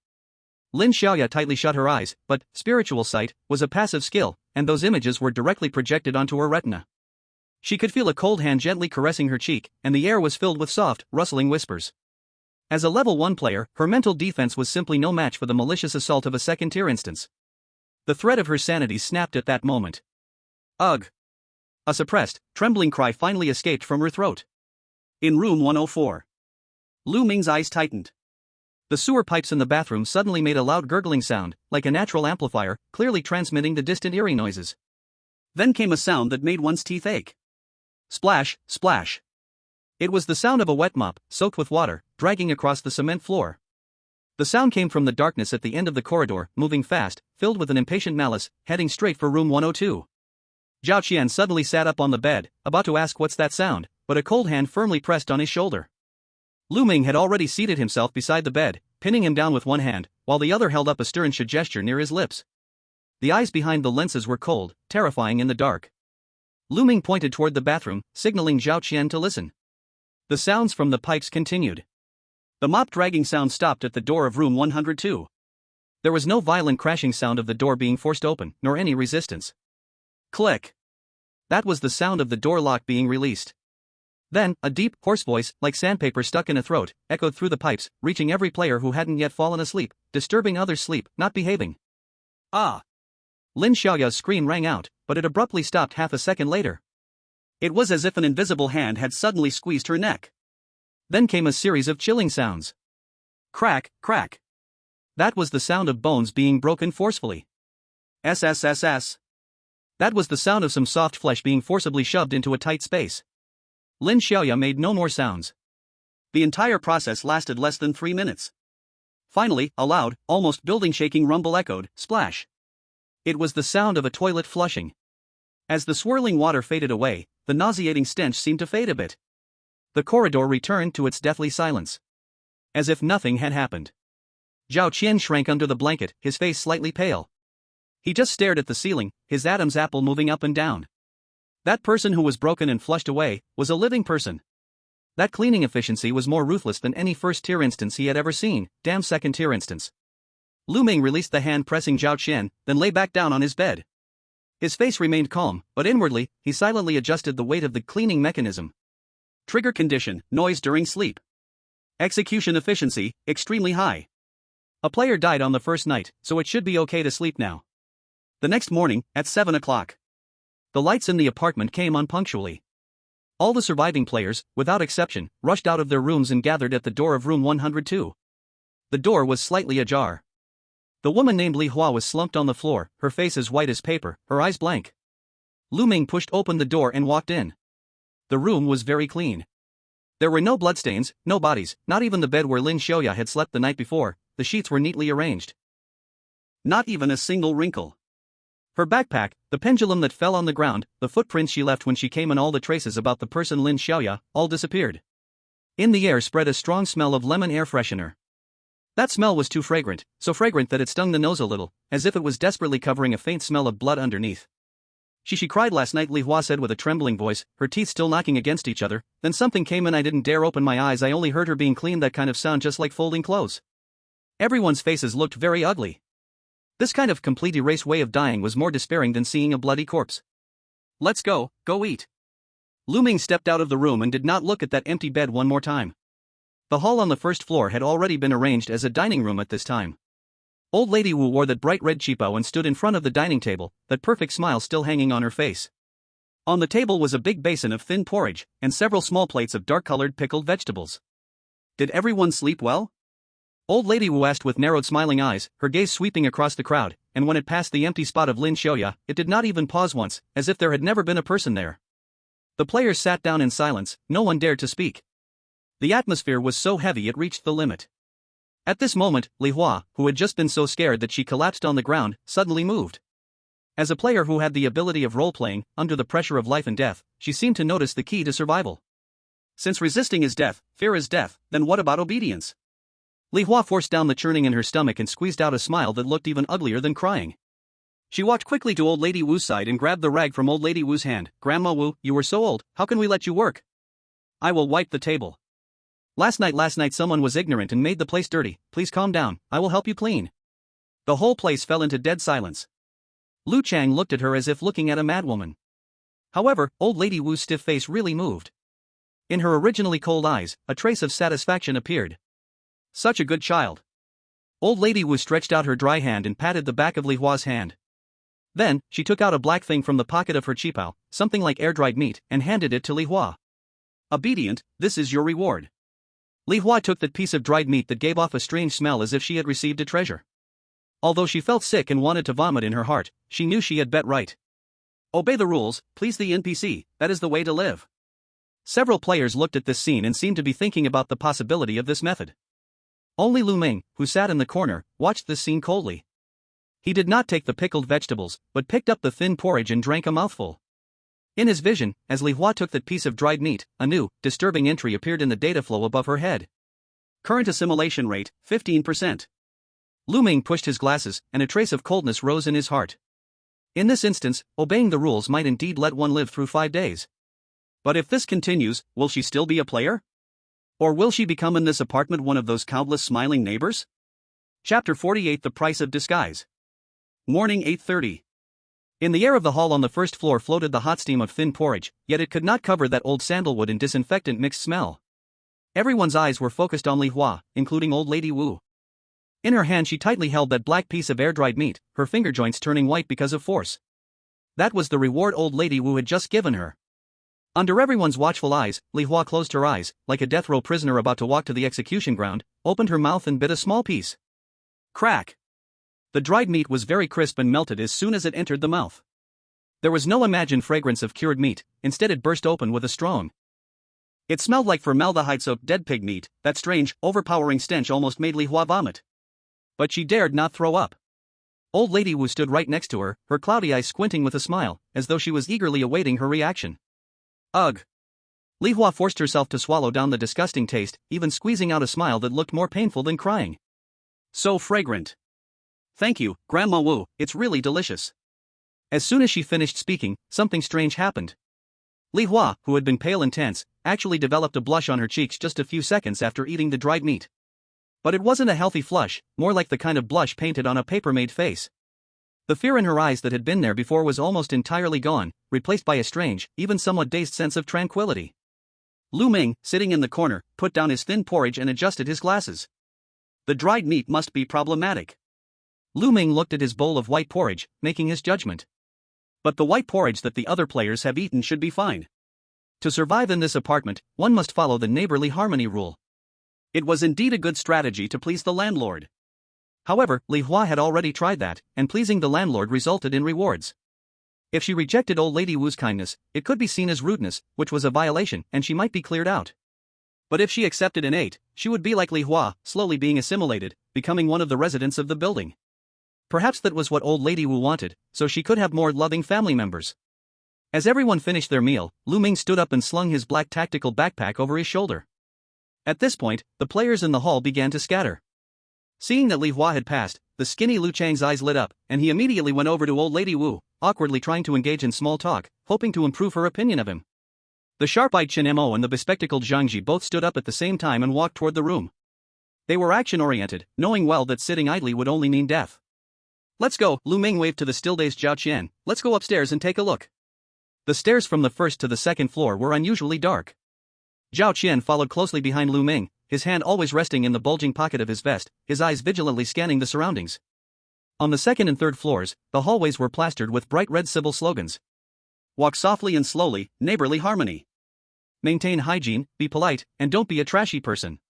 Every door was tightly closed, but that didn't stop strange noises from leaking out from behind them. As they passed by room 202, they heard a regular chop, chop, chop sound. The sound was heavy and forceful, like meat being chopped. But the force was so strong that each chop seemed to threaten to break the cutting board and the table beneath it. Accompanying the chopping sound, there were also satisfied sighs from the person inside. So tender, so tender. When they reached the door of room 305, the door wasn't fully closed, leaving a narrow gap. Through that gap, Lu Ming saw a man sitting in front of an old-fashioned TV, his back to the door. The screen was filled with static, buzzing with electrical noises. But the man watched it with great interest, his body twitching violently, his throat emitting suppressed laughter. He. He laughed so hard that his facial muscles twitched uncontrollably, as though his skin might split from the strain. Lu Ming expressionlessly looked away. These so-called model residents were clearly no longer human. It was unclear whether any of them had been former players, but they had now completely become the good residents of this apartment building. The two continued walking upwards. At the corner connecting the third floor to the fourth, an accident happened. The hallway was piled with clutter. When Zhao Qian sidestepped to avoid it, he accidentally brushed against a black garbage bag at the wall corner. The garbage bag looked very strange, elongated, still tightly wrapped in black tape, like a curled-up human shape. SSSHH, the zipper of the backpack caught one corner of the garbage bag. A stream of yellow-brown murky liquid instantly gushed out from the tier, splashing onto Lu Ming's pant leg. Damn it, bro, I really didn't mean it. Zhao Qian's face broke out in cold sweat. The stench. An indescribable, extremely pungent stench instantly exploded in the hallway. It was like a mix of dying rats, rotten fish guts, and months-old feces fermenting together. In this apartment that demanded extreme cleanliness, this smell was nuclear-level filth. For a moment, the surrounding air seemed to freeze. The crazy chopping sound from room 202 suddenly stopped. The suppressed laughter from room 305 also vanished. Creak. Creak. Several doors simultaneously opened a crack. Several pairs of eyes, full of red veins and malice, stared through the cracks, fixed on Lu Ming standing at the stair corner. Staring at the stinking stain on his pant leg. The gaze felt tangible, like looking at stubborn dirt that must be removed immediately. Lu Ming immediately touched the red ring on his left pinky with his right hand, while his mind raced, calculating the surroundings. Action, use force to fight. Survival rate, 20%. Chapter 49, Someone in the Wall. Don't move. I've got something. Just as Lu Ming considered drawing his knife, a trembling but firm voice came from behind. Zhao Qian, though pale and terrified, had a hand steady as an old dog reaching for a tool. With lightning speed, he pulled a colorful jar from the vest full of pockets. Fragrance spray, strong type jasmine scent. I originally used this in that zombie village dungeon to cover the smell of the living to survive. Zhao Qian muttered while pressing the switch toward Lu Ming's pant leg and the surrounding air. Hiss. A strong, slightly choking cheap jasmine fragrance instantly burst out. The industrial scent was powerful, covering the stench of the corpse water and turning the air sweet and cloying. The eyes behind the doors twitched, sniffing the jasmine fragrance. The filthy smell disappeared. Replaced by the fragrance. In simple rules, fragrance equals clean. After a few seconds of dead silence. Bang. The doors closed one after another. The creepy chopping and laughter sounds resumed. The crisis was over. Lu Ming's tense muscles slowly relaxed. He turned back and looked deeply at Zhao Qian holding the fragrance sprayer. Not bad, this thing. Zhao Qian wiped his cold sweat, chuckled, of course, I have everything in my pockets. 10 a.m. The two continued going up. Something strange happened again. They walked up the stairs, past the third-floor corner, one more floor up, but the door number they saw was 501. The fourth floor had disappeared. Physically disappeared. The stairs seemed folded by some force, skipping that floor entirely. Ghost wall? Zhao Qian seemed about to pull something from his pocket again. Not a ghost wall, the fourth floor is hidden. Lu Ming didn't blindly search, but stepped back to the third floor and walked the stairs again. He counted silently as he walked. First to second floor, 20 steps. Second to third floor, 20 steps. But Lu Ming stood on the landing to the fifth floor, pointing at the steps below. From the third floor to here, we walked 40 steps. He stopped at the landing, facing the pure white wall. The space hasn't disappeared, it's just that the entrance has been obscured. Between the third and fifth floors, we've actually crossed the height of 2 floors. Behind this wall is the vanished fourth floor. Lu Ming extended his hand and knocked on the wall with his knuckles. Dong. The sound was muffled, not like knocking on solid brick, but more like knocking on some thick piece of flesh. The physical method was probably not going to break this wall, so he opened his backpack and took out the item he had bought for 2,000 points. Universal bone key, single use. This key was pure white, made from the finger bone of some unknown creature, sharp at the tip like a knife. The item description was simple, it could open the door to a sealed space, even if no door originally existed there. Step back. Lu Ming didn't look for a keyhole, because there was no door here at all. He reversed the bone key in his hand, his eyes sharpening, and directly thrust the sharp bone key violently into the snow-white wall. Poochie. A dull, cringe-inducing sound. The wall actually trembled violently as if it had a sense of pain. Then, from the place where the bone key had been stabbed, a thick, crimson liquid started to flow out. It was the wall's blood. The bone key emitted a faint white glow, and it was melting away, battling against the rules of the wall. After a few seconds, the hard wall was forcibly melted into a hole the size of a fist.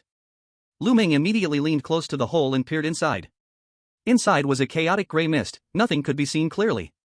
He took a deep breath and stretched out his finger, rhythmically tapping 3 times on the edge of the hole's wall. Dong, dong, dong. Silence. Only the sound of the wall bleeding. Just as Zhao Qian thought there was no hope. Suddenly, from the depths of the hole, an extremely faint echo came. Dong, dong, dong. The rhythm was exactly the same. Damn, there's a ghost inside. Zhao Qian quickly pulled out a cross from his bag and pointed it at the wall, but he was chanting, Umatba. No ghost, just a trapped player inside. Immediately, a weak, almost broken voice, like it could snap at any moment, directly entered Lu Ming's mind, connected by mental energy. Who are you? I'm Lu Ming. Lu Ming spoke quickly, his voice calm, sent by Yi Linyuan to get you out.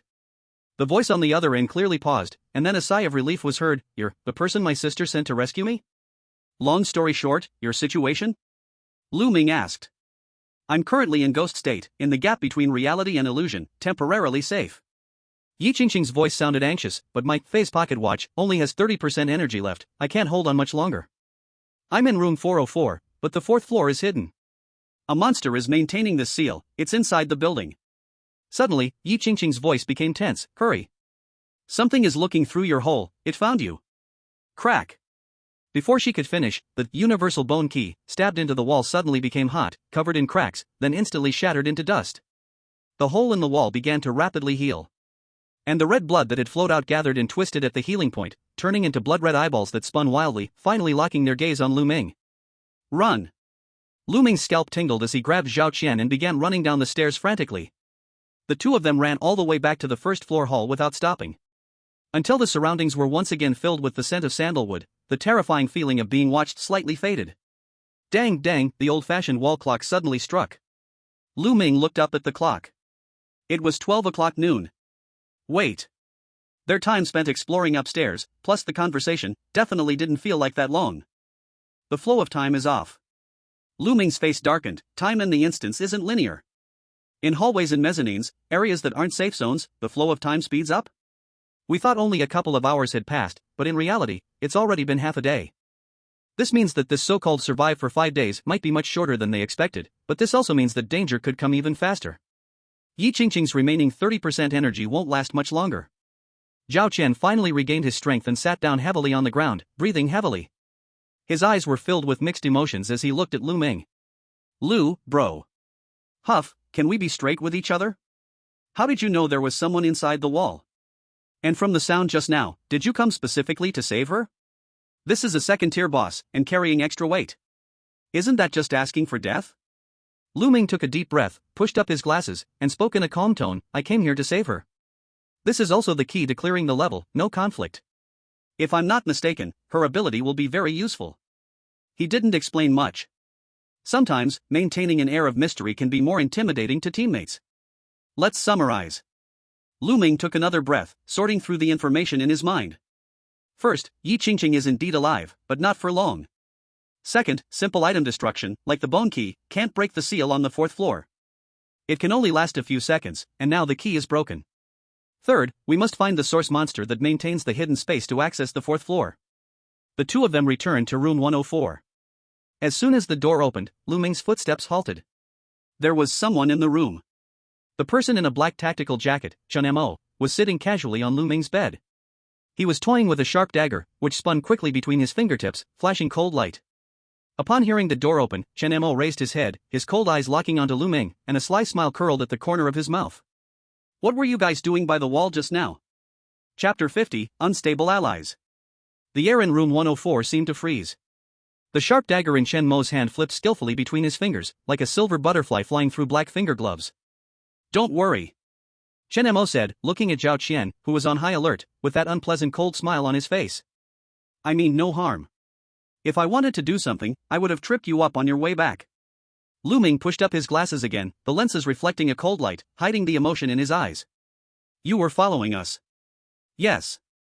Chen Mo openly admitted, "From the moment you stepped onto the stairs, I've been following you." He suddenly stopped spinning the dagger and pointed its tip directly at Lu Ming. "There's something hidden in the wall, right? That's the key to clearing the level, or, an important clue. Take me along. Otherwise, I will go to Granny Wu and tell her you guys are secretly scheming, maybe that will win me some favor with her." Action, keep Chen Mo success rate, 25%. Blue characters flashed across Lu Ming's retina. "Oh, by the way, don't think about attacking me now. Since I can follow you guys without being noticed, you won't be able to stop me." Chen Mo seemed to sense the tension in the air and quickly added. A blatant threat. "Hey, you little bastard, are you trying to mess with Zhao's grandfather?" Zhao Qian growled through gritted teeth, his hand going into his vest pocket, seemingly looking to pull something out to deal with this kid. But Lu Ming stopped Zhao Qian's hand. He looked at Chen Mo, his eyes as calm as a stagnant pool of water. In Lu Ming's logical model, the danger level of this person surged. He possessed excellent tracking and stealth skills, and when he saw an opportunity, he stepped out to extort. This behavior pattern suggested one thing: this person was probably extremely selfish and cold-blooded, a pure egoist who would sacrifice his teammates for profit. Such a person was an uncontrollable bomb. But temporarily using him as an ally might not be a bad idea. Lu Ming spoke in a calm tone and asked, "You want to join? On what basis? I don't take useless people. If you only want to extort a share. I don't mind if you go communicate with old lady Wu now, and she will probably praise you for being a good child and reward you with a piece of dried meat." Chen Mo squinted his eyes and stared at Lu Ming for a few seconds. Suddenly, his wrist flicked. Swish, a cold light flashed. The solid iron bar, as thick as a thumb, at the head of Lu Ming's bed was silently cut off, as easily as cutting through tofu, the cut smooth as a mirror.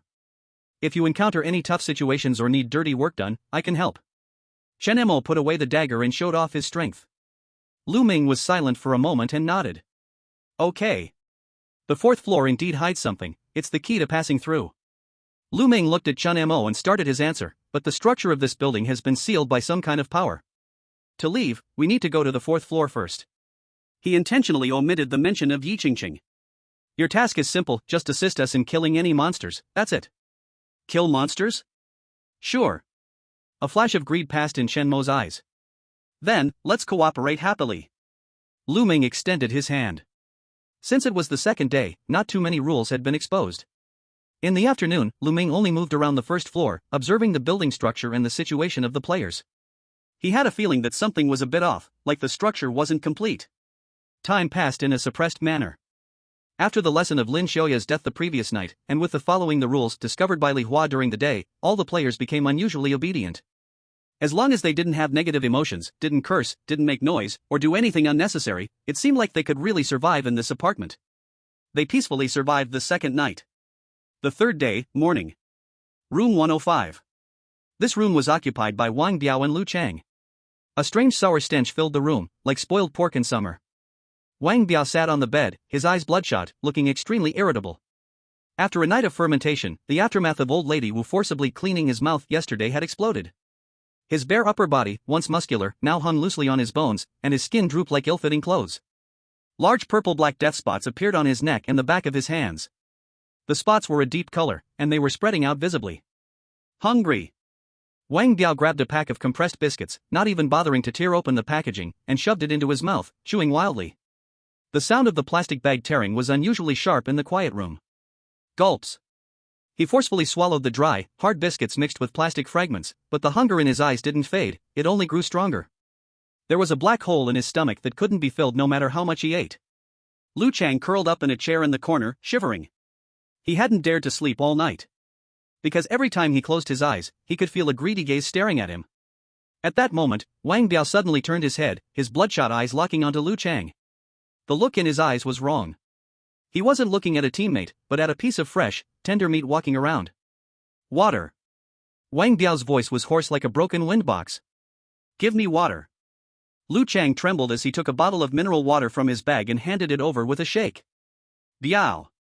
Biao bro, here." Bang. Wang Biao grabbed the bottle, with incredible strength, crushing the full bottle of mineral water in his hand. Water splashed everywhere. He didn't care about the sharp cracks in the plastic bottle and shoved the bottle and water into his mouth, biting and swallowing like a beast. Blood flowed down from the corners of his mouth, mixing with the water, staining his chest red.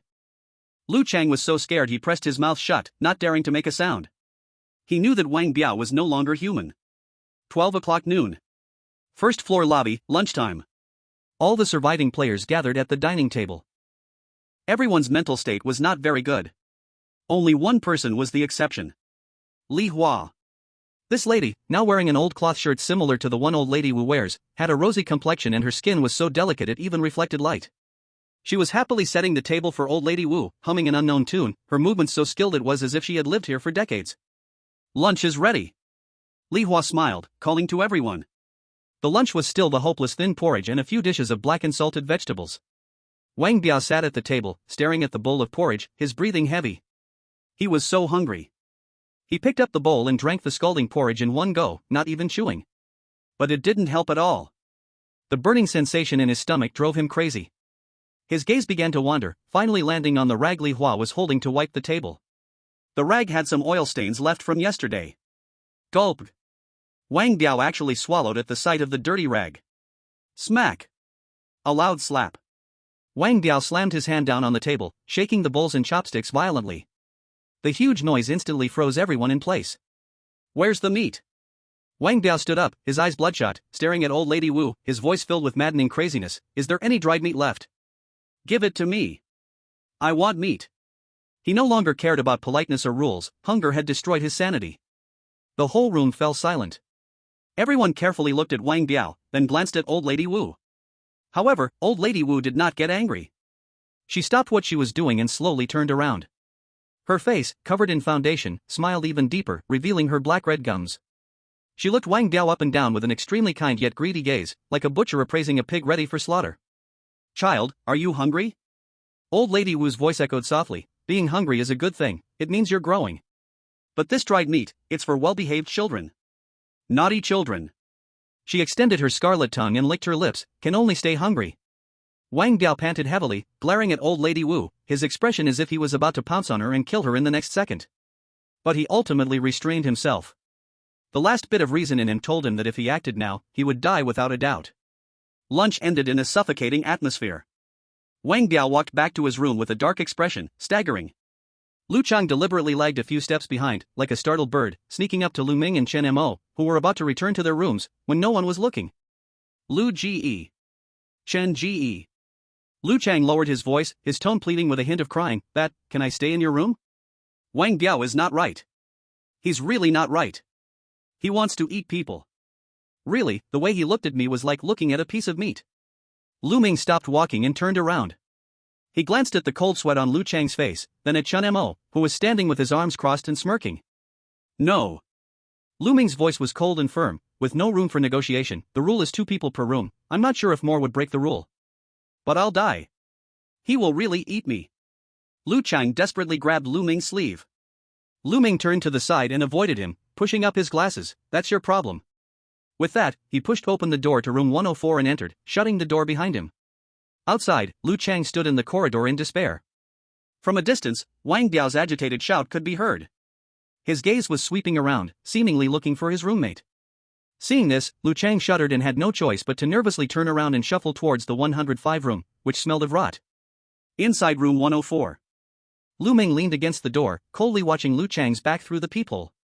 Just before the door closed, Lu Ming clearly saw, through the data vision of the probability demon, that the data above Wang Biao's head had undergone a qualitative change. The blue bar representing the rationality value had completely dropped below the red line. Had it been marked by old lady Wu from the very beginning? He won't make it through today. Chapter 51, Great Strength Does Not Create Miracles. The third day, 2 p.m. The afternoon sun shone through the dark glass window at the end of the corridor, casting a dim red light on the floor, like a layer of solidified blood scab. The apartment was eerily quiet, with the smell of decay in the air growing stronger with each passing moment. Room 105. Huff, huff. The heavy breathing echoed in the cramped space.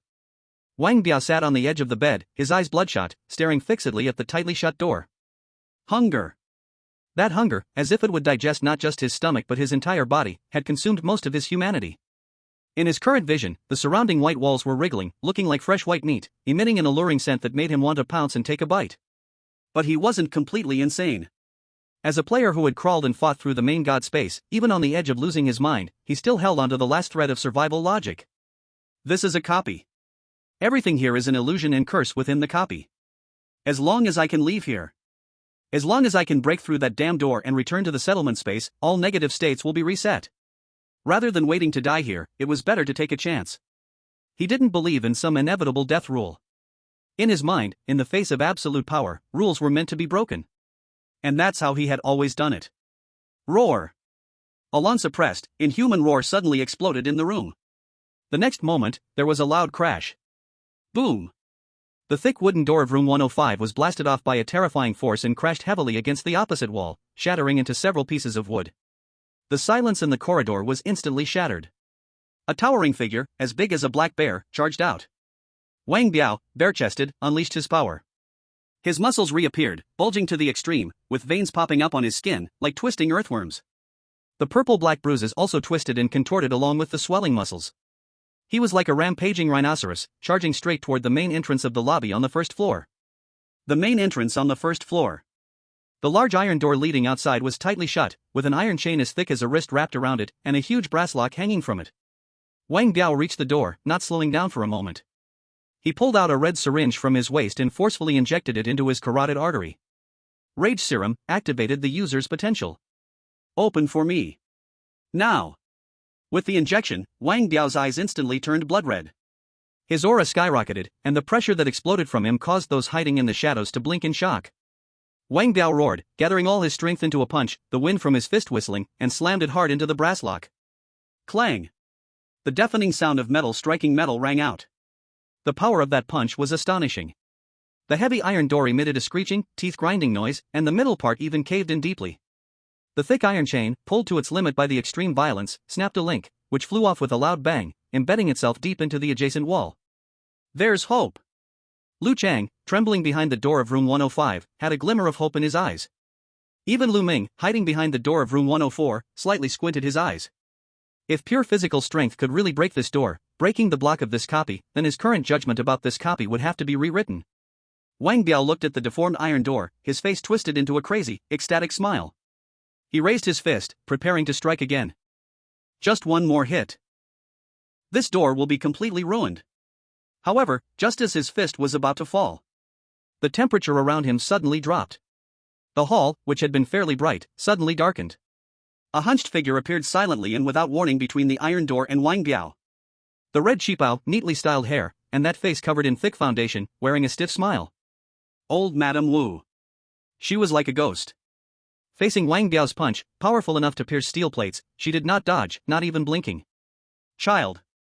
Old Madame Wu's voice was still so gentle, but there was a chilling coldness to it. That is the family door, you cannot destroy it. Destroy the family, and it will no longer be obedient. Old ghost, if I kill you, I can get out. Wang Biao, whose eyes had turned red, stared at the culprit. He roared, and his heavy punch, carrying the force of a second-tier explosion, showed no sign of slowing down, as it slammed into old Madame Wu's head. Poof! A light sound. There was no blood splattering, no bones shattering. All the players who had been secretly watching froze. Wang Biao's fist, incredibly, passed right through old Madame Wu's body without any resistance.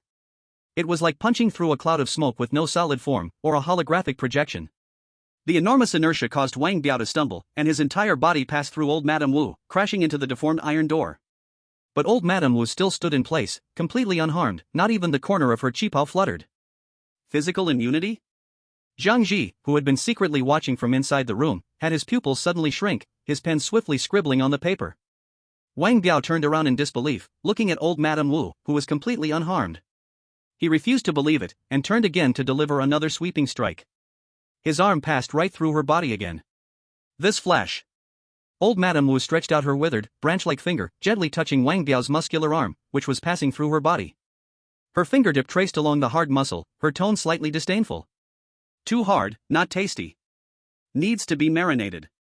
With her touch, something strange happened. The pure white black and white ceramic tiles on the hall floor suddenly rippled like water. The hard tiles instantly liquefied, turning into a thick, pitch-black swamp. Splash, countless pale, dark arms reached out from the swamp. These arms varied in length, some like babies' arms, others like old people's, densely packed, instantly grabbing hold of Wang Biao's legs. What the hell? Let me go.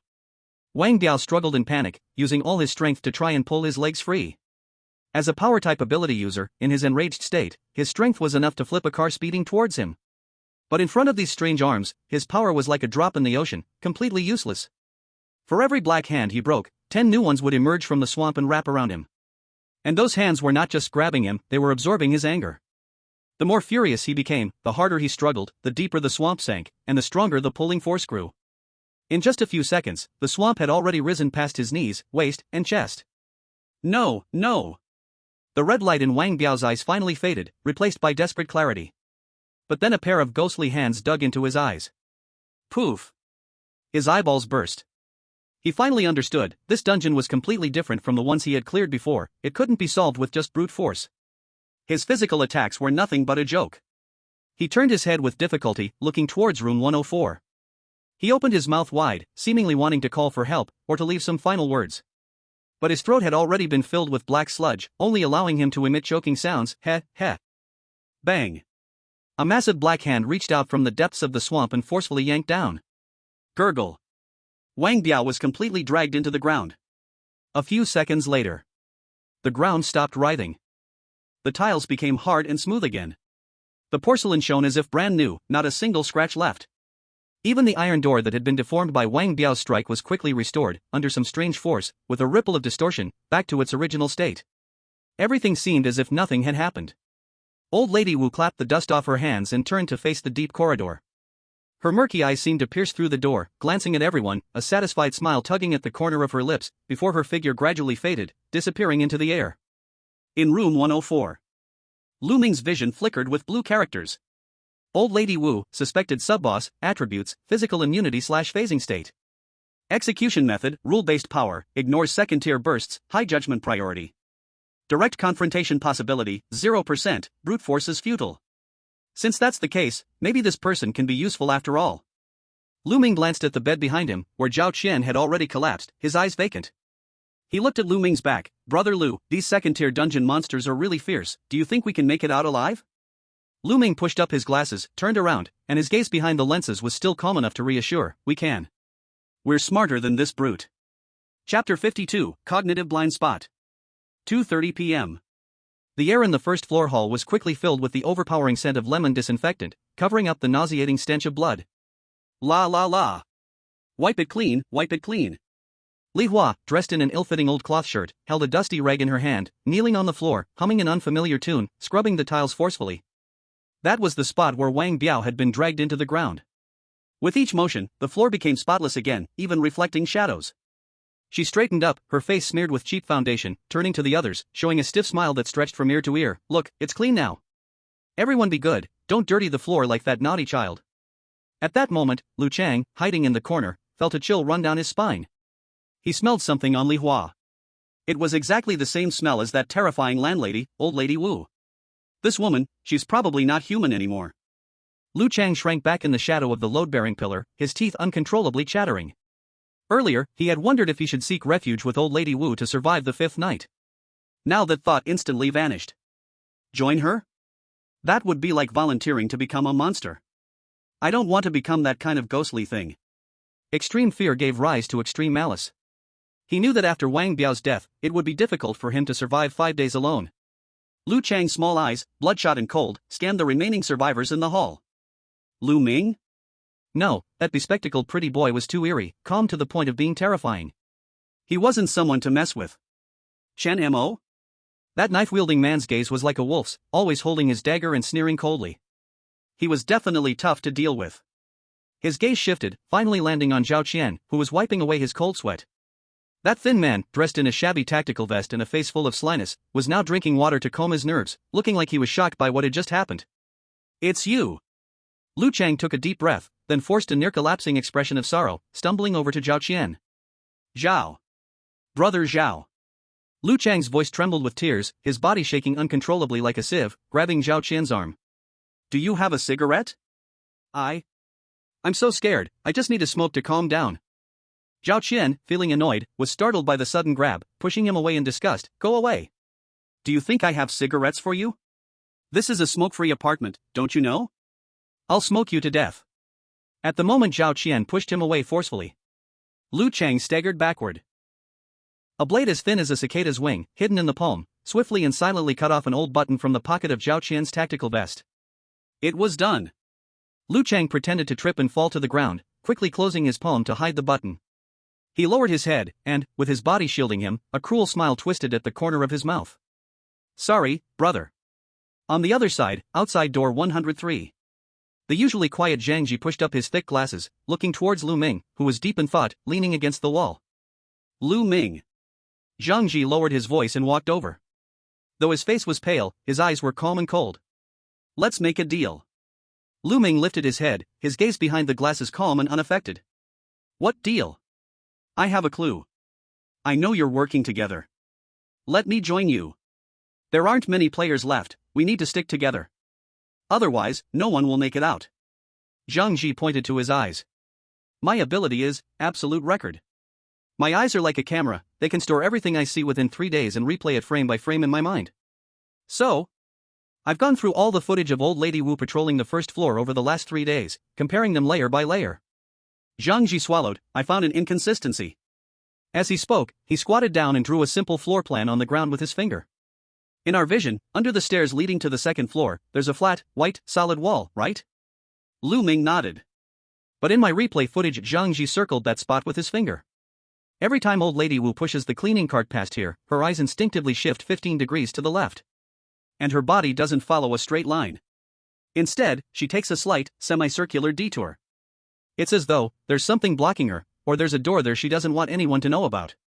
Lu Ming looked at the simple diagram on the ground, his pupils filled with countless faint blue data streams that exploded in an instant. Information input. Logical construction in progress. Environmental analysis, visual deception possibility 99.9%. Conclusion, cognitive interference. Interesting. Lu Ming stood up and pushed up his glasses. That space has been subjected to intense cognitive interference, causing our brains to automatically eliminate and correct its presence when processing visual signals. No wonder Lu Ming had felt something was off with the building structure on the first floor before. Let's go. Lu Ming hesitated for no moment. Let's check out the place our brains hid from us. At the bottom of the stairs on the first floor. When Zhao Qian saw Lu Ming and Zhang Ji walking over, he quickly rushed up. Lu, what happened? Did you find something? Close your eyes. Lu Ming stood before the white wall at the bottom of the stairs, coldly ordering. Ha! Before Zhao Qian could respond, Lu Ming closed his eyes first. In his vision, the perfectly seamless white wall disappeared, replaced by pure spatial structure and logical lines. Lu Ming stretched out his hand, blocking all visual signals, relying solely on logic and the trajectory described by Zhang Ji to step-by-step approach the wall. If he trusted his eyes, his hand should have already touched cold stone. Closer. Closer still. Lu Ming's finger paused for a moment in the void, then suddenly reached forward. No obstruction.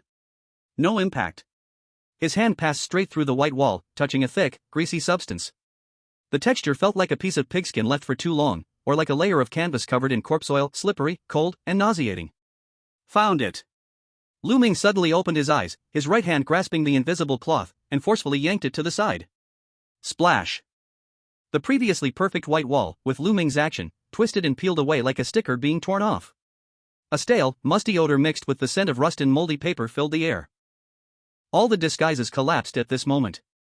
What was exposed to everyone's eyes was not a solid wall, but a hidden, dark utility room. It was filled with cleaning tools that had gathered dust, huge gardening scissors, and rolled up industrial plastic wrap. And deep in the messy pile of things, an enormous and bloated figure was crouching on the floor, facing away from the door. Click, click. The figure seemed to be fiddling with something, making rhythmic clattering sounds. Upon hearing the noise at the door, the huge figure froze in its movements. The entire space fell into a dead silence in an instant. Chapter 53, Building Blocks. Upon careful observation, everyone realized that this was not an ordinary utility room, but rather a strange handmade workshop. But the most unsettling thing was the objects on the floor. The floor of the utility room was covered with countless square objects of various sizes. They were arranged neatly, with even the edges perfectly aligned, resembling a block castle built by a compulsive person. These blocks had smooth surfaces, wrapped in a thick layer of transparent film, which reflected a strange oily shine under the light. What are these things? Zhang Ji pushed his thick glasses up his nose. His ability, absolute record, allowed him to capture even the smallest details in dim environments. Curious, he leaned closer to a translucent block about 15 centimeters square at his feet. The next second, his pupils suddenly contracted, and a sharp, terrified gasp escaped his throat, as though it was being strangled. Hiss! Inside the block was not some item. It was an orange cat. An orange cat that had been forcibly folded, compressed, and reassembled by some terrifying strength. Its bones seemed to have melted, and its body was stuffed into this perfect geometric shape. Its limbs and tail filled every corner of the block in a way that violated its biological structure, leaving no space. The most terrifying part was that it was still alive. Beneath the taut transparent film, one of the cat's eyes was struggling to blink, staring at Zhang Ji in front of it. It was alive. Ugh! Zhang Ji pressed his mouth shut tightly, his stomach churning violently, forcing himself not to make a sound. It wasn't just the cat. After seeing Zhang Ji's reaction, everyone's terrified gazes swept over the surrounding pile of building blocks. In the larger blocks, they saw twisted human faces. A man in a delivery uniform had been compressed to the size of a standard delivery box. His face was pressed against one side of the block, his features distorted from the pressure. His eyeballs were wildly spinning in their sockets, radiating endless despair. His mouth was open, but no sound came out, only silent bubbles emerged. There was also a woman in pajamas, a pet dog, and even several unrecognizable chunks of flesh. They had all been turned into standardized parts, neatly stacked here, like goods waiting to be shipped. These are the missing residents from this building? Zhao Qian's legs trembled in fear, clutching his throat tightly, his face ashen. This is worse than killing them. At this moment, heavy footsteps came from deep within the utility room. Thud, thud. The enormous figure crouching in the shadows slowly stood up and turned around. The air seemed to freeze at that moment. It was a giant, nearly 2.5 meters tall. He was so fat, with flesh that seemed to melt like layers of wax, stacked together. His skin was an unhealthy, dead gray. And in the deep folds of his flesh, there was a hidden layer of long-standing filth. Despite such a terrifying size, he was wearing a pair of old, tight blue denim overalls that clearly belonged to a child. It was just forcibly stretched by some power. At this moment, he was standing under the light, holding a small block just finished being crafted, a still twitching mouse. What made one's scalp tingle the most was his hands. Those hands were not as bloated as his body, but instead unusually slender. Each finger had several joints, like a giant white spider, nimbly walking across the block's surface, smoothing out every wrinkle. Square. The giant looked at the mouse block in his hand, a naive and foolish smile appearing on his face, saliva dripping from his mouth. Beautiful. Chewing. A slight metallic scraping sound was heard. At the moment the monster approached, Chen Mo's killing intent surged instantly in his eyes. As a lone wolf who had licked blood from the edge of a knife, his instinctive reaction was to strike first. He instinctively gripped the dagger, his back arched, like a leopard ready to strike. Roar! It seemed that the giant sensed the sharp malice from Chen Mo, and the originally foolish expression on his face instantly twisted. He turned his head, his dead gray eyes staring hard at Chen Mo, a beast-like growl emerging from his throat. The air around them seemed to grow heavy, and the mouse block in his powerful hand creaked as it was squeezed, dark red blood trickling down his fingers. The breath of a Tier 2 monster instantly enveloped the entire area. Don't move. A hand suddenly pressed down on Chen Mo's shoulder. Lu Ming stood emotionlessly behind Chen Mo, a cold light flashing across his glasses. He has no intent to attack, he's just organizing. Lu Ming's voice was terrifyingly calm. In the vision of the probability demon, the data above this giant's head didn't show the red indicating hunting, but instead a deep purple representing the mix of chaos and order. Put away your weapon unless you want to become the next block. Lu Ming whispered a warning. Chen Mo gritted his teeth, watching the monster's hand squeeze the mouse, and finally slowly sheathed his dagger. Seeing the malice vanish, the murderous glare in the giant's eyes slightly receded, but he still kept a vigilant eye on the intruders. Lu Ming adjusted his collar and stepped forward voluntarily. He made no defensive posture, but instead, like a strict quality inspector, his gaze swept over the blocks at the giant's feet. Then, he extended his finger, pointing at a slightly raised block, speaking in a calm and respectful tone. That one, it's crooked. The left side is higher by a centimeter, it's asymmetrical. Behavior, respecting others' hobbies. Gained approval, 71%. The giant froze. He lowered his massive head, carefully looking with his murky eyes. It was indeed crooked.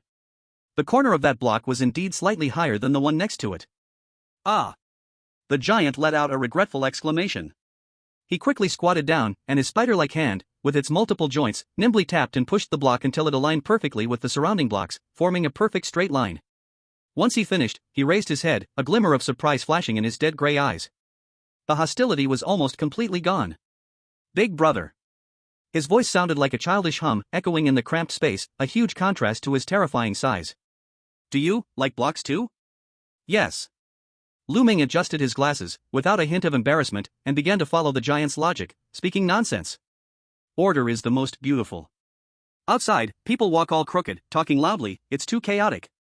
Only here, everything is neat, everything follows the rules. By the way, do you have a name? This made the giant excited, dancing his hands around, even wanting to hand over the blood-dripping mouse block to Lu Ming. Yes. Yes. You're right. Name. I'm called Liang Liang. Mom likes cleanliness too. But Mom is so fierce. If she sees my building blocks, she'll destroy them. She doesn't understand art. She only knows how to destroy. Liang Liang complained to Lu Ming like a child who had been wronged. Lu Ming calmly avoided the blood-stained block and casually asked. So, you hit all the blocks? MHM. Liang Liang nodded vigorously, as if showing off his treasure. He stretched out his long finger and pointed to the dark, black garbage bag-covered pipe above. Up there is my secret base. Up there? Most likely the 4th floor. Lu Ming narrowed his eyes. Mom told me to put away all the untidy things and hide them from her, so I made these things into building blocks because they look better that way. At this point, Liang Liang lowered his voice, as if sharing a huge secret. Mom can't see up there. As long as I don't make a sound and keep the lid closed, Mom will pretend it doesn't exist, because Mom hates dirty things. As long as she can't see it, she'll think the house is still clean. Lu Ming's glasses flashed with a gleam. No wonder there's cognitive blocking, no wonder old lady Wu pretends it doesn't exist. She doesn't not know about the fourth floor's existence, rather, based on her twisted obsession with cleanliness and compulsive disorder, she pretends the fourth floor doesn't exist. The fourth floor for her is a garbage bin that must exist, because she can't handle all the trash. So, as long as Liang Liang, the cleaner, hides the garbage, she will turn a blind eye. Liang Liang, can we go up? Lu Ming looked at him earnestly. I want to admire your building blocks and protect them from your mom breaking them. Liang Liang hesitated a little, biting his dirty fingernail, his eyes shifting. We can go. I can open the slide too. But... Suddenly, he shrank back, his voice becoming very soft, filled with deep fear. You have to help me with something. What thing? I want my favorite toy. Liang Liang pointed upwards. Mom took my favorite toy and locked it in room 404. That's where Mom and Dad used to sleep. It's so scary there. I'm afraid to go near it. As soon as I get close to room 404, it hurts so much. Liang Liang hugged his head, as if recalling a painful memory, his large body trembling slightly. Big brother, if you promise to help me get that toy from 404, I'll let you into my secret base. Lu Ming understood in his heart. Okay. Lu Ming nodded, we promise. Pinky swear. Liang Liang extended his pinky finger, which had 3 joints. Lu Ming expressionlessly extended his right hand and hooked it with him. It's a black box. Big brother, you must help me get it back. Tomorrow morning. Lu Ming glanced at the pipe overhead. It's almost dark now. Your mom will come out to patrol soon. Tomorrow morning, you open the slide and we'll go up. We'll go up tomorrow. Liang Liang clapped his hands happily. The group left the storage room and pulled the cloth curtain, which gave off the stench of corpse oil, back into place. As the curtain fell, the terrifying world of building blocks was once again concealed. At this moment, the sky outside had completely darkened. The soothing sandalwood scent in the apartment was quickly fading, replaced by a cold, rotten smell coming up from the sewer. Phew. Zhao Qian sat down on the stairs, wiping the cold sweat from his forehead. That scared me. What kind of monster was that, still able to talk like that? As long as it's an intelligent creature, communication can be attempted. Lu Ming glanced at the deep night outside the window, his expression becoming serious. It's dark now, tonight is the 3rd night. I'm afraid, it won't be as easy as before. Shen Mo didn't speak, he just silently wiped his dagger and turned to walk back to room 103 with Zhang Ji. Zhao Qian had a distressed look on his face as he touched the empty pocket of his vest, where the button had been cut off by Lu Chang. Huh? Why is the button on my pocket missing? That was a little speaker. Zhao Qian mumbled. Lu Ming, hearing this, looked at Zhao Qian with a strange expression. That button seemed. Lu Ming recalled something. What kind of person is this, carrying all kinds of random props on them? Chapter 54, The 3rd Night. Brother Lu, what's with that look? Every prop has its use.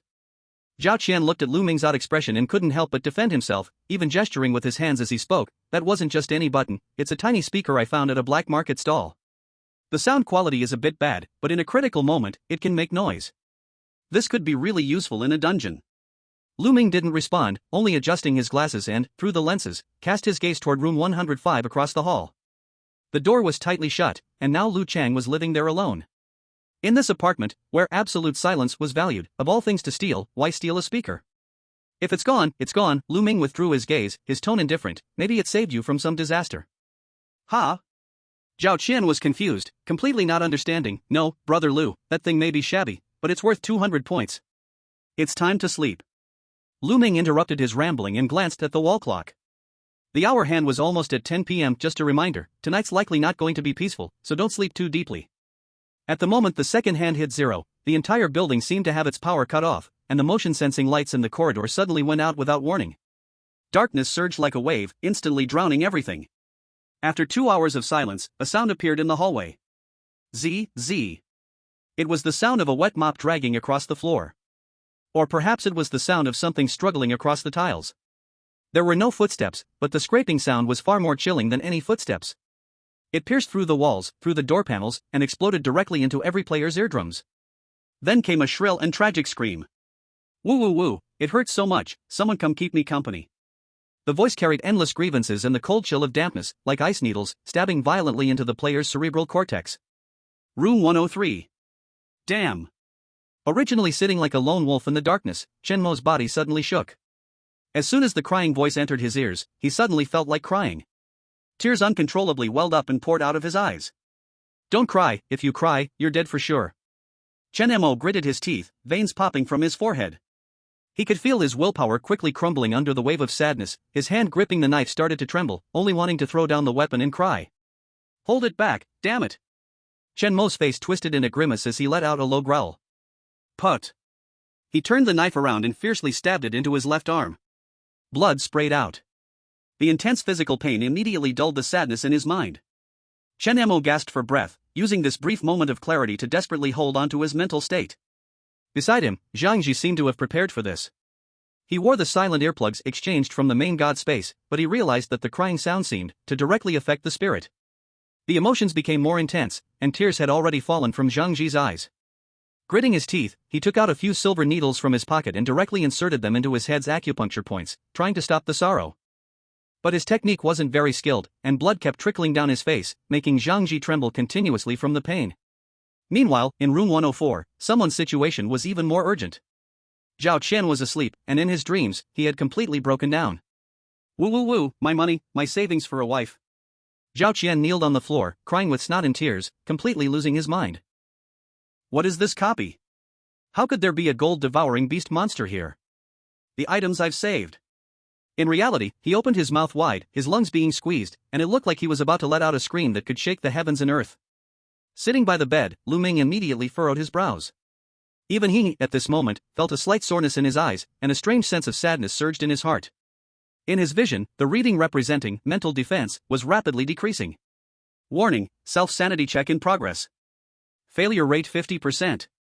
A 50-50 chance? Without any hesitation, Lu Ming immediately pulled out 2 cold syringes from his backpack. They were the strong sedative he had exchanged in the main god space. Put. Lu Ming moved like lightning, first stabbing one syringe hard into Zhao Qian's neck, who was just about to open his mouth and scream. Zhao Qian out just as he was about to scream, but Lu Ming covered his mouth. Then, with a swift motion, he injected himself as well. The cold liquid pushed into his veins. This powerful drug directly cut off the transmission of neurotransmitters. It was as if the scene froze at that moment. On the window, a face appeared. It was Lin Xiaoya, her face covered in blood, her eyeballs bulging. Her mental waves sensed that there was a living person who had been affected. Then, she cried out, her half-body passing through the door, getting closer to Zhao Qian, attempting to harvest the sadness that was about to explode. However, Zhao Qian's mouth was still wide open, his tears hanging by his cheeks, but those eyes that were once filled with sorrow instantly turned as lifeless as a dried fish from 3 years ago. Dull, hollow, and without any ripples. Oh vo. 1 second ago, he was about to burst into tears, but the next moment, it was as if his soul had been drained, and he was just a statue, staring blankly at the female ghost in front of him. As for Lu Ming, he slowly pushed up his glasses. The drug's effect made even his blinking seem slow. His facial muscles completely relaxed, and his gaze was as indifferent as if he were looking at a set of boring data. Fear? Sadness? What were those? Right now, he was in an absolute rational state, called physical sage mode. Lin Xiaoya turned around, almost pressing her face to Lu Ming's, blood dripping onto his lenses. Lu Ming stared at her blankly, even his heartbeat remaining unchanged. Lin Xiaoya's crying grew softer, and she began to doubt whether the two in front of her were still alive. Perhaps her senses were wrong because she couldn't see them, relying solely on mental waves to sense. She could only drift toward the next room. Room 105. This room housed the lone Lu Chang. He had no teammates, no self-harm determination, and no sedatives like Lu Ming's. Under the erosion of the crying sound, he completely collapsed. I can't take it anymore, it's too painful. Woo woo. I want to go home. Let me out. I want to live. A huge cry echoed through the room, instantly breaking the rules of the apartment. Creak. The door slid open silently. A strong smell of rotting flesh mixed with disinfectant rushed in. Old Wu, pushing a cleaning cart, bent over and walked in. Her kind face carried a suffocating smile as she looked at Lu Chang, who was curled up in the corner. Child, you woke up the neighbors in the middle of the night. Old Wu's voice was hoarse yet gentle, and your face is all teary, Grandma will clean it for you. Looking at the withered hands reaching out, a trace of frantic malice flashed in Lu Chang's eyes in his moment of despair. Come on, come kill me, I'm not the one who will die. He cried and laughed, suddenly pulling out the thing he had stolen from Zhao Qian's body, the button, and a small figure that looked just like him. Lu Chang crushed the figure and pressed it against the button. Substitute death doll. With his ability, at this moment, the rule of death would be transferred to the owner of the button. Lu Chang's eyes widened, waiting for old Wu to leave. However, the air suddenly fell silent. Nothing happened. The doll shattered into pieces. The old button slipped from his hand and fell to the ground. Click. This light drop seemed to trigger the aging switch inside the poor quality speaker. ZZZ. ZZZZ. A sharp electrical sound suddenly erupted in the deathly silent room. Then, from the tiny broken speaker, which was only the size of a fingernail, came a loud and distorted commercial phrase. Recycle old color TVs. Old refrigerators. Old washing machines. Old air conditioners. Recycle. This loud noise, in the stillness of the midnight apartment, was as deafening as a rave on a grave. Lu Chang's smile froze on his face. He stared blankly at the button on the floor, which was playing wildly, and then glanced at Mrs. Wu, whose smile was slowly fading. Why isn't it working? You're too loud. Mrs. Wu was deeply disappointed in this disobedient child. Her kindly face instantly stretched and became terrifyingly eerie. It's really too loud. She extended her hand and, as if grabbing a little chick, lifted Lu Chang and then bent him backward. Finally, she pressed his head and feet together into the bucket full of murky corpse water in the cleaning cart. Glug glug. Lu Chang couldn't even scream. Accompanied by the still high-pitched recycle old refrigerators from the tiny speaker on the ground, Lu Chang completely stopped moving in suffocation. The fourth day, 7 a.m. The sunlight streamed into the room through the crack in the curtain. The drug's effects were gradually wearing off, but the side effect of stiff facial muscles remained.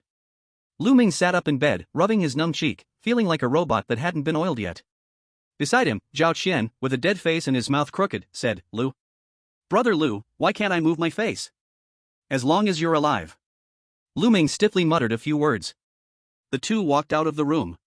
Just then, the door of room 103 opened. Chen Mo stepped out first, his left arm wrapped in a bleeding bandage, his eyes fierce as if he wanted to kill someone. Zhang Ji supported the wall as he came out, looking as though he had kidney deficiency, with dark circles under his eyes and a pale face. They looked at Lu Ming and his companion, who appeared unharmed but with slightly dazed expressions, and a flash of deep wariness and shock passed through Chen Mo's eyes. How did these two survive last night? The group passed room 102. The door was wide open, and the room was empty. Lu Chang was gone. Only a puddle of still wet water remained on the floor, and the air was filled with the strong smell of just mopped disinfectant. In the corner, the broken mini speaker button lay there, lonely. Lu Ming turned around and looked towards the direction of the stairs on the first floor. Let's go, we should head to the fourth floor. Chapter 55, Being Too Clever Can Backfire. In the first floor storage room, Liang Liang opened the slide passage to the fourth floor as agreed. This slide had a certain space distortion because although it sloped down, it could lead to the fourth floor. The four of them slid down the dark and greasy garbage slide, and the sensation of weightlessness lasted only for a few seconds. Thud. Lu Ming landed steadily. Under his feet, no longer was there rough cement but an excessively soft, deep red carpet. Welcome to my base. Liang Liang's massive body finally squeezed out of the slide, his face full of an excited smile, as he pointed to the corridor ahead. The air here carried a faint mixture of formalin and wax. The group looked up, and then they were stunned into silence by the scene before them. It was a very long corridor. Unlike the chaotic and dilapidated storage room downstairs, the walls here were as white as snow, and every 2 meters was embedded with a transparent glass niche, resembling a minimalist modern art museum. Only, the exhibits were somewhat horrifying. This is Uncle Li. He always likes watching soccer matches in the middle of the night, so loud that Mom doesn't like it. Liang Liang pointed to a niche on the left side. Inside the transparent square, there was a chubby man, compressed into a block of meat, his eyes filled with frozen terror. This is Aunt Wang. This is the brother who delivers takeout. Liang Liang proudly introduced his collection. This entire floor was actually filled with over 100 living blocks. They maintained the poses from their last moments of life, in this silent fourth floor. Is this the art in his eyes? Zhang Ji looked at the niches, feeling a deep chill run through him, no sound, no resistance, only the uniformity of the blocks. Stop looking. Lu Ming interrupted the observation, his gaze locked onto the farthest end of the hallway. Let's get down to business. Under Liang Liang's lead, they reached the end of the corridor. There was a door. Unlike the surrounding white walls, this door was dark red. It had no lock, but was wrapped in countless pitch black, wriggling hairs like living things. Those hairs seemed to have a life of their own, tightly covering the door's surface, as if sealing it. I can't go any further. At a distance of about 10 meters from the door, the large Liang Liang suddenly stopped, his body trembling as he shrunk into a ball. It hurts. My head hurts. Lu Ming stopped, his eyes narrowing slightly behind his glasses. The warning from the probability demon flashed in bright red. High risk warning, suspected curse seal. Touching death probability, 90%. The other three, without the probability demon, easily recognized that this seemed to be a death door. The atmosphere became tense. Liang's toy was inside, and so was Yi Qingqing. But how to open the door? Lu Ming stood before the door, seemingly in deep thought. At this deadly moment, something changed unexpectedly. Without any warning, Chen Mo, who had been at the back of the group, suddenly disappeared into the air. The next moment, he appeared behind Lu Ming, like a ghost, with a sharp whoosh of air, 1 foot, carrying immense power, kicking straight at Lu Ming's back. The kick was vicious, at an odd angle, with a clear purpose, to use the huge inertia to kick Lu Ming like a cannonball into the door covered with deathly hairs. Go ahead and scout the way for me. Chen Mo's savage roar exploded in the corridor. 30 seconds earlier. Chen Mo stood in the shadows, his fingers gently stroking the knife handle, his cold gaze shifting over the remaining three. His brain was racing. The door ahead has the curse of old Lady Wu, whoever touches it dies. That stupid big monster won't dare go, and Xiao Qian and Zhang Ji, two useless people without any combat strength, obviously won't go. In the end, Lu Ming will probably use my good skills as an excuse to have me take the risk. Chen Mo's gaze finally fixed on Lu Ming's back. This pretty boy. He's always been so carefree. I bet he's hiding something, or he already knows how to clear the game but has been playing us like monkeys. Rather than letting him control the situation, I'd better take the first move. The murderous intent in Chen Mo's eyes solidified in an instant. As long as Lu Ming is dead, he will help me break the door and get to room 404 to find the clearing clues. The other two useless ones, I can kill them at will. Then, I'll clear the game however I want. Do it. The moment the thought was clear, Chen Mo activated his stealth ability and completed this deadly backstab. In reality, before the 404 door, Chen Mo's foot was less than 5 centimeters from Lu Ming. He even foresaw the image of Lu Ming frantically slamming into the door, being shredded by those black hairs into minced meat. However, Lu Ming moved, but not as if kicked away. Instead, as if he had expected it, his body folded to the left at an odd angle, defying the laws of physics, collapsing. It was a very messy, but extremely precise tactical evasion. What?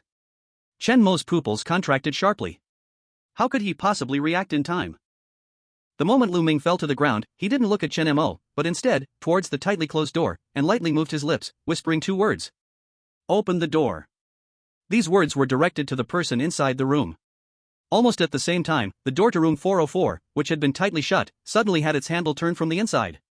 Click. The crisp sound of the lock opening echoed in the dead silence of the corridor like thunder. 10 minutes earlier, when Lu Ming had just slid down the slide to the 4th floor ground, he didn't rush to observe his surroundings, but instead, casually tapped his fingers on the wall 3 times. Dong, dong, dong. As long as Yi Qingqing heard it, she would know that he had arrived. From that moment, Lu Ming's mind had added an invisible voice channel. At the same time, as he approached room 404, Yi Qingqing's mental network within a 10-meter radius allowed her to sense the obvious emotional fluctuations around her, such as malice. So, the intense malice emanating from behind Lu Ming was instantly sensed by Yi Qingqing in room 404 and reported to Lu Ming in real time. This was a complete entrapment operation. The door opened. But it wasn't slammed open, it was turned from the inside. As the door crack opened, the resentful strands of hair that had been tightly wrapped around the door, in a guarding state, instantly lost their anchor. Like a compressed spring suddenly snapping, the black hair, upon losing its target, exploded with a terrifying recoil, like large black mouths opening, violently spraying outwards. At this moment, Chen Mo, who had kicked empty, could not stop due to the massive inertia and was sent straight towards the door that had just opened and was spewing resentment-filled hair. Lu Ming fell to the side, perfectly avoiding it. Chen Mo, however, seemed like an offering sent willingly, plunging headfirst into the wave of black hair. No! The terrified scream instantly changed tone. The black hair, like conscious venomous snakes, instantly wrapped around Chen Mo's thighs and crazily spread upwards. SSSSSS. It sounded like strong acid corroding flesh and blood. Get off! Get off of me! Chen Mo was also a ruthless person, and at the brink of life and death, an astonishing will to survive erupted within him. The dagger in his hand danced with cold light, and he even activated a very precious life-saving talisman. Boom! A golden light exploded, and with the recoil, Chen Mo awkwardly flipped backwards and slammed into the wall of the corridor. But his right leg had already been corroded to the bone, with black resentment swirling in the wound like maggots, causing him to roll on the ground in agony, his screams echoing through the silent 4th floor. But the black hair that was repelled quickly pursued him again. Lu Ming slowly got up from the ground and dusted off his clothes. He looked at the now fully open door. Inside stood a tall, cold-looking beauty. Just like the photo of Yi Qingqing's sister that Yi Lin Yuan had shown him earlier, it was Yi Qingqing.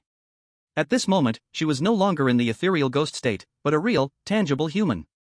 The ghostly state from the phase watch couldn't touch physical objects, and to turn the sealed door lock from the inside, she had to actively remove the protection of the watch and revert to her human form. This also meant that she had lost her strongest life-saving trump card and was completely exposed to danger. However, she knew very well that she wouldn't last until the next player came to save her. Yi Qingqing's face looked somewhat pale, but her eyes were exceptionally bright. "Quick, get in the room, while these cursed strands of hair are being held back by our good teammates." Lu Ming quickly urged Zhang Ji and Zhao Qian, who were still frozen in place, to enter room 404. Room 404. The air was filled with the scent of old dust, and the wallpaper had peeled off in large patches, exposing the blackened wall behind. On the floor and walls of the living room, there were still remnants of bloodstains, long dried and blackened. Lu Ming quickly scanned the surroundings. The only toy that matched Liang Liang's description of the black box was a single item, an old black VCR on the table. He walked over and connected the VCR to the dusty television in the center of the living room. Zzz, zzz. With a flicker of static, the television screen lit up. The image wobbled, clearly filmed by hand. There was no terrifying scene as imagined. Instead, what appeared before everyone's eyes was an incredibly warm living room, exactly the same room they were in now, except the wallpaper was new, and the sunlight was bright. In the frame, a young, gentle woman was holding a chubby 5- or 6-year-old boy on the sofa. From her features, it was clear that this was the younger version of old Lady Wu, and the boy was Liang Liang, still a normal child. Two little tigers, running fast.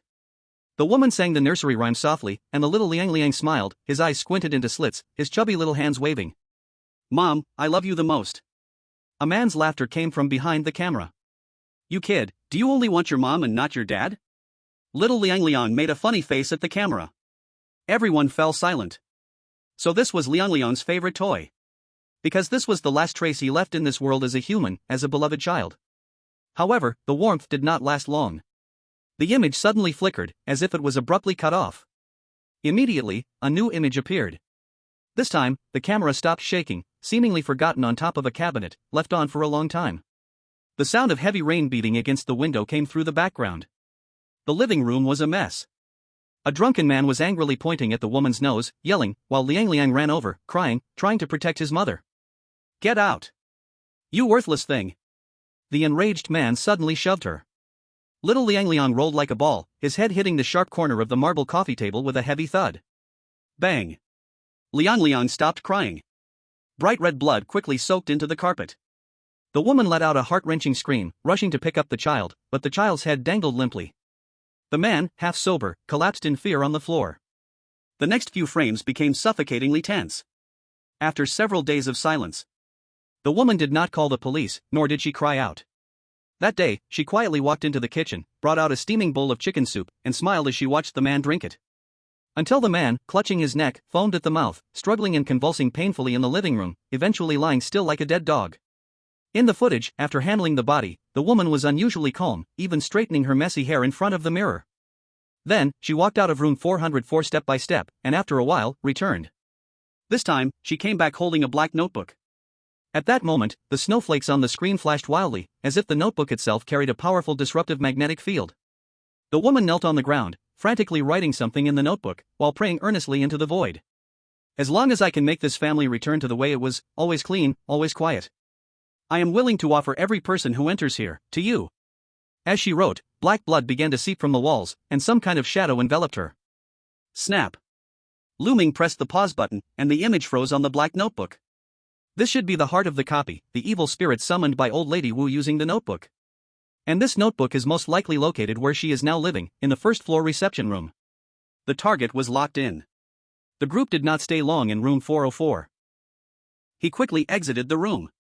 As soon as he stepped out, Zhao Qian screamed, "Damn it! Where's Chen Mo?" Originally lying on the corridor floor, being chased by black-haired death, Chen Mo had completely disappeared. The older brother is here. Liang Liang walked over, holding something, his face wearing that innocent smile. What he was holding was a brand new flesh-colored cube, still warm to the touch. It was Chen Mo. Inside this 30-centimeter square flesh block, Chen Mo's terrified and twisted face was pressed in the center, his eyeballs bulging, seemingly experiencing immense fear before death. The dagger in his hand had also been forced into his ribs, merging with his flesh and blood. I saw that this older brother was about to die, so I turned him into a block, that way I can protect him forever.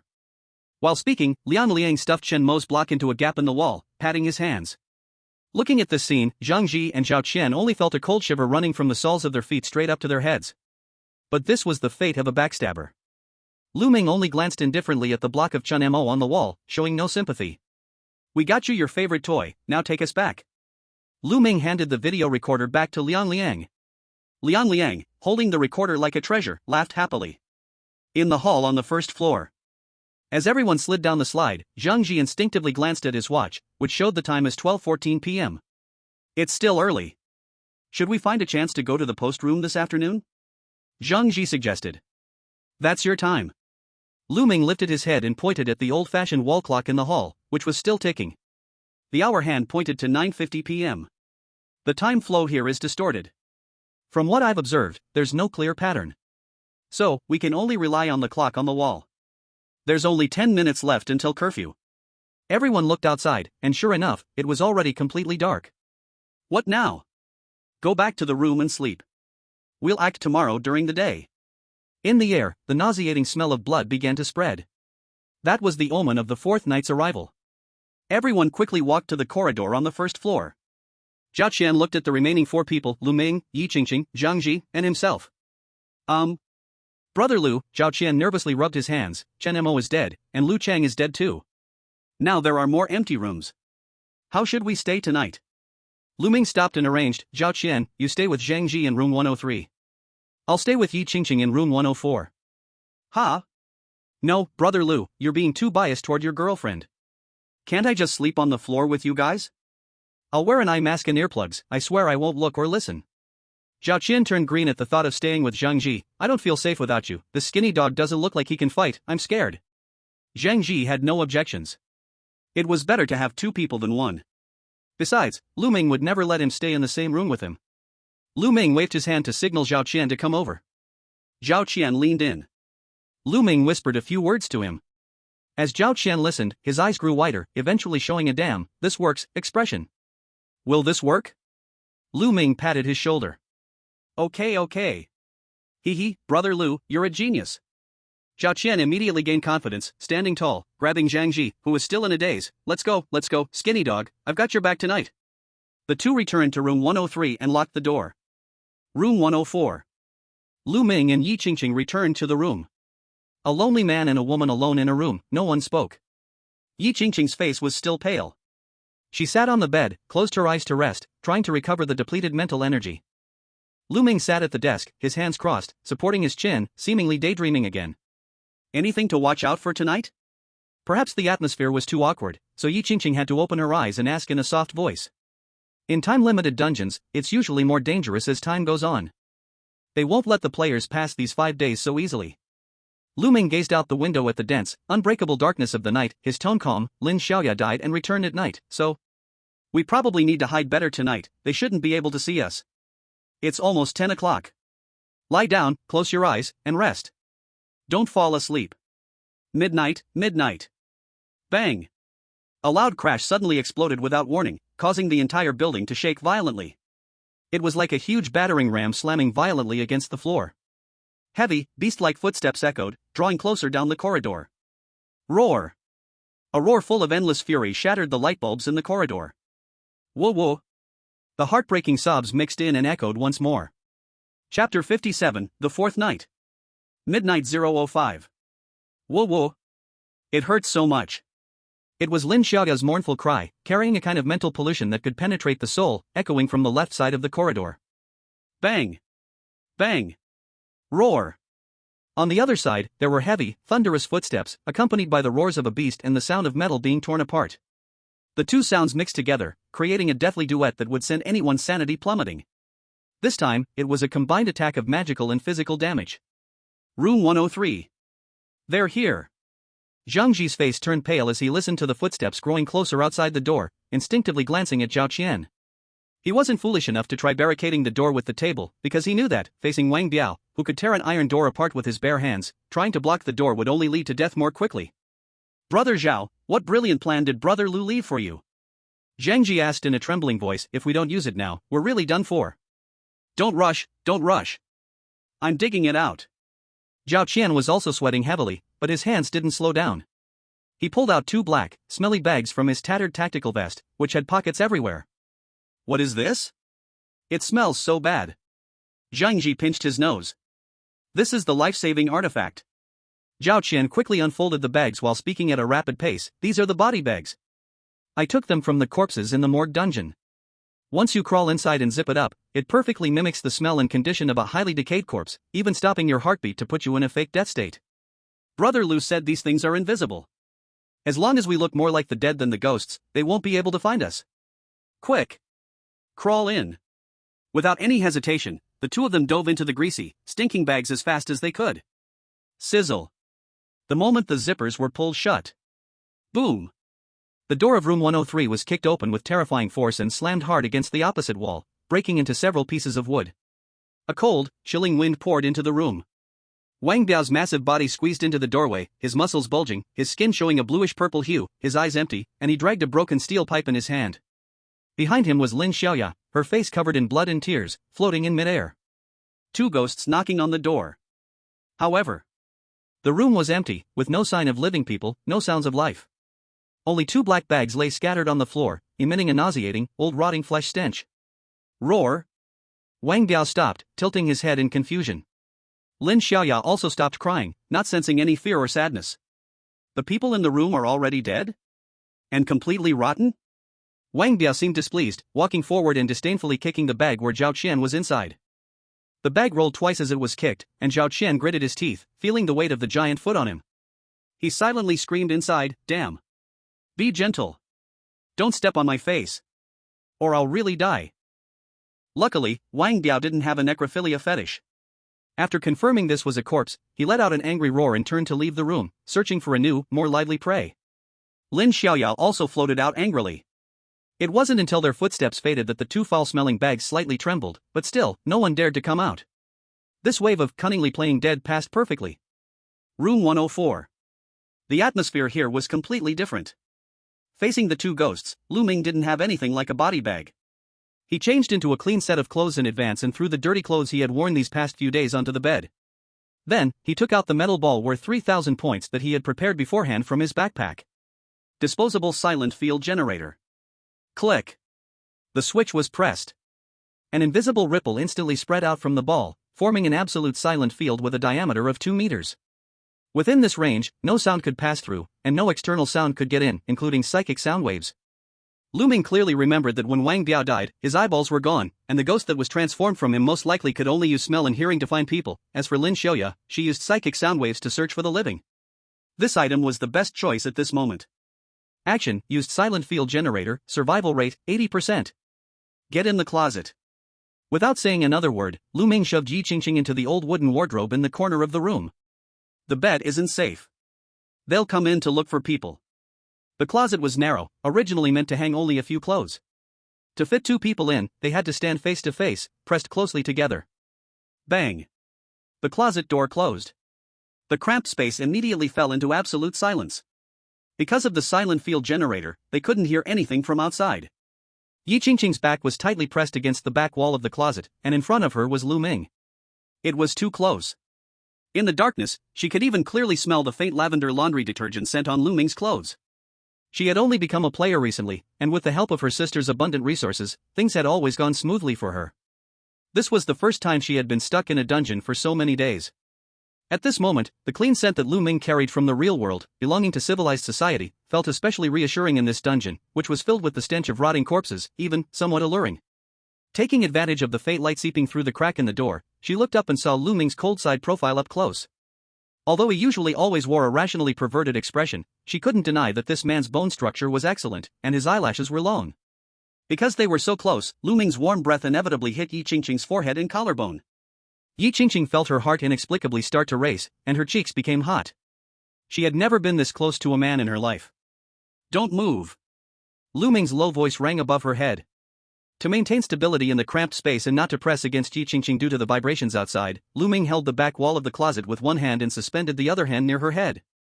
But from Yi Qingqing's perspective, this action seemed like Lu Ming was gently enclosing her in his arms, with his hand protecting her head to prevent her from hitting the wooden wall. Outside the closet were the evil ghosts. After Wang Biao smashed the door open and entered the room, he immediately overturned the wooden bed. The huge crash caused the floor to tremble. Lin Xiaoyao's piercing cries echoed throughout the room. They seemed to be angry, wondering why only clothes were left and no one could be found. The sound of a living person's heartbeat and breathing couldn't escape their ears. Had they already run outside the room? Inside the closet were two people. The sound of their breaths interwoven with Yi Qingqing's pounding heartbeat could be heard clearly in the absolute silence of the environment. The two ghosts, unable to find any living person, angrily left. But then, the familiar gulu-gulu sound of the cleaning cart echoed through the hallway. Old Lady Wu had arrived. Inside room 104. The force field had expired, its effect automatically wearing off. But Lu Ming and Yi Qingqing remained hiding in the closet, motionless. Through the crack in the closet door, Lu Ming saw two figures appear at the door that had been smashed by Wang Biao. Old Lady Wu, pushing the foul-smelling cleaning cart, stood hunched at the ruined doorway. And beside her was Li Hua, who had always worn a smile, but now her face had already developed corpse spots. Old Lady Wu looked at the messy room, the shattered door and overturned bed, yet she wasn't angry.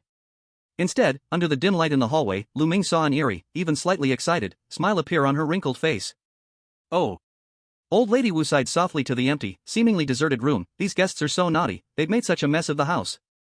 Her eyes, though cloudy, seemed to pierce through the darkness, through the wooden boards, and were fixed firmly in the direction of the closet.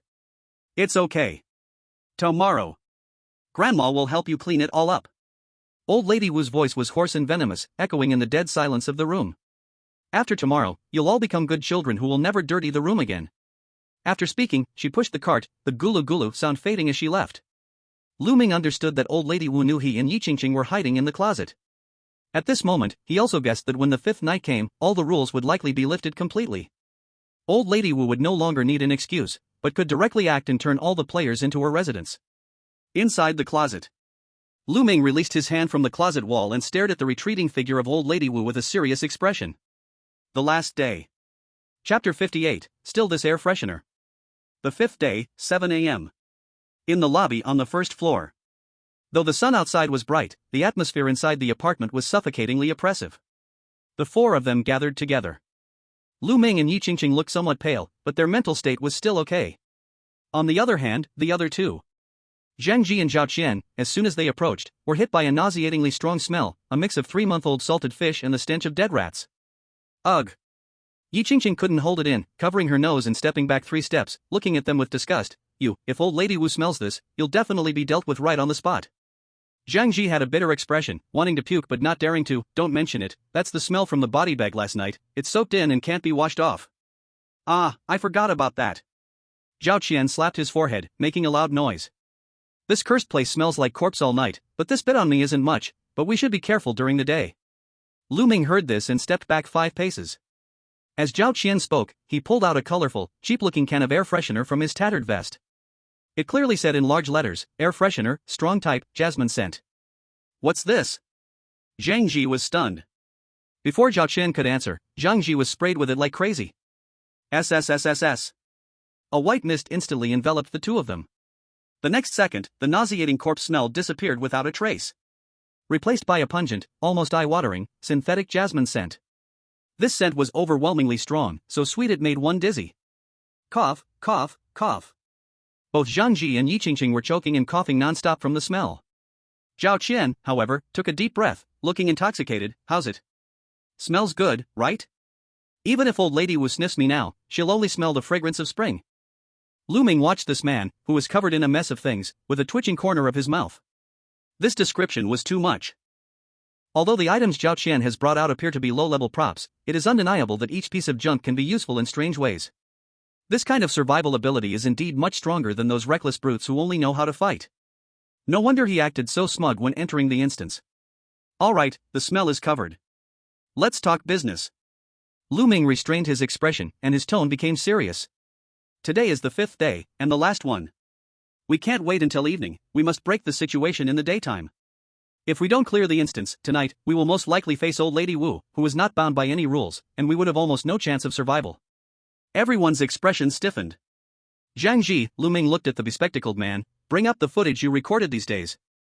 I need to know the precise time pattern of when Old Lady Wu leaves the post room to clean. Zhang Ji nodded and activated his ability, Absolute Record. His eyes instantly rolled back, and countless images rapidly flashed in his mind. After a few seconds, he returned to normal, his tone certain. Got it. Every day, from 9 to 9:30 a.m., she pushes a cart to the rooftop to collect drying sheets. This is the longest time she stays away from the first floor and also the farthest distance.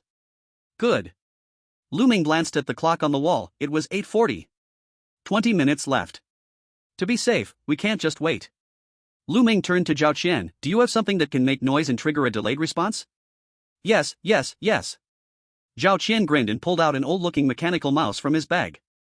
Wound-up mechanical mouse, once the time is set, it will run around making noise and even scream. It will definitely make that old witch spin in circles. Very good. Lu Ming took the mechanical mouse. I will go upstairs to place the bait, you stay on the first floor and stand by. 9:15 a.m. Everything is proceeding as planned. The sound of the mechanical mouse's piercing scream and heavy objects falling echoed from the fifth floor, followed by Old Lady Wu's furious roar. The opportunity has arrived. Back at the corner of the first floor hallway, Lu Ming waved his hand, go.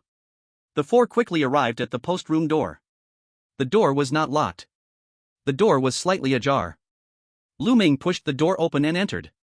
The post-room was small, about 10 square meters, dark and damp. The walls were covered with various rusty keys, corresponding to all the rooms upstairs.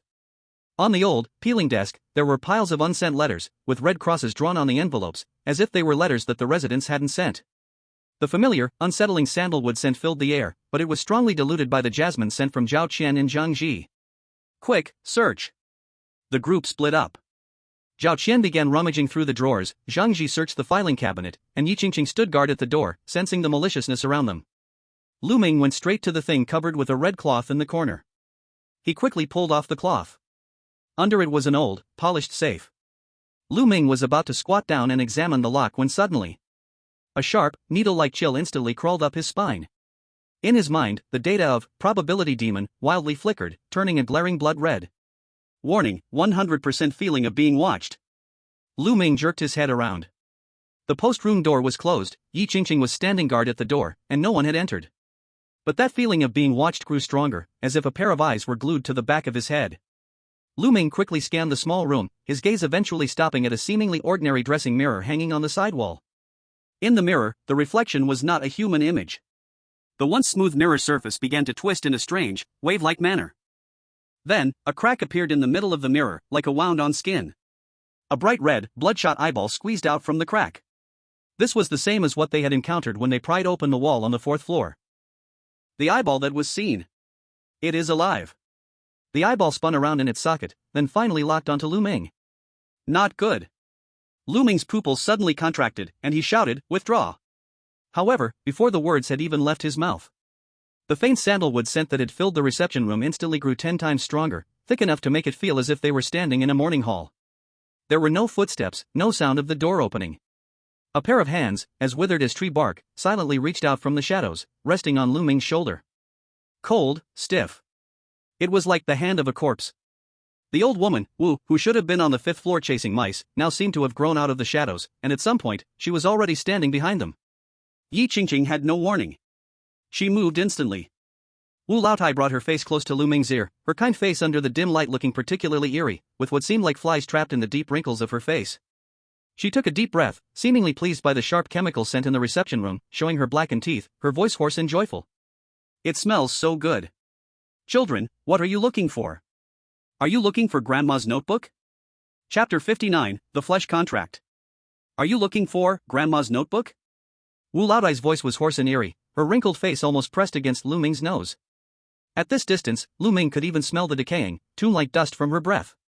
That pair of withered tree bark hands slowly tightened, and in just one more second, Lu Ming's neck would snap like a dried branch. This was a certain death distance. Since you're asking. Lu Ming's eyes hardened, then I'll take it myself. Hum. A sharp, clear blade cry suddenly rang out. The red ring on Lu Ming's little finger instantly burst with dazzling bloodlight. Hunting red, unleash. A long red blade, as if forged from red crystal, appeared out of thin air in his hand. Without hesitation, Lu Ming twisted his wrist and, just before the withered hands touched his throat, swung the blade fiercely at Wu Laotai's neck. The strike was as fast as lightning, carrying the sharp killing intent of a second-tier spiritual weapon. Whoosh! The blade swept through. However, no blood splattered, no head fell. Just like the night when Wang Biao attacked her, this red blade, which could cut through gold and jade, passed through Wu Laotai's body without any obstruction. Her body was like a holographic projection with no physical form, or like a mist of nothingness, completely immune to physical attacks. He. Wu Laotai let out a mocking laugh, looking at the blade that passed through her neck with a scornful gaze. Bad child, hitting people is wrong. Grandma doesn't feel pain. Really? Lu Ming's voice remained steady. Who said I wanted to cut you?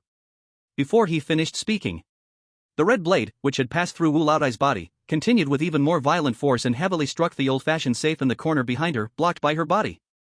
This was Lu Ming's true target. He had already calculated that since physical attacks were ineffective on ghosts, he could use this ineffectiveness to directly penetrate the boss's body and strike what was behind her. This was called hitting the cow across the mountain. Clang! A sharp, screeching sound of metal colliding. Trait, ultimate sharpness. In the face of this ability that could cut through any object of the same tier, the old-fashioned safe door, which was 5 centimeters thick, was like tofu. The red light flashed by. The door was cut at an angle, the cut as smooth as a mirror, and the top half directly slid off with a clang and hit the ground. Lu Ming's left hand darted into the gap and grabbed the cold, ominous object inside. A black notebook. Wu Laotai's laughter stopped abruptly. She suddenly turned around, her originally kind face twisting into a grotesque expression. His eyes bulged, and he let out a sharp roar. That's mine. Put it down. It's too late. Lu Ming took a step back, creating some distance. He held the notebook in one hand, while the other smoothly pulled a windproof lighter from his pocket, one he had specially asked Zhao Qian for earlier. Snap. The flame leapt up. Without hesitation, Lu Ming brought the fire straight to the notebook. No. Old Lady Wu lunged forward like a madwoman. But the notebook seemed incredibly flammable. The moment a spark touched it, the whole book was engulfed in black flames. Whoosh! In less than 2 seconds, the notebook, which carried countless sins and contracts, turned to black ash in Lu Ming's hands, falling to the ground. Is it done? Everyone held their breath, waiting for the system's passing prompt, waiting for Old Lady Wu to vanish. However, 1 second, 2 seconds. The system prompt didn't sound. The suffocating sense of oppression around them didn't fade, it became even more terrifying. The air in the reception room seemed to freeze, and the temperature dropped to freezing point. Ha ha, ha ha ha, ha ha ha ha. The once terrified Old Lady Wu, who had been charging forward, suddenly stopped moving. Hunched over, she let out a low, chilling laugh, like something from the depths of madness. The laughter grew louder, shaking the glass shards in the reception room. What are you waiting for? Old Lady Wu slowly raised her head. Burning my diary, are you waiting for me to die? Her eyes had turned completely black, with no whites to be seen. I should thank you, because I could never destroy this boring, disgusting diary. The real contract is here. Rai-yup. The sound of fabric tearing echoed. Old Lady Wu suddenly stretched out her dry claw and ripped open her bright red qipao. She was no longer human. Her chest and abdomen, dry like old tree bark, were covered with countless black, twisted runes. These runes weren't painted on, they were carved directly into her flesh, like live black maggots wriggling and crawling under her skin, oozing black, sticky liquid. She didn't need any medium. She had sacrificed herself. She was the vessel, the walking, living contract. As long as I am here, this family will never fall apart. Old Lady Wu spread her arms wide, and countless black hairs and ghostly hands exploded from the shadows behind her, instantly sealing all exits of the reception room. But if you dare destroy my diary, you will all die. I will tear you to pieces. Despair. The victory they thought they had vanished in an instant, replaced by an even more unsolvable deadlock. Zhao Qian. Lu Ming shouted urgently, his voice filled with an unprecedented sense of urgency. Though his legs were a bit weak, hearing Lu Ming's shout, Zhao Qian instinctively reacted. He pulled out a round object from his vest and slammed it down at Old Lady Wu's feet. Smoke bomb, for spiritual beings. Bang! A cloud of earthy yellow smoke exploded, filling the small space. Now, transformed into a ghostly figure, Old Lady Wu paused in her movements under the cover of the smoke. The ghostly hands, wildly flailing, seemed to lose direction in the mist. Run! Lu Ming grabbed Yi Qingqing and kicked open the half-closed door. The 4 of them rushed out of the reception room, fleeing in a disordered hurry under the cover of the thick smoke. Ah! Zhang Ji, running last, suddenly let out a miserable scream and collapsed to the ground. In the chaos, a ghostly hand had grabbed his leg. His right calf twisted at an unnatural angle, clearly broken. The bone had pierced the skin, and blood gushed out wildly. Don't stop! Lu Ming turned sharply and ran back. Zhang Ji couldn't be left behind at this moment. He didn't even have time to check Zhang Ji's injury, grabbing him like a small chicken and throwing him over his shoulder. Where are you running to? Zhao Qian shouted. Over there. Lu Ming pointed to the white wall under the stairs on the first floor, the messy room where Liang Liang stored his things. That's the only blind spot for old lady Wu. Go in.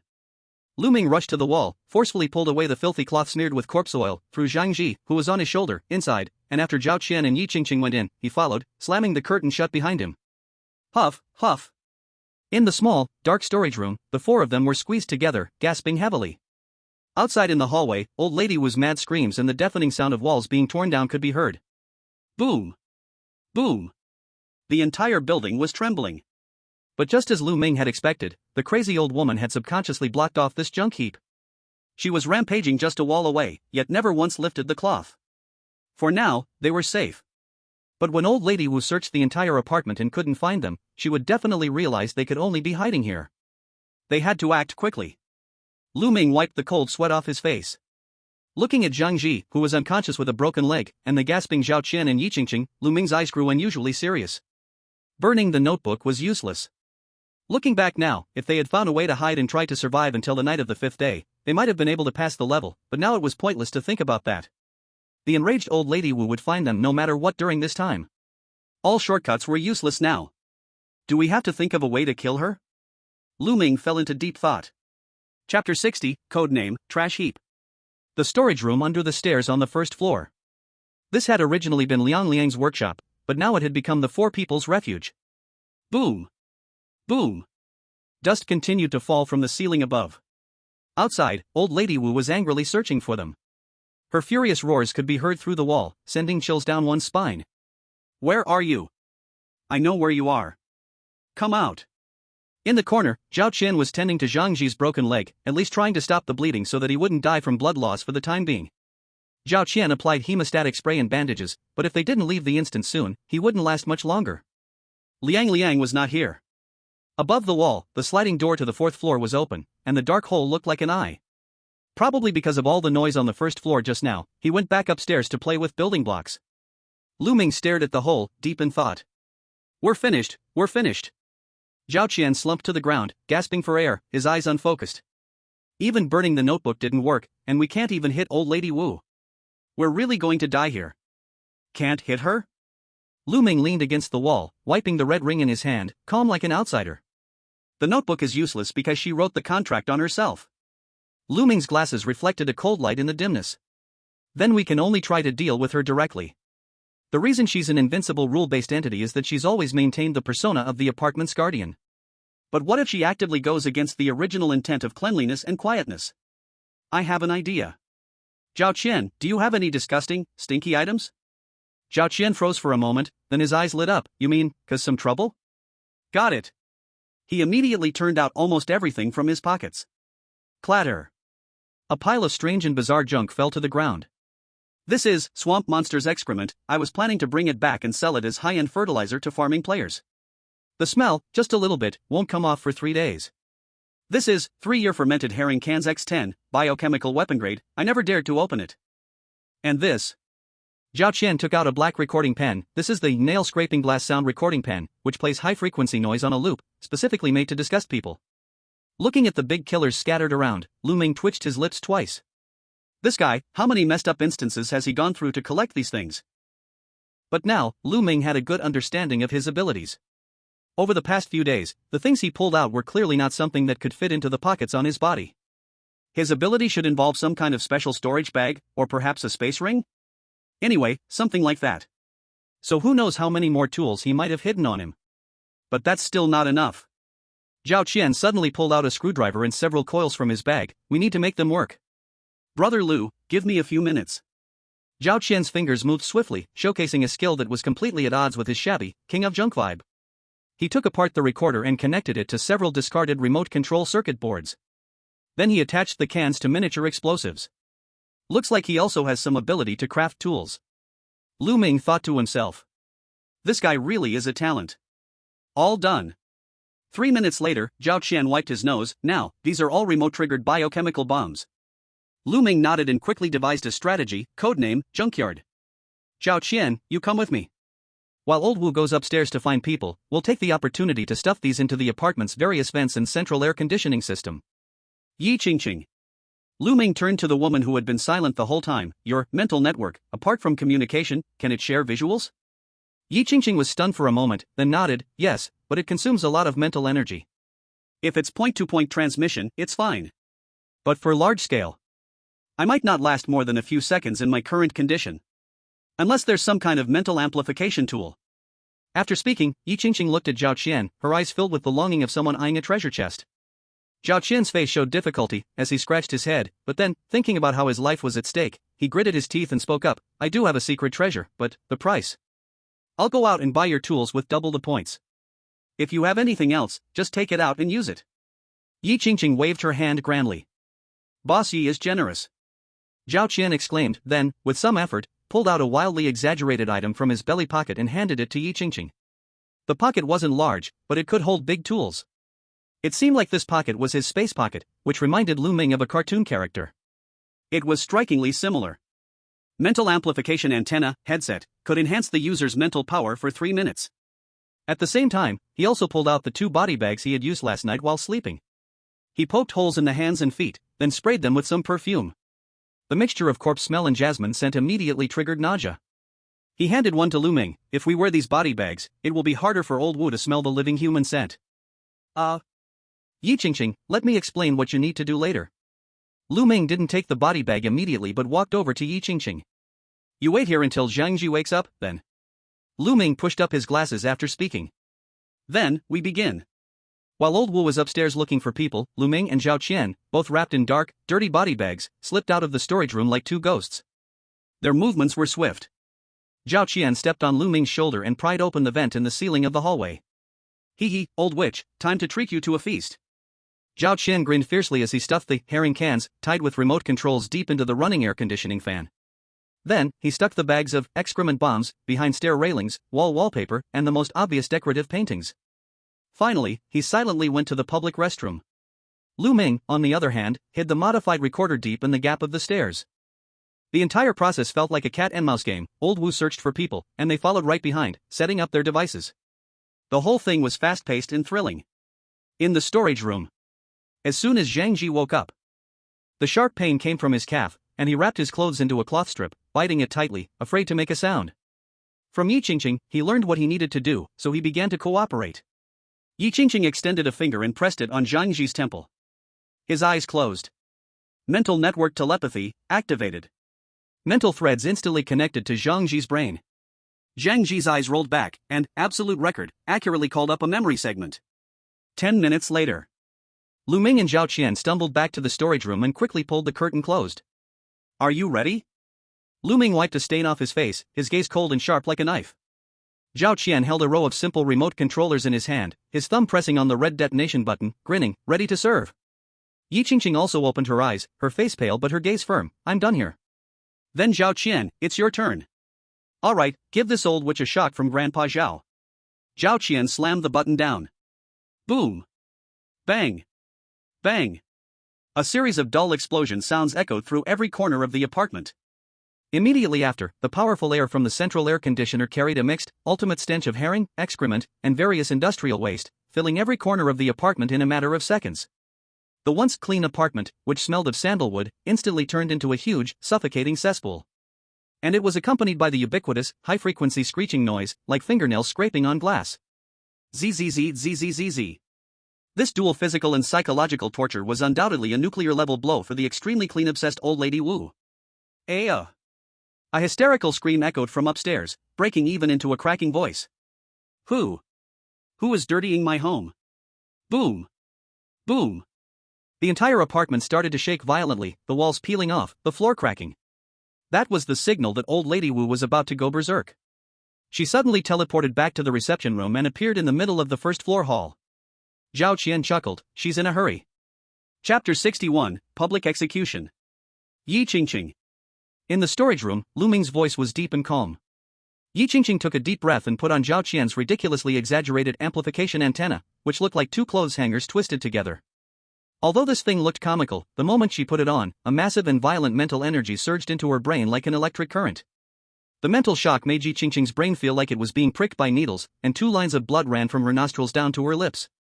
But she gritted her teeth, not making a sound, and maintained the mental connection with all her might. Mum.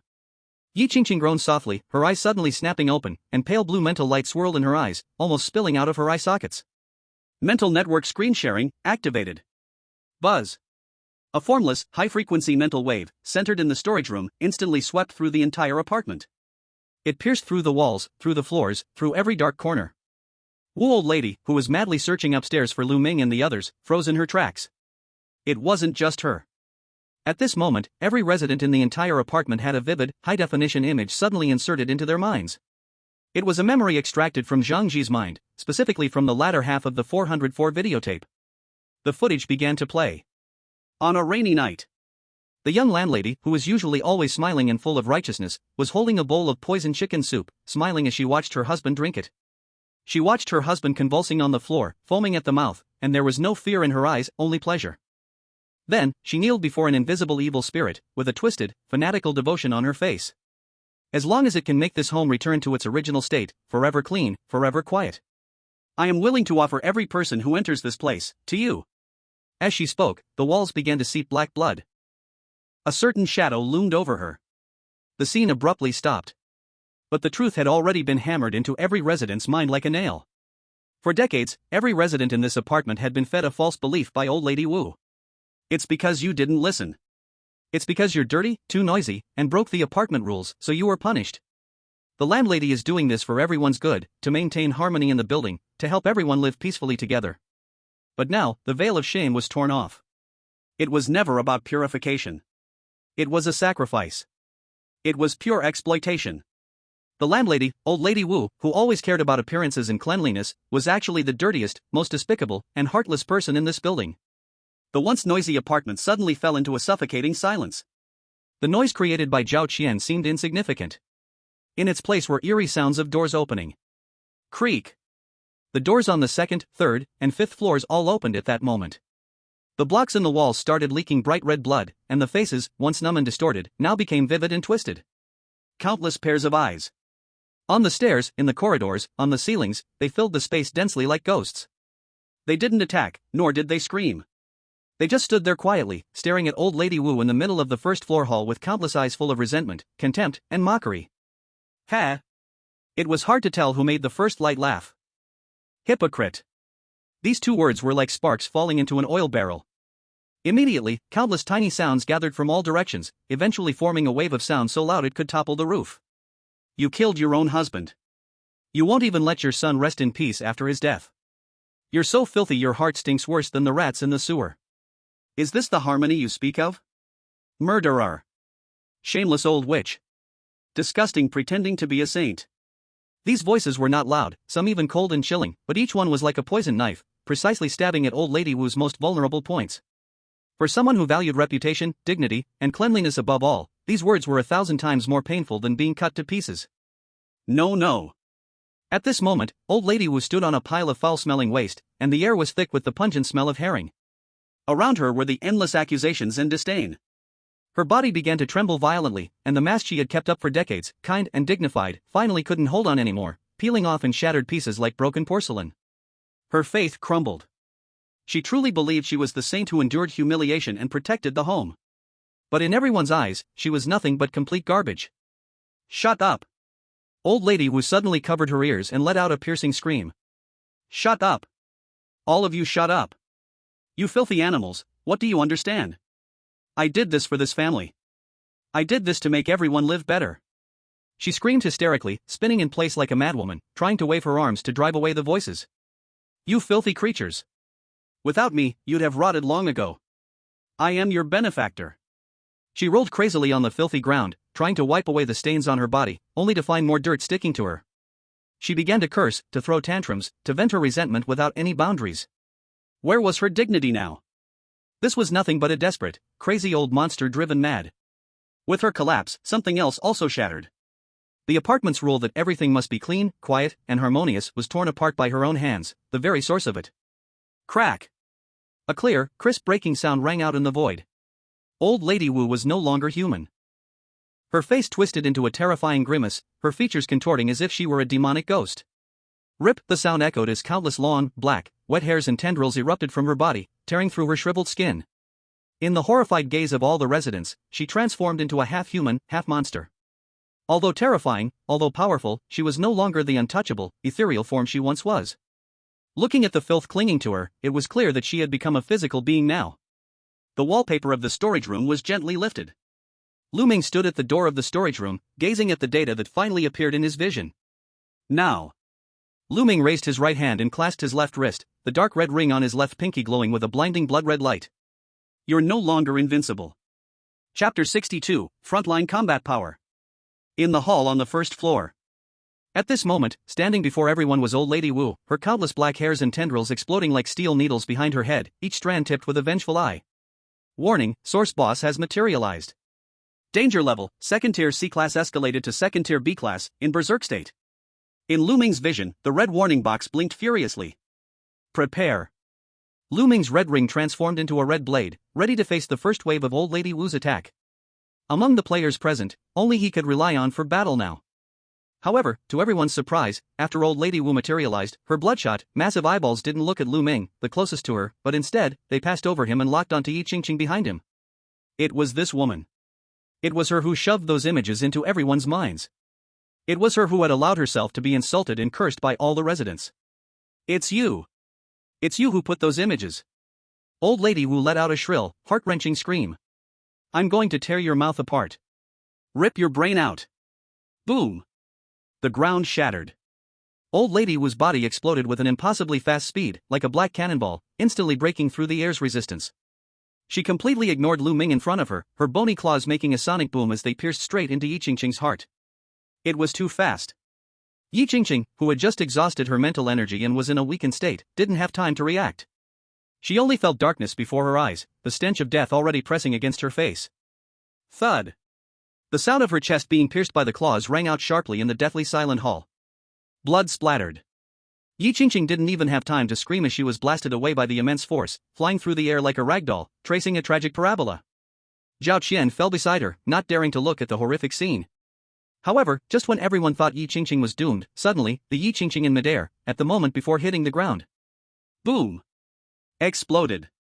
There was no flying blood or spilled organs. The figure pierced by the claws turned into a swirl of withered yellow straw, flying through the air. And 5 meters away, in the ruins, the air twisted, and the real Yi Qingqing fell out. Cough cough. Wow! She spat out a large mouthful of blood, her face as pale as paper. Though she wasn't dead, she looked as if all her strength had been drained, unable to move a finger, clearly in a state of extreme weakness. In her arms, an old, worn-out straw doll was rapidly burning, turning to ashes. Time rewinds to the moment when Lu Ming and the others were preparing to place the props in the storage room on the first floor. At the last moment before departure, Lu Ming stopped Yi Qingqing. Take this. Lu Ming handed her a rough, poorly made straw doll, one with even a broken leg. What is this? Substitute doll, defective. Lu Ming's tone was calm. It can only block one non-lethal serious injury, and after use, it will leave you very weak. But it can save your life at a critical moment. Give me? Then what about you? Yi Qingqing was stunned. I have the ability to protect myself. Lu Ming pushed up his glasses. You shared the screen. In old Madame Wu's eyes, your hatred value will be very high. She will definitely kill you first. Moreover, I came here to save you. Back to reality. Seeing Yi Qingqing fly out, a flash of brilliance passed through Lu Ming's eyes. Good opportunity. Taking advantage of the brief pause caused by old Madame Wu's successful strike, Lu Ming first made a jaw-dropping move. He held the incredibly sharp hunt red in reverse, and slashed it viciously into the outer side of his left thigh. SSS. The blade sank into the flesh, blood gushing out, deep enough to see the bone. The intense pain instantly swept through his entire body, causing Lu Ming's body to shake violently. But he didn't make a sound. On the contrary, a nearly mad fire ignited in his eyes, which had always been as cold as ice. Pain feedback activated. Strength correction, plus 150%. Agility correction, plus 150%. Nerve reflex speed, plus 200%. Pain was no longer an obstacle but fuel. Adrenaline surged like a tsunami through his veins, and the world seemed to slow down in Lu Ming's eyes. Come on. Lu Ming licked the blood that had splattered onto the corner of his mouth, and a dangerously lethal aura surrounded him. The next moment, he vanished from his spot. When he reappeared, he had already entered the attack range of old Madame Wu. In the vision of Probability Demon, the world in front of him was a matrix composed of countless data streams. Warning, 45 degrees to the left front, high energy reaction. Attack method, black hair piercing. Speed, extremely fast.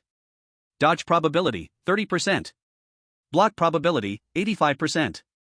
Optimal solution, slide right, cut off the root of the tentacle. Lu Ming's brain processed this information in an extremely short time, and his body reacted faster than his thoughts. Whoosh! Several strands of black hair, capable of piercing through steel plates, brushed past his cheek, leaving a few broken strands of hair behind. At the moment of dodging, Lu Ming's red blade drew a perfect arc in the air. Puff! Puff! Several tentacles attempting to ambush Zhao Qian were precisely cut off, and black, foul-smelling liquid sprayed from the cut ends. Roar! Old Madame Wu howled in pain, and more tentacles descended from all directions. Warning, all-directional covering attack. Survival rate, 15%. Suggestion, apply force with the left leg and use the wall to push off. The wound on his thigh tore wider due to the intense movement, but it was followed by an even stronger force pouring into his limbs. He weaved through the flying black hair, each dodge brushing against the line of death, each strike heading straight for the vital points. He was like a precision killing machine dancing on the tip of a blade, enduring the direct assault of a second-tier B-level source boss with his mere mortal body. Zhao Qian, who had previously fallen to the ground, saw that Yi Qingqing was not dead and came to his senses. Looking at Lu Ming, who was drenched in blood and still fighting desperately, this broken king, who had always believed in the survival path, was also stirred with bloodlust. Damn it! Let's go all in. Do you really think your grandfather Zhao has no combat power? Item Craftsman possesses a storage space and a certain ability to craft items. Zhao Qian roared, and from his inner belly pocket, he forcefully pulled out a large, long object wrapped in waterproof cloth. He uncovered the cloth. Dark green metallic shine, rugged and violent lines. RPG-7 rocket launcher, magical enhancement version. Firepower is combat power. Zhao Qian half knelt on the ground, shouldering the rocket launcher, aiming it at old Madame Wu's massive body. Die! Old witch! He pulled the trigger. Boom! The rocket, trailing a long tail flame, screamed through the narrow first-floor lobby, precisely hitting old Madame Wu's chest. The violent explosion instantly consumed everything. The fire soared into the sky, and the shockwave blew all the surrounding furniture away. Ah! Old Madame Wu let out a miserable scream as her massive body was blasted backwards by the tremendous force, crashing heavily into the wall. Half of her shoulder and left arm were directly blown apart, black blood and flesh flying everywhere. 1. Zhao Qian threw away the hot launch tube, his face full of anticipation. However, Lu Ming's expression became even darker. Warning, target's vital signs have not disappeared. Warning, rapid regeneration in progress. The smoke cleared. Although old Lady Wu's body was half rotten, the human skin contract on her body glowed with an eerie red light. Countless black resentments surged from the void, connecting to her wounds like transfusion tubes. Flesh buds wriggled frantically, and bones regrew. In just a few seconds, her shattered shoulder was restored to its original state, even growing vicious bone spikes. Unforgivable. Unforgivable. Old Lady Wu completely went berserk. Her body expanded again, and countless tentacles swarmed like a tidal wave, flooding the entire first floor. Action, direct combat to kill old Lady Wu, survival rate, 5%. Lu Ming looked at the hopeless number in his view and gave a bitter smile. How did he end up facing a boss tainted with the power of an external evil god again? Dealing with such a rapid regeneration speed, his combat strength was still barely enough. And he already felt dizzy. Blood loss nearing critical value. Pain feedback will soon stop. Bang! A thick tentacle swept towards him. Lu Ming raised his blade to block, but the immense force directly knocked him away. He slammed heavily into the wall, his organs seemingly displaced, and he spat out a mouthful of blood. The red blade fell from his hand, turning back into the red ring on Lu Ming's little finger. Lu Ming slid to the ground, his vision beginning to blur. The massive figure of old Lady Wu loomed over him, her mutated giant claw raised towards Lu Ming. Die. A certain death situation. Chapter 63, The House is Clean. In a split second. Boom. The ceiling shattered. In the first-floor hall, amidst the smoke and rubble, a huge shadow fell from the sky, crashing down like a meteor right in front of Lu Ming. The ground shook violently, dust filled the air. Lu Ming struggled to lift his head, his vision somewhat blurred.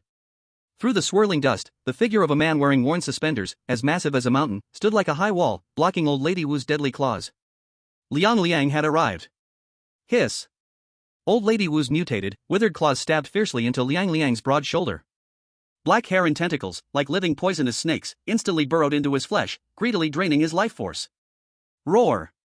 Liang Liang let out a painful low growl, but his massive feet seemed to have rooted themselves, firmly anchoring him to the ground. Get away! Old Lady Wu looked at her son blocking her way, disbelief and rage written all over her twisted face. Are you trying to rebel? I'm your mother. Everything I've done is for your good. Get away. Let me kill these filthy rats who have tainted our home. She swung her tentacles wildly, whipping them like whips across Liang Liang's body, each strike tearing away large pieces of flesh and blood. But Liang Liang did not dodge or retaliate. He slowly stretched out his enormous arms, with deformed, multi-jointed fingers, adopting a pose as if a child was asking his mother for a hug. Then, he suddenly pulled them in. He tightly hugged the monstrous, tentacle-covered, black-haired mother in his arms. Just like when he was a child, and his mother would hold him and sing lullabies. Tightly, without leaving a gap. Mom! Mom! Liang Liang shed tears, his voice foolish yet carrying an unprecedented determination. You are so dirty, so chaotic, so ugly now. Didn't you teach me to love cleanliness, to be polite, and to keep things tidy when I was young? Now, I want to help you, return to your original form. Buzz! A gray-white power erupted from Liang Liang's body. Blockification. Ah! Old Lady Wu let out a shrill scream. Her frantically regenerating flesh, the waving tentacles, began to collapse and fold inward in defiance of physical laws, within Liang Liang's embrace. It was as though an invisible hand was forcefully stuffing her into an unseen box. Stop! Old Lady Wu struggled desperately, countless black hairs pierced Liang Liang's chest, passing through his back. Blood poured out like a waterfall. Liang Liang's body trembled violently, but he held on even tighter. Become clean, become neat. He was falling apart. His body couldn't withstand the backlash from the source boss. His skin began to crack like poor quality porcelain, and what fell away was no longer flesh and blood, but grayish-white fragments like lime. He was using his life, trying to turn his mother back into that quiet, tidy state. A temporary standoff. Although Liang Liang suppressed Old Lady Wu's movements, forcing her into a still wriggling cube, he couldn't kill the source. Old Lady Wu's black hair and tentacles were wildly devouring Liang Liang's life force. In a few seconds, Liang Liang would completely crumble, and Old Lady Wu would escape and become even more furious. At this moment, Liang Liang turned his head with great difficulty. His silly, big face was full of cracks and blood, but in his murky eyes, there was a glimmer of clarity. He looked at Lu Ming, who had fallen far away, and showed that innocent, childlike smile. Big brother, quickly. I don't want to see Mom like this anymore. With those words, Liang Liang suddenly let out a roar, his arms bursting apart. He used his last bit of strength to forcibly tear open the thick defensive flesh and blood around Old Lady Wu. It exposed the heart inside, wildly beating and covered with black runes. That was the core of the living contract. That was the only weak point. Lu Ming's pupils contracted sharply. The only chance. Excessive blood loss had brought him to the brink of shock, his vision starting to fade to black. But the moment he heard Liang Liang's call, Lu Ming fiercely bit down on his tongue. The sharp pain. The metallic, rusty taste filled his mouth, and the intense pain stimulated his nerves like a shot of high-concentration adrenaline, forcibly waking him from near sleep. Pain feedback. In a near-death state, his body's functions reached their peak.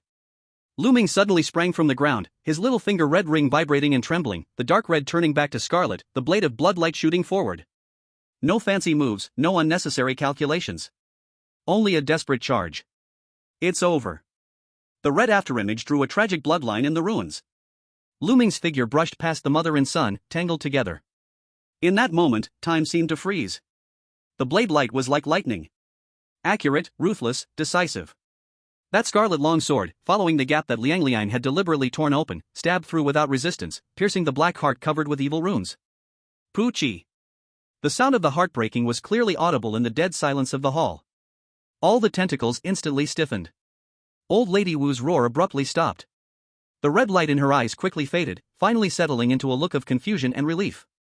Her physical form turned back into mist, the terrifying appearance vanishing without a trace, and her peaceful face seemed to become a little younger. With a gust of wind, the misty arm she had stretched toward Liang Liang, in the end, fell short by 5 centimeters, and together with her body, turned into countless black ashes, dispersing into the air. This time, there was no regeneration. The source was dead, and this instance would collapse. Liang Liang, having lost his support, swayed and collapsed to the ground. His body was quickly turning to stone.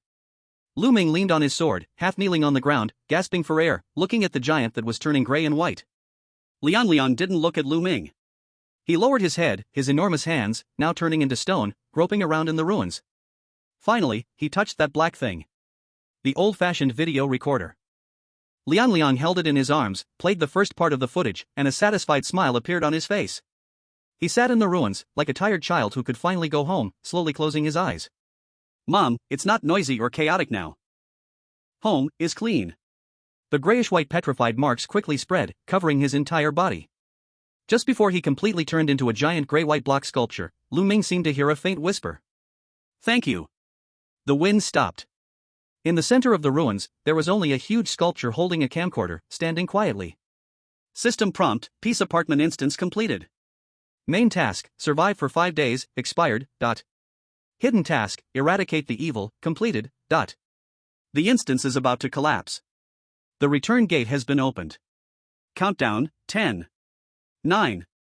The entire space began to tremble violently, and the surrounding walls began to collapse and fall like blocks. Lu Xiaoge. Zhao Qian, carrying the already unconscious Zhang Ji who had bled out, staggered toward him. I'll toss this kid into the return gate first. Whether he survives depends on his luck. Yi Qingqing also struggled to stand up. Let's go. After sending Zhang Ji into the return gate, Zhao Qian returned to help Lu Ming up. Lu Xiaoge, let's add WeChat. Let's keep in touch later. I'll add too. The three figures gradually faded in the light. This twisted, tragic old apartment would eventually vanish with the collapse of the instance. Second-tier C-grade instance peace apartment cleared. Chapter 64, Second-tier extraordinary being. Pure white. That pure white light, as if it could cleanse the soul, once again wrapped around Lu Ming's body.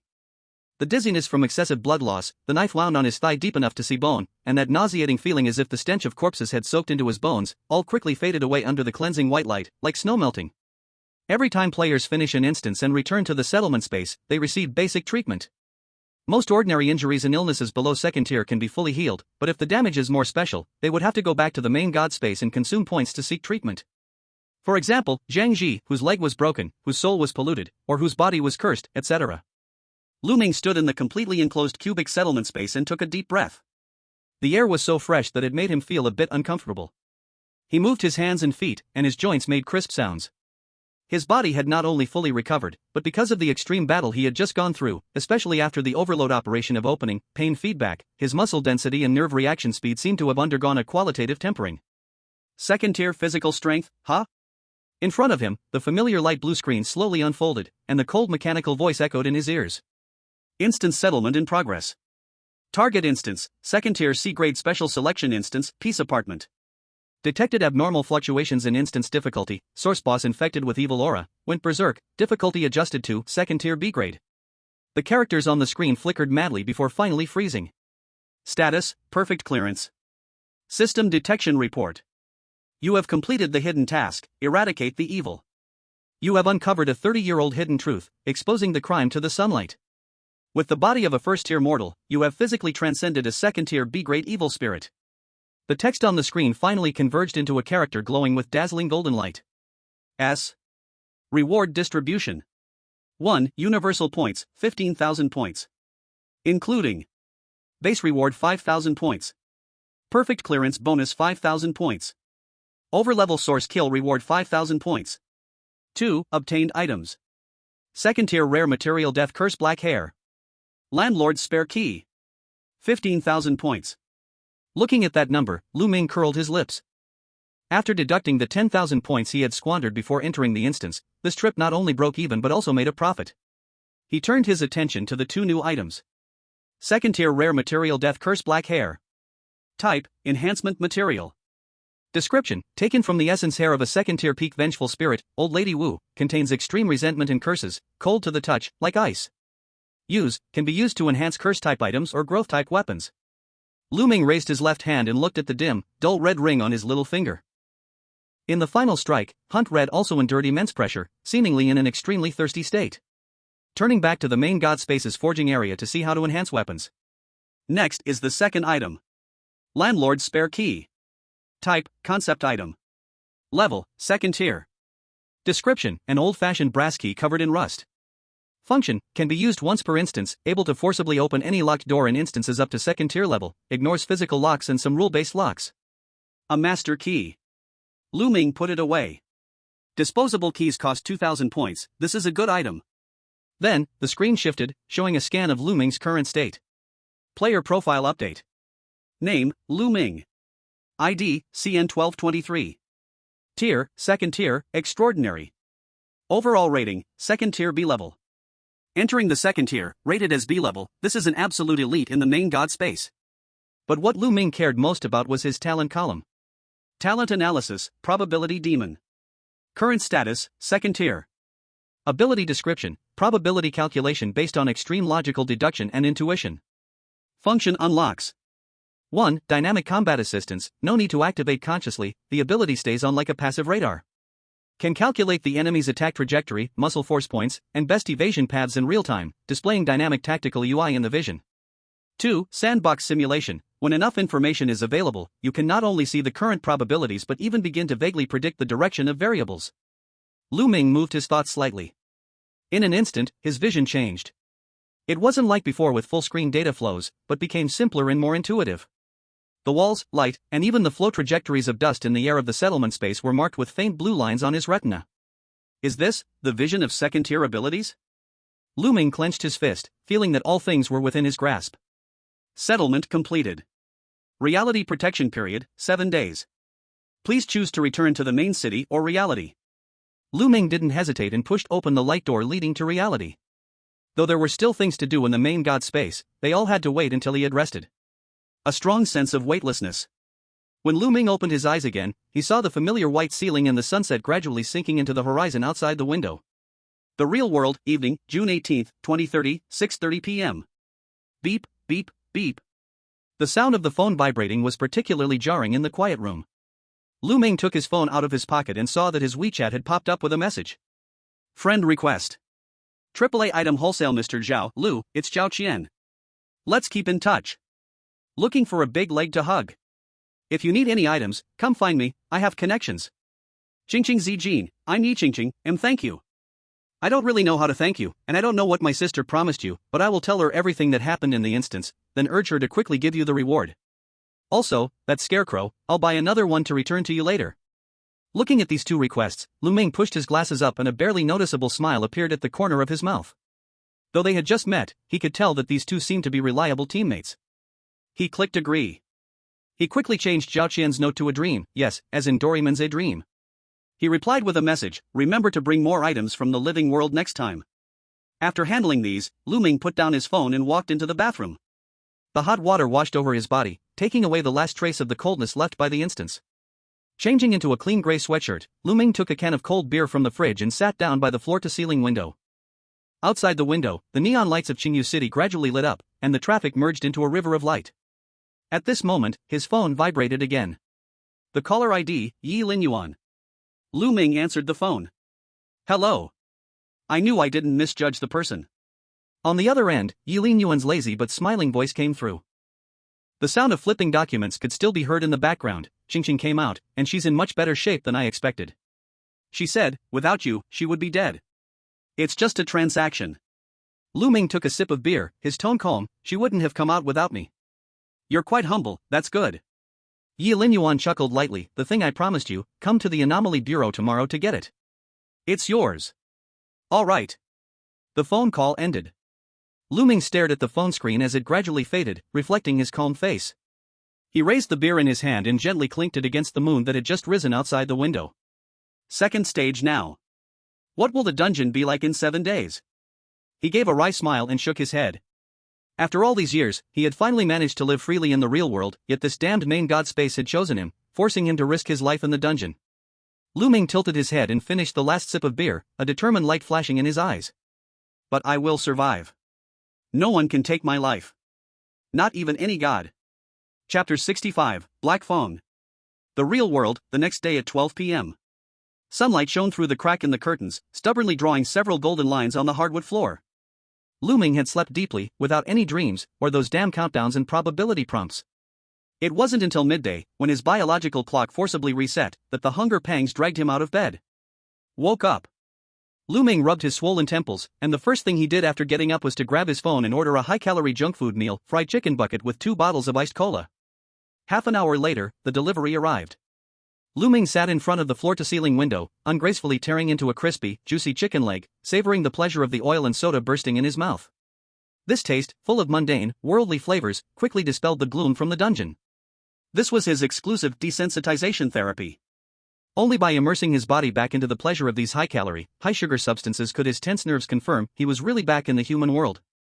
Full and satisfied, Lu Ming quickly took a shower and changed into a sharp black casual outfit. He walked to the mirror. Time to collect my reward. His fingertips touched the mirror, and ripples appeared. Babel Main City, Upper District. Anomaly Bureau Headquarters, Medical Department Head's Office. The peaceful calm of the room remained unchanged, with the faint scent of high-end fur incense filling the air. Come in. When Lu Ming pushed open the door, Yi Linyuan was standing by the large floor-to-ceiling window, holding a freshly printed report, her brows slightly furrowed. She was dressed in a black, form-fitting professional outfit, looking even more capable and aloof. Upon seeing Lu Ming, she casually placed the report on the desk, the weariness between her brows fading a bit, revealing her signature lazy smile. You look good. Seems like you've recovered well. I'm all right. Lu Ming didn't hesitate, sitting directly on the sofa. I'm here to collect my reward. You're really impatient. Yi Linyuan opened a drawer, took out a delicate small box and an ID card, and pushed them in front of Lu Ming. At the same time, her fingertip lightly touched the air, and a faint blue data stream flew toward Lu Ming's personal terminal. Hint: you have been granted permission, Anomaly Bureau External Consultant. Permission explanation: you have exemption rights and complaint rights when undergoing official investigations in the real world. With this, even someone like Lei Mang won't be able to cause trouble for you easily. He'll have to go through proper channels. Yi Linyuan said faintly, of course, the premise is that you don't kill or start fires in the real world. Lu Ming nodded. This was the protective amulet he needed. He then opened the small box. Inside the box lay quietly a black, sharp object of unknown material. It was about the length of his index finger, slightly curved, and its surface had no shine. Like a piece of light-swallowing black hole. Held in the hand, it was heavy and sinking. At the instant the fingertips touched it, there was unexpectedly an extremely slight stabbing pain, as if it itself carried some kind of radiation. Item name? Level? Description: unable to analyze. Lu Ming's eyes suddenly tightened. Even the second-tier, probability demon, could not analyze the attributes of this thing? What is this? Don't know. Yi Linyuan answered very crisply, this was what I accidentally obtained in a third-tier A-level dungeon. She paused, her tone became serious, although it has no system panel, and is not in any equipment sequence. But I tried, this thing has a strange suppression effect on those eerie rules. Lu Ming played with this object, from his fingertips came an icy cold touch. He decided to name this thing, Black Fong. Then he put it away properly. The transaction was completed. Lu Ming did not hurry to leave, but prepared to ask a few questions. Minister Yi, I want to ask for advice about a question concerning the mechanism of the main god space. Speak. The rule of the main god space is, every time a player completes a dungeon, there are 7 days of real-world protection period. But this time I used the directional anchor card to actively enter a dungeon. After clearing it, the time was refreshed. Lu Ming pushed his glasses. Then, if a high-tier player in order to save his life uses items to repeatedly farm low-difficulty dungeons, wouldn't he be able to forever get stuck inside the comfort zone? Yi Linyuan seemed to have heard some joke, lightly shook her head. Lu Ming, you underestimate the algorithm of the main god space too much. She raised 2 fingers. First, the cost threshold. The kind of directional anchor card you used as a controlled item inside the Abnormality Bureau, the price on the black market is not low, ordinary players simply cannot keep buying it. Finding someone to carry the dungeon is feasible, but the system will also balance both sides' battle power, absolutely will not let you always have an easy round of blowing up the fish pond. Second, and also the most core point, mechanism lockdown.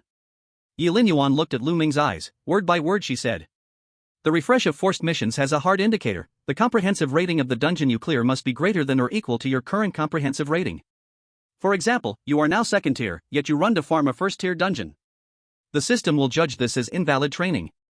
The result is, the protection period does not refresh, it is only postponed backward. For example, you still have 3 days of protection period left, you entered a low-level dungeon and mixed for a few days then came out, your countdown is still 3 days. The dungeon that matches your level that you owe the system, sooner or later you must repay. Lu Ming suddenly understood. So that is it. He finally understood Zhao Qian, that king of broken junk's survival logic. That guy has always been a veteran old 6. He deliberately, under the situation of ensuring his own safety, paddled and lay flat inside dungeons, pressed his comprehensive rating firmly at the level of first tier C level, thereby always hanging around in low-end rounds as a nail household, at the same time grabbing handful after handful collecting items. But often walking by the river, how can shoes not get wet? Probably the system upgraded the algorithm, sensed his potential. This time directly pulled him into Peace Apartment. The system does not allow lying flat. Yilin Yuan seemed to see through Lu Ming's thoughts, meaningfully added one more sentence. Right at this time, the red communicator on her desk suddenly rang urgently. Yilin Yuan picked up the phone, her face instantly became grave. Got it, I will go over immediately. She hung up the phone, apologetically looked at Lu Ming. Sorry, something happened on the real-world side, a certain area is suspected to have a crack of the corrupted plane appearing, I have to leave first. Go be busy. Lu Ming stood up and said goodbye. Walking out of the medical department's main door, Lu Ming did not leave directly. He stood in the corridor, through the glass watched Yilin Yuan lead a team of fully armed medical special agents hurrying away. A crack appeared in the real world. In addition to the various eerie incidents he had previously collected breaking out frequently, this means the real world is becoming more and more restless. Lu Ming touched the cold black tooth in his pocket and then looked at the unused cursed black hair in his backpack. Still, personal strength is the most important. Let me strengthen the hunt red first. He turned around and looked at the elevator that led to the central district. Chapter 66, Such a Powerful Second Tier. Leaving the quiet and solemn upper district, Lu Ming took the elevator down. As the altitude decreased, the pleasant scent of fir trees gradually faded, replaced by a hot wave mixed with metallic dust and the smell of engine oil. After arriving in the central district, Lu Ming headed straight for the central tower. Ding! The elevator doors opened, and the noisy sounds of iron hammering and machine roaring instantly filled his ears. This was the middle level of the central tower, the forging zone. Looking around, huge gears slowly turned above his head, and many blacksmiths were sweating in front of the furnaces. Lu Ming walked through the crowd and directly towards the public operation area of the forging guild. He found a forging table without a queue, and a muscular blacksmith uncle, shirtless and covered in sweat, glanced over. New here? If you want to strengthen regular equipment, the automatic strengthening machine is over there. If you're strengthening a spiritual weapon, I can help, the uncle said, wiping his sweat carelessly. Lu Ming didn't speak, he just stretched out his left hand and took off the red ring from his little finger. The ring, under the dim firelight, emitted a faint unsettling dark red glow. The uncle casually glanced at it, ready to reach out and take it. The red ring flashed with a blood-colored light, pushing his hand away. It seemed like the uncle had been burned and immediately took a step back, his eyes filled with caution. He put down the hammer in his hand and leaned in to take a closer look. Holy shit! The spiritual power of this thing.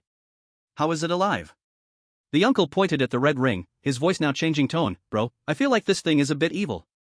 Don't ever put it in the public furnace. Last time, a guy brought in a similar cursed object, and it swallowed both the furnace and the materials inside. The forging guild fined him 40,000 points. Lu Ming raised an eyebrow slightly. Then how do I strengthen it? It most likely has its own digestion system. The uncle pointed at Lu Ming's ring. Things like this don't need forging, they just need feeding. If you have materials, just feed them to it. The more vicious and cursed the materials, the more it likes them. Thanks.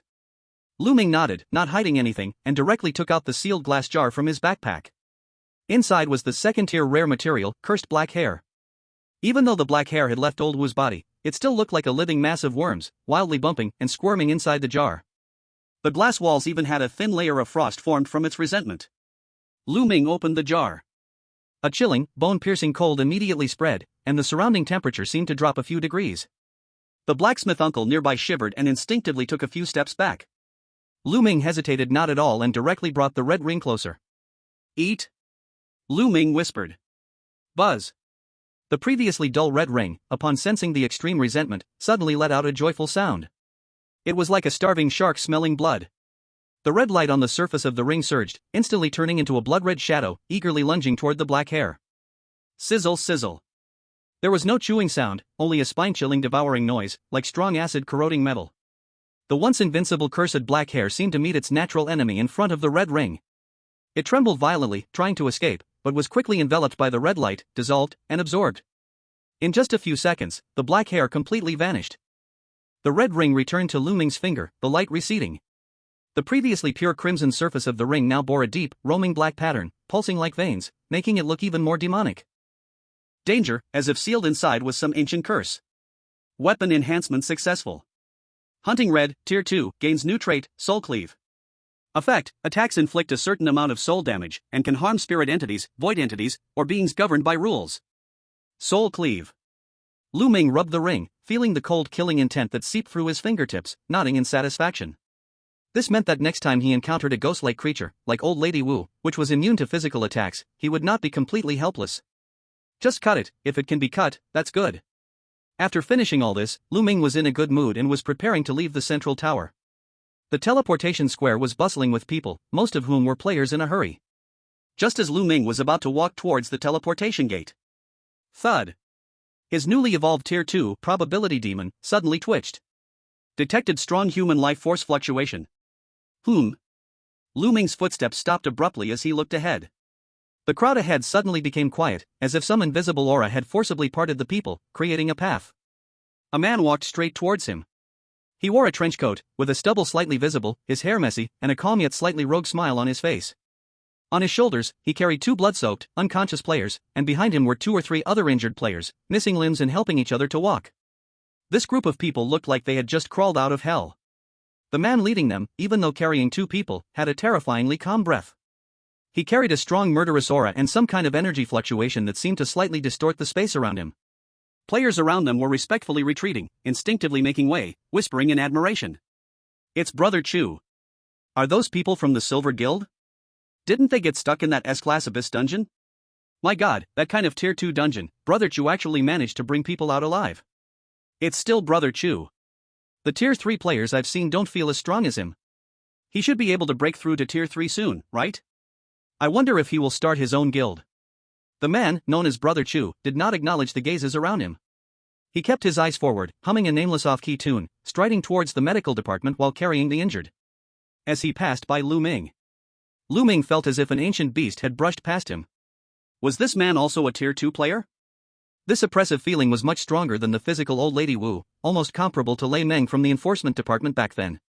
Since he was mixed in with the crowd, the man did not notice Lu Ming. It wasn't until the man's back disappeared around a corner that the crowd began to chatter again. I feel like there's something familiar about him. Lu Ming thought for a long time but couldn't figure out where the familiarity came from. A Tier 2 like me is still far from being powerful enough among the players. Lu Ming turned and stepped into the light gate leading back to reality. It's been a while since I've seen that guy. Lu Ming smiled slightly and opened WeChat to send a few messages. Chapter 67, The Hero in the Muddy Water. Qingyu City, Old Street Diner. The summer evening breeze carried the fragrance of cumin and charcoal, spreading freely across the bustling street.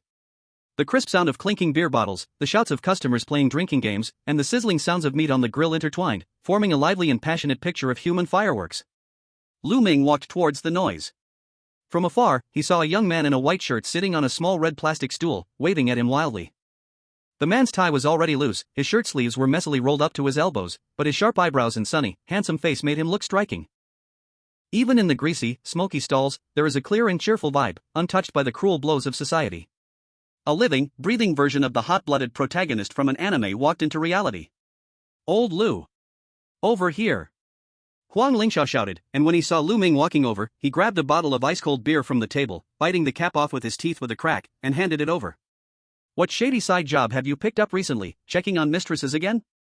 I couldn't reach you for so long, I thought they'd thrown you in a sack and drowned you. Huang Lingxiao teased, but his eyes showed genuine concern, as he casually pushed a plate of freshly grilled lamb skewers in front of Lu Ming. Lu Ming took the bottle of ice-cold beer, still covered in droplets of water. The chilling cold from the glass bottle contrasted sharply with the summer night's heat. He took a deep breath, looking at the customers around him playing games and drinking, then at the lively brother in front of him. Every time he came out of the incredibly suffocating missions, this pure, simple, and smoky air made Lu Ming feel very at ease. I went out of town for some business, made a little money. Lu Ming raised the beer bottle, clinking it with Huang Lingxiao's, and a sincere smile appeared at the corner of his mouth. Well, that's good, let's drink to that. Huang Lingxiao tilted his head back and gulped down a large mouthful, then began to complain, you have no idea, our bald-headed manager is such a bureaucrat, he spends every meeting talking nonsense. Today I almost couldn't resist slapping the files right on his shiny forehead. Lu Ming quietly ate the grilled meat, listening in silence. Looking at Huang Lingxiao's carefree smile, Lu Ming's thoughts couldn't help but drift back to his middle school days. Lu Ming had no family, no real friends, like a lone wolf with a deep lack of security. Because he had no one to rely on, was silent, and his looks weren't bad, he became the prime target for bullying in middle school. He was outnumbered and outmatched, every time he was beaten, he could only guard his vital points, silent and still. But the next day, he would always figure out the leader's route and would hit back with half a brick in a dark alley, not stopping until there was blood. He had always believed in an eye for an eye, a tooth for a tooth. And this led to even more vicious retaliation, spiraling into a vicious cycle. Until one day, Lu Ming was cornered in a dead-end alley, and the bullies were especially violent this time. It was at that moment that Huang Lingxiao, from a well-off family and full of dreams of being a hero, appeared. Lu Ming still clearly remembers how Huang Lingxiao, looking like an idiot, held up a broken mopstick he found on the side of the road, shouting lines like what kind of hero uses numbers to bully the few? Evil will be punished, and rushed into the crowd alone. The result was predictable. This destined hero and the lone wolf were both pressed into the mud and beaten senseless, their faces swollen and bruised. But with one more person to share the pain, Lu Ming didn't end up too badly hurt this time. After the gangsters cursed and scattered, the two of them sat in a puddle of dirty water, looking at each other. Huang Lingxiao, wiping the blood from his nose with the back of his hand, pointed at Lu Ming's black eyes and started laughing heartily. From that day on, Huang Lingxiao became Lu Ming's only friend, his brother. When Huang Lingxiao later learned that Lu Ming had no family, he would often forcefully drag him back to his home. Huang's parents, both open-minded and kind-hearted middle-class folks, not only didn't reject Lu Ming, the moody troublemaker, but after getting to know his character, treated him very well, always preparing an extra pair of chopsticks during holidays, telling him, "Feel free to treat this place like your own home." That was the only place Lu Ming had ever felt the warmth of home in this cold, calculating world. And my mom. Huang Lingxiao's complaining interrupted Lu Ming's memories, and he grabbed his hair in distress. They set up 3 blind dates for me. I'm only 23. If I get married in a few years, have a kid, and work my way up in a state-owned enterprise, I can already see my future, retiring at 60 and collecting my pension. Lu Ming took a sip of his drink and looked at the bustling street, his tone unusually serious and gentle. With your good family background, getting married in a few years, having a child, and smoothly climbing the career ladder. How great would that be? Lingxiao, do you know how many people envy a life like yours? To Lu Ming, in this world where the system has already quietly seeped into reality and cracks are beginning to appear, being an ordinary person, living an ignorant and peaceful life, was the greatest happiness. Bullshit. Huang Lingxiao slammed his glass down in one go and banged on the plastic table. Though he admitted that a stable life was good, he patted his chest, his eyes burning with a desire for something greater. Old Lu, you don't get it. My heart of a hero is still beating. Since I was a kid, I've always thought I was meant to be the main character. Living a boring life is such a waste of talent. Saying that, he suddenly looked around mysteriously, pulled his chair a bit closer, and leaned toward Lu Ming, lowering his voice. There was an intense, suppressed excitement in his eyes. Old Lu, I'm not kidding, I had the most real dream last night. I think I might really be the destined protagonist. Lu Ming froze for a moment, his hand holding a skewer of meat suspended in midair. What dream? I dreamt I was pulled into a pure white space, with nothing around, just a cold, mechanical voice speaking. Huang Lingxiao got so excited his breathing quickened, his hands flailing as he described it. The voice said that I was chosen by something called the main god space. Tomorrow morning, I have to take part in the first trial of a dungeon. And the best part is, the system said the talent I awakened is called Sword Heart. Huang Lingxiao slapped his thigh excitedly, his joy overflowing. Listen to that name. Sword Heart. It's the perfect template for a sword master hero. If this weren't a dream, I'd totally be able to fly on a sword, slay monsters, and maintain world peace. In the noisy street food market, Huang Lingxiao was still excitedly describing the start of his heroic dream, even holding up a skewer like a sword and making sword gestures. However, sitting across from him, Lu Ming did not, as usual, mock his teenage antics. The beer can in Lu Ming's hand froze in midair. Upon hearing the words main god space, talent awakening, and participating in a dungeon at dawn, Lu Ming's expression completely froze in that instant. Behind his glasses, his eyes, which had just been filled with a warm smile, suddenly contracted violently. The surrounding noise, the sound of people shouting, even the aroma of cumin in the air, seemed to be blocked by an invisible layer of glass, fading away from Lu Ming's perception in an instant. In its place was a chilling, murderous atmosphere. The main god space. He knew all too well what that place was. It was no game where one could fly on a sword, slay monsters, and live the fantasy of a hero. It was a bloody meat grinder filled with death rules, rotting corpses, betrayal, and despair. Lu Ming's heart tightened as if squeezed by an invisible giant hand. The thing he feared most, the thing he did not want to see, had happened. His only brother had been dragged into hell. Chapter 68, over 60% mortality rate. Lu Ming reached out, grabbing Huang Lingxiao's wrist midair with such force that Huang Lingxiao froze for a moment. Old Lu, what's wrong? Looking at Lu Ming's extremely serious face, Huang Lingxiao's smile stiffened, suddenly feeling a bad premonition. That wasn't a dream, Lingxiao. Lu Ming stared at him, his words deliberate and firm. You really have been chosen. The expression on Huang Lingxiao's face froze. He had never seen Lu Ming show such a near-trembling serious expression. Lu Ming didn't hide anything, directly stating his identity. I am the player chosen by the main god space. These words were like a heavy hammer, smashing hard on Huang Lingxiao's head, leaving him momentarily stunned. What do you mean? Old Lu, you're not joking with me, right? What is this main god space, is it real? Do you know how many players there are in the entire main god space? Lu Ming ignored his shock and threw out a cold set of data. Millions. Among them, the first level cannon fodder accounts for more than 70%, with countless dying every day in the dungeon. Only a small number of people can make it to the second level.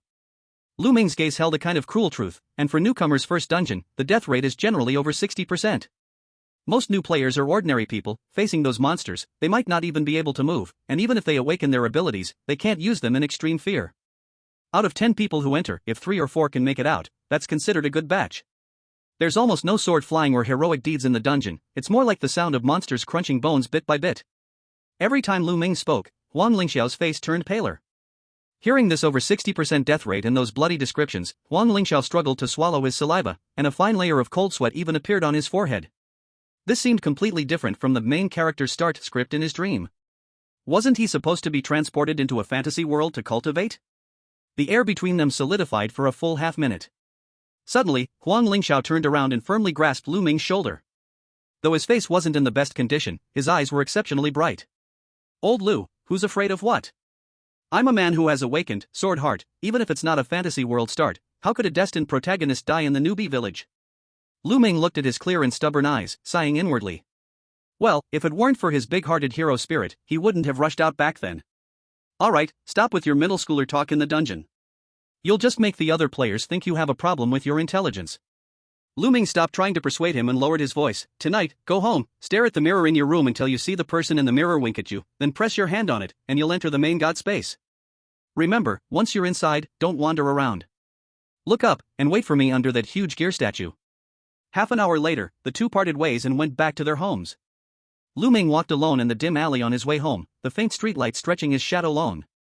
His brain was working at full speed. The main god space allowed players to team up. Players could send team invitations, which was also the core mechanism allowing major guilds in the main god space to operate.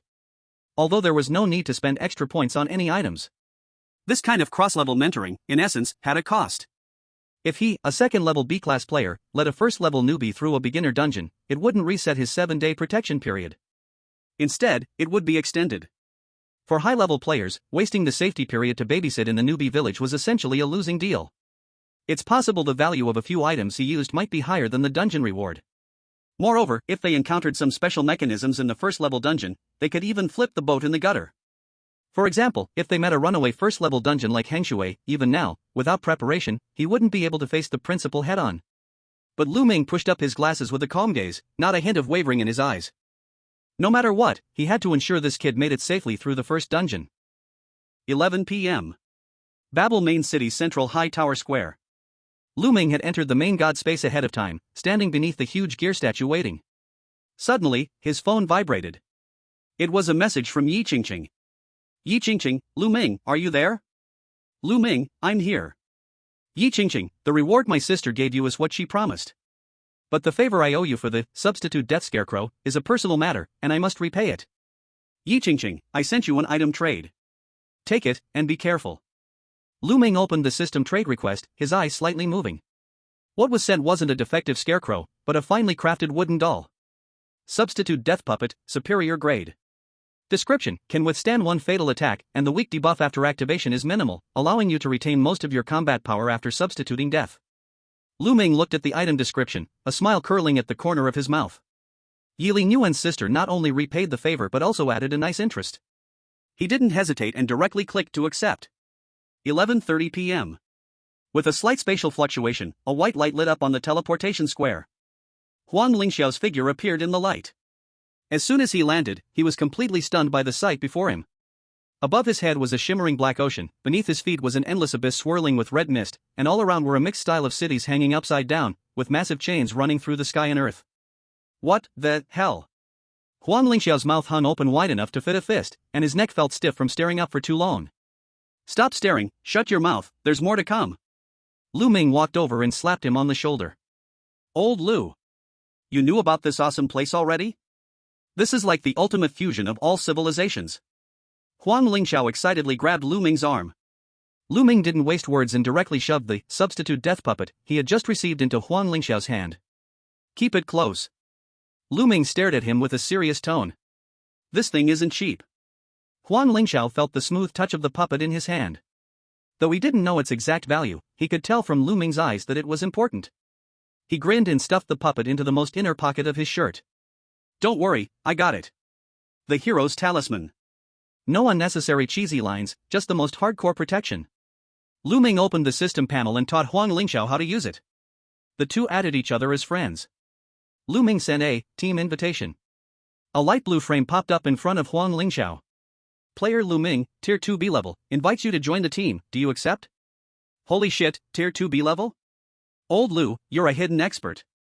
Huang Lingxiao exclaimed, immediately clicking accept without hesitation, then shouted excitedly. Old Lu, I'm counting on you. I've been thinking for a long time, let's combine our swords, and be invincible in this other world. With the crisp sound of the system prompt, the light blue team glow connected the two together.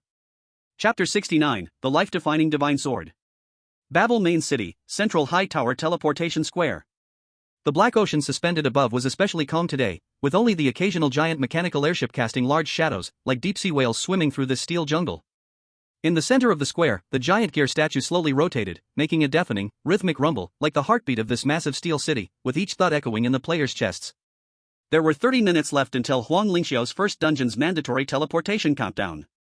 The square was filled with dazzling lights, but the atmosphere was oppressive, almost suffocating. Countless oddly shaped players were doing their final preparations. Lu Ming saw a newcomer nearby, crouching on the ground, dry heaving. Beside him, his old teammate coldly checked the safety of his firearm. Someone else knelt on the ground, tightly clutching a photo from the real world, muttering as if in a final prayer. The air was thick with tension, restlessness, the smell of engine oil, and a faint, lingering stench of blood that seemed impossible to wash away. Lu Ming stood in the shadow of a gear statue, withdrew his gaze, and glanced at Huang Lingxiao, who was standing beside him with empty hands, looking around curiously, completely oblivious to the desperate atmosphere surrounding them. He sighed helplessly. This guy still hadn't realized the severity of the situation. We still have some time. Lu Ming quickly glanced at the central tower's item exchange area, speaking with undeniable calmness. Though it's your beginner task, theoretically, the difficulty shouldn't be too high, but you still need some gear. Let's go to the trading post over there. Huang Lingxiao stopped staring at a mechanical prosthetic beauty, stunned for a moment. What are we going there for? To buy health potions? Weapons. Lu Ming gave a concise reply, adjusting his gold-rimmed glasses. Your special ability is called Sword Heart, right? How can you use that without a sword? Are you planning to poke monsters to death with your fingers? With Lu Ming's current wealth, while not the richest among Tier 2 players, he could still easily afford to buy Huang Lingxiao a finely crafted alloy sword capable of cutting through iron like mud, or a low-level enchanted weapon with simple elemental magic. Let's go, I know a shop with a sign that says fine craft cold weapons. The owner's skills are quite good. Lu Ming said, ready to step forward. Wait. A hand suddenly crossed in front of Lu Ming. Huang Lingxiao stopped him, his face not showing gratitude, but instead a mysterious smile, almost with a hint of disdain. He dramatically shook his finger. Old Lu, you don't understand. A true sword practitioner never relies on external tools. Those so-called divine weapons are just lifeless objects that came off factory assembly lines. They have no soul. If I use such mundane weapons, my sword heart would be tarnished. Lu Ming froze, his eye twitching slightly, his fist tightening. Speak plainly. He. Huang Lingxiao mysteriously glanced around, confirming that no one was paying attention before solemnly patting his chest. I have a weapon, and it's my life sword, nurtured for 10 years. With a thought, he reached into his storage space and, with great seriousness, as if holding some priceless treasure, pulled something out. Clang! Although the crisp sound of the sword being unsheathed was added by his own mouth, his posture for drawing the sword was certainly practiced, with perfect momentum, clearly something he'd rehearsed countless times in front of a mirror at home. Lu Ming focused his eyes. It was a handcrafted black Han sword. It lacked the mirror-like cold shine of factory-made weapons. The blade had a dark, matte black-gray color, and even retained uneven hammer marks from the forging process, like a piece of silent black charcoal. The blade wasn't sharpened, it was thick and solid, more like a hammer shaped into a sword than a traditional blade. The hilt was carved from old elm wood, wrapped with a black sweat-absorbing cotton cloth. Although simple, it was tightly wrapped, exuding a clumsy yet solid craftsmanship. This wasn't a weapon for killing, but more like a piece of ironwork art, infused with the maker's soul. This. Lu Ming was silent. You should have seen it before. Huang Lingxiao lovingly stroked the rough back of the sword, his usually frivolous expression turning unexpectedly gentle, his face filled with nostalgia. This was made by my dad when he was young. He said back then he wanted to be a great hero, but sadly, later, for the sake of living, he had to work as a fitter in a state-owned factory. In the first year of junior high, he gave me the sword. Over these 10 years, whenever my chinibya kicked and coughed, whenever I got the sword immortal obsession, I would take it out and practice a few moves. It had long ceased to be an ordinary piece of iron, it had heard my heartbeat, seen my tears, and carried the dreams of 2 generations of us. Huang Lingxiao, with one hand, made a flashy yet harmless sword flourish, the tip of the sword pointing directly to the heavens, and with a bold and imposing voice shouted, "Old friend, I apologize for locking you in the cabinet before. From today on, follow me and fight across the realms, slay demons, and eliminate evil. This sword is called Star Sword." Lu Ming. He resisted the urge to facepalm and quietly activated his second tier, Probability Demon. A light blue stream of data flickered across his retina. Item name, Star Sword.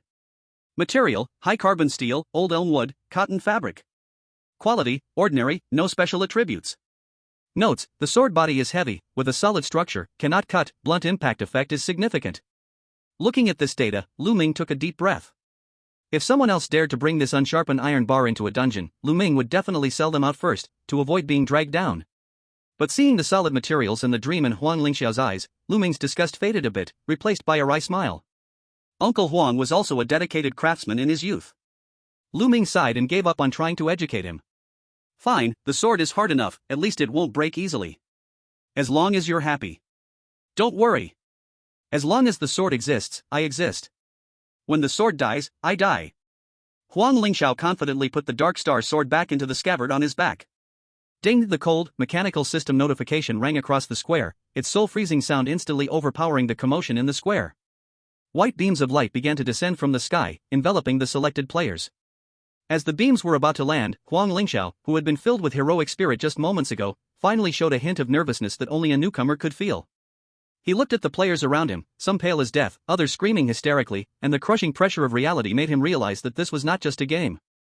His Adam's apple bobbed violently as he tightly gripped the handle of the Star Sword, leaning towards Lu Ming and lowering his voice to ask. Old Lua, I'm serious. What do you think my first dungeon will be like? I've read web novels where the main god's space is really messed up. Will it be like Resident Evil, with zombies everywhere? Or like Alien, with monsters bursting out of our stomachs? Seeing that this guy finally understood fear, Lu Ming felt it was necessary to give him a lesson. After all, in dungeons, sometimes fear is more life-saving than courage. Overconfidence is a path to death. Lu Ming's face turned serious, and he intentionally lowered his voice, his tone suddenly becoming chilling as though telling a personal horror story. Listen, Lingxiao. Forget those sweet novel plots in your head. This is hell, not an amusement park. The dungeons in the main god space are never normal.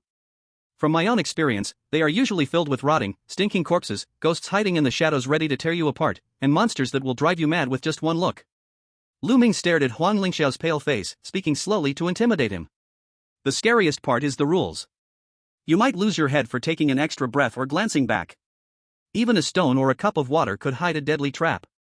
So once we're inside, don't trust anyone, don't eat anything, and if you see a monster, don't think about fighting it, just run. Survival is the most important. Got it? Scared by Lu Ming's words, Huang Lingxiao's mind immediately filled with countless images from horror films, severed limbs, blood splattering, Sadako stuck in the TV. Wait, where had he seen those strange things before? Gulp. He swallowed hard. Tightly gripping the Star Sword behind him, his face pale, he nodded vigorously, as if pounding garlic. Got it, got it. Hold on. I will definitely hold on. Absolutely no rush. Wham! As soon as the words fell, a blinding white light from the teleportation instantly engulfed the two of them. That familiar feeling of weightlessness came again, as if the whole body was thrown into a washing machine, being spun wildly. Consciousness swiftly shuttled through the bizarre passage, sending the two towards an unknown instance. Chapter 70, Could It Really Be? The dizziness from the time-space transition lasted only a few seconds. In the final second of his fading consciousness, Lu Ming's body tensed up instantly. Muscle memory made him prepare for the worst. He had even rehearsed various counterattack plans in his mind, like being ambushed upon landing, or directly falling into a pile of monsters. A few seconds later, the sensation of solid ground beneath his feet came. Huff! Lu Ming instinctively tensed his body, activating his ability, Probability Demon, scanning his surroundings cautiously. According to his experience, the moment of landing was often the most dangerous. Perhaps there was a group of hungry zombies nearby, or a murderous maniac holding a chainsaw. However, the expected stench didn't appear. The expected eerie fog didn't show up either. The expected monster roars weren't heard at all. When Lu Ming saw the surroundings clearly, his expression became strange. All around him were green mountains, lush and vibrant. The ground beneath his feet was soft, like a carpet, with colorful wildflowers swaying in the breeze, dewdrops hanging from their petals. In the distance, several mist-covered blue mountains appeared, faintly visible under the sunlight, with a few elegant cranes circling in the clouds, chirping melodiously. The air didn't carry the nauseating stench of blood, but instead was filled with a fresh aroma so rich it made one's pores relax, a blend of grass and a strange scent. Just by taking a deep breath, Lu Ming felt as though every cell in his body was rejoicing. Birdsong, fragrant flowers, and an ethereal atmosphere. This was not hell, this was clearly the set of a promotional video for a 5-star scenic area. Lu Ming froze, his body telling him that this instance was completely different from anything he had experienced before. Did we teleport to the wrong set? Could it really be? Lu Ming's face was full of confusion as he pushed up his glasses, his vigilance not only unchanged but even stronger. Something's off, too off. When things are strange, there must be something wrong. He suddenly crouched down, picked a wildflower from the ground, and gently scraped it. The juice overflowed. It was a fragrant, transparent liquid. He then grabbed a handful of soil and sniffed it at his nose. Moist, fertile, with a distinct earthy smell, but there was no trace of any corpse stench. Probability Demon was running at full power, scanning everything around. Environmental safety level 99.9%. Air toxin content 0%. All the data showed that this place was a perfect, harmless paradise. But the more it appeared so, the stronger the sense of incongruity in Lu Ming's heart became. Could it be some extremely sophisticated illusion? Did it fool his ability? Just as Lu Ming was growing suspicious, a loud, exaggerated sound of someone gasping came from beside him. Hiss. Lu Ming turned his head to look. He saw Huang Lingxiao, who had been so scared and pale, swearing to hold on just moments ago, now staring wide-eyed, trembling all over. His expression changed from fear to ecstatic, even to reverence. He shakily extended his hand, as if wanting to embrace the refreshing mountain breeze, his eyes even glistening with tears from the excitement. Old Lu. You lied to me. Huang Lingxiao's voice cracked with excitement as he pointed to the surroundings and shouted, "This isn't a hell full of vicious ghosts. This is clearly heaven. The air. Every cell in my body is cheering. I feel like my meridians are about to open. Look over there. That mountain. That's the immortal mountain I've been looking for. Hiss, I think I can already sense the spiritual energy. This is the immortal cultivation world I've been waiting for." At that moment, a brilliant streak of light suddenly flashed across the sky. It was a cultivator in white, stepping on a flying sword, weaving through the sea of clouds, seemingly chasing something. Old Lu, look. A cultivator. Huang Lingxiao shouted. At the same time, a system prompt popped up in their vision. Instance loading completed. Instance name, Golden Cicada Realm. Main quest, Ascend and Return. Looking at the idyllic scenery before him, Lu Ming's heart was filled with mixed feelings, and he couldn't help but sigh. Ascend and return? Could this person really be the destined protagonist? Let's go, since we're here, let's scout the way first. Lu Ming said as he looked at Huang Lingxiao, who was already rushing down the mountain. Reluctantly, he followed. Slow down. Don't run around. Be careful of the poisonous snakes in the grass. Following the winding mountain path, the two quickly arrived at a village at the foot of the mountain. The architectural style here was ancient and elegant, with green bricks and black tiles, and the smoke from cooking fires curling up. Under a large tree at the entrance of the village, several villagers in ancient clothes, carrying medicinal baskets, were resting and drinking tea. Their faces were rosy, and their expressions relaxed. After Lu Ming observed them closely, he concluded that they were ordinary humans. Lu Ming quickly took a few steps and grabbed Huang Lingxiao, who was about to walk up and greet them. Don't speak recklessly. Lu Ming lowered his voice, his eyes warily watching the villagers. We stand out too much with our attire here. Listen to me, I'll make up a reason later, saying we are. In his mind, Lu Ming quickly came up with a well-thought-out, foolproof lie. However, before he could speak, the villagers who were drinking tea had already noticed them. The leader of the villagers put down his tea bowl and sized up the two of them, his gaze lingering on Lu Ming's sweatshirt and Huang Lingxiao's starlight sword for only a second. Immediately after, the old farmer not only showed no signs of surprise, fear, or vigilance. Instead, he smiled widely like he had seen an old acquaintance, his face full of wrinkles turning into a blooming chrysanthemum, his eyes even gleaming with a near-commercial expectation, like a tour guide spotting a fat lamb.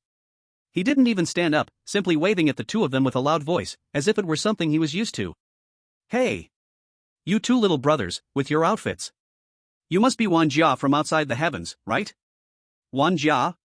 Hearing this word with a heavy local dialect, Lu Ming didn't laugh. His pupils suddenly shrank to needle points, his left hand subtly tightening, the red ring glowing faintly. In an instant's dungeon, it wasn't uncommon for the natives to have self-awareness. Larger dungeons were essentially worlds on their own. But if an ordinary old farmer could directly identify a player and even greet them skillfully, there could only be one possibility: this dungeon had already hosted many players and even integrated them into the local social ecosystem. Old man. Lu Ming forced a stiff smile on his face and cautiously asked, "Where did you hear the term Wanjia?" "Oh. Who doesn't know Wanjia around here?" The old farmer knocked the tea bowl onto the table, looking at Lu Ming with the eyes of a local bumpkin who had never seen the city. "Every once in a while, a group of people like you falls from the sky. They wear strange clothes, speak half-understandable words, and some of them even hold these weird metal pieces." He laughed so hard that the wrinkles on his face shook. "The immortal teachers from the sacred sect said, 'You're visitors from outside the heavens, most of you are born to be cultivators. Precious little gems.' The Golden Cicada Sacred Sect has long published a notice that any village that sends a Wanjia to the sect will be rewarded with a spirit stone for each one." As soon as the old farmer said the word spirit stone, his eyes sparkled with a blatant green light, a pure thirst for wealth. Lu Ming was momentarily stunned. Saint sect? The Saint sect is taking players as disciples? Come on, come on. Hurry up and follow me to meet the village chief. The old farmer, fearing that the duck he just caught might fly away, eagerly tucked his smoking pipe into his waist and pushed the two of them toward the village like he was herding ducks. If we're late, the neighboring air guzzi might steal the credit. On the way to the village chief's house, Lu Ming kept observing his surroundings but didn't spot any signs of danger. If at first Lu Ming was just cautious, now he felt something was odd. What kind of instance is this, really? Look. Another Wanjia is here. I envy them, especially that one with the sword on his back. He looks like a good cultivation prospect. With the old farmer's loud voice, the villagers who had been working in the fields or washing clothes by the river all stopped their tasks. They rushed over, gathering along the roadside, pointing at the two of them. "Old Lu, did you hear that? I really do look like a good cultivation prospect." Huang Lingxiao's mouth couldn't close from the excitement. Lu Ming didn't pay attention to Huang Lingxiao. He had his probability demon activated the whole time, and the data stream on his retina was refreshing rapidly. However, the feedback only confused him further. Hostility, 0. Killing intent, 0. Excitement, 85%. There was no trace of malice in the villagers' eyes.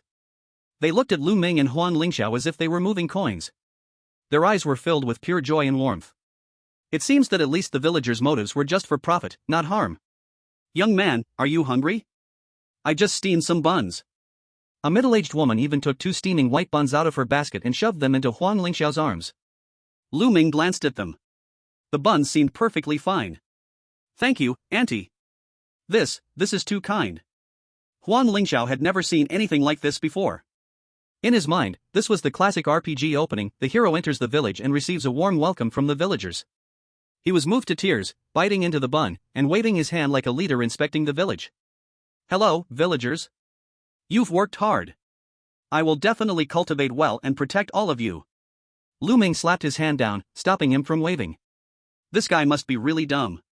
Soon, the two were led to a large courtyard in the center of the village. It was clearly the village chief's home, with 2 large red lanterns hanging at the entrance, looking quite impressive. An elderly man with a kind face and a white beard was sitting in the courtyard, drinking tea. When he saw the old farmer leading the two of them in, his eyes lit up, and he immediately put down his teacup. "Village chief. These two." The old farmer rubbed his hands excitedly. "I found them first." Got it. Your share of the reward will be there." The village chief smiled and pulled out a small bag of coins from his pocket, tossing it to the old farmer. Lu Ming's gaze sharpened. He really gave him money? And he gave it so easily? Lu Ming watched the old farmer gratefully run off with the money, and his sense of unease reached its peak. Are players really so valuable? Are all the common people in this world scrambling to send players to the Saint sect? The Golden Cicada Saint sect is paying so much to recruit people, it can't be for charity. The only explanation is players are worth far more than spiritual stones. So, what exactly do they need from players? Talent? Flash? Or souls? Now, Lu Ming believes that the Golden Cicada Saint sect is most likely the source of the instance's danger. He squinted. As soon as the village chief made any suspicious move, he would strike first, no hesitation. However, the village chief didn't seem to have any intention of making a move. That old man with the white beard looked at Lu Ming's distant expression and froze for a moment, then seemed to understand something. He smiled and waved his hand. "Young man, don't be nervous, relax. I can tell you're quite cautious. There were players like you before, always thinking we're out to harm them." He trembled as he took something from his close chest pocket. It was not ordinary paper, but a special silver foil that shimmered faintly with a silvery light, made of a material similar to metal yet as soft as silk. He handed it to Lu Ming, as if holding a sacred decree, with great seriousness. "This was left by the emissary of the holy sect. He said it is especially for you suspicious young players. The immortal master said that once you take it, you'll understand." Lu Ming frowned. He didn't sense any malice, so he extended his hand and took the thin silver sheet. The moment his fingertips touched the silver foil. Ding! A crisp and cold system prompt echoed suddenly in both Lu Ming and Huang Lingxiao's minds. Then, a faint blue holographic screen automatically projected from the silver foil, floating in front of the two of them, visible only to players. Detected special information carrier, Abnormal Bureau Silver Contract of Reflection. Connecting to the main God Space Protocol library. Verifying. Verification passed. File name, new players must read Guide Golden Cicada Realm. Release source, Blue Star Abnormal Bureau. Status, locked, content cannot be altered. Seeing the glaring golden words of the main God Space's notarization on his retina, Lu Ming's pupils trembled violently. This was definitely not an easily forged paper copy, nor was it some native illusion trick. This was system notarization. This meant that this document was truly left by the official staff of the Abnormal Bureau. There was no possibility of alteration by the natives, third parties, or even the dungeon itself. Chapter 72, Officially Certified Holy Sect. After confirming the seal, Lu Ming took a deep breath and quickly read the content above. To future arrivals, new players must read guide. Dear new players. If you are reading this paper, first of all, congratulations. Don't panic. You can put your weapons down. This is the Golden Cicada Realm, dungeon number 10086. According to the official investigation and statistics by the Abnormal Bureau's personnel, almost only new players are assigned to their first dungeon here. This may be the best starting point you will encounter in the main God Space, because this is a beginner-level dungeon rated as Tier 1, D-level by the system, and it is also a rare medium to large world dungeon. At the same time, due to the existence of the Golden Cicada Sacred Sect, the average survival rate of players in this dungeon is as high as 90%. The local customs are simple, spiritual energy is abundant, and there are no death rules or annihilation mechanisms. The ruling power in this world, the Golden Cicada Sacred Sect, is the leader of the righteous path. Their behavior is upright, and they are more than willing to help new players ascend and return. The specific reasons can be explained in detail by their emissaries. Suggestions. 1. Wait for the villagers to notify the emissary and follow the emissary to the Golden Cicada Sacred Sect. 2. After joining the sect, you will receive many cultivation resources. 3. Calmly cultivate, complete simple sect tasks, and wait for your ascension and return, that is, complete the dungeon. Remember, this is a sanctuary for growth and development. Please cherish this opportunity and gather as many resources as possible. Note, this guide has been distributed worldwide by the Golden Cicada Sacred Sect. After reading this flowing simplified text, he still didn't let his guard down. Was he already in a dream or was he being deceived by an illusion at this moment? But reason told him that since it involved main God Space level verification, even a Tier 3 dungeon couldn't interfere. In other words, if something could interfere with the main God Space, there would be no need to use any deceptive means to deal with players of their level. Old Lu, since it's a guide left by an elder from the Abnormal Bureau, and it even has official backing, it should be fine, right? Huang Lingxiao had previously learned about the Abnormal Bureau from Lu Ming, and he could also see the main God Space's certification. In my opinion, maybe it's just a welfare dungeon like this? Lu Ming folded the silver foil neatly and handed it back to the village chief. How is it? No issues, right? The village chief smiled, putting the silver foil away. It's normal. The players who came before you responded the same way.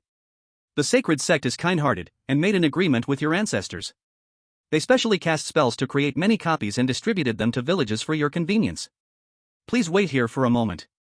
I will inform the immortal master from the sacred sect to come guide you. Old Lu. Beside him, Huang Lingxiao couldn't hold back anymore. He excitedly slapped his thigh. I told you I am the chosen one. I knew it. You just have a serious case of persecution paranoia. Maybe. Lu Ming pushed up his glasses, though a shadow of intuition still lingered in his mind, refusing to disappear. Half an hour later. Probability demon, pulsed lightly without warning. Detected unknown, powerful life wave. Lu Ming furrowed his brows. But there's no malice. Then, a sharp sound of something breaking the air shattered the village's calm. They're here. The immortal master is here. Amid the villagers' cheers, a flying boat, entirely green and resembling a huge willow leaf, pierced through the clouds and slowly descended onto the village's drying ground. On the boat, a middle-aged cultivator dressed in a gold-edged white robe, holding a whisk, floated down. His face was like a crown jade, his hair and beard all black, surrounded by a faint cloud aura, indeed embodying the elegant and ethereal presence of a high cultivator. We greet the immortal master, the guide. The village chief and the villagers bowed deeply. The cultivator ignored the kneeling mortals, his gaze directly locking onto Lu Ming and Huang Lingxiao, who were standing among the crowd. His long eyes squinted slightly, with a strange glint flashing in them. Not bad. His gaze lingered on Huang Lingxiao for a full 5 seconds, especially noticing the ordinary iron sword on his back. A hint of admiration flashed in his eyes. The sword bone is naturally formed, even though it's made of common iron, it still has some of the essence of a sword cultivator. A rare, good seedling. I will investigate further once we return to the sect. Then, the cultivator's gaze shifted to Lu Ming. In that moment, Lu Ming felt like he was being watched by some cold-blooded creature. The hairs on the back of his neck stood up. This cultivator was stronger than him, and according to the battle assessment of the main god space, he had probably already reached the threshold of the 3rd level. There might still be a chance to fight back. Lu Ming calculated in his mind. You are acceptable. The cultivator nodded at Lu Ming, his face showing a kind smile. Then come with me to the sect. Just as he spoke, Lu Ming instinctively activated his 2nd-level dynamic vision to analyze the cultivator's micro-expressions. However, this glance made his heart, which had just calmed down, leap into his throat again. He caught the extremely subtle twitch in the cultivator's eye muscles and the fleeting emotion in the depths of his pupils. Under that immortal and ethereal smile, Lu Ming read something chillingly affectionate. That look didn't seem like the gaze of a high-ranking immortal master watching a talented disciple. It felt more like an ancestor looking at a newborn relative, seeing the family's lineage thriving, seeing the family growing. The joy was genuine, with an almost primal, sticky sense of recognition. A sense of kinship. Lu Ming froze in place, cold sweat instantly dripping from his palms. He and Huang Lingxiao were clearly outsiders, and had no ties to the natives of this world. Why would this cultivator show such a look? Could it be the demon sect? These 2 words exploded in Lu Ming's mind like thunder. Perhaps in the eyes of this cultivator, they, the players, were the perfect resources to perfectly inherit some kind of evil legacy. But the officials said this was the righteous sect leader. But that look clearly resembled the look of a demon Dao person gazing at a furnace. Did the people from the Anomaly Bureau get deceived? Or is this sect hiding something too deep? Lu Ming took a deep breath. There was indeed too little information.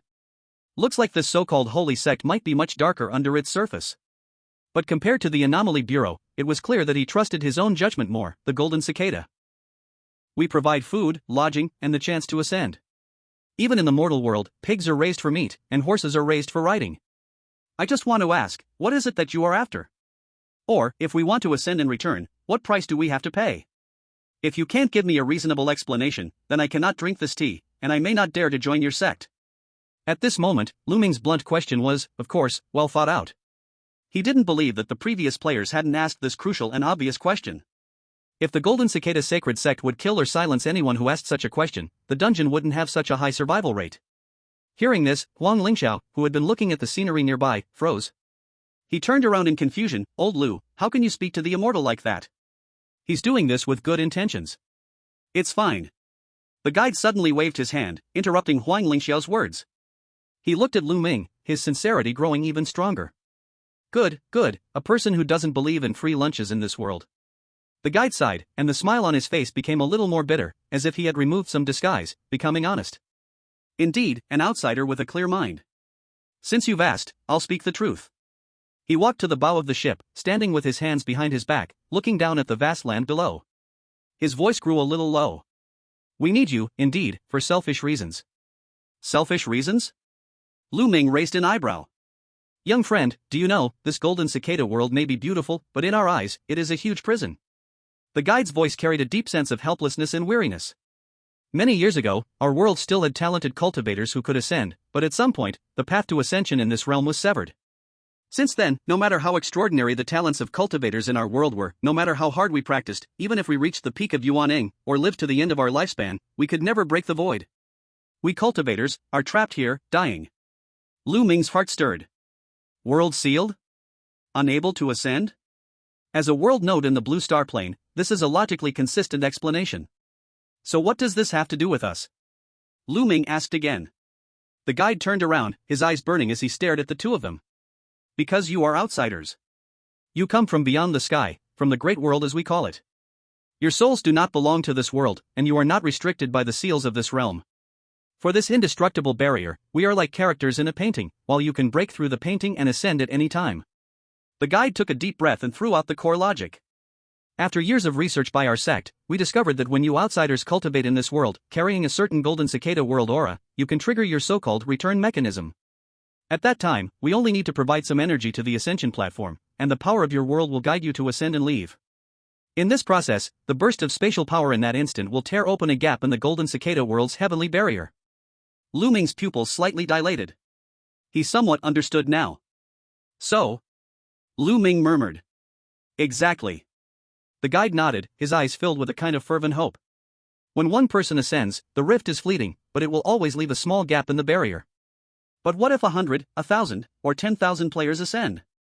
That's why the sect has made many sacrifices to allow you to continually break through the barrier of heaven and earth. When thousands of holes appear, this seal will become riddled with gaps, and the barrier of heaven and earth will loosen. At that time, cultivators from our world can follow these rifts and finally break free from this prison. After saying this, the guide looked directly into Lu Ming's eyes and said calmly. In exchange, we will also ensure that your path to immortality is smooth. Sending you safely back home, ascending without a hitch. This is a transaction that spans worlds. After hearing this explanation, Lu Ming fell silent. This reason, from his current perspective, makes sense. If it were just to cherish talent, that would be hypocritical. But if it's to escape prison, to fulfill the ascending dreams of the Jinshan world cultivators, then spending more spiritual stones and resources would be worth it. This motivation not only makes sense but is incredibly strong. It means that, before the players successfully ascend, the Jinshan holy sect will not harm them, but will instead protect them fiercely. The more players who ascend, the more hope there is to break through the barriers of the heavens and earth. I see. Indeed, the Jinshan holy sect had a perfect explanation. Lu Ming relaxed his tense shoulders voluntarily, at least he had to let the guide know he had accepted this reasoning. However, it could also be confirmed that, for the time being, he and Huang Lingxiao should not be in danger. The remaining things would probably need to be explored slowly after entering the sect. Mutual benefit, fair and reasonable. Lu Ming used the few words to activate his ability and detected that the probability of the spiritual tea being beneficial to the body was as high as 99%, so both cups were snatched away by Huang Lingxiao and gulped down. Hold on tight. We are about to arrive at the sect. The guide waved his whisk, and the speed of the flying boat suddenly surged, passing through the last thick layer of cloud sea. Boom! As the mist dispersed, a breathtaking scene suddenly slammed into Lu Ming and Huang Lingxiao's eyes. Damn! Huang Lingxiao opened his mouth wide. In front of them, a gigantic mountain floated in the void. Countless golden and jade palaces and pavilions were built along the mountainside, stacked layer by layer, extending all the way to the clouds. Waterfalls cascaded from the floating islands, turning into rainbows in the sky. Crane flocks flew in between the golden peaks, and the melodious sound of bells echoed through the heavens and earth. At the highest point of the mountain, a gigantic statue stood. It was a golden cicada, its wings spread as if ready to take flight. It was cast entirely from pure gold, emitting thousands of golden rays under the sunlight, its appearance majestic, as if it were overseeing all the creatures of this world. The Heavenly Palace. This is the Heavenly Palace. Huang Lingxiao trembled with excitement. Old Lu. We're really going to practice immortality. The flying boat slowly descended, heading towards the brilliant building complex. Although Lu Ming was also shaken by this spectacular sight, he habitually activated his second-tier, dynamic vision, wanting to get a clearer view of the golden cicada statue at the highest point. Sunlight refracted through the statue's enormous compound eyes. In that instant, Lu Ming's vision pierced through the layers of golden light. Whether it was an illusion or not, he saw that one of the compound eyes, embedded with ruby, seemed to flash with an eerie red light, like something alive. The red light disappeared in the blink of an eye, carrying an indescribable sinister aura. At the same time, Lu Ming's data suddenly became blurry, and a pile of garbled characters appeared. ZZZZ. Magnetic field chaos, UN%, and asterisk at, hashtag ZZZZ. Lu Ming frowned. What's going on? Does the magnetic field of the immortal realm affect abilities? He was unsure if this was what was meant by the cavernous blessed land magnetic field being special. After all, this was the immortal realm, so a little energy interference was normal. Looking at the imposing mountain gate growing closer, Lu Ming took a deep breath and pushed the doubt to the back of his mind. When the enemy comes, there is a general to block, when the water comes, there is soil to cover. The Jinchan Holy Sect, here we come. The green willow leaf flying boat slowly passed through layers of clouds and mist, eventually landing on an expansive white jade plaza. This was the outer sect training ground of the Jinchan Holy Sect. When Lu Ming and Huang Lingxiao stepped off the flying boat, they realized that the plaza was already packed with a dense crowd. In addition to their ship, several other flying boats of the same model were parked around the square, continuously unloading immortal cultivation seedlings gathered from all over the world. But the atmosphere here was nothing like what Lu Ming had imagined about the peaceful and carefree immortal sect. There were no cranes holding herbs, no children chanting sutras. Instead, Lu Ming pushed his glasses up, his gaze sweeping over the sect elders wearing luxurious red robes, weaving through the crowd.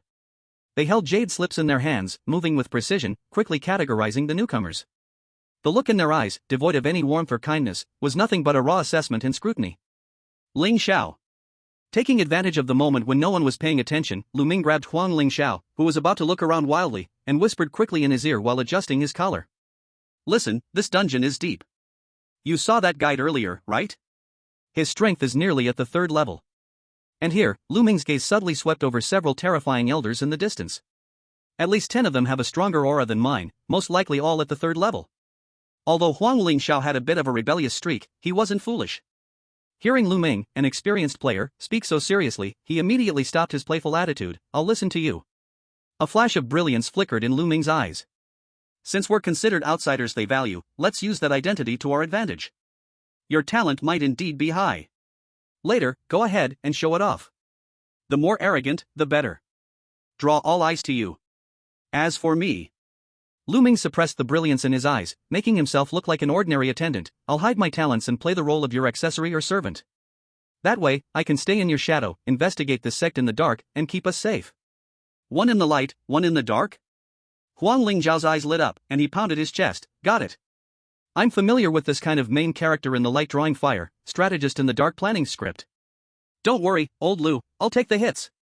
Just as they were talking, a group of red-robed elders had already noticed them and quickly surrounded them. Is this the outsider brought by the guide? The leading elder had a head of white hair and beard, but that didn't affect his agility. He didn't say a word of unnecessary chatter and directly reached for Huang Lingxiao's wrist.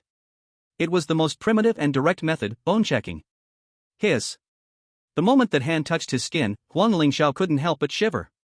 The hand didn't feel dry or rough like an old person's hand, instead, it was slippery and cold, with skin so delicate it seemed unnatural, like a freshly peeled egg, exuding an inexplicable weirdness.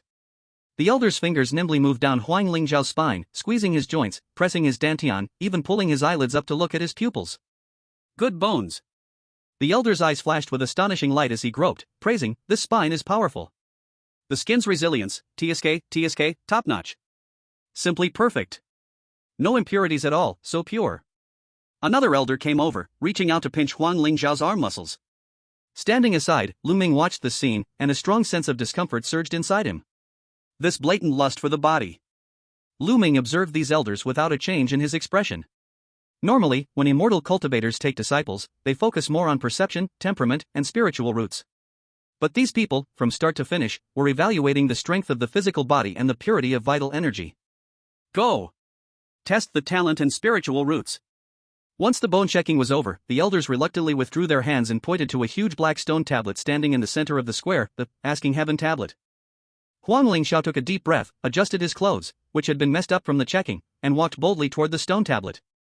I'm the main character. I'm the main character. He repeated the words twice in his mind, then suddenly raised his palm and slammed it hard against the stone tablet. Boom! The moment his palm touched the stone tablet, the entire Asking Heaven tablet shook violently. The originally pitch-black surface of the monument suddenly erupted with an intensely dazzling pure golden light. The brilliance was so overwhelming that it even surpassed the blazing sun overhead, and in the air, it gathered into an illusory golden giant sword shadow. V-Room. This is... The entire scene fell into complete silence for a second. Then, a roar like a mountain crashing and a sea surging broke out. Heavenly spiritual root. Innate sword body. The red-robed elder at the front was so excited that his beard was trembling violently. He stared at the golden sword shadow, his eyes filled with greed that seemed almost tangible. A once-in-1,000-years encounter, this is an extraordinary immortal seed, 1 in 1,000 years. Mine. This disciple belongs to me.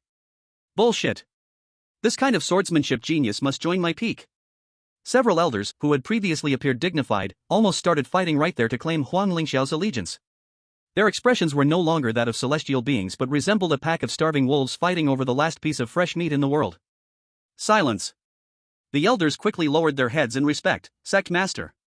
An elderly man dressed in a golden robe, wearing a tall crown, descended from the sky, bringing the situation under control. He gave Huang Lingxiao a deep glance and announced, "This child's talent is unparalleled. He will be directly treated as a quasi-saint's son and will reside in the core area, the Golden Cicada Peak, in the number 1 heavenly cave. All resources will be provided to him at the highest level." As soon as these words were spoken, the matter was settled, and the elders dared not speak. All eyes focused on Huang Lingxiao, filled with envy, jealousy, and an unhidden covetousness. Next. The elder waved his hand impatiently and looked at Lu Ming, who stood behind Huang Lingxiao. With such a gem in front of them, they clearly had no expectations for Lu Ming, the seemingly ordinary young player. Lu Ming walked forward with a blank expression. He placed his left hand behind his back, the red ring slightly turning, suppressing the pure physical power fluctuation of his second-tier extraordinary body to the lowest, while controlling his muscles, showing only the most ordinary side of himself. He placed his palm on the monument. V-room. The monument glowed with a red light. But this red light was not pure, it appeared somewhat murky and mottled. Although the brightness was decent, compared to the earth-shattering golden light earlier, it was like comparing clouds to mud. Mixed spiritual root, the blood chi is abundant. The elder who was examining bones glanced at it and then shook his head in disappointment. Unfortunately, the soul is not clear enough, and there are too many impurities in the body. Forget it, since he's an outsider, he can still ascend in the end. The elder waved his hand casually, he can join the inner sect for cultivation. Go to the inner sect? That would mean separating from Huang Lingxiao. Lu Ming frowned slightly, ready to come up with a reason. Wait. A hand suddenly reached out and grabbed Lu Ming's shoulder. Huang Lingxiao raised his head arrogantly, pointing at Lu Ming and saying to the elder, "He is mine, my attendant. I can't stand not having him take care of me all these years. Wherever he goes, I go. If he goes to the inner sect, I'll go with him. I won't be the saint's son anymore." These words were something only a reckless person like Huang Lingxiao would dare say. But in the elder's eyes, this was a small indulgence that had to be granted since he was so extraordinarily talented. Attendant? The elder furrowed his brow, glancing at Lu Ming, then at the determined Huang Lingxiao. To appease this precious child, he eventually pinched his nose and agreed. Fine. We'll make an exception this time. The elder tossed a waist token to Lu Ming. You are permitted to accompany him as a companion attendant and reside in the Golden Cicada Peak with him. Lu Ming accepted the waist token, lowered his head, and cupped his hands. Thank you, elder, for your grace. And as he bowed, a barely perceptible smile appeared at the corner of his mouth. The plan succeeded. In their eyes, he was just a buy one, get one free bonus. It was a deal made in the dark, accomplished.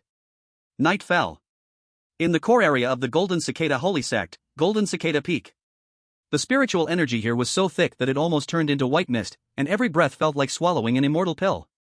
Inside the number 1 heavenly cave of Golden Cicada Peak, it was extremely luxurious. The floor was covered with warm jade, and the walls were embedded with glowing pearls, even the teacups on the table were carved from jade. But Lu Ming didn't have the mood to enjoy these things. Creak. Lu Ming pushed open the heavy bronze door of the cave dwelling, wanting to observe the surroundings. However, as soon as the door opened a crack, a heavy aura, like a mountain, rushed towards him. At the entrance of the cave, an old man in a red robe was sitting cross-legged. His hair and beard were completely white, and his aura was unfathomably deep.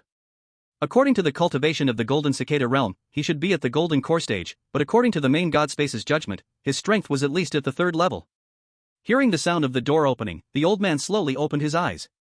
In the pitch-black night, his eyes shone terrifyingly bright, and deep within his pupils, 2 balls of ghostly fire seemed to be flickering. He looked at Lu Ming, showing a smile without any warmth, his voice hoarse as if 2 bones were rubbing together. Young friend, it's late, what are you doing? Chapter 75, Broken Dan. Jinchan Peak, Cave Dwelling Number 1. The night was as dark as ink, covering this blessed land of immortals, floating above the clouds, in a peaceful silence. Only the 2 eternal lamps at the entrance of the cave emitted a faint cold light, casting a shadow on the face of the old man in the red robe, whose face was like the bark of a withered tree. However, the next second, a sound from the crack of the door made him pause for a moment. Master, I pay my respects.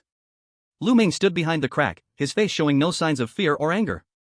He even tidied his clothes, revealing an expression of both reverence and uncontrollable excitement, like a countrywoman entering a grand garden for the first time, both afraid of making a mistake and eager to peek at the splendor. Replying to Master, I I was just too excited, I've never been to the immortal realm before. Lu Ming rubbed his hands awkwardly, his voice slightly trembling. Thinking about stepping into the immortal path, my heart is beating so fast that I can't sleep. I just wanted to see the night scenery of this immortal blessed land, not intending to run around. The old man slowly opened his eyes, and his ghostly firelight gaze scanned Lu Ming's face. There was no fear, no resentment. Only the feeling of an ordinary person, never having seen the world, facing a great opportunity, filled with uncertainty and nervousness. Ha! The vigilance in the old man's eyes dissipated by more than half, replaced by a hint of disdain. It was understandable, after all, for those who had never been in the immortal realm, entering the holy sect and being so excited they couldn't sleep was only natural. The old man closed his eyes again, his tone still cold. If that's the case, then go back. Don't wander around tonight. Get a good sleep, don't miss tomorrow's auspicious time. That will be your first step in truly transforming and starting your cultivation. Thank you for your guidance, master. Lu Ming retreated to his room. With a loud clang, the heavy bronze door slammed shut. Click. At the moment the lock clicked into place, the humility and excitement on Lu Ming's face instantly disappeared. He leaned against the cold door, pushed up his glasses, and his gaze in the darkness became extremely calm. House arrest? Before completing that so-called first step of cultivation, the sect doesn't allow us to move freely. Seems like tomorrow's step is quite the issue. Lu Ming took a deep breath and turned to walk deeper into the cave. Since I can't escape, I have no choice but to face it. However, when he entered the living room of the inner chamber, the sight before him stunned him. He saw Huang Lingxiao, who should have already been asleep, standing in the center of the room, dressed in light clothes, holding the dark, starry sword, and waving it at the air repeatedly. His movements were not fast, even lacking any technique, like a child randomly swinging a branch. But Lu Ming's pupils contracted slightly. With every breath Huang Lingxiao took, with every swing of the sword, the dense spiritual energy in the entire cave seemed to be drawn towards him. A wild surge of energy rushed toward him. The white spiritual mist spun around him, rushing through every pore of his body, eager to enter him. Who breathe? Huang Lingxiao's chest rose and fell rhythmically, each breath carrying a strange cadence, as though it had harmonized with the very world around him. Buzz! As he swung his sword once again, the ordinary iron-studded sword, the starry sword, unexpectedly emitted a soft white light an inch long without any warning. Though the light was extremely unstable, flickering like a candle in the wind, it was undoubtedly sword energy. Old Lu! You're back! Seeing Lu Ming enter, Huang Lingxiao stopped and excitedly turned around, his eyes shining brightly as if they could frighten someone. This place is amazing. Really? I feel so light all over, my energy is incredible. It's already late, but I'm not sleepy at all. Instead, it feels like, as if I just need to breathe to become stronger. Look! Didn't I just form sword energy? Am I a genius? Lu Ming didn't say a word. He silently activated his second tier, probability demon, his retina's data stream updating wildly, aiming at Huang Lingxiao. Target, Huang Lingxiao. Status, naturally refining qi. Physical strength, rapidly increasing. Looking at the constantly fluctuating numbers, Lu Ming felt deeply disheartened. He had fought tooth and nail in the dungeon, killing ghosts, solving puzzles, and barely reached the second tier. But this guy, with no cultivation method, not even knowing how to circulate qi, simply standing there breathing and swinging a sword, and he started getting stronger automatically? This is the so-called innate sword body? This is the destined protagonist? No wonder. Lu Ming muttered to himself. No wonder the old monsters in the sect look at him like they're eyeing Tang Seng's flesh. This physique, it's practically made for cultivating immortality. Get some rest. Lu Ming sighed and patted Huang Lingxiao's shoulder, his tone complicated. Rest up. Be sharp tomorrow, don't fall for any tricks. The next morning. Golden Cicada Holy Sect, Main Hall. As the first rays of sunlight broke through the clouds and shone upon the golden roof, the sound of a bell echoed throughout the entire mountain. Lu Ming and Huang Lingxiao were led by two elders into the grandest hall. Inside the hall, gold and jade gleamed, the ceiling studded with countless night pearls, resembling a starry river hanging upside down. The air was filled with a fragrance of sandalwood that calmed the mind, but to Lu Ming, it was mixed with a faint, indescribable sweet scent. At the front of the hall, atop a high golden lotus throne, sat an elder clad in golden robes, wearing a high crown. He was the sect leader of the Golden Cicada Holy Sect. Standing on either side were a dozen red-robed elders, the same group who had selected disciples in the plaza yesterday. At this moment, everyone's attention was focused on the two who had entered, or more precisely, on Huang Lingxiao. Greetings, sect leader. The two greeted as instructed. No need for formalities. The sect leader raised his hand slightly, his voice gentle and kind, echoing through the hall. You come from beyond the skies, and your talents are indeed extraordinary. Especially you, Huang Lingxiao. The sect leader looked at Huang Lingxiao, his smile almost overflowing. An innate sword body, such a physique is an extremely rare occurrence in our world.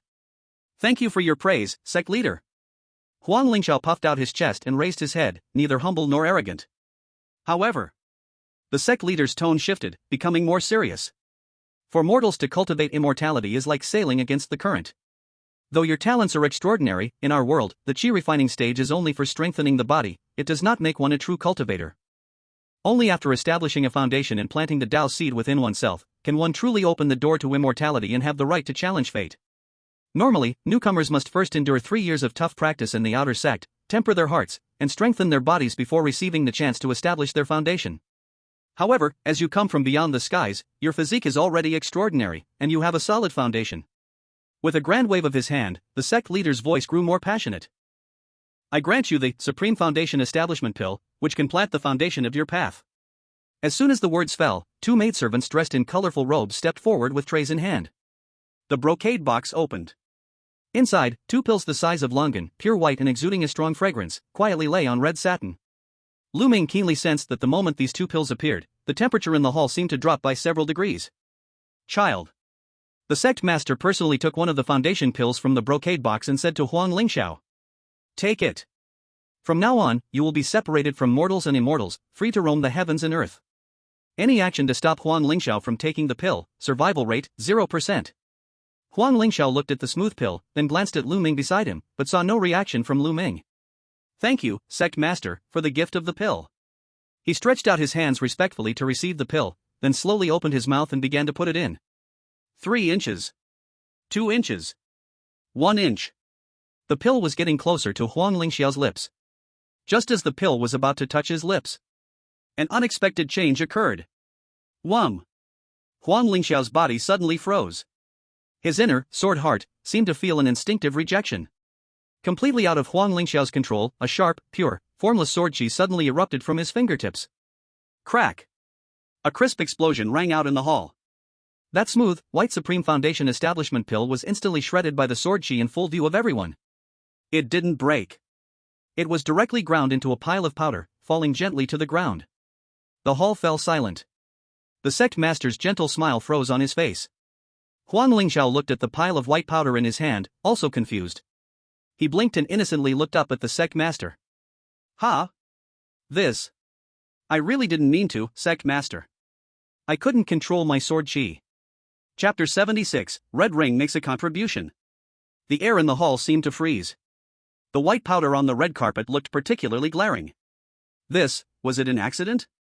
The sect master's face twitched slightly, a trace of barely detectable pain flashing in his eyes. That was an incredibly precious Supreme Foundation Establishment Pill. Even within the sacred sect, only exceptionally talented disciples were qualified to take it. Yet, one had been wasted like this. But he quickly suppressed his emotions, took a deep breath, and put on the same kind, benevolent mask on his face. It's fine. It seems that the sword chi in your body has just awakened and is still uncontrollable. Come, bring another one. The maidservants nervously brought up another Foundation Establishment Pill. This time, the sect master didn't let Huang Lingxiao do it himself, but personally pinched the pill with 2 fingers, and his fingertips glowed with a soft spiritual light, attempting to place the pill directly into Huang Lingxiao's mouth. Child, calm your mind and do not resist. The sect master's voice carried a strange rhythm, almost like it could hypnotize one's mind. Huang Lingxiao obediently nodded, trying to relax his body, and opened his mouth. However, just as the pill was about to enter his mouth, chime! An even higher-pitched, more violent sword cry suddenly erupted from Huang Lingxiao's dantian. If the sword chi just now was a passive defense, this time, the sword chi actively attacked like a mad dog, carrying it better to shatter than remain intact to resolve, crashing heavily into the sect master's fingers. Put! Another muffled sound. That fragile Foundation Establishment Pill was again destroyed, instantly turning into a wisp of green smoke, leaving no trace behind. The sect master's fingers froze in midair, trembling slightly at the tips. 2 pills. 2 Supreme Foundation Establishment Pills were gone just like that. The air pressure in the hall dropped to an all-time low, and the red-robed elders around them all fell silent, not daring to provoke the sect master's wrath at this moment. Huang Lingxiao also started to panic, looking at the sect master innocently. Well, sect master, I couldn't control it, it's really not my fault. Forget it. After a long while, the sect master sighed deeply. He withdrew his hand, realizing that Huang Lingxiao indeed could not control the sword energy this time. His gaze towards Huang Lingxiao became very complicated, with a mix of regret, disappointment, and a hint of coldness that was hard to conceal. I understand now. The sect leader stood with his hands behind his back. You are a rare innate sword body, a physique that is unmatched, and likely only believes in your own sword path. Your cultivation cannot follow the usual path. After speaking, he waved his hand as if losing interest. Since that is the case, you no longer need to take the elixir. Go to the scripture pavilion and find a sword manual to comprehend on your own. Thank you for your understanding, sect leader. Huang Lingxiao sighed with relief and bowed in gratitude. Then, the sect leader slowly turned his head. Those deep eyes, slightly dark, locked onto Lu Ming, who had been standing aside, lowering his head to reduce his presence. In that instant, Lu Ming felt as though he was being stared at by a venomous snake. Your name is Lu Ming, correct?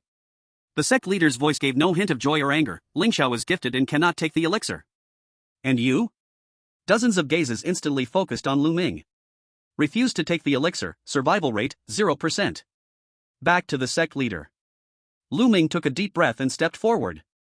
I, the younger generation, am of poor talent. How could I dare refuse such a top-quality foundation building pill?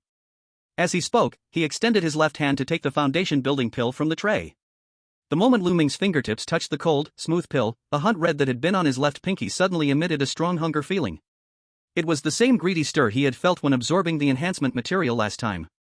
Yes, even before taking the foundation building pill, Lu Ming had already faintly sensed the red ring's strange movement. So, at this moment, with a thought, he released the suppression on the red ring.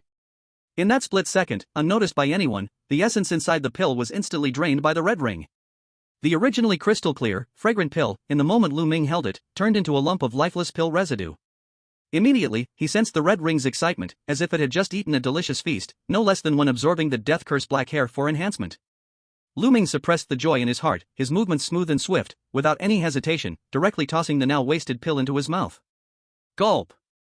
His Adam's apple rolled, swallowing it into his stomach. Then, he manipulated the red ring to feed back the absorbed energy, letting it circulate around him. Seeing this, the sect leader's expression darkened a little less. Not bad. The sect leader carefully examined Lu Ming and felt a hot current moving inside his body, nodding with satisfaction. Though you are of a mortal body, your absorption speed is quite fast. Thank you for the sect leader's nurturing. Lu Ming straightened his body and performed a respectful bow. All right, you may leave. The sect leader waved his hand, seemingly tired. Now that you've built your foundation, assist Huang Lingxiao well. Remember, don't slack in your cultivation. Yes. The two felt as though they had been pardoned, and under the lead of the steward, they exited the Great Hall. Only after leaving the Great Hall and basking in the sunlight did Lu Ming feel a chill down his back, his clothes soaked with cold sweat. That moment, it truly felt like dancing on the edge of a knife. If the sect leader had discovered the red ring's strange movement or examined Lu Ming's body in detail, he might have already been a corpse by now. Old Lu, are you all right? Huang Lingxiao looked at Lu Ming with some concern. That pill was that strong? I'm fine. Lu Ming wiped away the sweat, a gleam flashing in his eyes. Let's go, back to the cave residence. After this trial, we most likely have a lot of benefits coming our way. Inside the Great Hall. As the two left, the solemn atmosphere instantly turned eerie and strange. The heavy door slowly closed, blocking all the sunlight outside. Sect leader.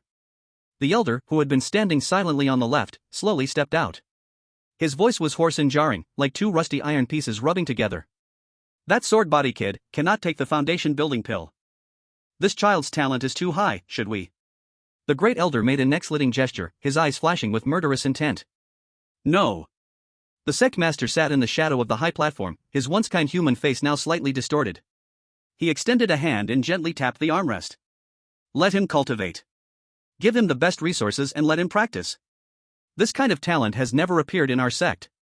When he ascends and returns, I will have arrangements.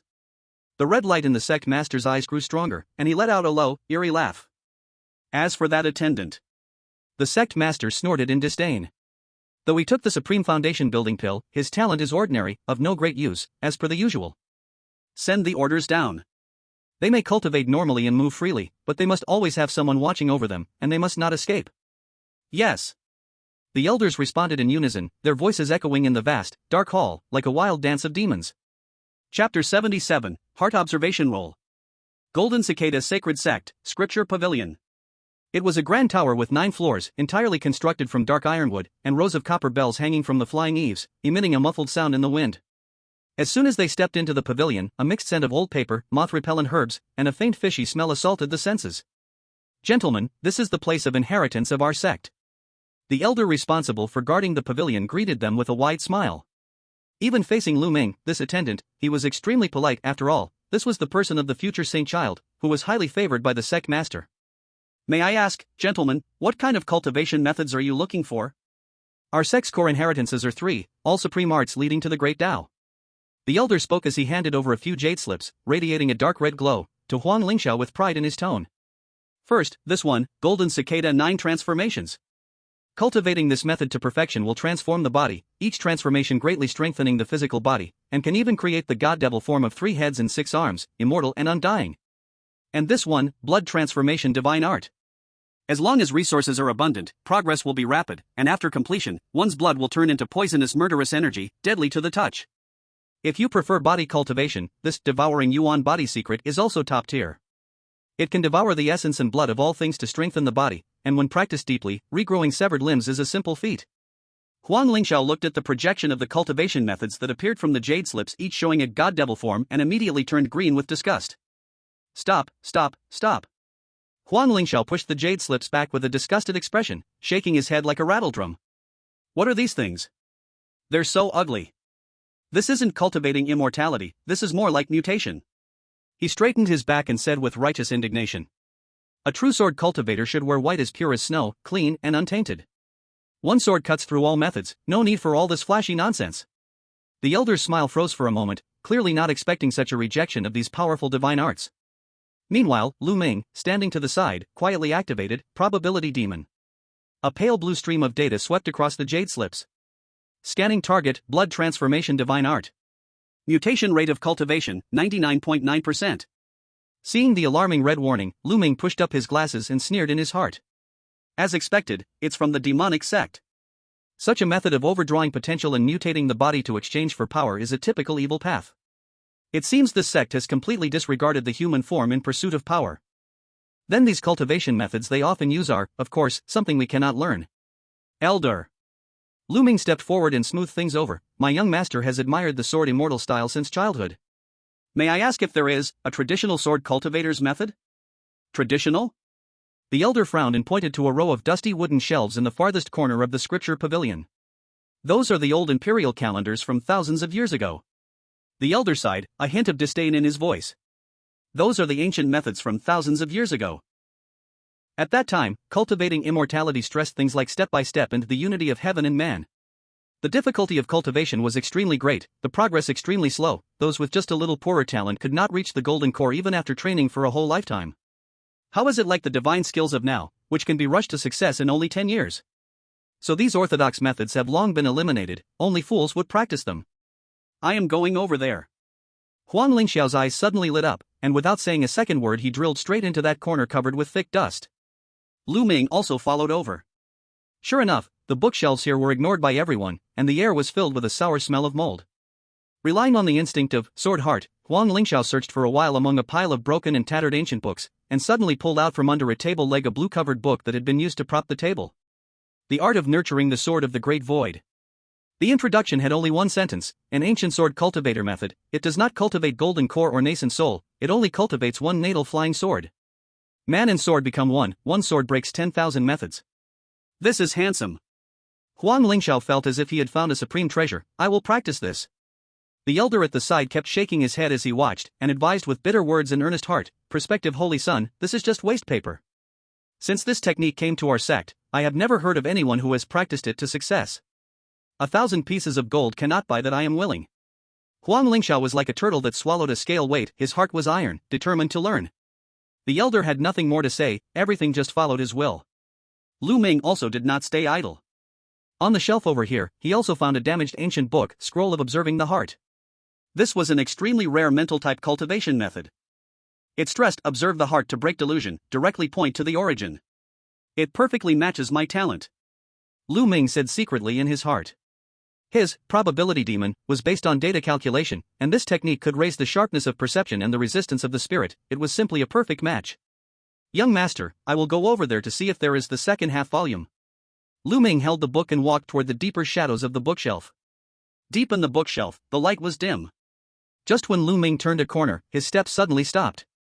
Ahead, a young girl wearing the disciple clothing of the spirit plant garden was squatting on the ground, carefully searching for something.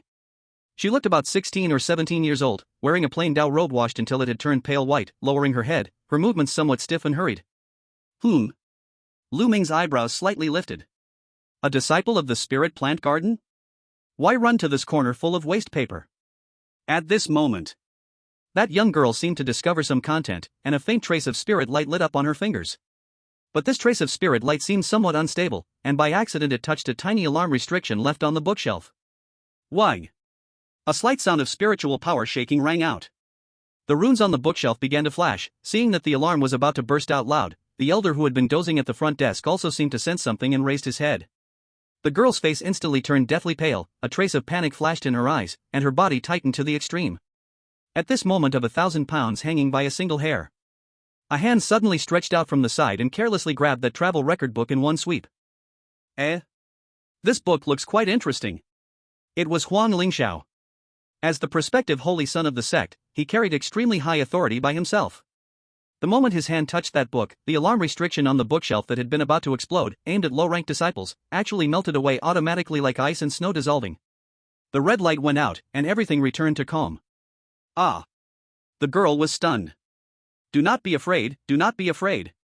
Huang Lingxiao thought she had accidentally touched something and was afraid of being punished, and immediately showed what he believed was a very sunny smile, patting his chest as he said, "Wasn't it just a touch? Count it as me taking it. I am the newly arrived holy son, they do not dare to do anything to you. Junior sister, be careful next time, this broken bookshelf is quite sensitive." The girl. She stared blankly at this young boy with a foolish grin on his face, then put on a timid expression, "The thank you, senior brother." At this time, Lu Ming walked out from the shadows. His gaze fell on this young girl, and, probability demon, instantly opened a deep scan. Scanning target, unknown girl. Identity determination, spirit plant garden disciple. Life signs, heart rate 140, extremely nervous, muscle tension 90%. Lu Ming pushed up his glasses. Although she was extremely nervous now, through micro-expressions and other details, the girl gave him a very natural impression. In other words, she was different from the other cultivators in the sect. She didn't have that sense of incongruity. She was alive. She was like Huang Lingxiao and Lu Ming, the same kind. Didn't take the foundation establishment pill, nor practice demonic arts. Lu Ming instantly made a judgment. He stepped forward, calmly blocking the probing gaze from the elder transmitting teachings from afar, and said to Huang Lingxiao, "Young master, since you've made your choice, let's go." He then gave the girl a meaningful look. The girl's body slightly trembled, lowering her head, holding a few books on spirit plants, huddling in the corner like a startled quail. The two registered their cultivation methods and swaggered out of the scripture pavilion. After they walked far away, that timid girl slowly raised her head, her previously panicked eyes now cold and deep. The future holy son? Then why does his aura not carry the scent of the demonic sect? Golden Cicada Peak, cave dwelling. After returning to his residence, Lu Ming ignored the excited Huang Lingxiao who was researching the sword technique, and instead went back to his room alone. He took out the incomplete heart viewing scroll and opened the first page. The pages had already turned yellow and brittle, as if they would crumble at the slightest touch. But on the title page, there was a line of blood-red cursive annotations, the handwriting sloppy, with a sense of despair and madness, seemingly a last warning left by a previous person. What you see may not be real, what you hear may not be true.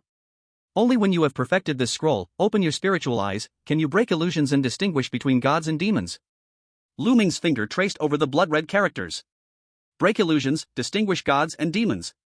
Lu Ming closed the scroll and looked out the window at the golden and resplendent Golden Cicada sect. Beneath that compassionate golden light, what truth could be hidden? Chapter 78, The Cave in the Back Mountain. Golden Cicada Sect, Golden Cicada Peak. A few days passed, in the blink of an eye. Since the broken pill incident, Huang Lingxiao and Lu Ming's days had been surprisingly calm.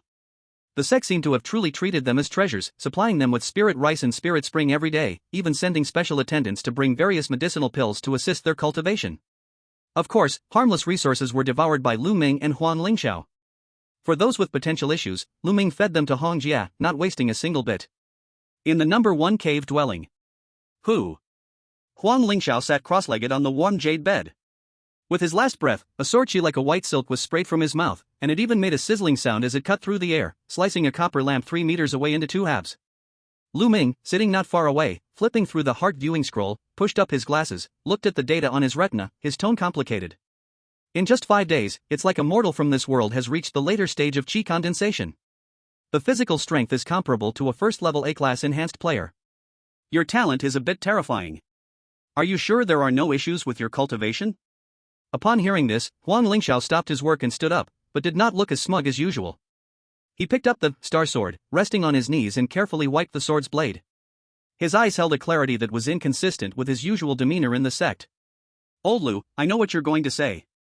Huang Lingxiao raised his head, his eyes, which usually carried a sense of adolescent arrogance, now flashing with an indescribable calm. My sword heart is truly clear. Since the Foundation establishment pill was shattered by my sword chi twice, I knew it wasn't a good thing. Also, the cultivation methods they practice are related to blood and flesh essence, and the strange looks the higher-ups in the sect give me, they definitely aren't righteous. Lu Ming was slightly stunned, looking at Huang Lingxiao in surprise. I even thought you were really stupid.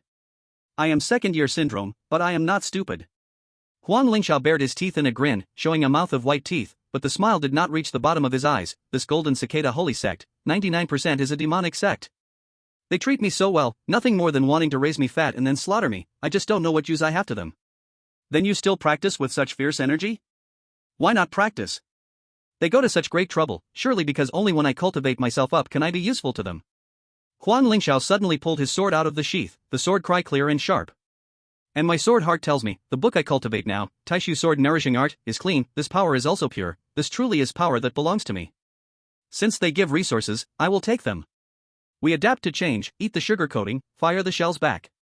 When the day really comes to turn faces, the stronger the sword in my hand, the greater our chance to live.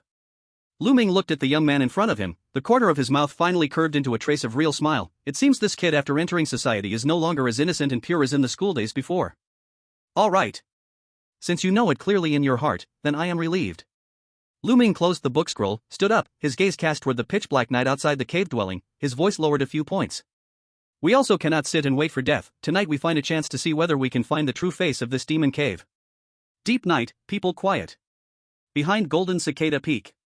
Although they currently cannot leave the sect, inside the sect the two did not receive too many restrictions, at least the gate-guarding elder from the first day did not appear again. Lu Ming used probability demon, dynamic calculation, precisely calculated the patrol disciple's shift-change blind spot, brought Huang Lingxiao like two ghosts, and felt their way to an extremely remote and gloomy valley in the back mountain. The reason to come here is because these few days deep at night, Lu Ming found the patrol here would be even more strict. It is here. The two lay prone behind a huge rock. At the valley entrance ahead, stood a stone tablet covered with dark red moss. On it were carved several big characters full of killing intent. Forbidden Land, Demon Feeding Cave. Even from far away, a thick blood smell that made people want to vomit and a resentful evil aura still rushed toward the face. This smell stronger than a slaughterhouse. Huang Lingxiao covered his nose, his brows tightly locked. Go in and look. The two felt their way to the entrance, but were blocked by a half-transparent dark red light curtain. Huang Lingxiao tried to take out that waist token representing the quasi-holy sun identity, and pressed it against the light curtain. Buzz. The light curtain had no reaction at all. No, Huang Lingxiao shook his head. This place authority is extremely high, even my waist token cannot swipe it open. It seems inside indeed hides things that cannot see the light. Force breaking in will trigger the alarm. Lu Ming narrowed his eyes, staring at the flowing forbidden runes. This is second-rank highest-level formation. Hard bombard surely will not work. Then withdraw? Huang Lingxiao asked. No. Lu Ming's hand reached into his clothes, took out a rusty-looking plain old-style brass key. Item name, Landlord's Spare Key. Rank, second rank, concept level. Special effect, force open any locked door or physical/energy barrier not higher than second rank instance. Try this. Lu Ming walked to the restriction, toward a spiritual power node in the air, and fiercely inserted the key into it. Click. A crisp sound like a lock core turning, in the silent night looked especially clear. Immediately after, that indestructible dark red light curtain actually truly was like an old anti-theft door. Following the turning of the key, split open a crack just enough for one person to pass. Damn. Old Lu, what divine artifact is this? Huang Lingxiao widened his eyes. Stop nonsense, enter. The two figures flashed, drilled into the crack. Behind the light curtain was another world. This was a huge underground karst cave. Just as they entered, The smell of blood intensified by 10 times, the air filled with the sounds of piercing screams and the crunch of flesh being torn apart. Using the dim firelight from the cave wall, the two finally saw the scene below. Hiss. Chapter 79, Mission Outing. Even with their minds prepared, this scene still made the two of them take a sharp breath. In the center of the cave was a massive blood pool, churning with dark red liquid. Above the blood pool, countless thick iron chains hung down. Each chain held a figure. Some of those figures were struggling wildly, some were on the verge of death, while others had only half of their bodies left. Just as the two were about to get a better look at what these figures actually were. Boom! A heavy pressure suddenly descended from above, instantly locking onto their energy signatures. Who dares to trespass the forbidden area? Accompanied by a thunderous roar, a red figure appeared out of nowhere in front of the two. It was an elder wearing a dark red robe, his face filled with murderous intent. The Elder of Punishment. The prodigy saint? When the Elder of Punishment saw their faces, his hand, which was raised to strike, froze in midair, and the murderous intent in his eyes turned to astonishment. How did you get in? The barriers weren't broken. He glanced at the intact barrier behind him and then looked back at the two of them, his face filled with disbelief. Cough, cough. Caught in the act, Huang Lingxiao reacted quickly. He immediately straightened his back, not afraid at all, but instead adopting an even more domineering, spoiled manner than the elder, pointing at the blood pool below and loudly questioning. I am the innate sword body. How could such a weak array possibly stop my talent? I just need to cleverly use sword energy to find the flaws in the formation. I was training inside the cave and got tired, so I decided to step outside for some fresh air. When I sensed an abnormal fluctuation nearby, I came over to investigate. This counterattack, combined with his righteous tone, actually stunned the Elder of Punishment. The elder hesitated for a moment. The innate sword body could ignore the formation? But considering this kid's monstrous talent, it didn't seem impossible. Nonsense. Although he didn't make a move, the elder still put on a serious face. This is the sect's forbidden ground, the demon feeding pit. The murderous energy here is intense. How could you just wander in here? Demon feeding pit? Huang Lingxiao pointed at the screaming figures below, his brows furrowed as he asked with overwhelming justice, Elder, what exactly are those things hanging there? Why are they screaming like this? Isn't this too cruel? The severity in the elder's eyes faded, replaced by a hint of helplessness, as though he was educating a junior. It's good that you've seen this. The elder sighed, clasping his hands behind his back, and looked down at the blood pool. This is the cruelty of the cultivation world.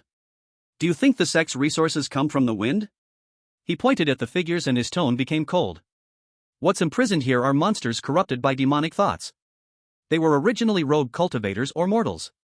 But unfortunately, they practiced demonic arts, became infected by demonic energy, lost their humanity, and turned into bloodthirsty monsters who even devoured humans, becoming a scourge to the world.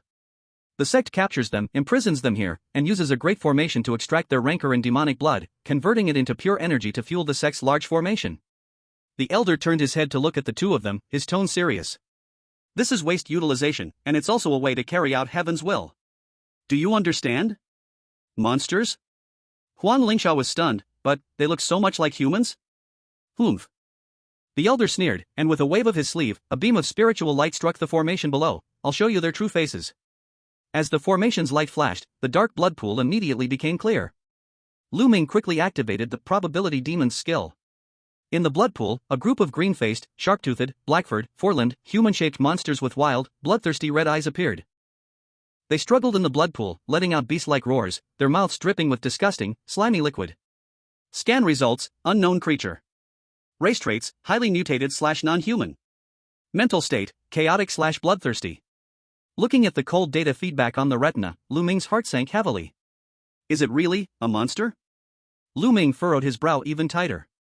It seemed that the Golden Cicada Sacred Sect really was using monsters as resources. Although such methods were cruel and bloody, going against the will of heaven, if the targets were indeed a group of mindless, man-eating demons, it could barely be justified in the cultivation world. This was also a typical demon sect act, doing anything for power, but at least logically it made sense. Did you see? The elder observed their expressions and, seeing their shocked looks, nodded in satisfaction. In the cultivation world, it's survival of the fittest. No mercy is needed for demons. Alright, you've seen enough. Go back now. He waved his hand, lifting the restriction and signaling for the two to leave. Don't run around again. Under the elder's watch, they left the forbidden area. After they left, the punishment elder's figure also disappeared from the spot. Moments later, he appeared deep inside the Golden Cicada main hall. Sect Master. The elder bowed respectfully to the high seat in the shadow. That kid's talent, it's simply divine. In just a few days, he has reached this level, and he can even ignore the restrictions of the demon feeding pit. Oh. From the darkness, the sect master's eyes opened, two red lights flashing briefly. Not only was he not angry about the breach of the forbidden area, but he let out a hoarse laugh. Good. Good. Good. As expected of the innate sword body from beyond the heavens. With such talent, if it grows, it might be even better than I expected by 10 times. Looks like I need to add a little more fuel to the fire. The sect master lightly tapped his armrest, his voice growing deep. We need to get him moving, let him grow even faster. The next morning. Golden Cicada Peak, Heaven's #1 cave. Lu Ming and Huang Lingxiao were having breakfast when suddenly, a golden transmission talisman flew like a streak of light into the cave, hovering in front of them. Whum! The talisman burned, and the sect master's kind yet imposing voice echoed through the cave. The fledgling eagle must spread its wings. Since the young holy son has a pure sword heart and great progress in cultivation, it's time for him to go out and experience the world. As the voice fell, a jade slip containing task details dropped onto the table. Task: assist inner disciples in exterminating evil cultivators. Huang Lingxiao was stunned for a moment, then picked up the jade tube, his face lighting up with excitement. An outside mission? Great! Finally, I can leave the mountain and see the world. Lu Ming picked up the jade slip, pushed his glasses up, his gaze deep. He looked out the window, secretly thinking to himself. I'm sure there will be many people watching over us. But, since we can leave the sect, perhaps there's a chance to interact with the outside world and verify more of my hypotheses. Tomorrow, we just need to be careful. Chapter 80, The Humanity of Monsters. The next morning, Lu Ming and Huang Lingxiao followed the sect's team early in the morning. The task location was a desolate village 50 miles outside the sect. It was said that a small group of evil cultivators had been causing trouble there, and the sect had sent a team of inner disciples to encircle and exterminate them. Huang Lingxiao and Lu Ming were there as newcomers, and 2 Golden Core elders accompanied them to ensure Huang Lingxiao's safety. Along the way, Lu Ming acted very low-key, completely like a submissive attendant. In contrast, the inner disciples walked with their heads held high, their eyes filled with jealousy and flattery as they looked at Huang Lingxiao, while their faces showed disdain and cruelty when talking about the evil cultivators. Holy son, you may not know. The leading senior brother spoke while riding his sword, laughing as he explained. Those so-called evil cultivators are actually a group of monsters who have cultivated demonic techniques and gone astray. They have long lost their humanity and only know how to kill and eat people. I don't know if you've been to the demon feeding pit? That's where these monsters are kept. Oh? Evil cultivators? Lu Ming's heart stirred, and he pretended to ask with curiosity, are there still evil cultivators in this world? Of course. His senior brother snorted coldly, these guys are the sworn enemies of our Jinshan sacred sect. Lu Ming pushed up his glasses without saying a word. Sworn enemies? If these monsters are the sworn enemies of the Jinshan sect, could it be that the enemy's enemy is actually the true good guys? Once this thought appeared, it was hard to shake off. Soon, everyone arrived at the desolate village. Found them. Over there. With a shout, the group blocked the evil cultivators near a dry well at the village entrance. Lu Ming immediately activated the probability demon. They were a group of fierce-looking, black gas-covered creatures, resembling werewolves or zombie monsters. They let out incomprehensible roars, and from the strength level, most of them were first stage, with a few second-stage ones. They, indeed, looked like the same group of monsters as those from the demon feeding cave, all humanoid monsters, just with different appearances. In front of these inner sect disciples, all of whom were second stage, they were completely helpless. The 2 elders didn't even show any intention of intervening. Kill. The inner sect disciples charged forward, laughing, bombarding with various spells, and slaughtering in close combat. This was not a fight. It was a one-sided massacre. Though these monsters were fierce, they were no match for the well-equipped, powerful Jinshan sect disciples. This. Huang Lingxiao drew his sword, wanting to practice his swordsmanship, but was stopped by Lu Ming, who placed a hand on his shoulder. Don't rush. Lu Ming whispered, his gaze frighteningly calm, let's observe first. Let them act first, and we'll look for the monster's weaknesses. In reality, he wanted to observe these monsters' behavior patterns. If these so-called evil cultivator monsters were truly on the side of the good, he didn't want to get their blood on his or Huang Lingxiao's hands. Lu Ming activated the probability demon and stared at the battlefield closely. As he observed more deeply, his pupils contracted slightly. Something was wrong. It was too wrong. Detail 1, Sacrifice. When these monsters realized they were surrounded and there was no way to escape, a few strong, older individuals didn't hesitate at all. They charged straight into a dead end, using their bodies to block the countless spells, just to cover the retreat of the smaller individuals behind them. Detail 2, Emotion. One monster had its arm severed and collapsed in a pool of blood. With its last strength, it tightly handed a package, which it had been protecting in its arms, to its companion. The package opened, revealing a small monster inside. Detail 3, Lip Language. Though they were at a distance, Lu Ming couldn't hear their conversation. However, by analyzing their lip movements and body gestures, Lu Ming understood their language. Hurry and go. Stay alive. Lu Ming's mind shook violently. These weren't the kind of monsters who had gone astray from cultivating demonic arts. How could they possibly be beasts who only knew how to kill? This spirit of sacrifice, this emotion of not abandoning their companions even in dire circumstances, they seemed more like the humans Lu Ming knew. On the other hand, the Jinshan sect's righteous disciples. Normally, they acted like immortal beings with a celestial aura. But now, they were showing expressions of madness as they reveled in slaughter. While killing, they skillfully dismembered the monster's 4 body parts, their faces showing greed and mockery. Ha ha! This demon core looks good, can be exchanged for 2 spirit stones. Senior brother, leave that small one to me. Its skin is just right for making a wristband. Some even started betting on who could kill more. Who was really the demon? Who was truly human? These so-called evil cultivator monsters, aside from their looks, their behavior logic is more human than these people. Lu Ming took a deep breath, a flash of cold light passing in his eyes. The battle soon ended. Most of the monsters were killed, and a few managed to escape into the deep mountains with the help of their companions, who sacrificed themselves to cover them. The Jinshan sacred sect disciples did not wipe them all out, and the elders just watched the show, not intervening. It was as if this was just a game, or perhaps, if they killed all the monsters, there would be no more left to capture and bring back to the demon-feeding cave for the sect's nourishment? Lu Ming looked at the corpses scattered all over the ground, feeling a tightness in his heart, but his face still maintained that humble expression of a follower. He walked up to the team leader, who was wiping a magic tool, and pretended to ask curiously. Senior brother, do these evil cultivators have an organization? They seem quite disciplined, not like a scattered bunch. Of course they do. The senior brother sneered, curling his lips. These rats in the gutter call themselves the Demon-Slaying Alliance. They bite back and claim that our holy sect is the real evil, and they hide in the dark, causing trouble every day. As he said this, the senior brother seemed to remember something, his face changing slightly. He lowered his voice.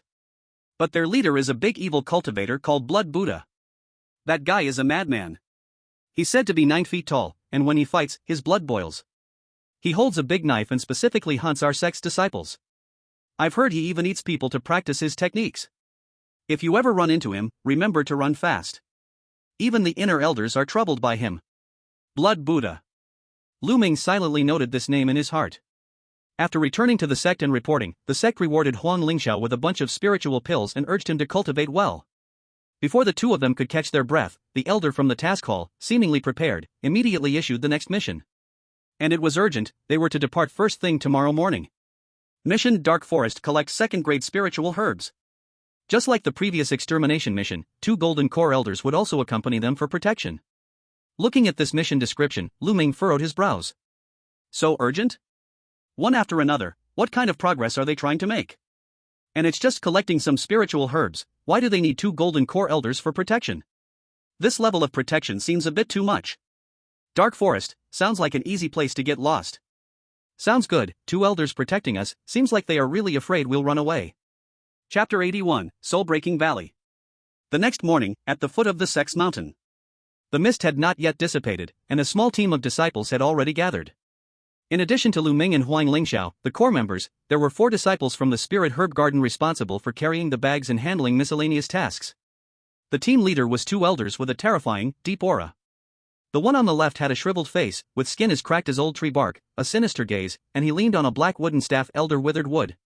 The one on the right had a signature hawk-like nose, wore a blood-red robe, and was surrounded by a nauseating stench of blood, elder blood vulture. Both of them were Golden Core experts, level 3 masters. Is everyone here? Elder Blood Vulture's gaze swept over everyone, and it lingered on Huang Lingxiao for quite a while, his eyes sticky and lecherous. All here. Huang Lingxiao seemed completely oblivious, still excited, carrying the starry sword, eager to try. Lu Ming stood behind him, lowering his head in a submissive manner, but secretly observing the team's setup. Suddenly, his gaze paused for a moment on one figure. Among the 4 accompanying disciples, there was a petite young girl, dressed in plain gray clothes, her face smeared with some dirt, making her appear inconspicuous. But Lu Ming instantly recognized her. She was the disciple who had helped Huang Lingxiao in the scripture pavilion. Is it her? Lu Ming's heart stirred. Huang Lingxiao had clearly recognized her as well. His eyes lit up, and he was about to approach and greet her, but was quietly pulled back by Lu Ming. Don't make a fuss. Lu Ming whispered, pretend you don't know her. Huang Lingxiao was momentarily stunned, then immediately understood. He just grinned at her from afar and didn't speak. The girl was named Qing Luo. She didn't seem to notice Huang Lingxiao or Lu Ming. She kept her head down, looking timid and shy. Let's go. Elder Witheredwood pointed his staff, and a black cloud lifted everyone up, speeding towards the distant dark forest. Dark forest. This was a dangerous place located 300 miles to the west of the Golden Cicada Holy Sect. The land was shrouded in miasma all year round, with ancient trees towering high, blocking out the sunlight. As soon as they landed, the sound of beast roars echoed all around. Roar! A hulking iron-skinned wild bull, as large as a truck, charged out of the bushes, its blood-red eyes locking onto the group. A second-tier demon beast, lacking intelligence, relying solely on brute strength. Young saint, please go ahead. The 2 elders had no intention of stepping in, instead standing by with arms crossed, assuming the posture of examiners. All right. Watch me. Huang Lingxiao shouted loudly, and the star sword behind him unsheathed with a sharp sound. He had only practiced the Tai Su sword cultivation technique, which leaned towards internal martial arts rather than sword moves. However, relying on the terrifying intuition of his innate sword body and his peak cultivation in the chi refining stage from recent days, his figure moved as fast as lightning. Slash! Though the star sword was unsharpened, under the sword chi's wrapping, it was sharper than any divine weapon. PFFF. Using the iron-skinned wild bull's momentum and with a clever use of force, just one strike from Huang Lingxiao. The bull, with its tough hide and flesh that could deflect even steel, was cleaved in half from head to tail with a single sword strike by Huang Lingxiao, as smoothly as cutting tofu. Blood spurted out, staining the ground red. Good. Not bad. The Blood Eagle elder clapped his hands and slowly walked over. He looked at the corpse on the ground, then at Huang Lingxiao, whose blood was surging, his complexion flushed with vitality, and the greed in his eyes was almost palpable. He couldn't resist sticking out his blood-red tongue and licking his dry lips. The group continued deeper. The original task was to collect a spirit herb called companion grass from the forest's edge. But after clearing a few waves of demon beasts, the silent elder Witheredwood suddenly stopped. The spirit grass on the outskirts isn't old enough, its medicinal power is too weak. The Witheredwood elder's voice was harsh and unpleasant, like the cry of a night owl. Since it's the sect leader's task, we must use the best. He pointed to a dark area deep in the forest, shrouded in black mist. Why don't we go deeper into the Broken Soul Valley? Though it's more dangerous, it holds high-level spirit herbs that are 1,000 years old, and can better temper the young saint's sword heart. Upon hearing the name Broken Soul Valley, Qing Luo's expression changed slightly. She knew exactly what kind of place it was, the most dangerous area of the forest, with chaotic magnetic fields and transmission symbols that couldn't even be sent out. She opened her mouth, seemingly wanting to say something. But the Blood Eagle elder's cold gaze immediately swept over, like a knife pressed to her throat. Qing Luo trembled all over, quickly closing her mouth and retreating back into the shadows. Lu Ming naturally noticed the scene. The Broken Soul Valley had a closed terrain and chaotic magnetic fields, indeed a good place for murder and plunder. Lu Ming carefully observed the 2 elders, and the probability demon began to operate wildly. Warning, the danger in the upcoming area has risen to 85%. Something's wrong. The sect was supposed to protect Huang Lingxiao, at least until he grew stronger. But, what if the ones tasked with the protection have their own selfish motives? The current situation was 2 third-tier elders, leading 2 lambs to the slaughter, into a place where heaven and earth are indifferent.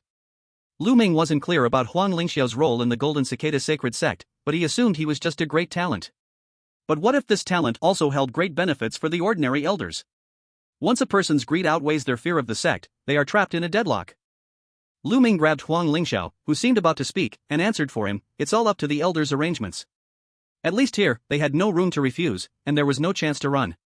He. Very good. The Blood Eagle elder let out a strange laugh and led the way toward the black mist. As they moved on, the group formed a long single line. No one noticed that the 2 elders at the front were engaging in a secret transmission. This kid's flesh, it smells so sweet. The elder blood vulture's throat moved violently, his eyes filled with crazy thirst. Even from 10 meters away, I can smell that fresh air. It's like a walking human-shaped medicine. If I can swallow him. My cultivation, stagnated for 100 years, will surely break through the bottleneck and advance to the nascent soul. Are you crazy? Although Elder Drywood was also drooling, he still had some sense. He's the sect master's chosen one. If we harm him, the sect master will peel our skin off and make lanterns out of it. Oomph, the sect master? A trace of resentment flashed in Elder Bloodvulture's eyes. He eats meat himself and doesn't even give us a sip of soup. We've been working like oxen and horses in the outer sect for hundreds of years. What have we gained? A few low-grade spirit stones? Protecting this kid, all the benefits go to the sect master, and we get nothing. Why not? We take his place. Elder Bloodvulture's voice became irresistibly tempting. If we take him out, we can hide somewhere and break through to the nascent soul. Then, we can flee to the far western wasteland. The world is vast. With nascent soul cultivation, where can we not go? Why stay in this golden cicada holy sect as mere dogs? Elder Drywood paused for a moment. He was silent for a long time. His fear was finally completely consumed by greed. All right. Fortune favors the bold. Then, let's make our move in Soul-Breaking Valley. As long as we keep our hands clean, no one will know. At the back of the group. Although Lu Ming couldn't hear the transmission, his constantly activated demon of probability caught the frequent eye contact and subtle facial expression changes between the two elders. Malice value, 60%, 80% to 95%. The frequency of that number fluctuated, like a bomb's countdown. As expected. These two old ones can't hold back anymore. Lu Ming took a deep breath, and while no one was paying attention, he leaned against a rock by the entrance of Soul-Breaking Valley, the narrowest, most crucial path. His fingers gently traced the surface of the rock, a flash of data stream light flickering in his eyes. Based on his recent studies on formations within the Golden Cicada sect, he had read many books related to formations.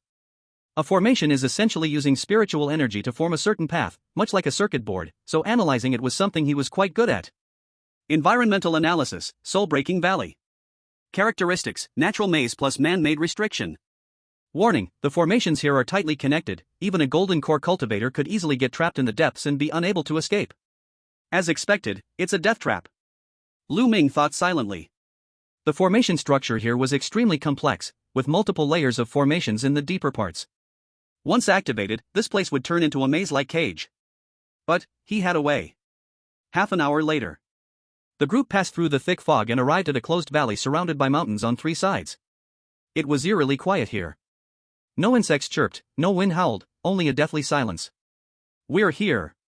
Elder Bloodvulture, who had been walking in the front, stopped. He slowly turned around, the dark expression on his face disappearing, replaced by an extremely strange, twisted smile. This place is the perfect training ground. Elder, where's the spirit herb? A servant disciple scratched his head, somewhat confused. This place is barren, doesn't look like there are any herbs. Herbs? Elder Drywood suddenly raised his hand, bringing out a small black flag, and violently planted it into the ground. Whir! A black light curtain shot up into the sky, instantly covering the entire valley entrance, turning it into a complete sealed room. Elder, what is this for? The disciple didn't react in time. Elder Drywood casually waved his hand. Poof! A black aura swept past. Thud! The four confused servant disciples didn't even have time to scream before their bodies instantly stiffened, falling face first to the ground, breathless. Old Lu.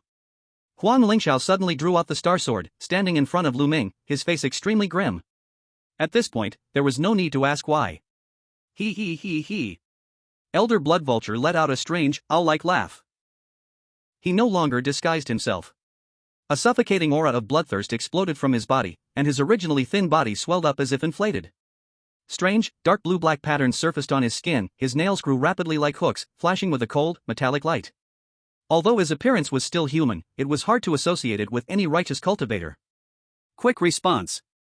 The Blood Eagle Elder licked his lips, his eyes fixed on Huang Lingxiao as if he were staring at a ripe ginseng fruit. What a pity, it's too late. In my eyes, you are just a tasty big medicine. The two elders stood one in front and one behind, blocking all possible escape routes, their third-stage pressure exploding without holding back, like a mountain pressing down on the two. Warning!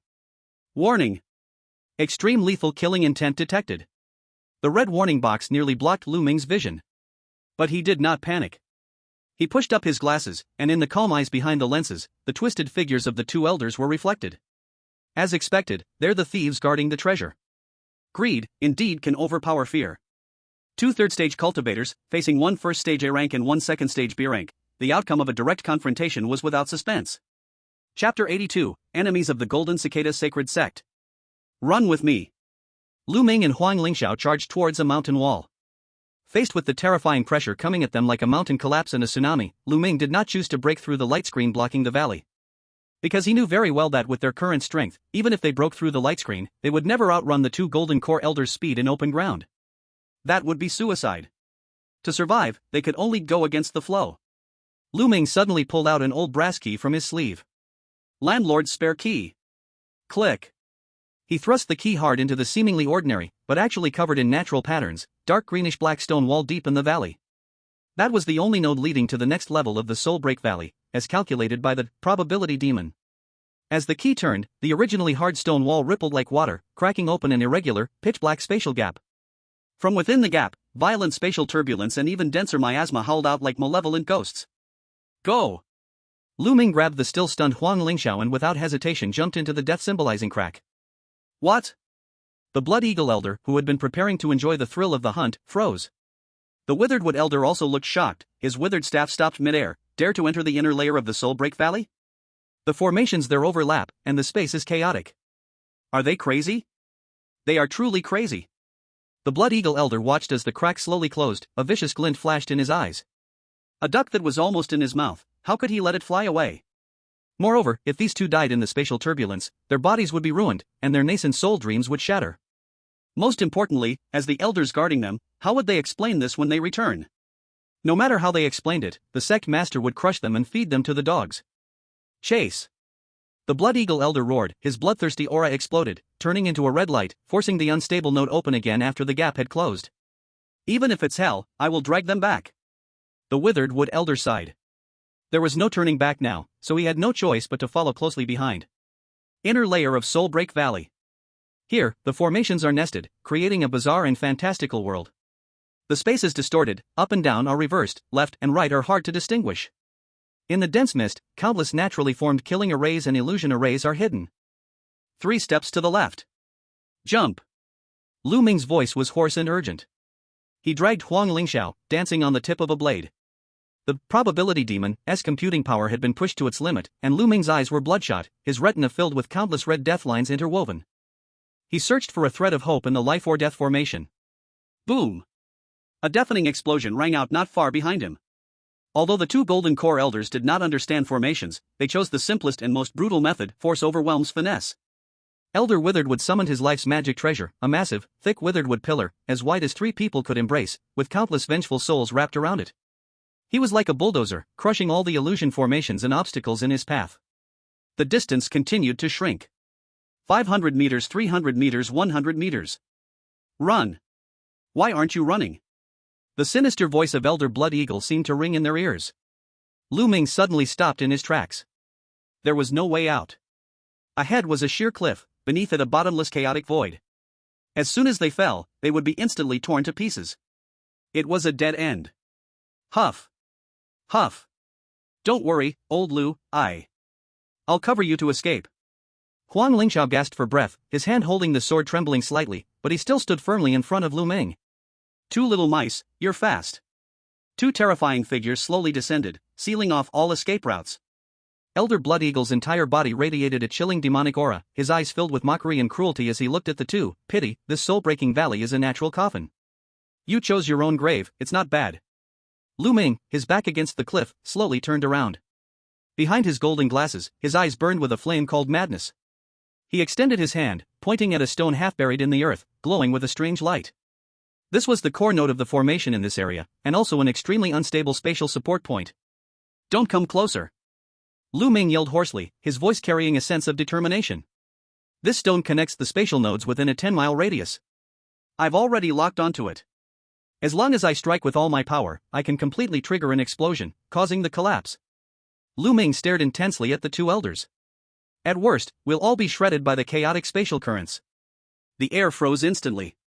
The power of a spatial collapse was something even Golden Core cultivators would not dare face head-on. However, the expected hesitation did not come. Kick. Elder Blood Eagle let out a sharp, mocking laugh, his sarcasm unmasked in his eyes. Die together? With your ant-like power? You think detonating a spatial node is like lighting firecrackers? You don't even have the right to trigger it. Before his words even finished, the silent elder withered would suddenly made his move, and the words from Blood Eagle were just a distraction.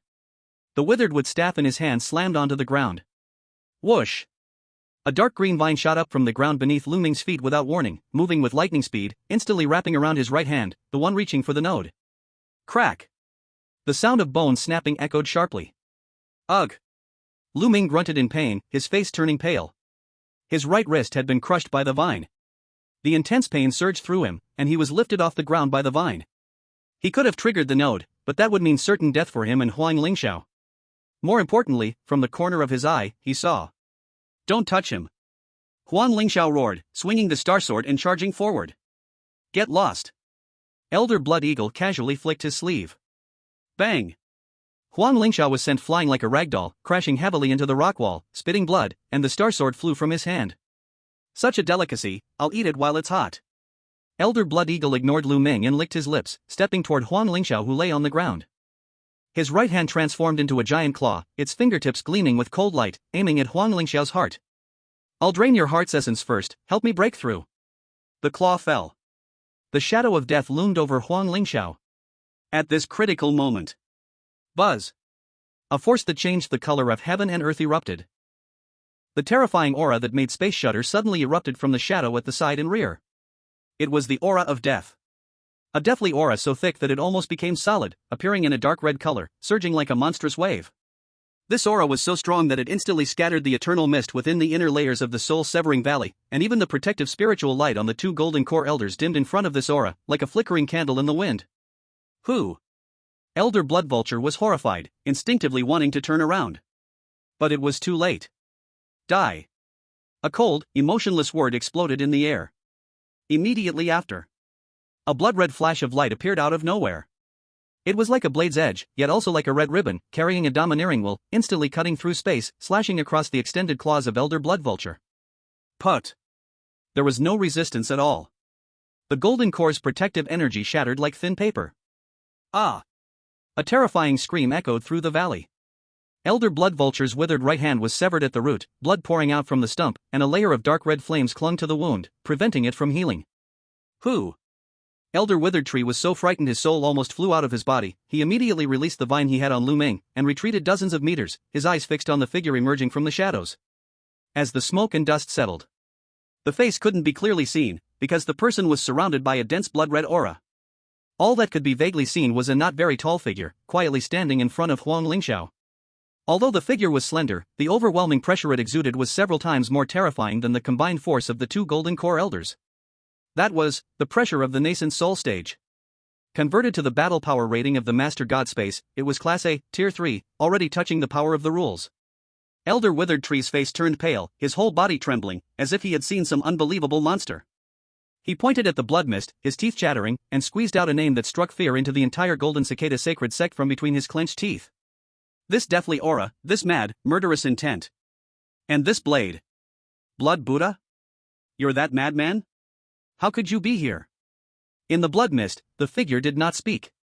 It simply slowly raised the heavy, exaggeratedly designed long-handled wide blade knife in its hand. The tip of the blade pointed, locking the murderous intent.